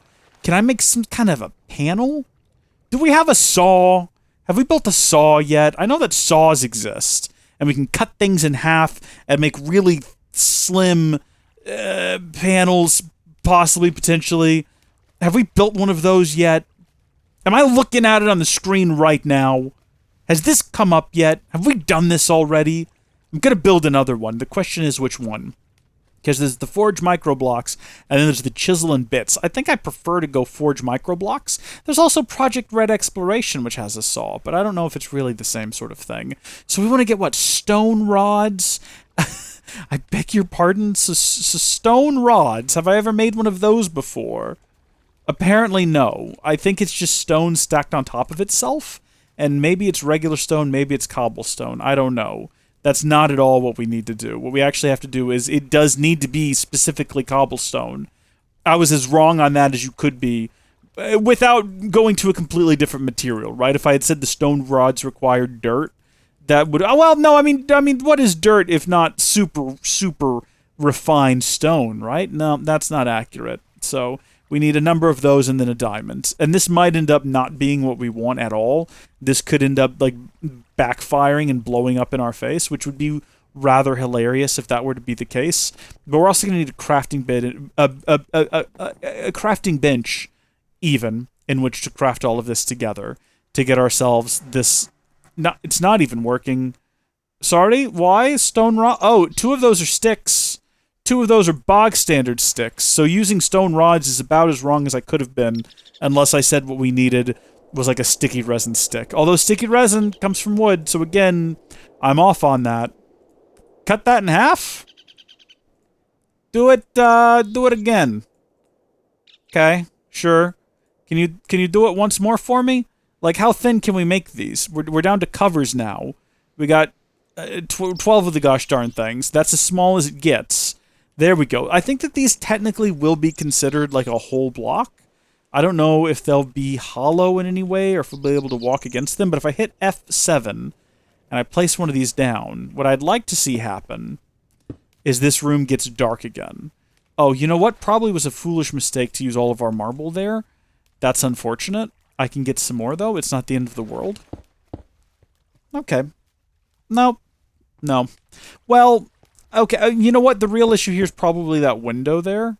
Why was it working before, though, when that window was there? Do these not block light? They might not block light. I mean, should we, like... They might just let light right through. I guess one way to test that, and probably the fastest way to test that, would be to break both of these and then just put down solid blocks. Oh, yeah, see, that's made all the difference in the world right there. Okay, well, then maybe we made a mistake making them so thin. Good gosh, this thing breaks way too easily. This is a bit of a nuisance to carry around with me, honestly. We also need another way in and out of here.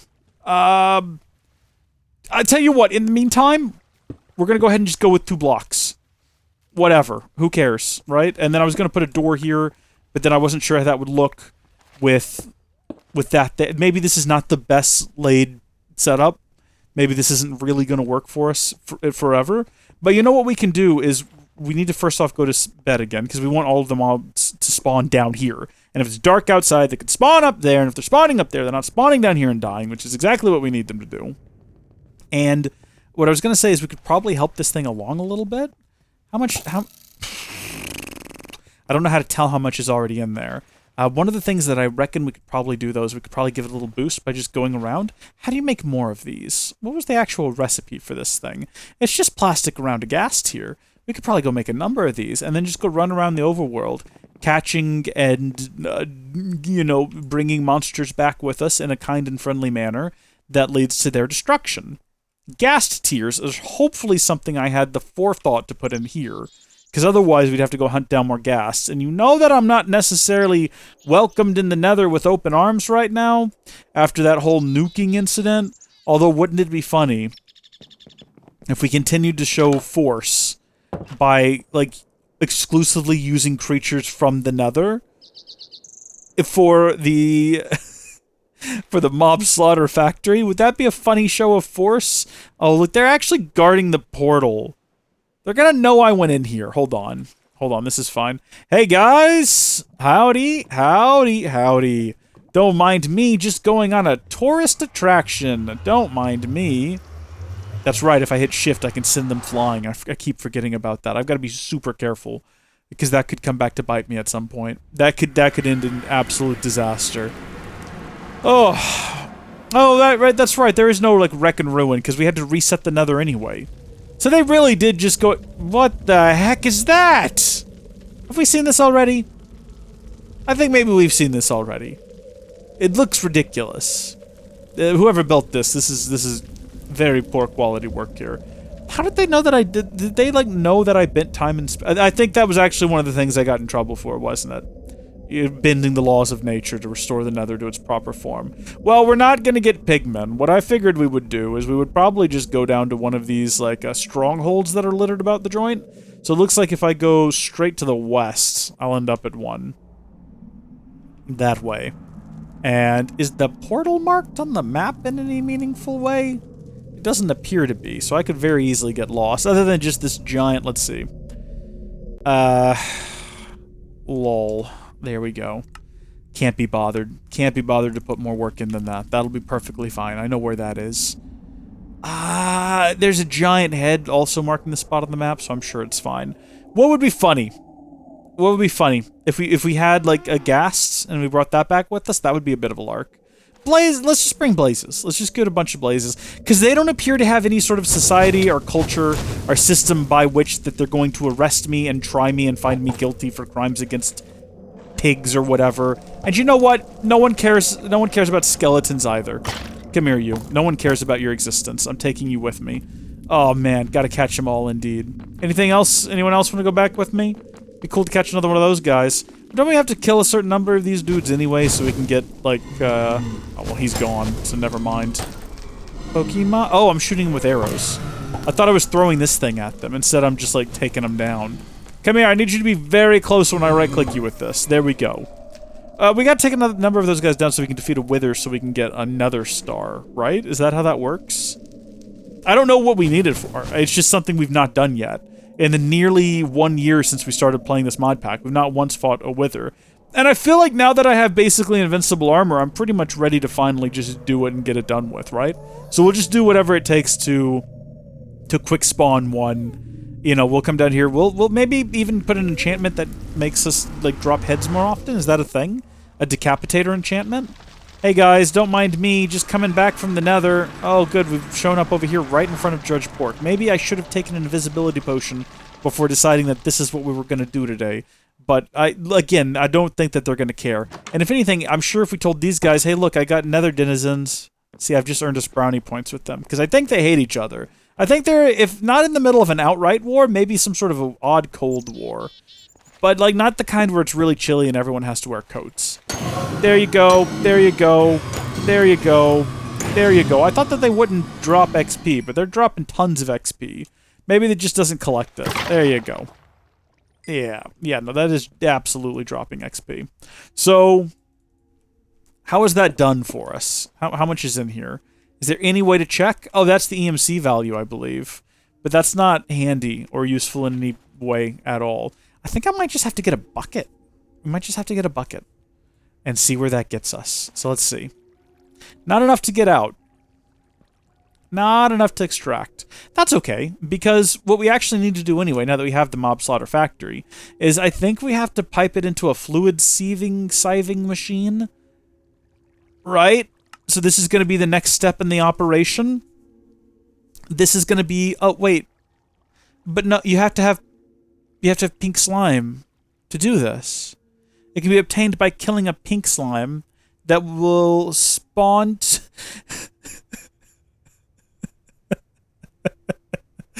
Can be obtained by killing a pink slime that will spawn when placed some pink slime fluid in the world. That will spawn. That will spawn. Folks, I don't know what to tell you about that. Alright, well after experimenting with a number of different mobs, I've determined that none of them are really good. Turns out skeletons don't have blood, so don't waste your time on that. Zombies not so much either. Bats basically useless. But I was told in the chat again, special report from the chat, that apparently pigs are the way to go. And the way this was explained to me is that pigs are pink, and the slime we want is pink. Ergo, pink pig, pink slime. It does make sense when you think about it. That means I've got to catch a bunch of pigs, take them downstairs, breed them, and then use their flesh to get, like... It's just a whole mess, isn't it, is what this is. So I'm going to go ahead and turn this on and drain whatever is left out of there, and then we're going to do a test with a single pig, because we have an odd number anyway, and we don't need an odd number to breed. So we're going to put down a single pig, and that nets us 24 pink slime. That's about as much as some of the other random things we were testing with, so I don't really feel like that's that big of an improvement. But I've already gone through the effort of getting a number of them down here, and I don't mean to shoot them with my arrows as soon as they spawn in. That's not intentional. That's just a sad and unfortunate coincidence. Maybe what we should do is go ahead and just take that out of the hotbar, so we can safely breed all of these pigs. They'll get producing, and isn't that lovely? We've got little babies now. I don't know if there's a way to make them any more, like, pink slimish. I can't breed you guys. That would be unethical. And kind of creepy as well. I'm just gonna go ahead and put the carrots away. Oh, how much pink slime do we have now, though? Do we have enough for a bucket? Because that's literally all I want. I just want one bucket. Like, one bucket of slime is all I need to make a big mess. I'm a rumor weed. Not quite. Oh my gosh. Alright, let's try cows. Cows, net you, 80! That's better than pigs! That's much better than pigs! Oh man, okay, so we're gonna breed some of these guys too. We're gonna have something of a... I mean, you can't really call it a circus, more of like a petting zoo down here. Let's see if we can find some wheat. Come here, you guys. Yes.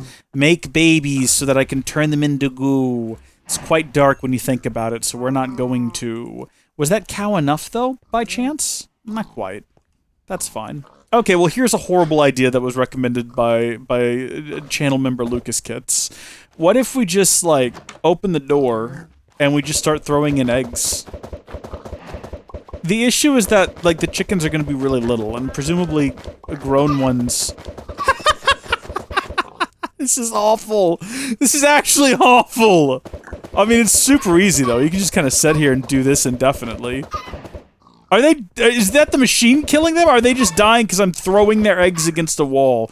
We should probably check and see how effective this is. I mean, there's some pink slime getting moved. This feels horrible, though. Get more eggs. It's kind of funny, though. It's kind of a lark. Okay, hold on. So if we just get one chicken to spawn here, and I gotta be kind of careful on the trigger, because I don't want to accidentally get... Well, there's two. 32 apiece, I guess? It's not nothing, and it's very low effort. You just kind of stand here and you do a little bit of a circle with your eggs. And provided you have enough EMC, I mean, we could automate this. We could make something that... Oh no! We could automate this! We could have eggs being generated and have something that just throws the eggs. I don't have to stand here and do this. The rates are good. The rates are decent. I don't like it, though. I don't like it at all. That's half a bucket we've got there. Oh, no! Oh, what have you done? What have you done, Lucas? Purple Lemons is egging this on. This is horrible. Gosh, it's effective, though, isn't it? Do we have a full bucket? We do. We do. Alright, where's the pink slime that's supposed to come out of this thing? That's what the book said would happen, right? Or something like that? Maybe I should double-check the book. Let me double-check the book here. Okay. Alright, actually, not even the book. Wasn't it just like NJEI? When I looked up pink slime? What did it say I had to do? Pink slime can be obtained by killing a pink slime that will be spawned when placed some pink slime fluid in the world. Oh. Okay, here it comes. It looks very odd. Why does it look like that? I hate it. Come here. Stop it. Leave me alone. If I leave this here... Oh. Uh-oh. Are you ill? What happened? Are you alright? Do we talk about it? I didn't even... What? Did I not? I didn't get any pink slime. I was told I would get pink slime out of that. I gotta do it again. Gosh darn it. Well, folks, just when you thought we couldn't get any worse, we automated the process. I want to throw out that I kind of had this idea, but it was mostly brought on by the wonderful viewers, the wonderful channel members who were just egging on these evil contraptions. They're now acknowledging in the live chat that this is in fact evil. This was your doing. I am like Pontius Pilate right now. I'm washing my hands of this, alright? Be this on your heads. Energy collector, energy condenser, making eggs, hopped into a dispenser with a timer. It's starting to fill up, so you know what? We can speed this process up a bit. We can go about double the speed. Look at that, baby. Are we catching up? Or how are we doing? I mean, if we need to, we could speed this up a little bit. Just punch another hole in the ceiling here to make way for a bit of glowstone. The glowstone's not necessary. We just have an empty void. Just make sure you don't have your energy collector up against a solid block. We learned that previously. So that's really increased the rate at which eggs are coming out. So if we, like, cut that down even further... Maybe not that fast. Whoa! Okay, now we've gone a little too crazy here. Hold on. Let's see. How do I... It's 10... The weight... The scaling on this is very odd. Okay, there we are. How is that? How is that doing? I think we're still producing eggs faster than we're, like, breaking them. Should we go to a half second? That's a little bit more than a half second. That's exactly half second. Yeah. That feels closer to how I was doing it before. We could do a second one if we wanted to, right here next to the first one. I mean, there's room. I just have to go upstairs and make another timer. But this...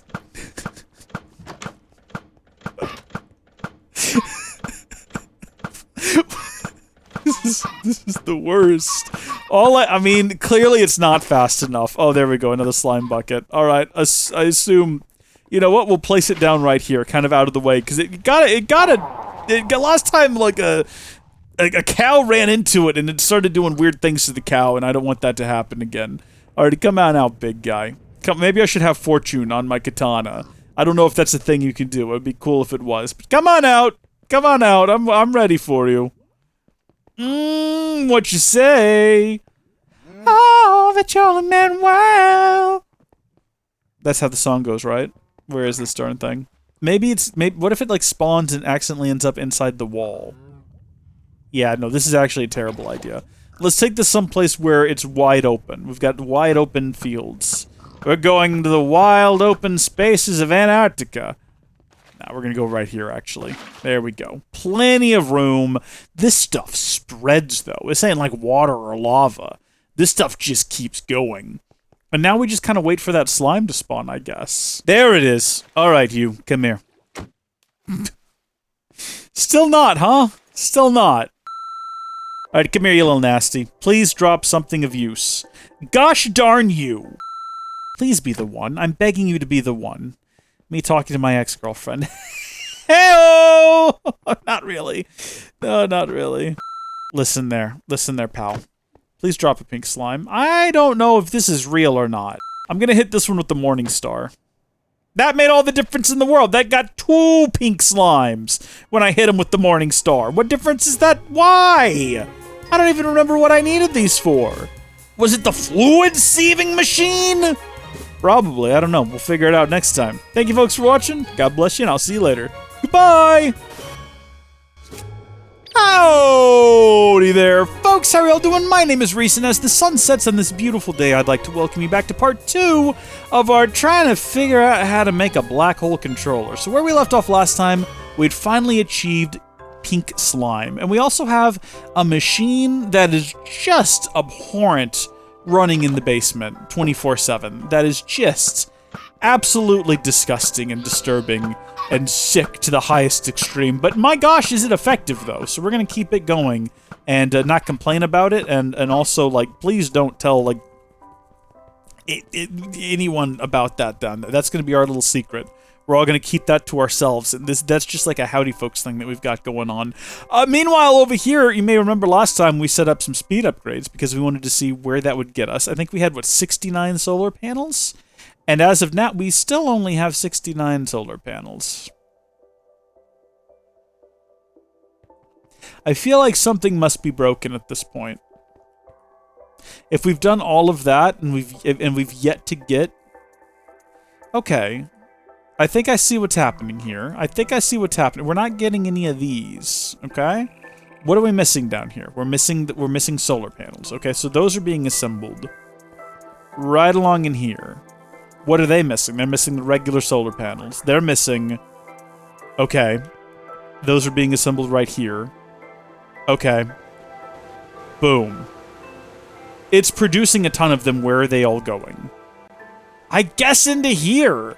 Unless some of them are going over here for some reason, this should be empty. It is empty. So that's really our issue right now. That's the one thing holding back production, is we're just not generating enough refined iron ingots. And this is not even activated. Nor is this one. Wait, how did those two get turned off? Weren't they on before? Did I never turn those two on?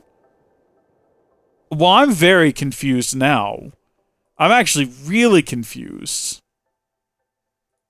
It's not doing anything now.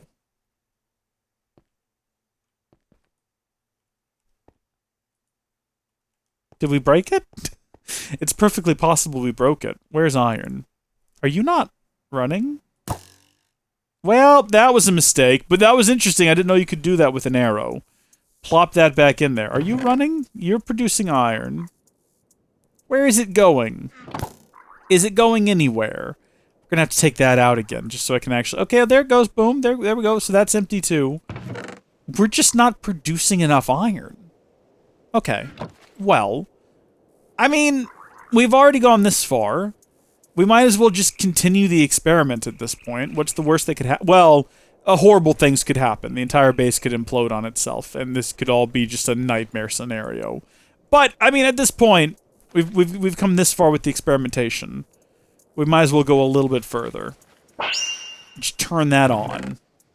And see where that gets us. So we're generating the iron a whole lot faster. I don't really want this to be our permanent solution to the base. I don't really want an entire system that is just lined up and propped up and operated by a ton of dark matter pedestals and watches of flowing time. I would rather just beef it up, right? Maybe have 2 or 3 of these setups for producing iron, and then have maybe 2 or 3 of these induction furnaces running at all times. I feel like that would be the much better play. I was just curious to see what would happen if we added a whole bunch of watches of flowing time to the system. I'm confused as to why these 2 were off. It's possible I just forgot to turn them on, or maybe I set them up first and they were already on, and then I turned them off for some reason. I don't know, but that's starting to fill up. So if we go further down the line, we're going to start seeing, hopefully, that we get some down here too, although it kind of looks like it's just not getting any. I don't know why. I mean, I guess we could check and make sure that that's enabled. And in fact, we've had so many weird little issues with certain things not being set up correctly in the past that, yeah, I do actually want to just very quickly verify that this is configured properly. It is. Yeah, refined iron ingots. That is definitely set up. So why then is it not getting any? Why then is it prioritizing here? Is it going to do that until this is full? Because it definitely shouldn't. That's not how it's worked historically. I don't know. I really don't know. Not going to worry about it for right now, because we have other things that we are currently working towards. So let's fly back over to here, and then we are going to get started on constructing the fluid sieving machine. Sieving machine? Sieving machine. Let's go with sieving. That seems like the one that'll upset the most amount of people.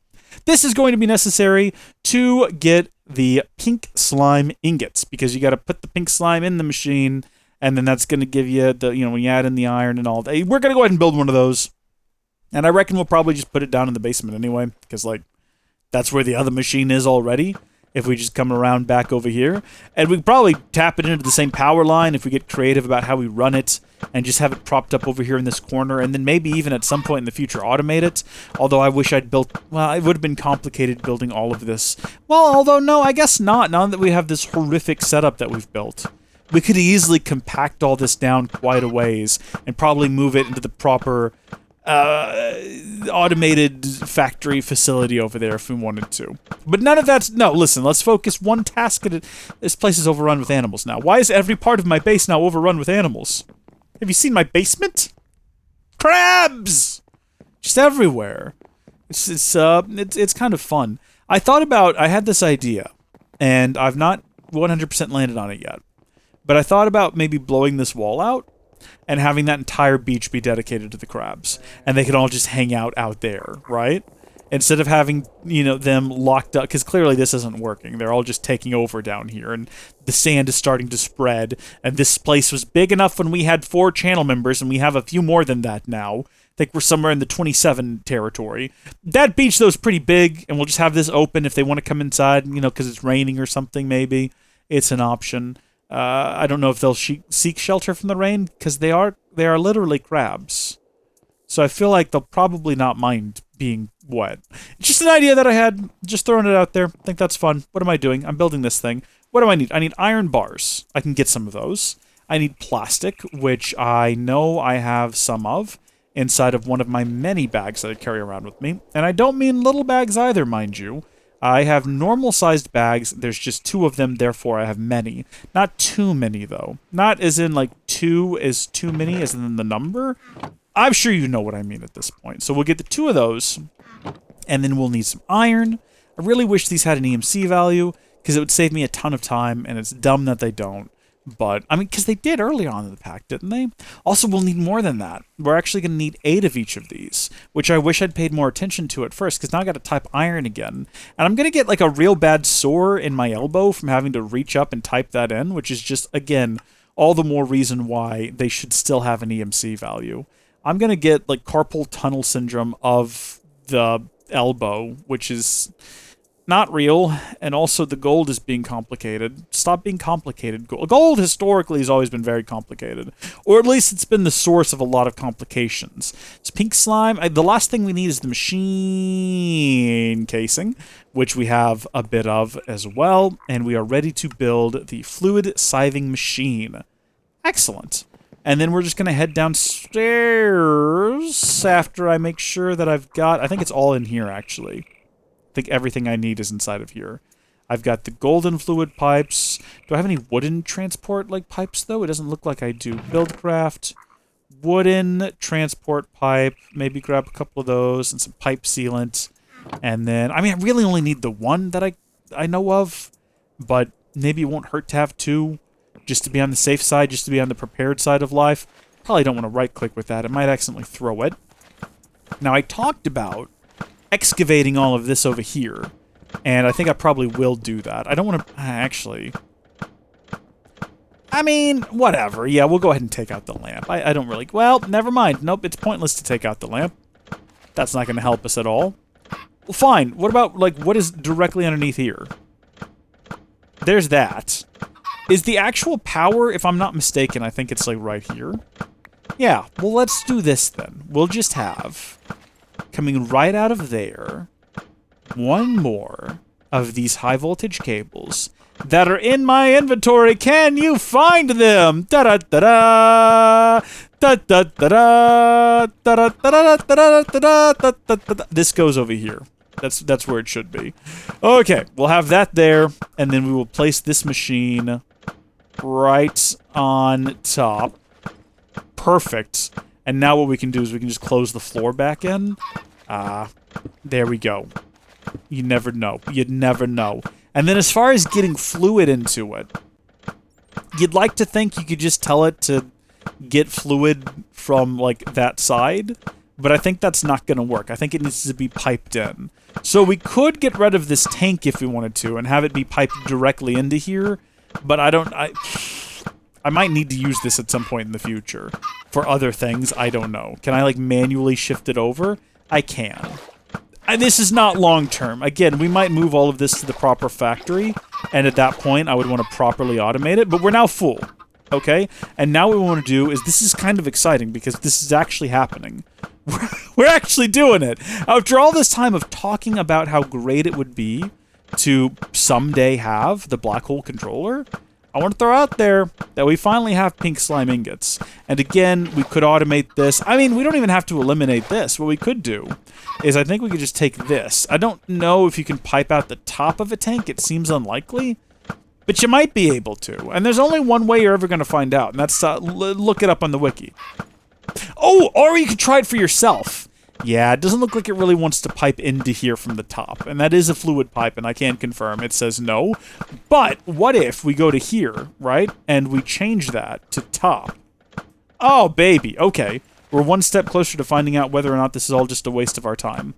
And we're going to know that in 5, 4, 3, 2, 1. It is filling up. It's working. It's working, to quote Anakin Skywalker. Good. I'll hold on to this other pink slime for now. I don't know what else to do with it. So, you might be wondering, well, geez, what's the point of having this tank as an intermediary? What does that accomplish? Well, once this is full, this will continue filling up. As will this. I don't know what to do with meat goop. I have no clue, and I, quite frankly, don't want to. We've got our pink slime ingots, and the time's finally come to possibly build one of these. Except it requires an ender chest. I don't think we've ever built an ender chest, like in the... not just in general, but, you know, in the mod pack, and that's okay. It's just obsidian is all we're going to need, and an Eye of Ender. So we'll take all of this upstairs to our usual crafting area. We could craft it in our inventory, but we're not going to. Just because we can do a thing doesn't mean we will.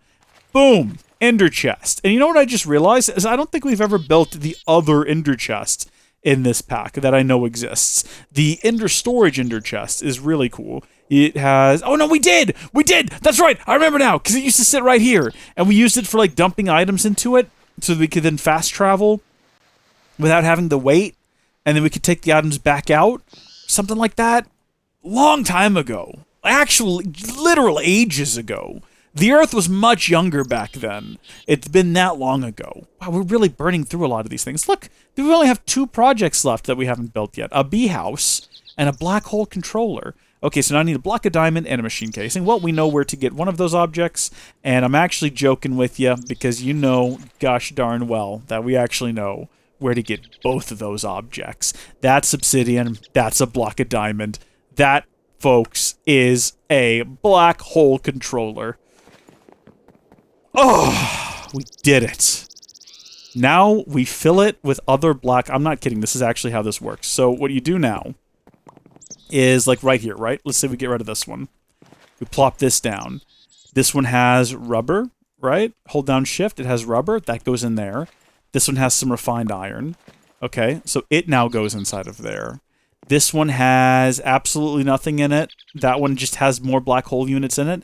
That one has dust. That should probably actually go into a black hole. So let's do that. If I just, like...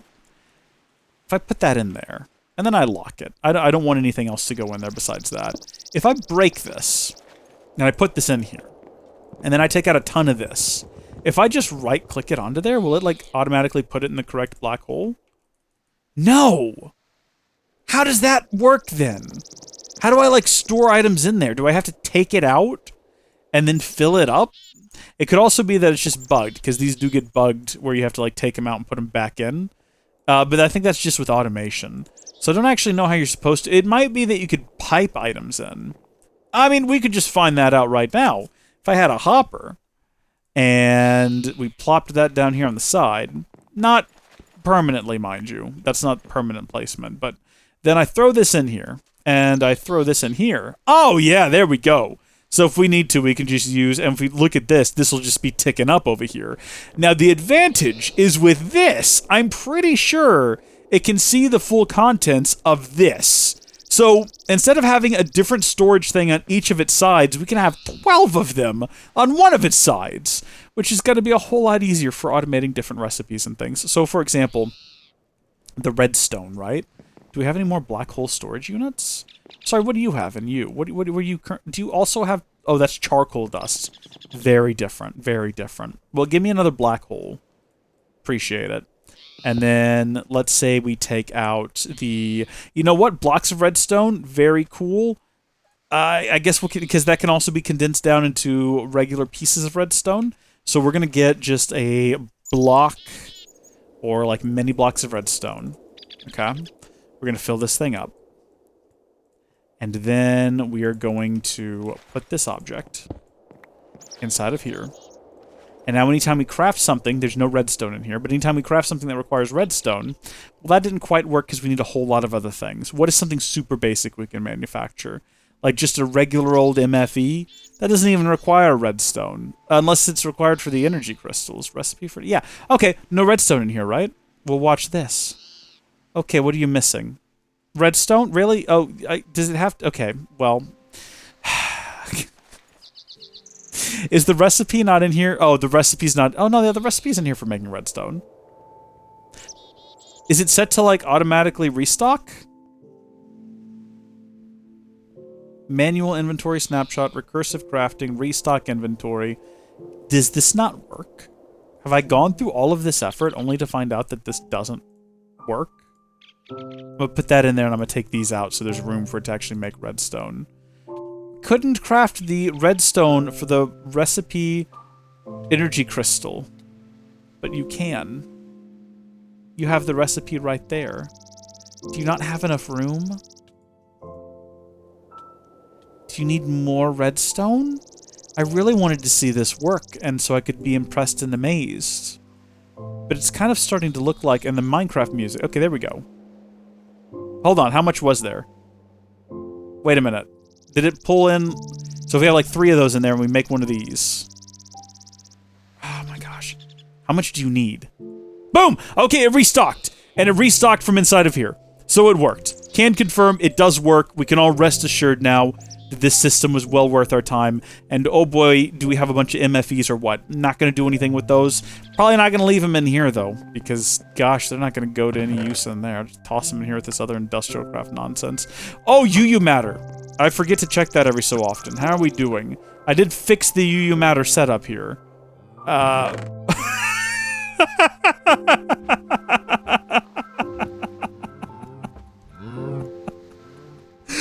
Oh, man. That is great. Oh, hi. Did he do something to you? What are you trying to communicate to me here? We could turn this off now. We technically don't need it anymore. We're gonna leave it running, though. Just gonna leave that going. Not gonna worry about it. Well, this is fabulous, because this means that I can move on with my next plan. And what is my next plan, you might be wondering? Well, I wasn't joking all of those times that I talked about it, even though it must have felt like a joke because I never got around to doing it, but I was actually being serious. All of those times that I talked about automating the construction of the high-voltage solar panels. I knew that, from the very beginning, I didn't want to rely on a whole lot of these watches of flowing time and pedestals. I just wanted to increase the number of machines running, and maybe even the amount of manufacturing of things like iron, right? I wanted to increase the amount of iron we were producing by maybe creating 2 or 3 or maybe an entire line that was doing nothing but iron.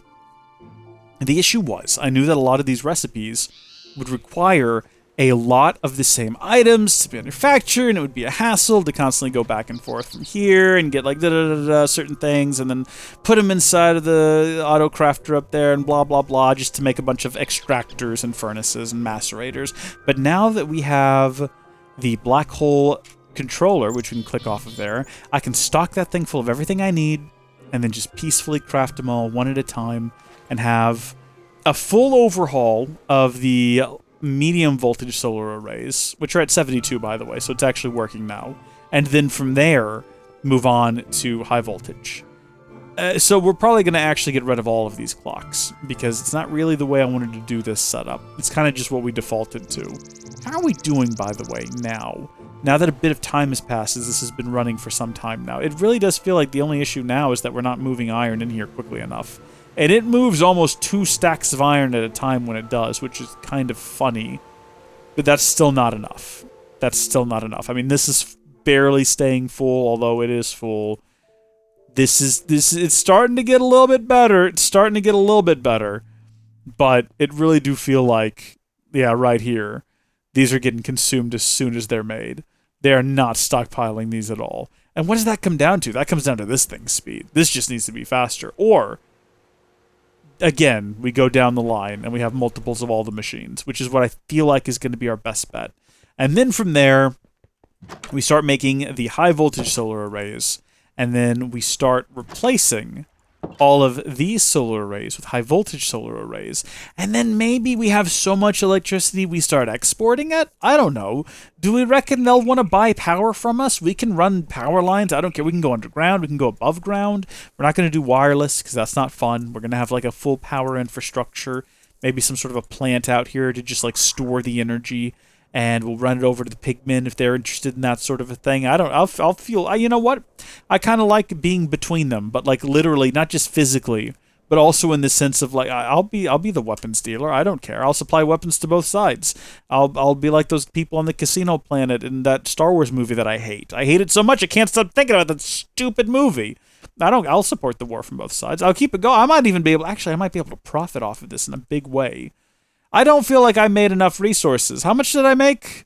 I made more than 8 coins selling things to the Enderman, but I think I should have charged more now that I'm thinking about it.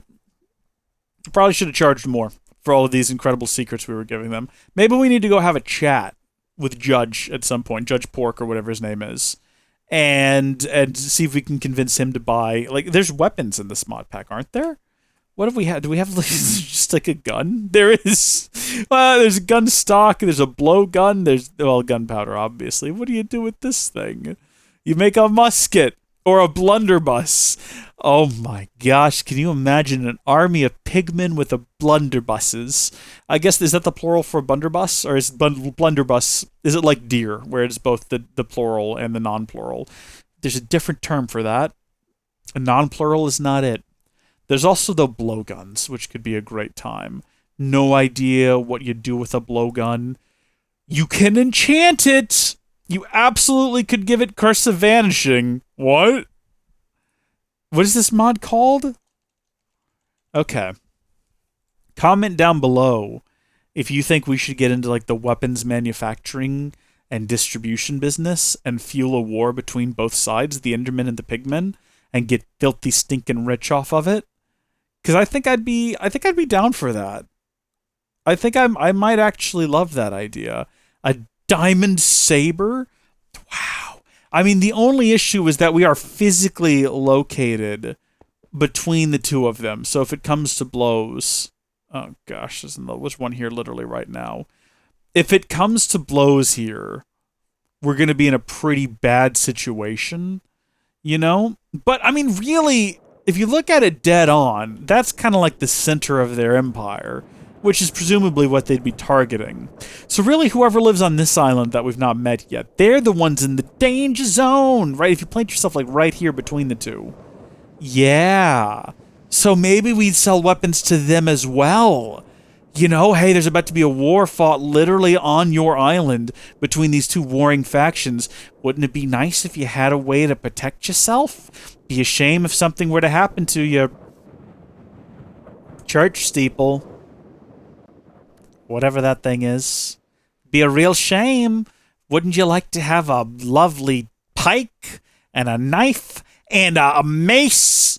That's crazy. That's not a mace. No, it is. The mace is the one with the chain. The one without a chain is a morning star, I think, or that's backwards.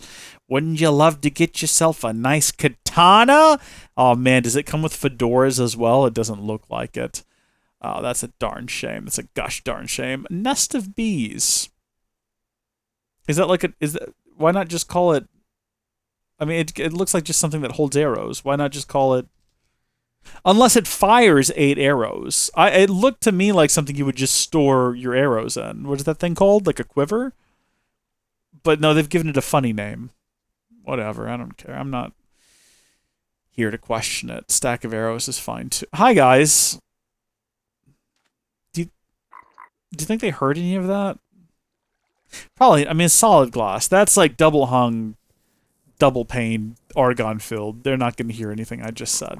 We're completely safe. We're totally fine. What happened here? Did this get like struck by lightning or something? What the heck happened here? I mean, fortunately, it's very giving. So it looks like we did, in fact, get an additional sapling. But I just have so many questions. How long has it been like that? Am I just now noticing this? Good gosh. This is a mockery. We cannot rule out that that could have been done by the pigmen as a way to mock and ridicule me for that time. Need I remind you what we did down south of here when we completely split off part of the... Oh, it filled in with water. Oh. I was joking when I said that would happen. Wait, that's not what happens. That's not how Minecraft works. That's not how Minecraft has worked since, like, maybe pre-InfDev. Minecraft... Oh, what's it called now? It was like the free version of Minecraft you could play in your browser 13 years ago. That's how water works. Was it right here? Oh, wow. That is odd. So it's filled in with water. There's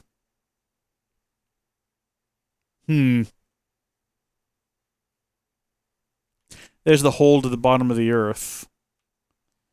Weird. This continues to be a weird world that I can't explain. It looks clean. It actually does look clean. It looks like we completely just severed this off and it became its own little island. How much time has passed? I mean, I know how much time has passed in the real world, but how much time has passed in Minecraft? You'd think it would take centuries for the ground to, like, erode and look... I mean, I guess it's pretty jagged still, but then the water's filled back? I don't know. I'm leaving now because this makes me uncomfortable. Like so many things in this mod pack that just make me scratch my head and say, why can't I just have a regular Minecraft series? Why do these things have to happen? I'm just gonna leave now. We're just gonna go. We're not gonna worry about it. It's none of my concern. You know what concerns me? What's happening? Well, first off, that massive hitch concerns me a little bit, but the game seems to be okay. What happens within these glass walls, and the fact that these guys haven't left yet. Stop looking at me. I mean, Teleport 2 is not going anywhere. I wish he wasn't inside my house, though. Well, we did it. Great success. We managed to build ourselves the black hole controller, which is sort of what we've been setting out to do for 48 episodes now, maybe somewhere in that range. There haven't been that many unless you count the mini episode. What's happening on the back here? Wait a minute. I never fixed that. I think that's been like that for so long now, it has to stay. Thank you, folks, for watching. God bless you, and I'll see you all in the next one. Goodbye! Howdy there, folks! How are y'all doing? My name is Reese, and welcome back to our TEKKIT 2 Let's Play Adventure, where today we're starting what might end up being a long-term project. I've decided that I'm going to stop talking about this, and I'm just gonna do it. The time has come to rework this entire setup over here to make it less reliant, or hopefully entirely non-reliant. Oh yeah, see, look at the mess we've created here. This is not good. This is not good at all. And I'm assuming this is all a result... See, this is what happens when you let these things run unchecked. Or, actually, occasionally this does just happen. I think when I'm, like, loading into the world, occasionally there's, like, a weird little moment, like a hiccup, a hitch, where things that are in motion just get dropped on the ground, and I'm unsure why. But it looks like I've collected them all and they're all fine. And what I could probably do is, like, go through here and sort of deliver these objects to kind of where they're normally, like, long-term stored. Wow, we've got a lot of golden cables, don't we? That's pretty crazy. I didn't think we would actually achieve such a feat at this point, at this present juncture. There's so much random nonsense in my inventory for me to sort through. But what we're going to do today is we're going to eventually get rid of all of these dark matter pedestals. I see no reason to do it now. We're at 77 solar panel, medium voltage solar panels, so that's pretty decent. But eventually, yes, we will in fact be retiring those and moving to a whole different system, a whole different configuration, which I think in the long run is going to be much better. We're basically going to be relying on more machines and more product generation, and less on bending the laws of space and time And I think that in the long run, that's going to probably end up being less prone to random little hiccups like this. Although, again, this has happened before, not quite to the same extent. This is taking me a little bit more time. Usually it's like one or two objects. I've not seen the entire assembly line, and that's probably just down to the sheer volume of items being moved through the assembly as we speak, owing to the watches of flowing time here, which are... Does it look like it's not rotating smoothly? I think it's supposed to rotate smoothly. Is this a result of possibly there's way too much happening in this tiny little zone? Maybe we should go ahead and turn these off. Maybe it's gotten a bit out of hand. Maybe we should go ahead and just dismantle all of these, just to be on the safe side. And it doesn't really matter. But I said that this is going to be a bit of a lengthy process, and it is, but I'm going to try to keep it contained to a single video, which means this might end up being multiple recording sessions. Been a while since we had one of those. This is also going to be the first video in a while that I've not recorded live, so for those of you who aren't keeping up, I used to, for a long while there, in between each main episode, I would do a bonus episode, a 0.5 episode for the channel members. And I've not stopped doing that, but I've sort of phased away from it. And instead what I'm doing is I just record the episodes live. So I'll start a live stream for channel members in the Mythic tier and up, so they can join in and watch me actually record. I think I did the last 4 episodes like that. And then when the recording is done, I keep it set so that all channel members, regardless of tier, all of them from the lowest to the highest, can then watch that archive. And it's sort of like, I've described it before as 3 wings per buffalo. You've heard the old saying, 2 birds, 1 stone. 3 wings per buffalo. It's the way I like to describe it, because on the one hand, I have to record the video anyway, so I'm getting that done. And then the second benefit, the second wing plucked from the buffalo, is that it is a bonus content, right? Because in between the bits for the video, there's a lot of me telling random stories and fiddling around with various machines and contraptions. So it's sort of like getting those half episodes. You get that between episode goodness without me having to record something completely separate. And it's sort of like just like in line with the episodes, you get some bonus behind the scenes stuff. And then the third is that it's essentially early access. You know, if you're a channel member right now, as of the time of me recording this video, there are 4 unreleased videos that you can watch in the form of live streams and just like get a leg up. So it's been really great for me to, just in terms of efficiency of time, to kind of move over to that model, but I'm not doing it with every series, and I'm not doing it with every video. So for example, today I'm not doing it, and the reason is, this is going to be a long one. It's going to be multi-part, and is the sound not working? Interesting. That worked. Sounds kind of... Some sounds working, some sounds I can't hear, but that doesn't mean they aren't working. But, what was I in the middle of saying just then, before I sort of trailed off and stopped saying it? This one might end up being multiple parts, and honestly, there are going to be parts of this where I just don't want to be talking. I just want to sit back and listen to a podcast, a video, just engage with something other than what's happening on the screen, right? Because I think that's when I do a lot of my best technical work, is when I'm not really focusing on what I'm doing. It's when I'm listening to a Red Letter Media video, or an old JonTron video, or an episode of a TV show or something I'm watching through. When I have that going, and I'm kind of watching that, and just kind of working in the background, and occasionally pausing that to make commentary, is when I feel like I do most of my best technical work. That's how most of the factory in there was built. So, that is what we're going to do. And there will be more episodes, though. There will be more live-streamed recordings. That's how we're doing the entirety of Final Fantasy XVI, actually, is in that style. And that's been a lot of fun so far. So, let's see. I think in the future, we have some other ideas for doing maybe live recordings that everyone can watch, but then just the archives are for channel members. But then the videos will eventually get edited anyway, so it doesn't matter.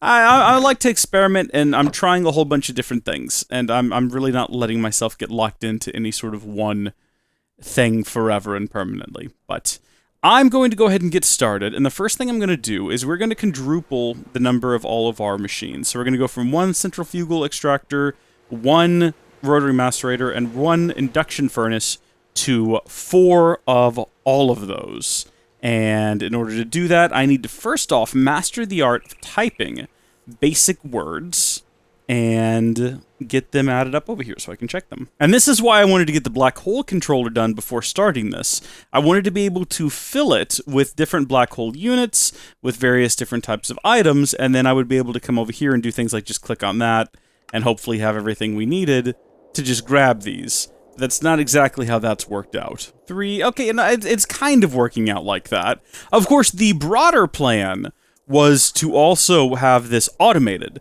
so that all of the various materials stored inside of these, for example, coal dust and blocks of redstone and rubber and refined iron, were all being constantly pumped into this thing, which could still potentially be the plan in the future. But for, oh my gosh, scrap metal blades, obsidian, I forgot all about this being necessary. I've got to go find these now. Oh, it's just flinting around some scrap metal. Oh, you know what? Ugh, man, tell you what, that's a relief, because don't we have this thing just churning out scrap metal? Like, all of the time? Yeah, perfect. Oh yeah, this horrible nightmare is still running down here, by the way, in case you were curious. Speaking of channel members, oh my gosh, they loved this. Oh, they thought it was awful, but they were loving it. They're awful. They're awful. Oh, you know what? I probably don't need to constantly be making pink slime ingots. Probably just hold on to what we got here. That'll be plenty for the time being. Did we need 2 stacks of these? No, we did not. Do we have 2 stacks of them? Yes, we do. Are they going really fast because of this? Absolutely.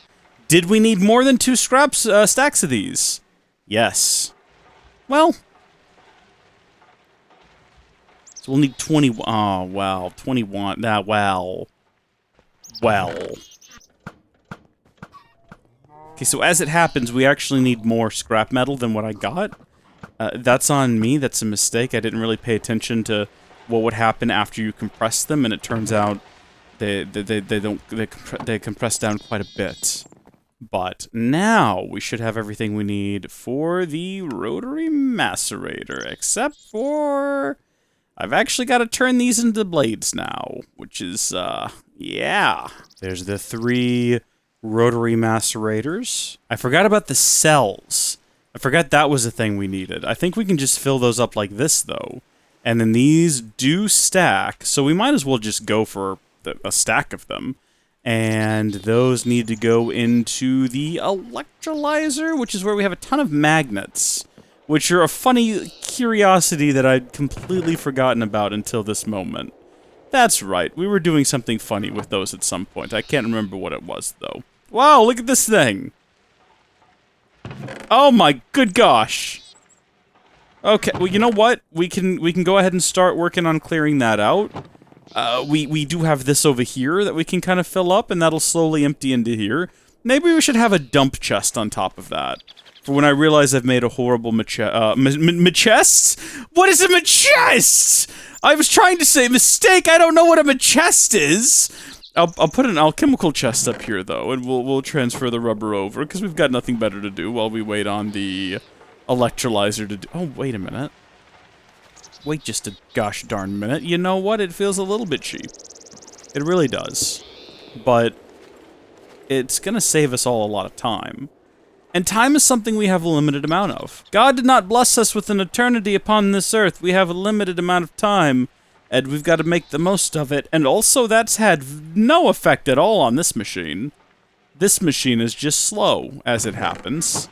So that's a nightmare. Okay, well that's gonna very laughably, slowly empty into here. Yeah, 2080! It's a GPU I had once. I still have it, it's just not in this computer.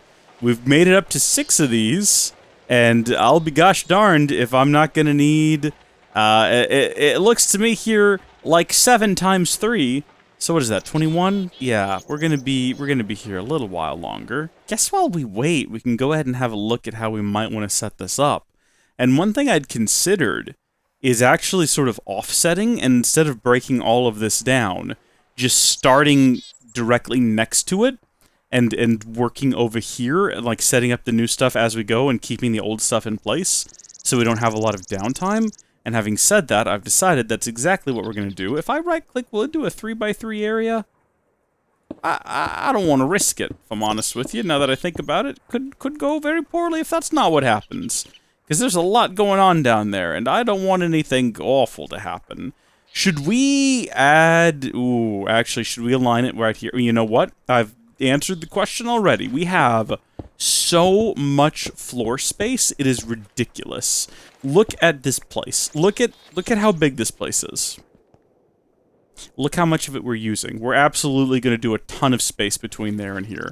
And in fact, we're gonna build it way over here in this line. So I suppose we'll do the same over here as we did over there. And we will start off with the extractors. And I'm going to do things a little bit differently in that I am going to have our... Oh, wait, no, we're not going to start with the extractors because that's what we're currently waiting on parts for. That's right. Oh, well, that's fine, because that gives me an opportunity to figure out how exactly I'm going to do this. If we wanted to have the piece of lamp right here, right, instead of having a cable, or, well, you know, a transfer pipe, whatever it's called. In this case, it's referred to as an unrouted transport pipe. Put that there just for the sake of testing. So we got to run power in here somehow. And then we also have to run the pipes to move things around. What if we had the pipes come up here, and then they run along the back of all 4 machines? So we have 1, 2, 3, 4 machines. And I know that that's 5, and I just sort of ignored that. And then on the very end, because remember, we're going to move this. We're going to move the rubber one down here. And then, I suppose, I don't know if it helps with the routing to go, instead of having it go in and out, down there, maybe just have the ends there, and then, because the next place it's going to go is further down. Will it take the path of least resistance?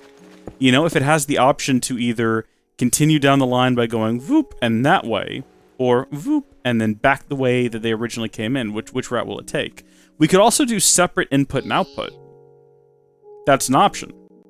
That is an option. So we could have input on the backs of the machines, and then we could have extraction on the fronts. Right? That's an option too. Now, is that what we're going to do? I kind of feel like maybe not. Because we can already make these logistics chassis MK2 and have them be both, and that keeps things a little bit simpler. And this just seems like we're adding unnecessary, undue complication. So I think that's probably what we'll end up doing. So 1, 2, 3, 4, 5, and then this down here will be the end of it. It's going to fold around, and this is going to be going back underground. Like that. So we'll have 1 machine, 2 machine, 3 machine, 4, and then the storage, and then we go down, and we have basically the exact same setup here, but for the next bank of machines. So the way that it's currently set up is the extractor, and then the macerator, and then the furnace, and I don't know if there's any reason behind that. I don't remember setting all of this up, but we might as well set it up in that same way. So we'll have the macerators here, and should we go ahead and run the power for them? Now, ooh, actually, you know what? Probably need to do a bit of decimation here, a little bit of destruction. Yep, there goes that power connection. Okay, that's fine. That's just for, like, boosters further along. That is only doing speed upgrades, which have their place. Don't get me wrong. I'm gonna fix it, but nothing too detrimental. So we do have MFEs underneath all of these machines. I suppose we ought to go ahead and do that here as well. And we'll want to make sure we don't accidentally hook these things up to high voltage power, because that could be a disaster. But I think we probably have... I know we accidentally, or not accidentally, we very intentionally made some MFEs in the last installment while testing things. And I think I said we would never need or use them. And I am a very big man. I don't mean physically, I mean in terms of maturity. And I can admit when I was wrong. And I wasn't wrong this time, I was just mistaken. Which is different. We're going to need these. We're going to need quite a few more of them. 12 of them, I believe, is the total. 4, 8, 12. Yeah, I can do mathematics. And this is charging along nicely. 26, guess what? That's not the exact number we needed. I think we needed 21. But that pretty much gets us where we needed to be to build an extra... Oh, treetops. 12. Yeah, they don't... Oh, it's actually going to be a nightmare making these inside of here. Now that I think about it. Because it's not going to pull them out of my inventory. So I'll have to feed them in 4 at a time. Yeah, no, this is a nightmare. Okay, 1, 2, 3 centrifugal extractors. Toss the rest of that back in there. Possibly that's where all that goes. I'm really sick of this limestone. Apparently, I'm ready for these guys to leave my house as well. You guys can go anytime you want to. Well, I'll teleport to you, you can stay. Spurious, I don't know why you're still here. He probably has a quest and I've just not checked. I'll be honest, haven't been paying a lot of attention to the fella. So let's go ahead and do this. I'm going to do a quick test with a right click. That doesn't do anything. So that did... Ooh. Yeah, no, I don't... I just need you to take out the 1 level, though, was the thing. I don't need you to take out that many. That's the issue. I don't want you to do that. And it's concerning to me that you don't seem to care what I want. You just seem to want to go... See, why can't you just do... Okay, well, that was a cavity. Can you just do the 1? Oh, you did that time. Oh, because it was gravel. You're very frustrating to me, little Morning Star. And I suppose I could just do this with the destruction catalyst as well. That would be, I guess, the go-to in this situation.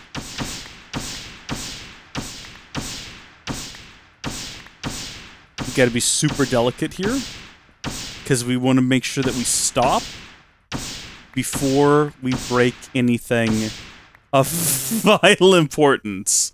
See, yeah, I figured we would come out in front of something like this.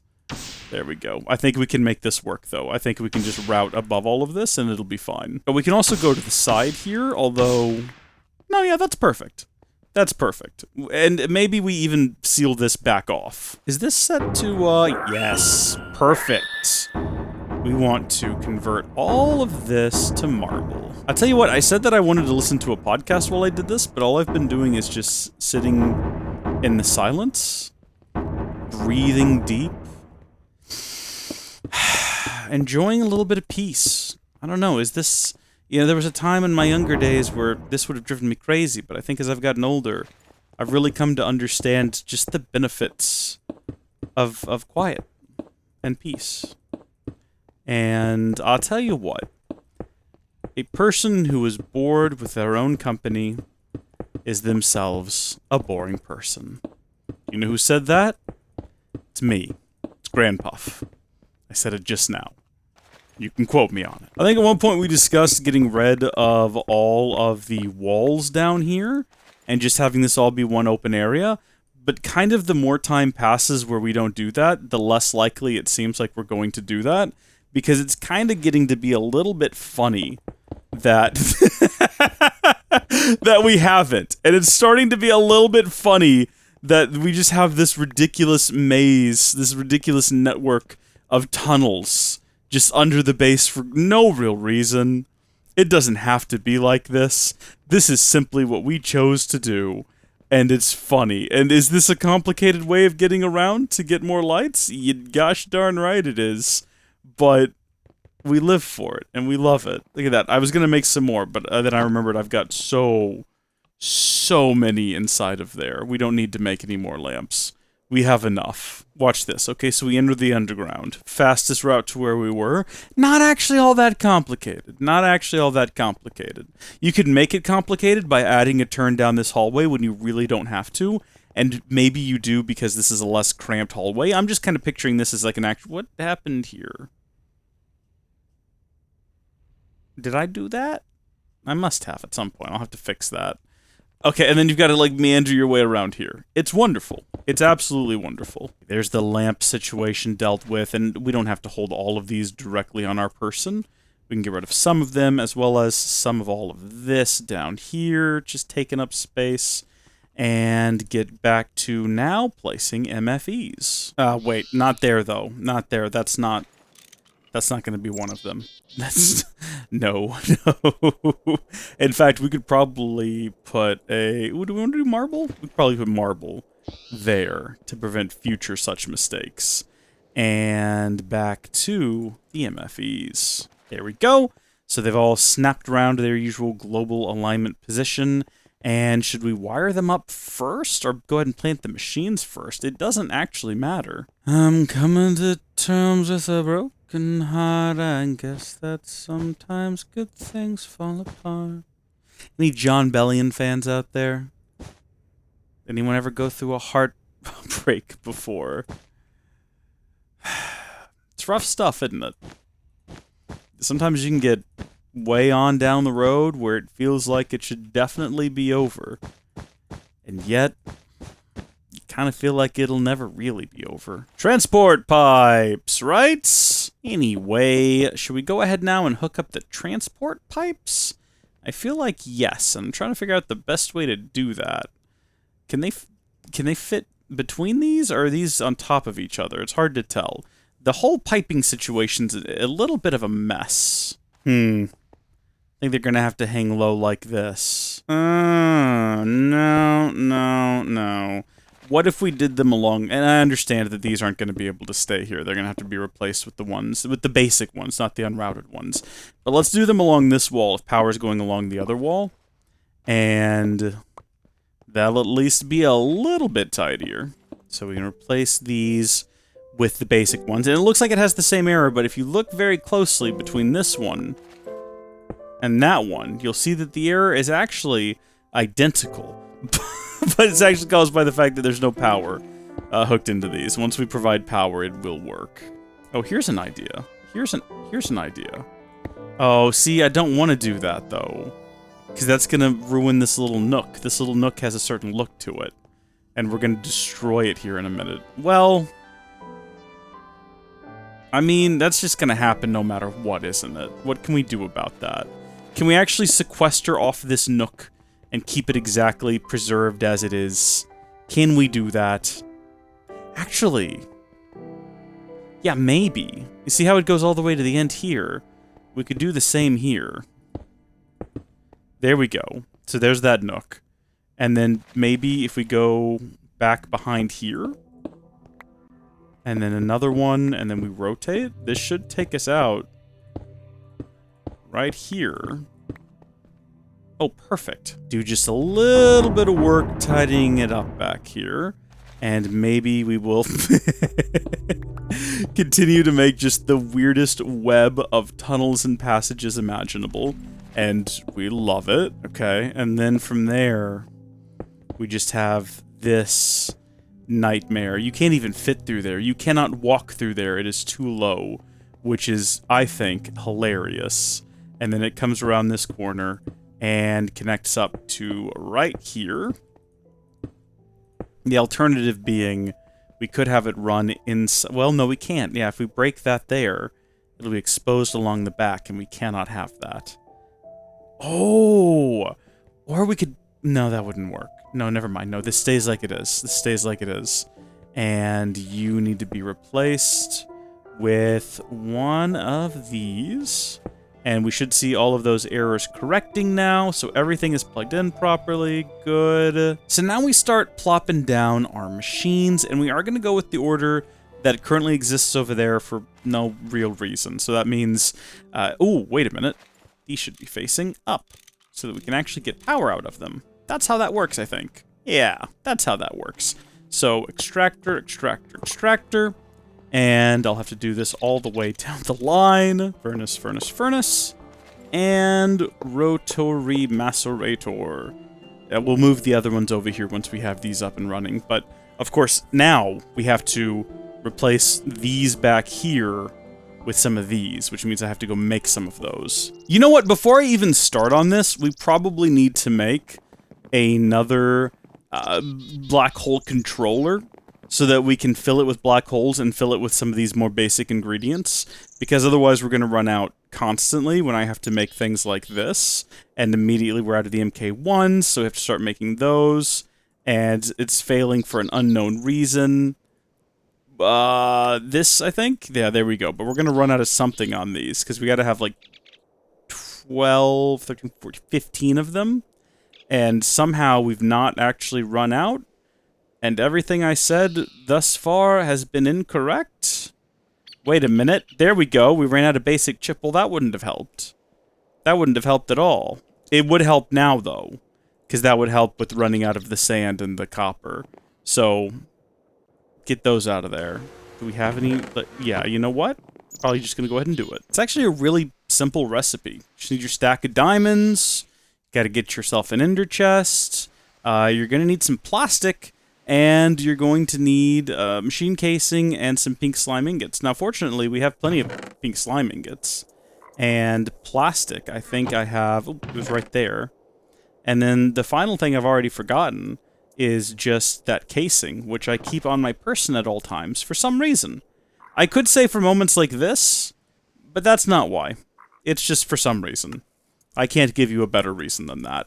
Isn't that crazy how we can just make these now? We went so long being unable to do that very basic task, and now we just can. So, let's see. We want one of these, and we just want to fill it with sand, and we want to fill one of these with copper. Sand. We're gonna have some sand. Copper is a good time. We're gonna have a coppery good time. I see now why you can't just right-click to break a whole bunch. Yeah, because that would be a disaster right here, as I'm just using this object to right-click, but... There we go. There's those two objects, so it should infinitely pull them back. Is it not restocking? Is it not set to restock? Restock inventory, please. Thank you. There we go. Much, much better, and we'll just have to add more of those kind of as we go.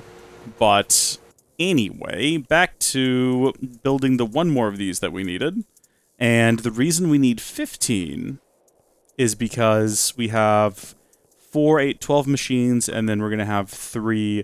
black hole units, and now that I'm thinking about it, we're going to need a ton of these and a ton of these. So I think actually 15 of each, right? It's going to be sort of the same setup, if I'm not mistaken. I could be mistaken, though. That's the thing. Paper. This feels silly. Again, I could automate this, and I probably should, but then again, I don't know how kind of into the weeds we're going to get when it comes to things like the factory and automating everything, or are we going to just kind of stop once we've automated the construction of high voltage solar arrays? Or are we going to automate a whole ton of things? And if that's the case, am I going to need a whole lot of all this stuff? I'm unsure.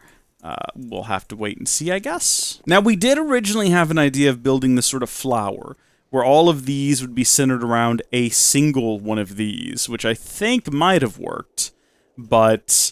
At the end of the day, while that would have been less resource intensive, it would have also been possibly more complicated to set up. And I feel like when it comes to factories, efficiency of operation might be more important than efficiency of cost. Because if the operation is super efficient, then the whole system will eventually pay for itself. It'll be worth the investment in the end.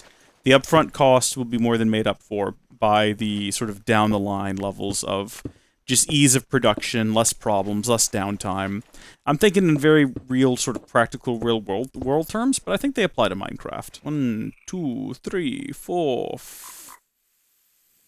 Fudge monkeys.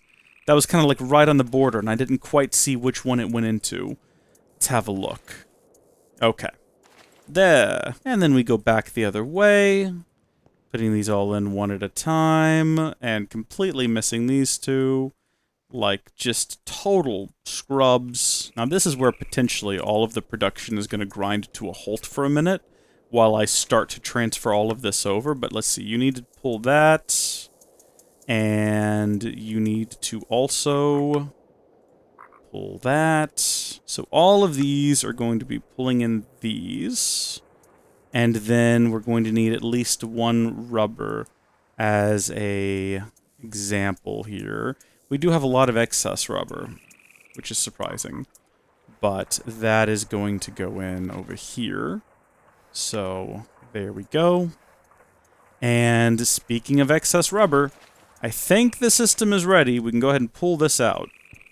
Just going to very delicately break that, and then hopefully collect it. And if we have to dismantle half the place, we're going to move it over here to Look, right there. And that should work. Yep. Okay, so the rubber is being produced inside of these, and should be leaving these, and then going into here, which is happening. And this is going up and down, so input and output is working. So what we can do now, well, got a little bit stuttery there, didn't it? We're gonna want to keep these powered on at all times, so I guess we'll need to put levers on top of all of them. Didn't actually think about that, but that is something we'll need to do. And actually, that's something we can go ahead and just do on all of these machines, so they can all be warming up. We're going to be consuming a lot more power now, but we're producing an excess. Oh, wow, yeah, that's right. So they don't actually each need their own lever, but we're going to give them each their own lever anyway, because again, efficiency and whatnot. The question now is where to put this, and I think we'll put this here, right? Because that way we know what all of these machines are doing if it's on top of this. That just makes the most sense to me. So these should all be filling up, though. Yep, and they should all keep doing their thing. So we can now successfully, safely... And you know what I just realized is we don't actually have to have as many of these as I built, because we could have just moved this one over.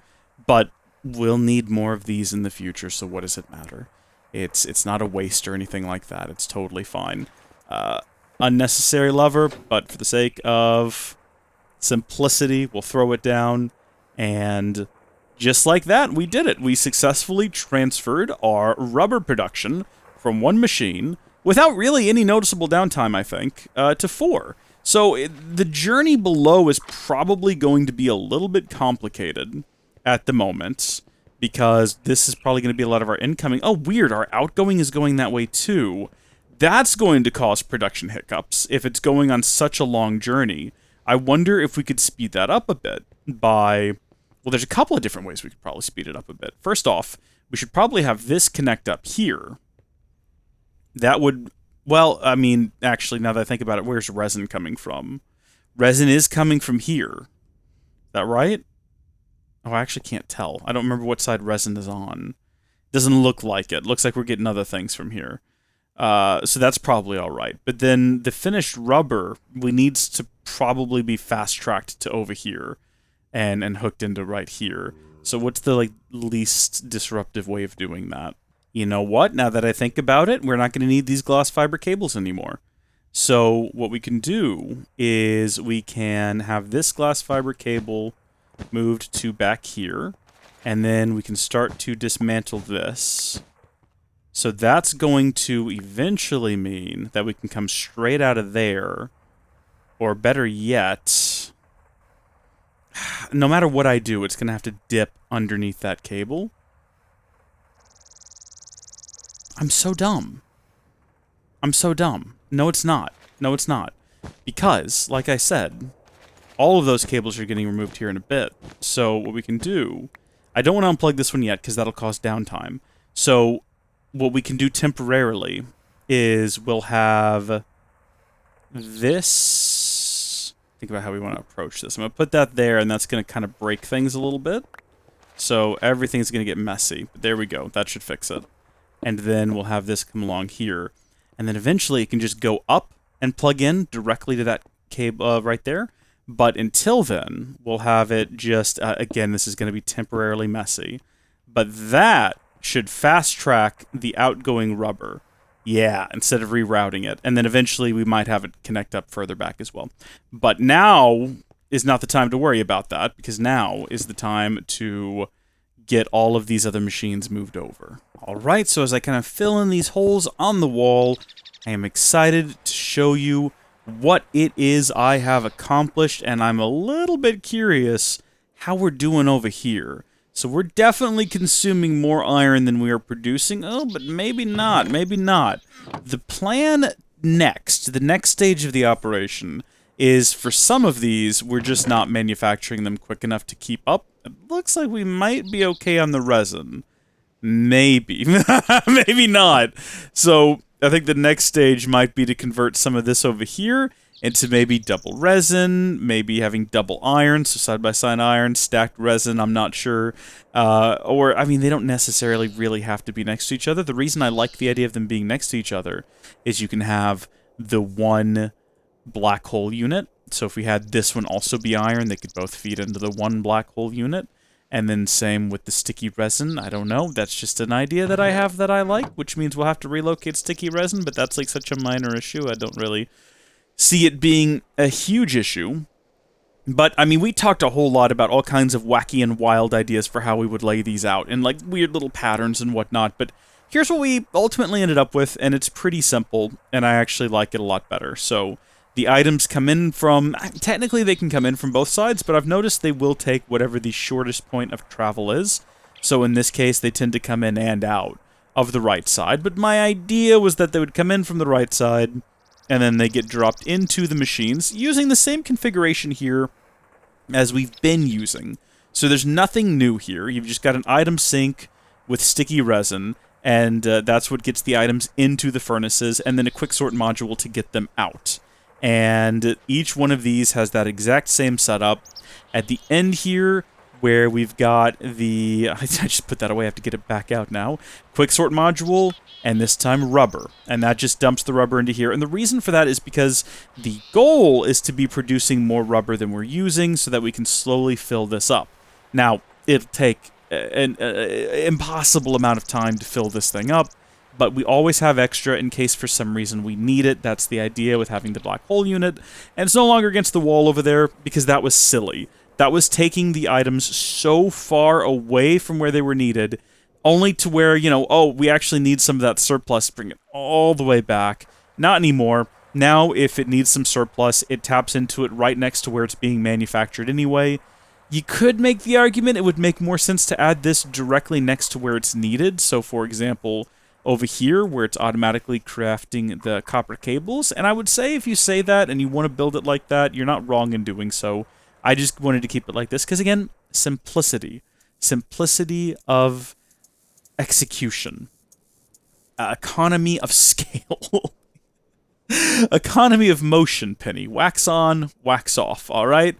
So, we've got the centrifugal extractors, we got the rotary macerators, and we have the induction furnaces, and it's all running real smooth. So the question is, well, what's next? Well, I could reorganize some of this back here to kind of tighten it up a little bit. Or we can just take the missing spots and plug new things in. We have enough room over here, without overhauling anything, to add 3 additional workbenches. And if we have a look at the HV solar panel, what do we need that we're not currently manufacturing? Well, all we need is an IV transformer, and we've already got medium voltage solar panels. So we've already got these being manufactured, so all we need is whatever goes into this. But what goes into this is not that simple. Iridium stone, plasma cable, EV transformers, HV transformers. I think we are manufacturing the MV transformers, so that's fine. At least I think that we are. I could be wrong on that. It's going to take a little bit more space, though, than the 3 we have available. So what I might end up doing is possibly building that kind of over here, and then going back here and simplifying this up a bit, because there's a lot of wasted space here that doesn't need to be here. You know, there's a lot of unnecessary space taken up. We might even, like, double some of these up, so have 2 of these, and then in doing so, what we could do is we could have it shrunk, so move that to here, and have another one over here, and since they're doing the same thing, they share the one logistics chassis. I think that's how that works. We'll have to test it and find out. But that's going to cause downtime, because we're basically going to be... Or maybe not. Maybe we just build a bunch of extras, we kind of strip this section down, and we start down here, and we work our way. We have so much free space, but I still want it all to look nice and be orderly. So, I mean, what comes first, the chicken or the egg? What comes first? Do we do the iron situation first? I'm unsure. I mean, we definitely do need to increase our iron production. We could just do that right now. We could just tell this thing, hey, we need more iron. And, I mean, we don't have any in our inventory at the moment. But I could just go grab some iron and say, you know what? Hop to it. And it would immediately start producing iron. And gosh darn it, now I need one of those Doomafloppers. Oh, wait, I might actually have one. I do. I do have a Doomaflopper right here. That's the official, that's the canon name for it. This is the legendary Doomaflopper. Grab that. Grab an unrouted item transport pipe. Hook it in. And then hopefully we'll find out whether or not we have a quick sort module. And we do. Is that to extract? Yeah, that's exactly what that does. And boom. Now it's completely functional. It took basically no time. It's upsetting that it's going in the opposite direction of all of the other ones down here, but it also doesn't actually matter at all and makes no difference whatsoever. So that's going to be bolstered quite a bit now, hopefully, by the additional iron. This should start filling up instead of draining, and then hopefully what we want to see down here is that all of these stay stocked up, and we should see these stay stocked up. Remember, one of the problems we were having was with iron ingots. And, I mean, not even iron ingots.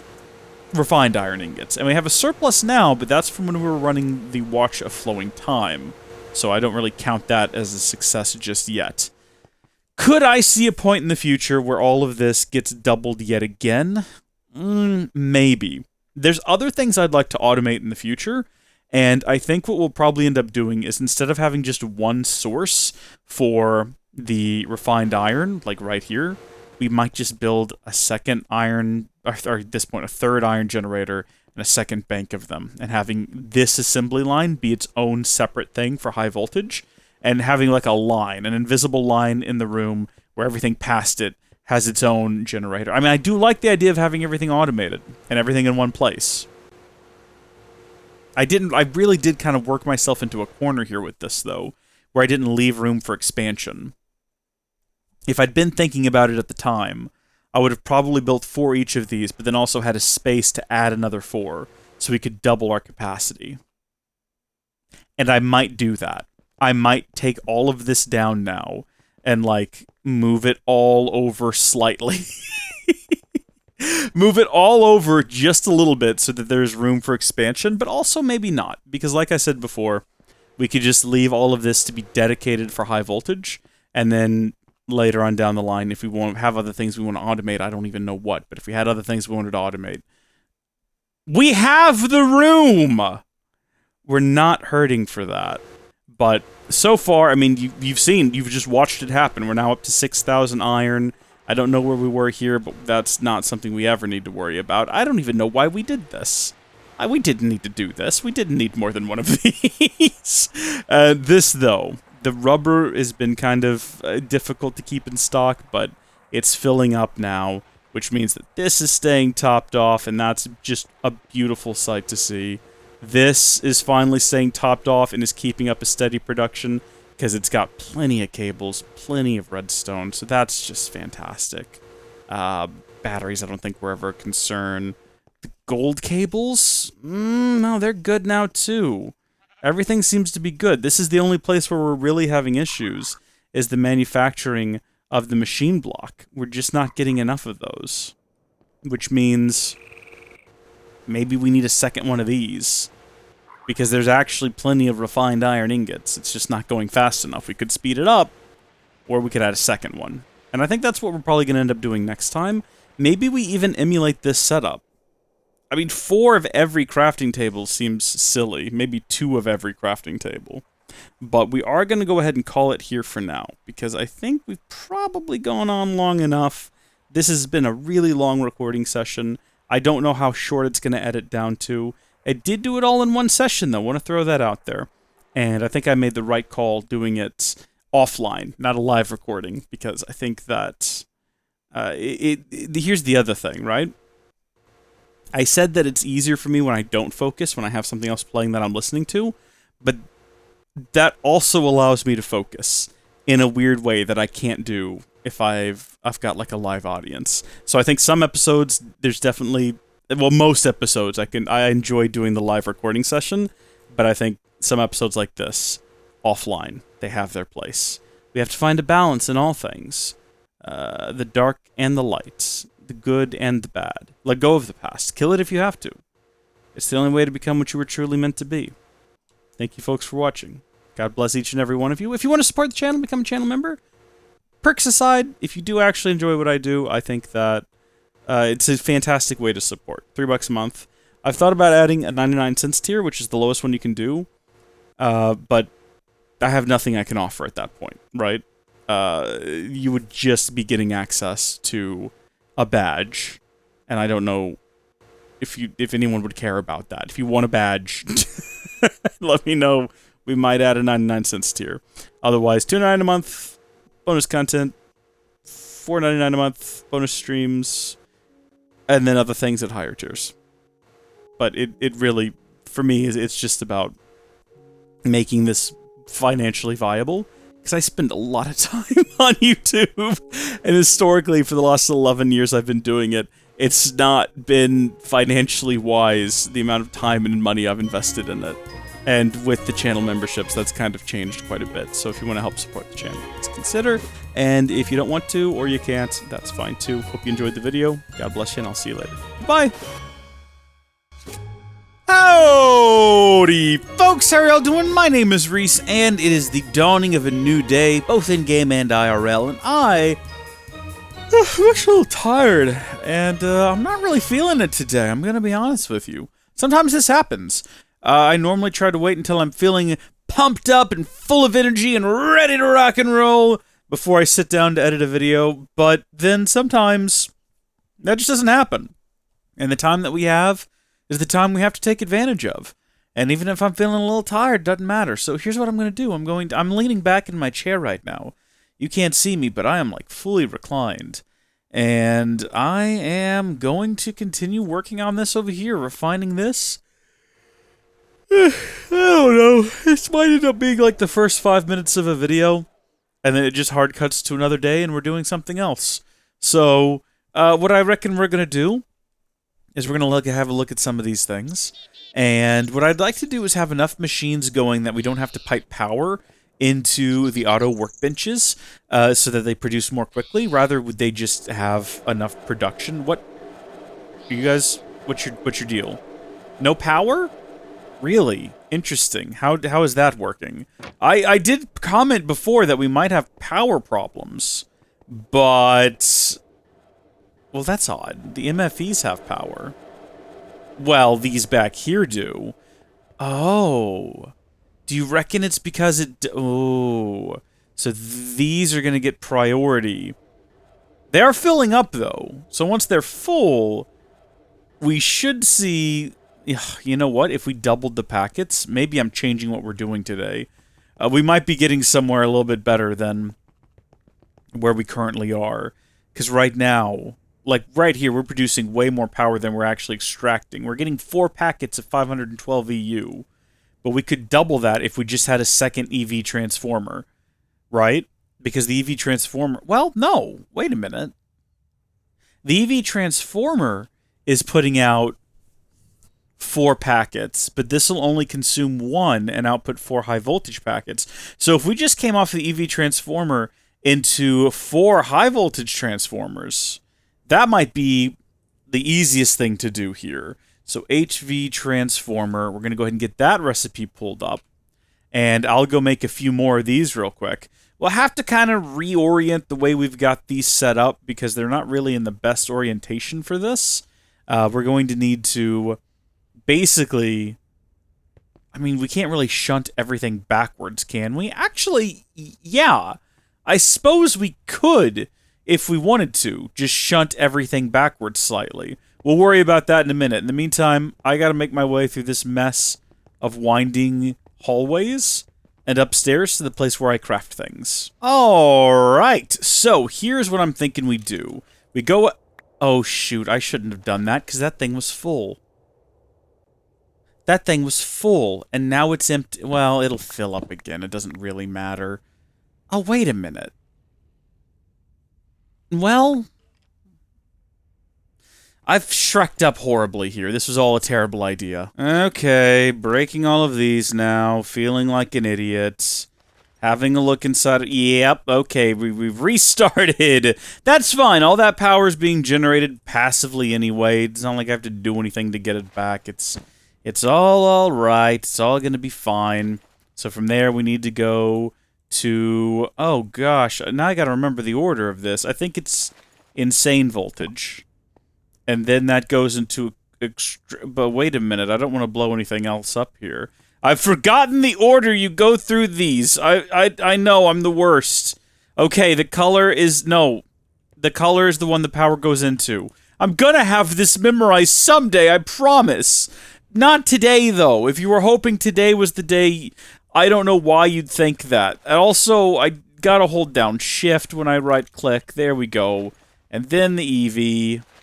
Okay, and then from the EV, we need to go out into 4 HV. So maybe we do this somewhere else. Maybe that's what we do. Maybe we just take this connection down. 1, 2, 3, 4. So these are all inputs. So we will pipe all of that power. Okay, that melted the cables. Is extreme voltage too high for glass fiber? Actually, that's not really shocking. I guess that's not really shocking at all. We have bigger cables, right? We have the 4x4 insulated cable. But is that going to be able to support... I can't remember now. There was a cable that was for insane voltage. And I'm not sure if I can remember what it was off the top of my head. If I stare at this screen long enough, I'll remember that it was probably the plasma cable, which is not a difficult thing to construct necessarily. We just have to have a lot of magnets and plasma cells, and we probably have all this. Although, before I actually go through the effort of manufacturing it, I am pulling up the wiki and having a look right now at power cables. Okay, so we don't actually need these. These are for the ludicrous voltage, which we don't have any of. What we actually have is extreme voltage that we're dealing with right now, which we can get away with just using a regular HV cable. Although, let's see, the insulated cable might be better. It says this one doubles as an electric fence, which is funny because, yeah, it does have a lot of exposed current and could potentially damage you. 4 times insulated HV cable ought to be plenty for what we're doing. We'll grab 10 of those. Apparently has insulation up to 2,000 EU per tick. I'm going to have to do math again, though, in order to actually remember what we're looking at when we get to the end of the extreme voltage, right? Because I can't remember what that steps it down to. So let's see, EV accepts 8,000 output. Okay, 2,048. So perfect. These will be the exact correct cable to use in this situation. And yeah, that's going to burn those. That's okay. So those are all hooked in now, and what we can do is we can have those output, I mean, along any of the sides, but we're going to go along the bottom here, and I'm hitting the wall. I'm going to break that one for no reason. It's unnecessary, but there we go. So what we've effectively done is, at least what I think we've effectively done, is quadrupled the amount of power we were getting. Because remember, this will accept one, we're going to go through this one more time, this will accept 1 packet of IV, or insane voltage, from the PESU, and split it out into 4 EV, which will split out, remember what was happening before, was it would put out 4 EV, but the HV would only accept 1 of those and put out 4 HV. Well, now we're having 4 of the EVs going out. Each one of these is getting 1 packet of the extreme voltage, and each is outputting 4 packets of the high voltage. Are we all following along here with what's happening now? Are we all understanding? Also, I'm realizing now that this needs to be a hallway. Or maybe it doesn't.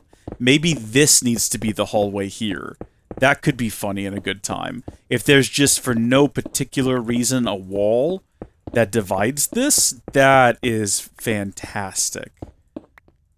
Wonderful. So what we'd like to see here as a result of that is that these machines are not going to be starving for energy, and that is not what we are seeing as a result of that, which is odd because I don't know why. What? Oh! Oh! Right! Right! Yes, the medium... Right! The medium voltage... Oh! Oh, silly me. I had forgotten. Right. So all of those are running off of a single... Okay. A single MV transformer is the bottleneck here. Right. Well, we actually have another MV transformer right here, just in my inventory, potentially waiting to be used, which is wonderful. Why is this happening? Why are these splitting apart? Stop it. Stop it. You're being annoying. So we've got a couple of options of what we can do. One of the things we could do is get rid of this MFSU, this MFE, and this MV transformer. And, you know, because we don't really need power running over here anymore anyway. We really do need power in here. So we could have this come through here, and go into its own bank where it makes 4 or at least 2 MF. Well, the cables, though, for power already ran along here. So, what if we... Okay, follow along with me here, camera guy. I'm going to disconnect all the machines temporarily while I try to sort this out, so that I don't accidentally blow anything up and, you know, have, like, a horrible mistake happen. And then, actually, we've been talking about doing this for a long time anyway, haven't we?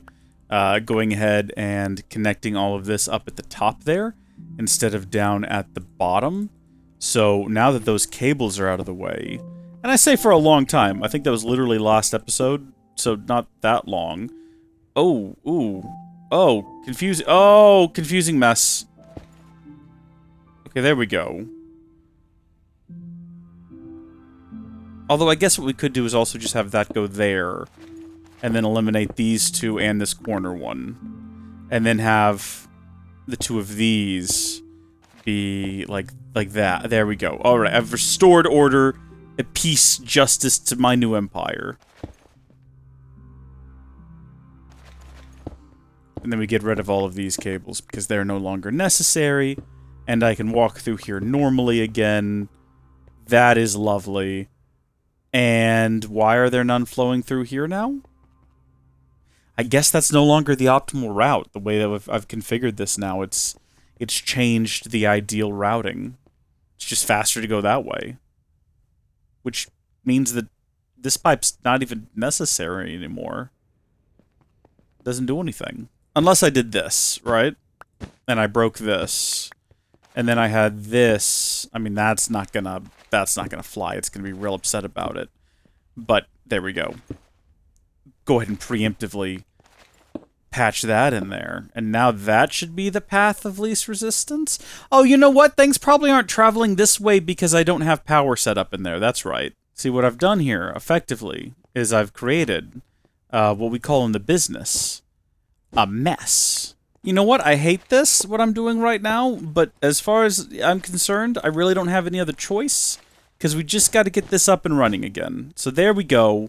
Now we've doubled the output, because we have 2 MV transform... Well, okay.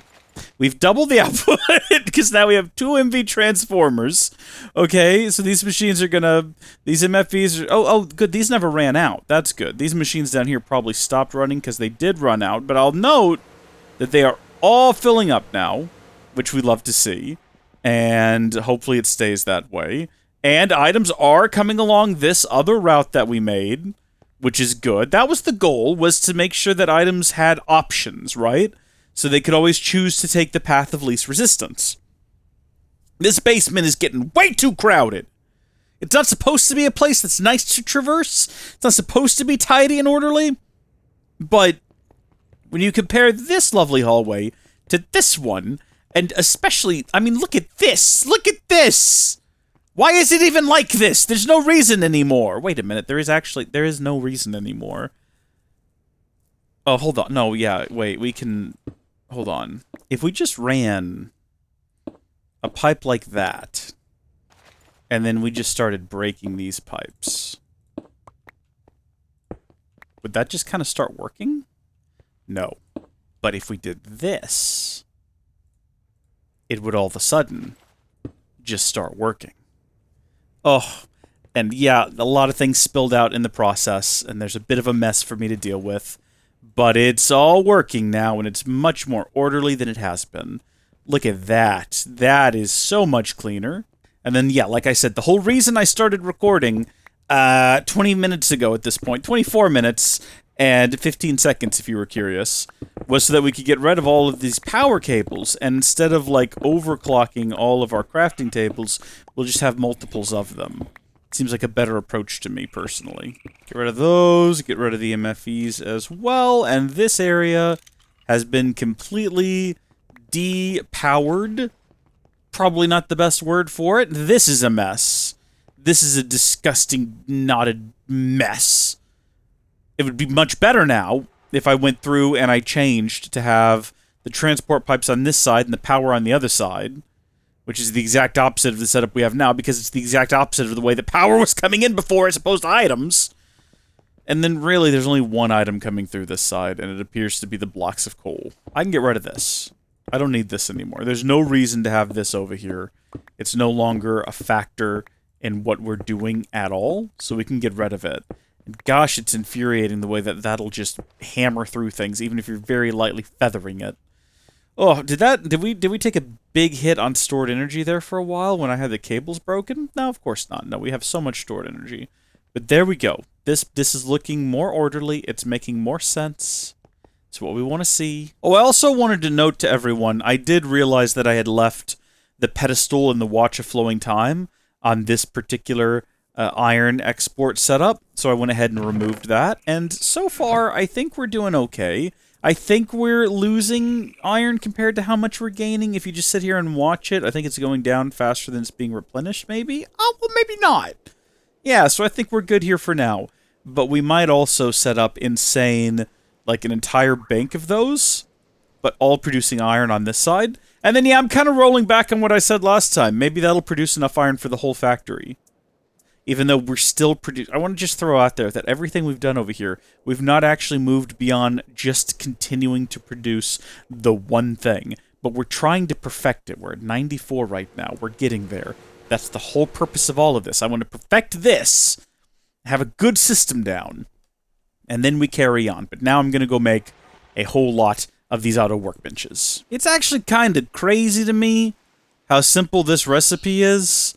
It's just crafting tables and stone gears. I'd forgotten how simple it was. We ran out of stone gears before we ran out of crafting tables. I don't know why I said it like that. Like that was some sort of a revelation that would happen. But there you have it. In any case, do we probably have more in here already? No, I figured we would, but we don't. There's probably some around here somewhere. Alright, I don't know where. Probably. By the way, these are all now completely warmed up, running at 100%, and we're doing golden on power right now. I'm actually kind of curious how much power total this entire operation is currently pulling, and we can tell by checking the power right here, because this line provides power to the machines, the transport pipes via mostly that power junction, as well as all the machines back there. So if we check right here, we should find out, okay, we're using 553. So a little bit more than a full high voltage solar panel would be able to provide at any given time. That's pretty interesting. That's pretty interesting. Another way to view it is if we look at these banks, remember each one of these produces 512 EU per tick. We're using a bank and a little bit more, which means we have we have so much excess. It's kind of incredible. Makes you wonder why we're even bothering trying to get high voltage, doesn't it? It makes me wonder. I wonder a lot of things sometimes, though, so, you know. So cables, I don't even know if we need to multiply, because I feel like cables we have just an excess of, but then if we're going to go through the effort of doing this, we might as well go through the effort of doing it right. And we might as well go through the effort of having 2 cables. Fill that in, and then we don't even have to take this one down. What we're going to do is we're going to try to find out whether or not my idea of having... Oh, shoot, wait a minute. No, yeah, that's fine. My idea of having the single... Oh, no, wait a minute, I'm confused. No, that's... Wait a minute. Yeah, because it's going to be coming up beside it, so... Wait. Sorry, my brain's kind of all a little bit frazzled right now, but there we go. We're going to transfer this one to over here, and we're going to find out whether or not you can have just one of these connected to 2 auto workbenches, and we're going to see how that works exactly. And in order to do that, we're going to actually have to take this line down for just a second, which might cause some confusion and disarray. But I also just... Wait, what did I just get? Oh, it must have been passing through. I was so confused as to why a generator was passing through. I didn't have any sort of explanation to that. But there we go. We'll get those items back. We'll get that hooked up. And then now is the moment where if I break this, it's going to drop everything it's got inside of it. But I think that actually it keeps... Well, that's not what we want to put there. But I was going to say, I think that possibly the item sync module, maintains its memory. Which is both cool... and possibly a little bit annoying depending on the circumstances, but we'll click both of those in there, And then, okay, yeah, there, boom, it's working. We're still getting supplies. We're still outputting the cables. We want to see that happen. Beautiful. So now we just do the same thing here, basically. And do we actually have to have the items, or can I just look up? I'm trying to remember. I'm almost positive you could look up, like, copper cable, and then just do this number, and you're done. Yeah, you don't actually have to populate it manually. So there we go. Now we just find out whether or not it fills that up. Just waiting. Just sitting here looking at it with Minecraft music playing. Ain't nothing happening here. Which is a shame. But I'll tell you what, in the past, I've had issues with these where I can fix it by just getting a wrench and removing the cards and then reinserting them, right? So reinstalling them. So blop and then blop. Right. Right. So it kind of does feel like, yes indeed, you cannot have the chassis MK2 hooked up to 2 different machines. And maybe that's what that little orange and red there indicates. Versus this side only has a red. Can you do anything about that? Well, what if... Well, we can't add a second item sync module. Well, we can if we get rid of the quicksort. And that might seem like it doesn't make a whole lot of sense, but hear me out on this. If we grab a second one of these, this one is for sticky resin, so we're going to actually want to go in there and very quickly say no to that. Don't do that. That would be ridiculous, okay? And then we want to configure it the same, so we want to have rubber and copper. So, configure that.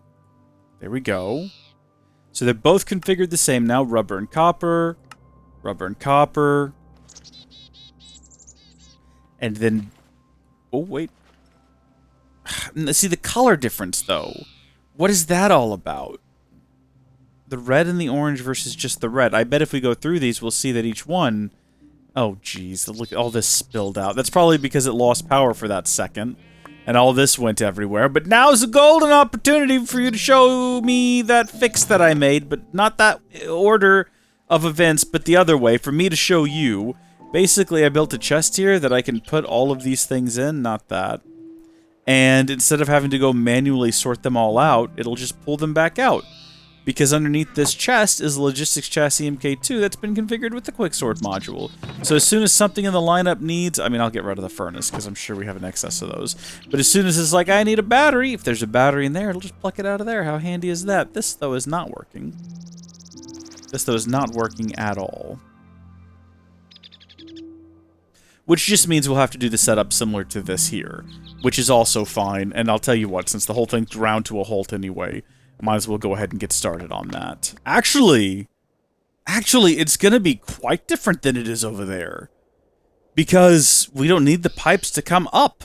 Remember, the reason the pipes come up is because power has to plug into these machines somewhere, and we chose down below. But actually, we don't have to do it like this. We can just have the transport pipes routed underneath the machines, and everything gets input and output from underneath them. If that's what we wanted to do. I don't see why we wouldn't just do that. So we'd have our MK2s, and this does necessitate that each machine has its own MK2 still, which is regrettable, but the way that it has to be. So we have our MK2s, and then we have a unrouted pipe going in there. Right? And then on top, we have that, and then we'll go ahead and we'll move this over there as well, because we're going to do that anyway.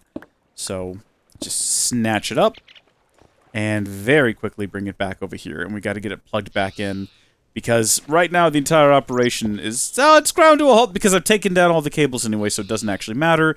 But once again, we pull in that, and pull in that, and then we already have the appropriate item sync modules for both of these. So if I can get the angle right, yeah. As well as we need more quicksort modules. I think we have a number of those ready to go. Boop, boop, boop, and then we already have right over here where we just grabbed that from, the appropriate item sync. Please reopen the window to see the information. Okay, that was odd. But here's that one, and then that also... Did I already put an item sync? Yeah, I did. Well, I want them in this order, if you don't mind. And then from there, if we wanted to have a space be there, and we do, just to help kind of keep things tidy, we can do that. And then have a unrouted pipe. Continue down to the next one, and we'll go ahead and hook it in. So we can see everything working. There we go. Yeah! Alright, and then we'll just do the setup like we do everywhere else. We have that there, and we have the cable right on the front. It's perfect! Look, we can even, like, rotate the cable a bit if we wanted to. If we wanted to get fun and spicy with it. But these are going to go a little bit slower than it was before because it doesn't have a speed upgrade. But that's alright because we don't need a speed upgrade. Each of these is producing 6, and that means that basically 12. Here's a question, though. Do we want to go overboard with it? Because we did these with banks of 4. So there's 4 of each machine. Do we want to also do this with banks of 4? I mean, it's going to be different because... But then, why stop there? These are so cheap to make. Why not just do 4 of these? There's no reason, other than just, that's not how I set it up.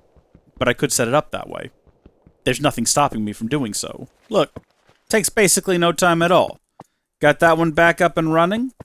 And then just, oh, well, we are going to have to configure these, granted. And I am starting to run out of some of these very important components.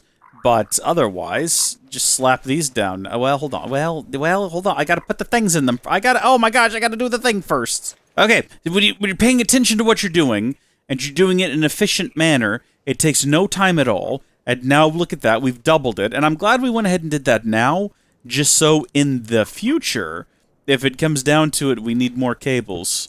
We don't have to worry about trying to find space. Oh, gee, I gotta stop doing this. Okay, so now I just have to do that for all of these other ones here. And I don't know if I mean literally all of them, because I think some of the bigger items like solar panels and yeah, these we could probably manage. Yeah, leave these all at 1 maybe each. But then things like, I mean, definitely like this, right? Where, I mean, that's slowing us down so much. A bank of 4 of those probably would do it. Found out something interesting about these. You can configure them before you put them in by holding down Shift and right-clicking. Maybe I already knew that, I don't remember. Also, I think my sound is broken. Yeah, there's no sound anymore, and I don't know why. Sometimes Minecraft... you know what? It's probably because I got up, and when I came back, the computer was asleep, and then I woke it up, and then the sound was broken afterwards, because sometimes that's just a thing that happens with the Minecraft. I don't know why. Oh, you don't actually have to hold down right-click, or hold down Shift either. You just right-click them, and you can configure them. And you know what they say, the more you learn, the smarter you are. That's actually a really dumb saying, and I did just completely fabricate it and make it up. It's not real at all. It wouldn't even make sense, because being intelligent and being knowledgeable, like knowing a lot of things doesn't make you smart. You can be very knowledgeable about certain things and still be an idiot. Like being able to win at a Star Wars trivia night might mean that you are knowledgeable about Star Wars, but that doesn't mean that you actually have intelligence. It doesn't mean that you are smart. So actually, I'd like to retract what I said moments ago. The more you know, not the smarter you are. That's actually objectively false, and I would like to apologize for creating this sort of false standard or false narrative that you yourself might have hoped to follow, when it is in fact entirely nonsensical at its very basis. Why can you not make these for me? I need them, thank you. I myself know a great deal about Bionicle, for example, but that's not what makes me smart. My vast intellect is what makes me smart. Usually the smartest person in the room, although I should note that I do tend to be the only person in the room, as I do prefer quiet. And I don't know what I'm saying right now. I have not rested. I think I need to go get some sleep when this is all said and done. Go lay down for a little bit of that golden Betty by time. You know what I'm saying? Yeah, you know what's up. All right, plop that down. Wait a minute. Was that empty? Oh, I guess, of course it was. Of course it was. There was never any in here. Why would there have been any in here at all? Let's drop that in there. Let's lock it. Okay? And actually, all of these should be locked. I don't know if I've locked them before. It doesn't really matter because we're not going to run out of some of these, but just to be on the safe side. And if you're wondering what locking does, locking the inventory just means that you can only put that one object in there, right? So let's say we got into a situation where for some reason all of these were drained. Well, whatever you put in there would be the new thing that it held, except for when it's locked, at which point it'll only accept the one thing. This is accepting nothing because it's not even hooked in. All of these other ones are still running, but I very intentionally did not hook this one in yet. So we're going to... Well, actually, we're just going to do these in a line. I was going to say, there's no reason not to do them in a line. Yeah, so we'll just break all of these. And we will continue this forward, because doing them in a line means we can just use basic unrouted transport pipes. We don't have to do anything fancy. We don't have to have them be... I mean, not basic. I keep saying basic. We can use unrouted transport pipes, not the basic ones. I'm sorry. I just get into these moments where I start mumbling, and I'm not actually saying what I'm thinking or getting to any points. We don't have to use basic ones. We can use unrouted ones because there's no junctions. They're all just going in a line all the way down. Why am I still narrating this?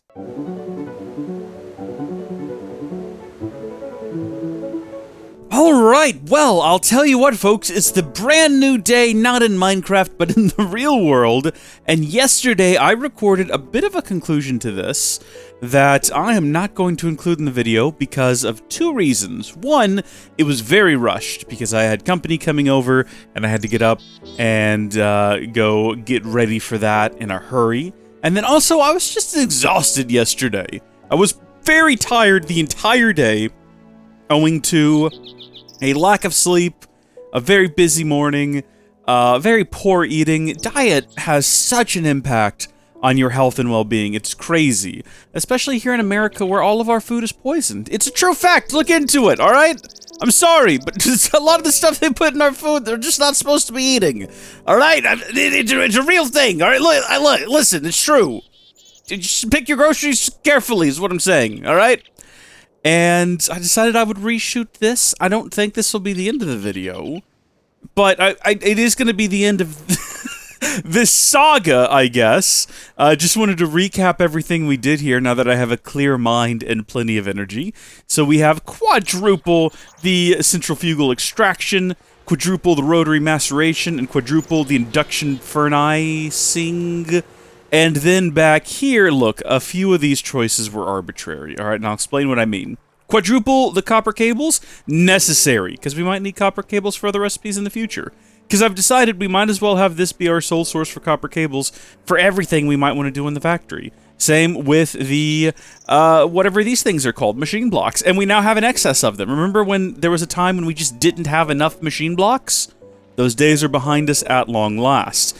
I decided to, again, very popular item, the electronic circuit. We've got 4 of those going now. Double the rebatteries, and we're actually having trouble keeping those stocked up in, like, high amounts, probably owing to the fact, well, we'll get to that here in a minute. Double the golden cables. Now, this one was an arbitrary choice. This one, there was no, well, I mean, I use the term arbitrary. What I should say is that this one was not based on need. It was based on the fact that I wanted this to go all the way to here. So it would be even with the other side. And I didn't want to have any weird gaps. And I said, you know what? I guess we'll make double the gold cables. And that'll bump everything over that way 1 block and it'll be good. So didn't need it, but that's what we did. And then from there, things are a little bit out of order. I didn't quite put them down the exact same way they were before, which is, listen, that's my mistake. That's on me. But then we have the LV transformer. We have, well, eventually there will be a solar panel in there. And I'm having trouble getting, an excess of solar panels in here so that I can lock the inventory. One just went through. I had my opportunity. Problem is they're in and out way too fast, and I don't know what to do about that. Next up, we have a generator, and this inventory is properly locked. Generator. Now, don't you require generators? Yeah, see what I mean about them being slightly out of order? If I had the time, I would go back and swap these two. And when I say if I had the time, what I really mean is because I have the time. I could just do it right now. I simply lack the patience to swap the machine. Well, I mean, okay, I'd have to swap the black hole units, I'd have to swap the recipes, I'd have to swap the pictures, and then I'd have to swap the cards from underneath. Why am I like this? Why don't I just go ahead and do that? I could just go ahead and do that. After that, we have the... moving on. We have the array, and then the MV, and then finally... Yeah, so it really is just these two that are kind of out of order. And then there's no reason for this to be manufactured way back here, as opposed to, like, down here right next to where it needs to go. So really, I could leave the solar panel where it is, and just swap that to that. Okay, watch this. Alright, well, there's no telling how long that was. Unless I just check it in the timeline. It couldn't have been more than, like, 6 or 7 minutes. And I got them switched, and the order makes sense again, kinda. So we get generator to solar panel to... right next to solar panel, we're manufacturing the low-voltage transformer so that the solar panel and LV transformers can be combined to make the low-voltage solar array, to make the MV transformer, to make the medium-voltage solar array. And hopefully I got everything hooked in correctly, and I guess we'll find out here later if we have no more than 100. If we get to 101 medium-voltage solar panels, we'll know we did it right. And if we don't, then I've Shrek'd something up and I don't know what. And it's going to be a bit of a hassle to fix. Because now that all of these on this side are underground, you got to go underground and fiddle with them. But it's hard to tell what you're looking at once you're underground. You know, do you understand what I'm trying to, like, convey to you here? Because, look, when you're up here, it all makes sense. It's like, yeah, that's the gold one. That's the one making the gold cables. Let me go down here into the dark, endless void of unending cables. It's neither dark nor endless nor a void, but you know what I'm trying to get at. Which one does the golden cables again? Maybe I ought to have a second set of picture frames down here. Actually, I probably should. Just like underneath each of these telling me what each of them is. But then again, now that they're up and functioning... when am I ever going to need to check them again? You know what I mean? I'm not going to. I'm not going to need to do that. It's fine. Everything's just kind of working down here. It's much more orderly now. And I'm pretty pleased with how it's all turned out. I've thought about swapping these whole cables around because I thought that would make more sense to have these on this side instead of this like weird crossover here. And then once again, I'm just confronted with the reality of the fact that I can just do that, and I've chosen not to. Why didn't I just do that instead of talking about it? Of course, now that I'm in the process of doing this and getting it done, I am realizing that in the future, when we do inevitably add more assembly lines, and there we go, that's all finished, so we should start seeing items go through here. Any minute now, there we go. So that's a little bit of a mess there, but overall, that's much cleaner. And we can also... ooh, interesting! It's going to require one more piece than we had before, and I think I've stored those all inside of here to try to keep my inventory a bit tidier. But we'll get this plugged back in. Again, the path of least travel is going to be good for, I think, just the coal, based on its placement. But what I was going to say is that we're going to have more banks of items kind of like along here, right? So in the future... those are going to have to get all tangled up, because power's going to be coming from somewhere else, presumably. A different set of MV transformers. But that's a problem for later Reese to figure out. Right now, we're talking about current Reese. This is my overflow chest, by the way. My inventory kept getting so crowded, I just wanted another chest I could yeet things into and not worry about. Some of this can get fed back into the system now, though. Basically, all of this can actually go back in here. And then we gotta do the old disengage and re-engage trick, and there we go. That'll all get sorted out in its own time. And of course, we had a bit of a spill up top, owing to the fact that we temporarily had everything kind of halted there for a minute.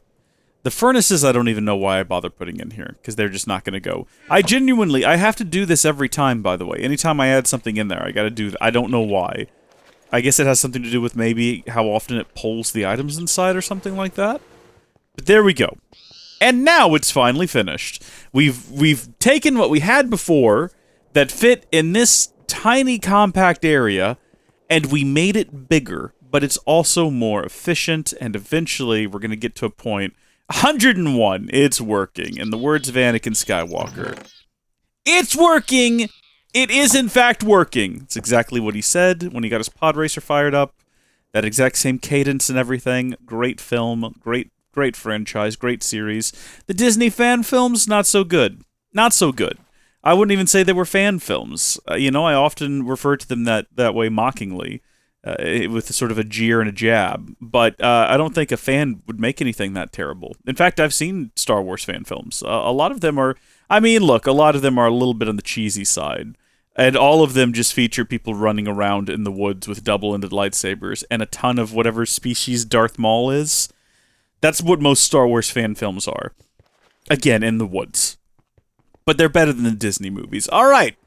What next? I really don't know if we need to worry about iron at this point. We got 96,000 iron now, so I don't know. Even with all of these going, I'm assuming these are all staying topped off, yeah, and then our supply of refined iron is doing just dandy. This is continuing to grow. We're doing good. I think we found a good balance here. Now it's time to start making the high voltage. So let's get rid of that. And let's throw in there HV. And that's the one right there, high voltage solar panel. What needs to be automated to make this happen? This is already finished. Like, these are good to go.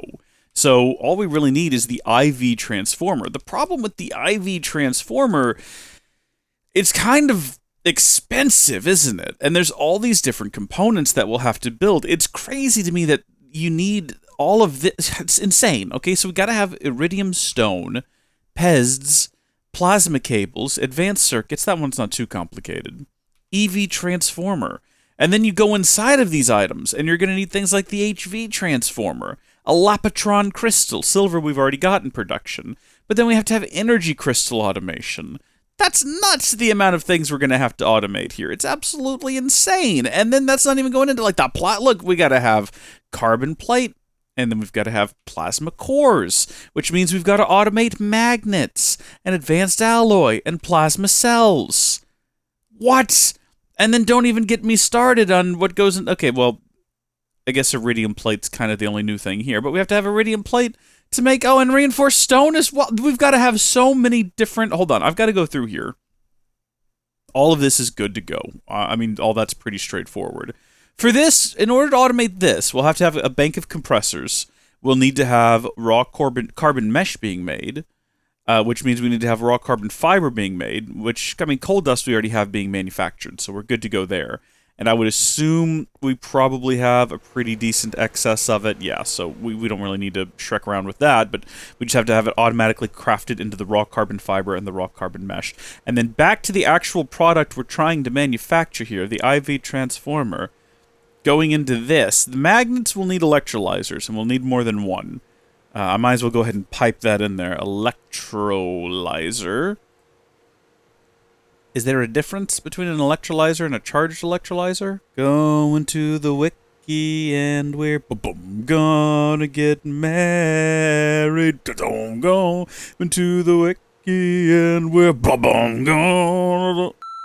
Crafted from 7 voltage transformers, I beg your pardon. Oh, okay. Oh my gosh! 7 low voltage transformers, an advanced machine block, and an electrolyzer. Let's see. Medium voltage machine does not accept any upgrades, nor can it be connected to any machines unless its electrolyzer... wait, what?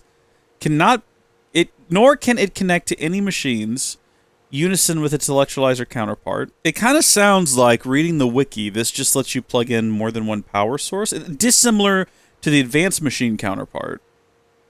Whatever that means. The charge electrolyzer works very similar to the basic machine electrolyzer counterpart. The charge electrolyzer can be connected to more than one energy source, unlike its basic counterpart.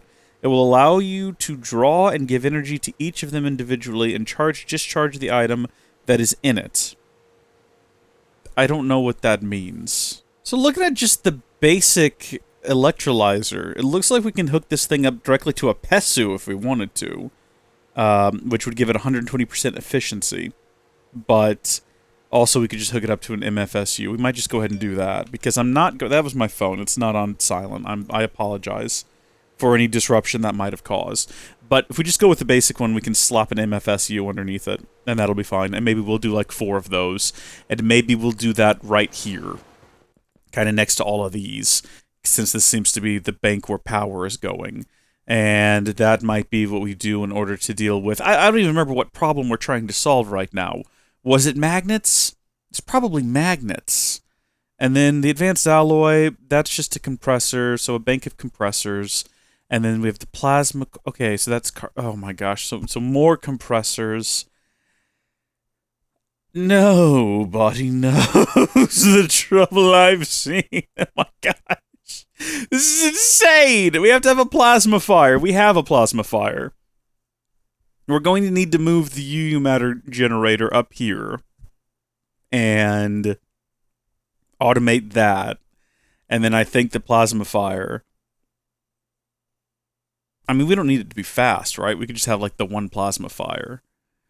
Okay, maybe we approach this one step at a time. Maybe that's what we do. Maybe we don't focus on the big picture. Maybe instead we focus on a series of individually smaller pictures, one at a time. First things first, let's connect up these hallways. And that'll also take us down here, where presumably we'll have a hallway running the full length of the building. Although I know there's actually already a hallway down there, and I don't know if I lined it up just now. So what I'm actually going to have to do is abandon this current project and go through the web of tunnels to get back around. Why have I done this to myself? I could have made this one big open room, but we've decided not to. That's a decision we've made. How is this oriented? It's the same. Okay. In that case, let's not do that. Let's hit V, and let's get silly. Oh my gosh. That means there's a dungeon nearby, right? I don't care. It's not my concern. That was concerning, though, for a minute, right? Oh dear, is this the outside? Hello, world! I forgot that we did a turn! Get some temporary lighting down in here so we don't have any sort of, oh my gosh, yeah, look at that. That's just, like, almost underneath my house this whole time. And I didn't know. Alright, let's have a bit of an investigation here. What's going on with this? Oh my gosh, that's like a spawner? Chests? This is a whole thing down here. I mean, we can absolutely tank it, but I don't want it right now. Hey! There we go, we're all connected up now. And my favorite thing about this is... Well, I'll show you, hold on. Oh gosh, that's a hole. Keep forgetting about that hole. Okay, like I was saying, my favorite part is that once you get down here, right? I'm in no rush to finish any of this, so this is just gonna be...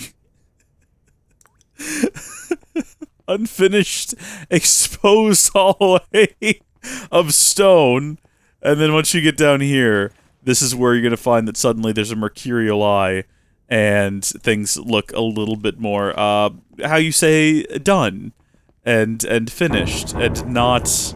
messy. See, all of this is going to be on camera, so all of this needs to look good.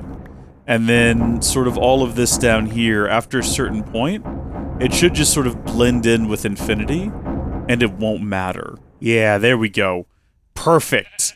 So I don't need to worry about doing anything with the rest of that right now. For the time being, that's... you don't even need to know. Alright, hallways completed, and if you were wondering, geez, Reese, why though? What was the purpose of that? It's so I can start to sort of plot this out here. So we're going to need compressors, and we're going to need different sets of compressors, because we have to compress the carbon plating, so we'll need compressors for that. But then we also need compressors to make the mixed metal ingots. So I've got to figure out, like, where exactly I'm going to put those. And again, symmetry, while not actually important to the system, is important to me. So I've got to figure out what the best layout for all of this is going to be to make it all symmetrical. Compressor, compressor, compressor, compressor, storage device, space, space, space, compressor, compressor, compressor, compressor, storage device, space, space. That leaves me with 3 on the end. Which, I mean... it's not nothing. I can make that work. That's enough space for, like, one of these machines, right? No. Coming out. Going in. Block of light. Going out. Going in. Block of light. Yes, if we wanted to do a double, which we could do. Oh, gosh, I forgot about this! That's right, we'll have to have more compressors to compress the rare earth chunks into dead magnets. Good gosh. I hate it. I hate it all. That's even more compressors. Wait, that means we have to have... Oh, no. We've got to have all these rare earth extractors running as well. So something pumping cobblestone into them. Well, not even cobblestone, because the better object would be obsidian. So we have to pump obsidian into rare earth extractors. And then... Or we could also use the soul sand, but I think obsidian is the more sensible option. Compressors for carbon... balls. Can't remember what they're actually called, but there we go. That's what that'll be. And they're called carbon mesh. Raw carbon mesh into carbon plate. But that's the general idea. That's where that'll go. This will be... Ah, shoot. What else do we need compressors for? Compressors, advanced alloy. So there we go. We'll do something over here. I don't know what yet, but we'll figure that out. My original plan for the factory was that there wouldn't be anything underground.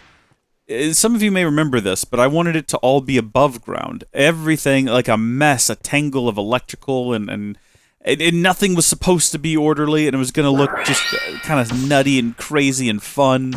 And now I'm like, no, let me go carve the underground trenches so that we can have all of the cables and everything tucked away. I mean, it looks better, but it's not even really fitting with the vibe that I sought to create when I constructed this monstrosity originally. Have I abandoned my own principles? Yes, many times. Automation is what TEKKIT's all about. It's what TEKKIT's always been about. And here I am complaining, like, oh my gosh, I gotta build all these compressors. No, it's gonna be such a nightmare. Like, no, this is what it is all about. So we're gonna need some rare earth extractors. So those will go here. I finally know what we're gonna have over here. I figured it out. This is gonna be for advanced alloy crafting. So that'll be a little bit weird. The ingredients will come in here and get turned into advanced alloy and then pumped back in here for compression, but whatever. Also, I don't know if it's going to be fast enough to keep this many compressors fed. So we might actually need like a bank of 4 advanced alloy crafters. Maybe. We'll see.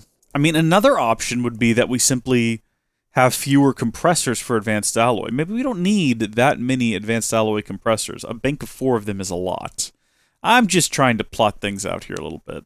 Oh yeah, you gotta craft the rare earth dust into rare earth chunks. Oh my gosh. Oh, it's starting to pile up. It's starting to pile up on me here. New plan. Instead of trying to sort it all out in advance. I said earlier we do one little step at a time. That's what we're actually going to do. I'm going to plot out each individual component and then build the assembly for that component. So for some reason, I've landed on the advanced alloy, which means we need to have somewhere to craft the advanced alloy. We got to have bronze ingots being made somewhere. We do. We do. We're going to have something generating bronze dust. See, I already started here with the crafting, but I can't craft them until... Okay. This is it. This is the... Okay, so we got 4 of these with furnaces. Furnaces for bronze. And then we've got 4 of these crafting advanced alloy, and then I figure we only need 2 compressors creating the advanced alloy, because otherwise we're going to have, like, bottlenecks keeping these objects supplied. But this ought to work out just fine. That's the first thing. And then I know what I said earlier about just moving ahead with that, but now we're gonna take a break because I've been recording 2 parts that are very long. I've got about 3.5 hours of footage here I gotta sort through to try to make 1, maybe 2 episodes, but hopefully just 1. Hopefully just 1. And the purpose of today's episode was getting all of this refined and sort of perfected so that we have a smooth, fluid production. We're up to 105 now of the advanced alloy. What are we waiting on? So really, the bottleneck is here, where we're just waiting on solar panels. So if we had wanted to... And it's running smoothly. It's not like it's out of components for solar panels. The solar panel components seem to be staying completely stocked, and then we're just very slowly waiting on, boop, the next round. So that's almost perfect, really. I think I'd prefer it that way, where everything else is completely stocked, and where... it's just running smooth, and you're just waiting on these to cut. That's fine. That's fine. That's fine. That's fine. That's actually lovely. Thank you folks for watching. God bless you, and I'll see you later. Goodbye!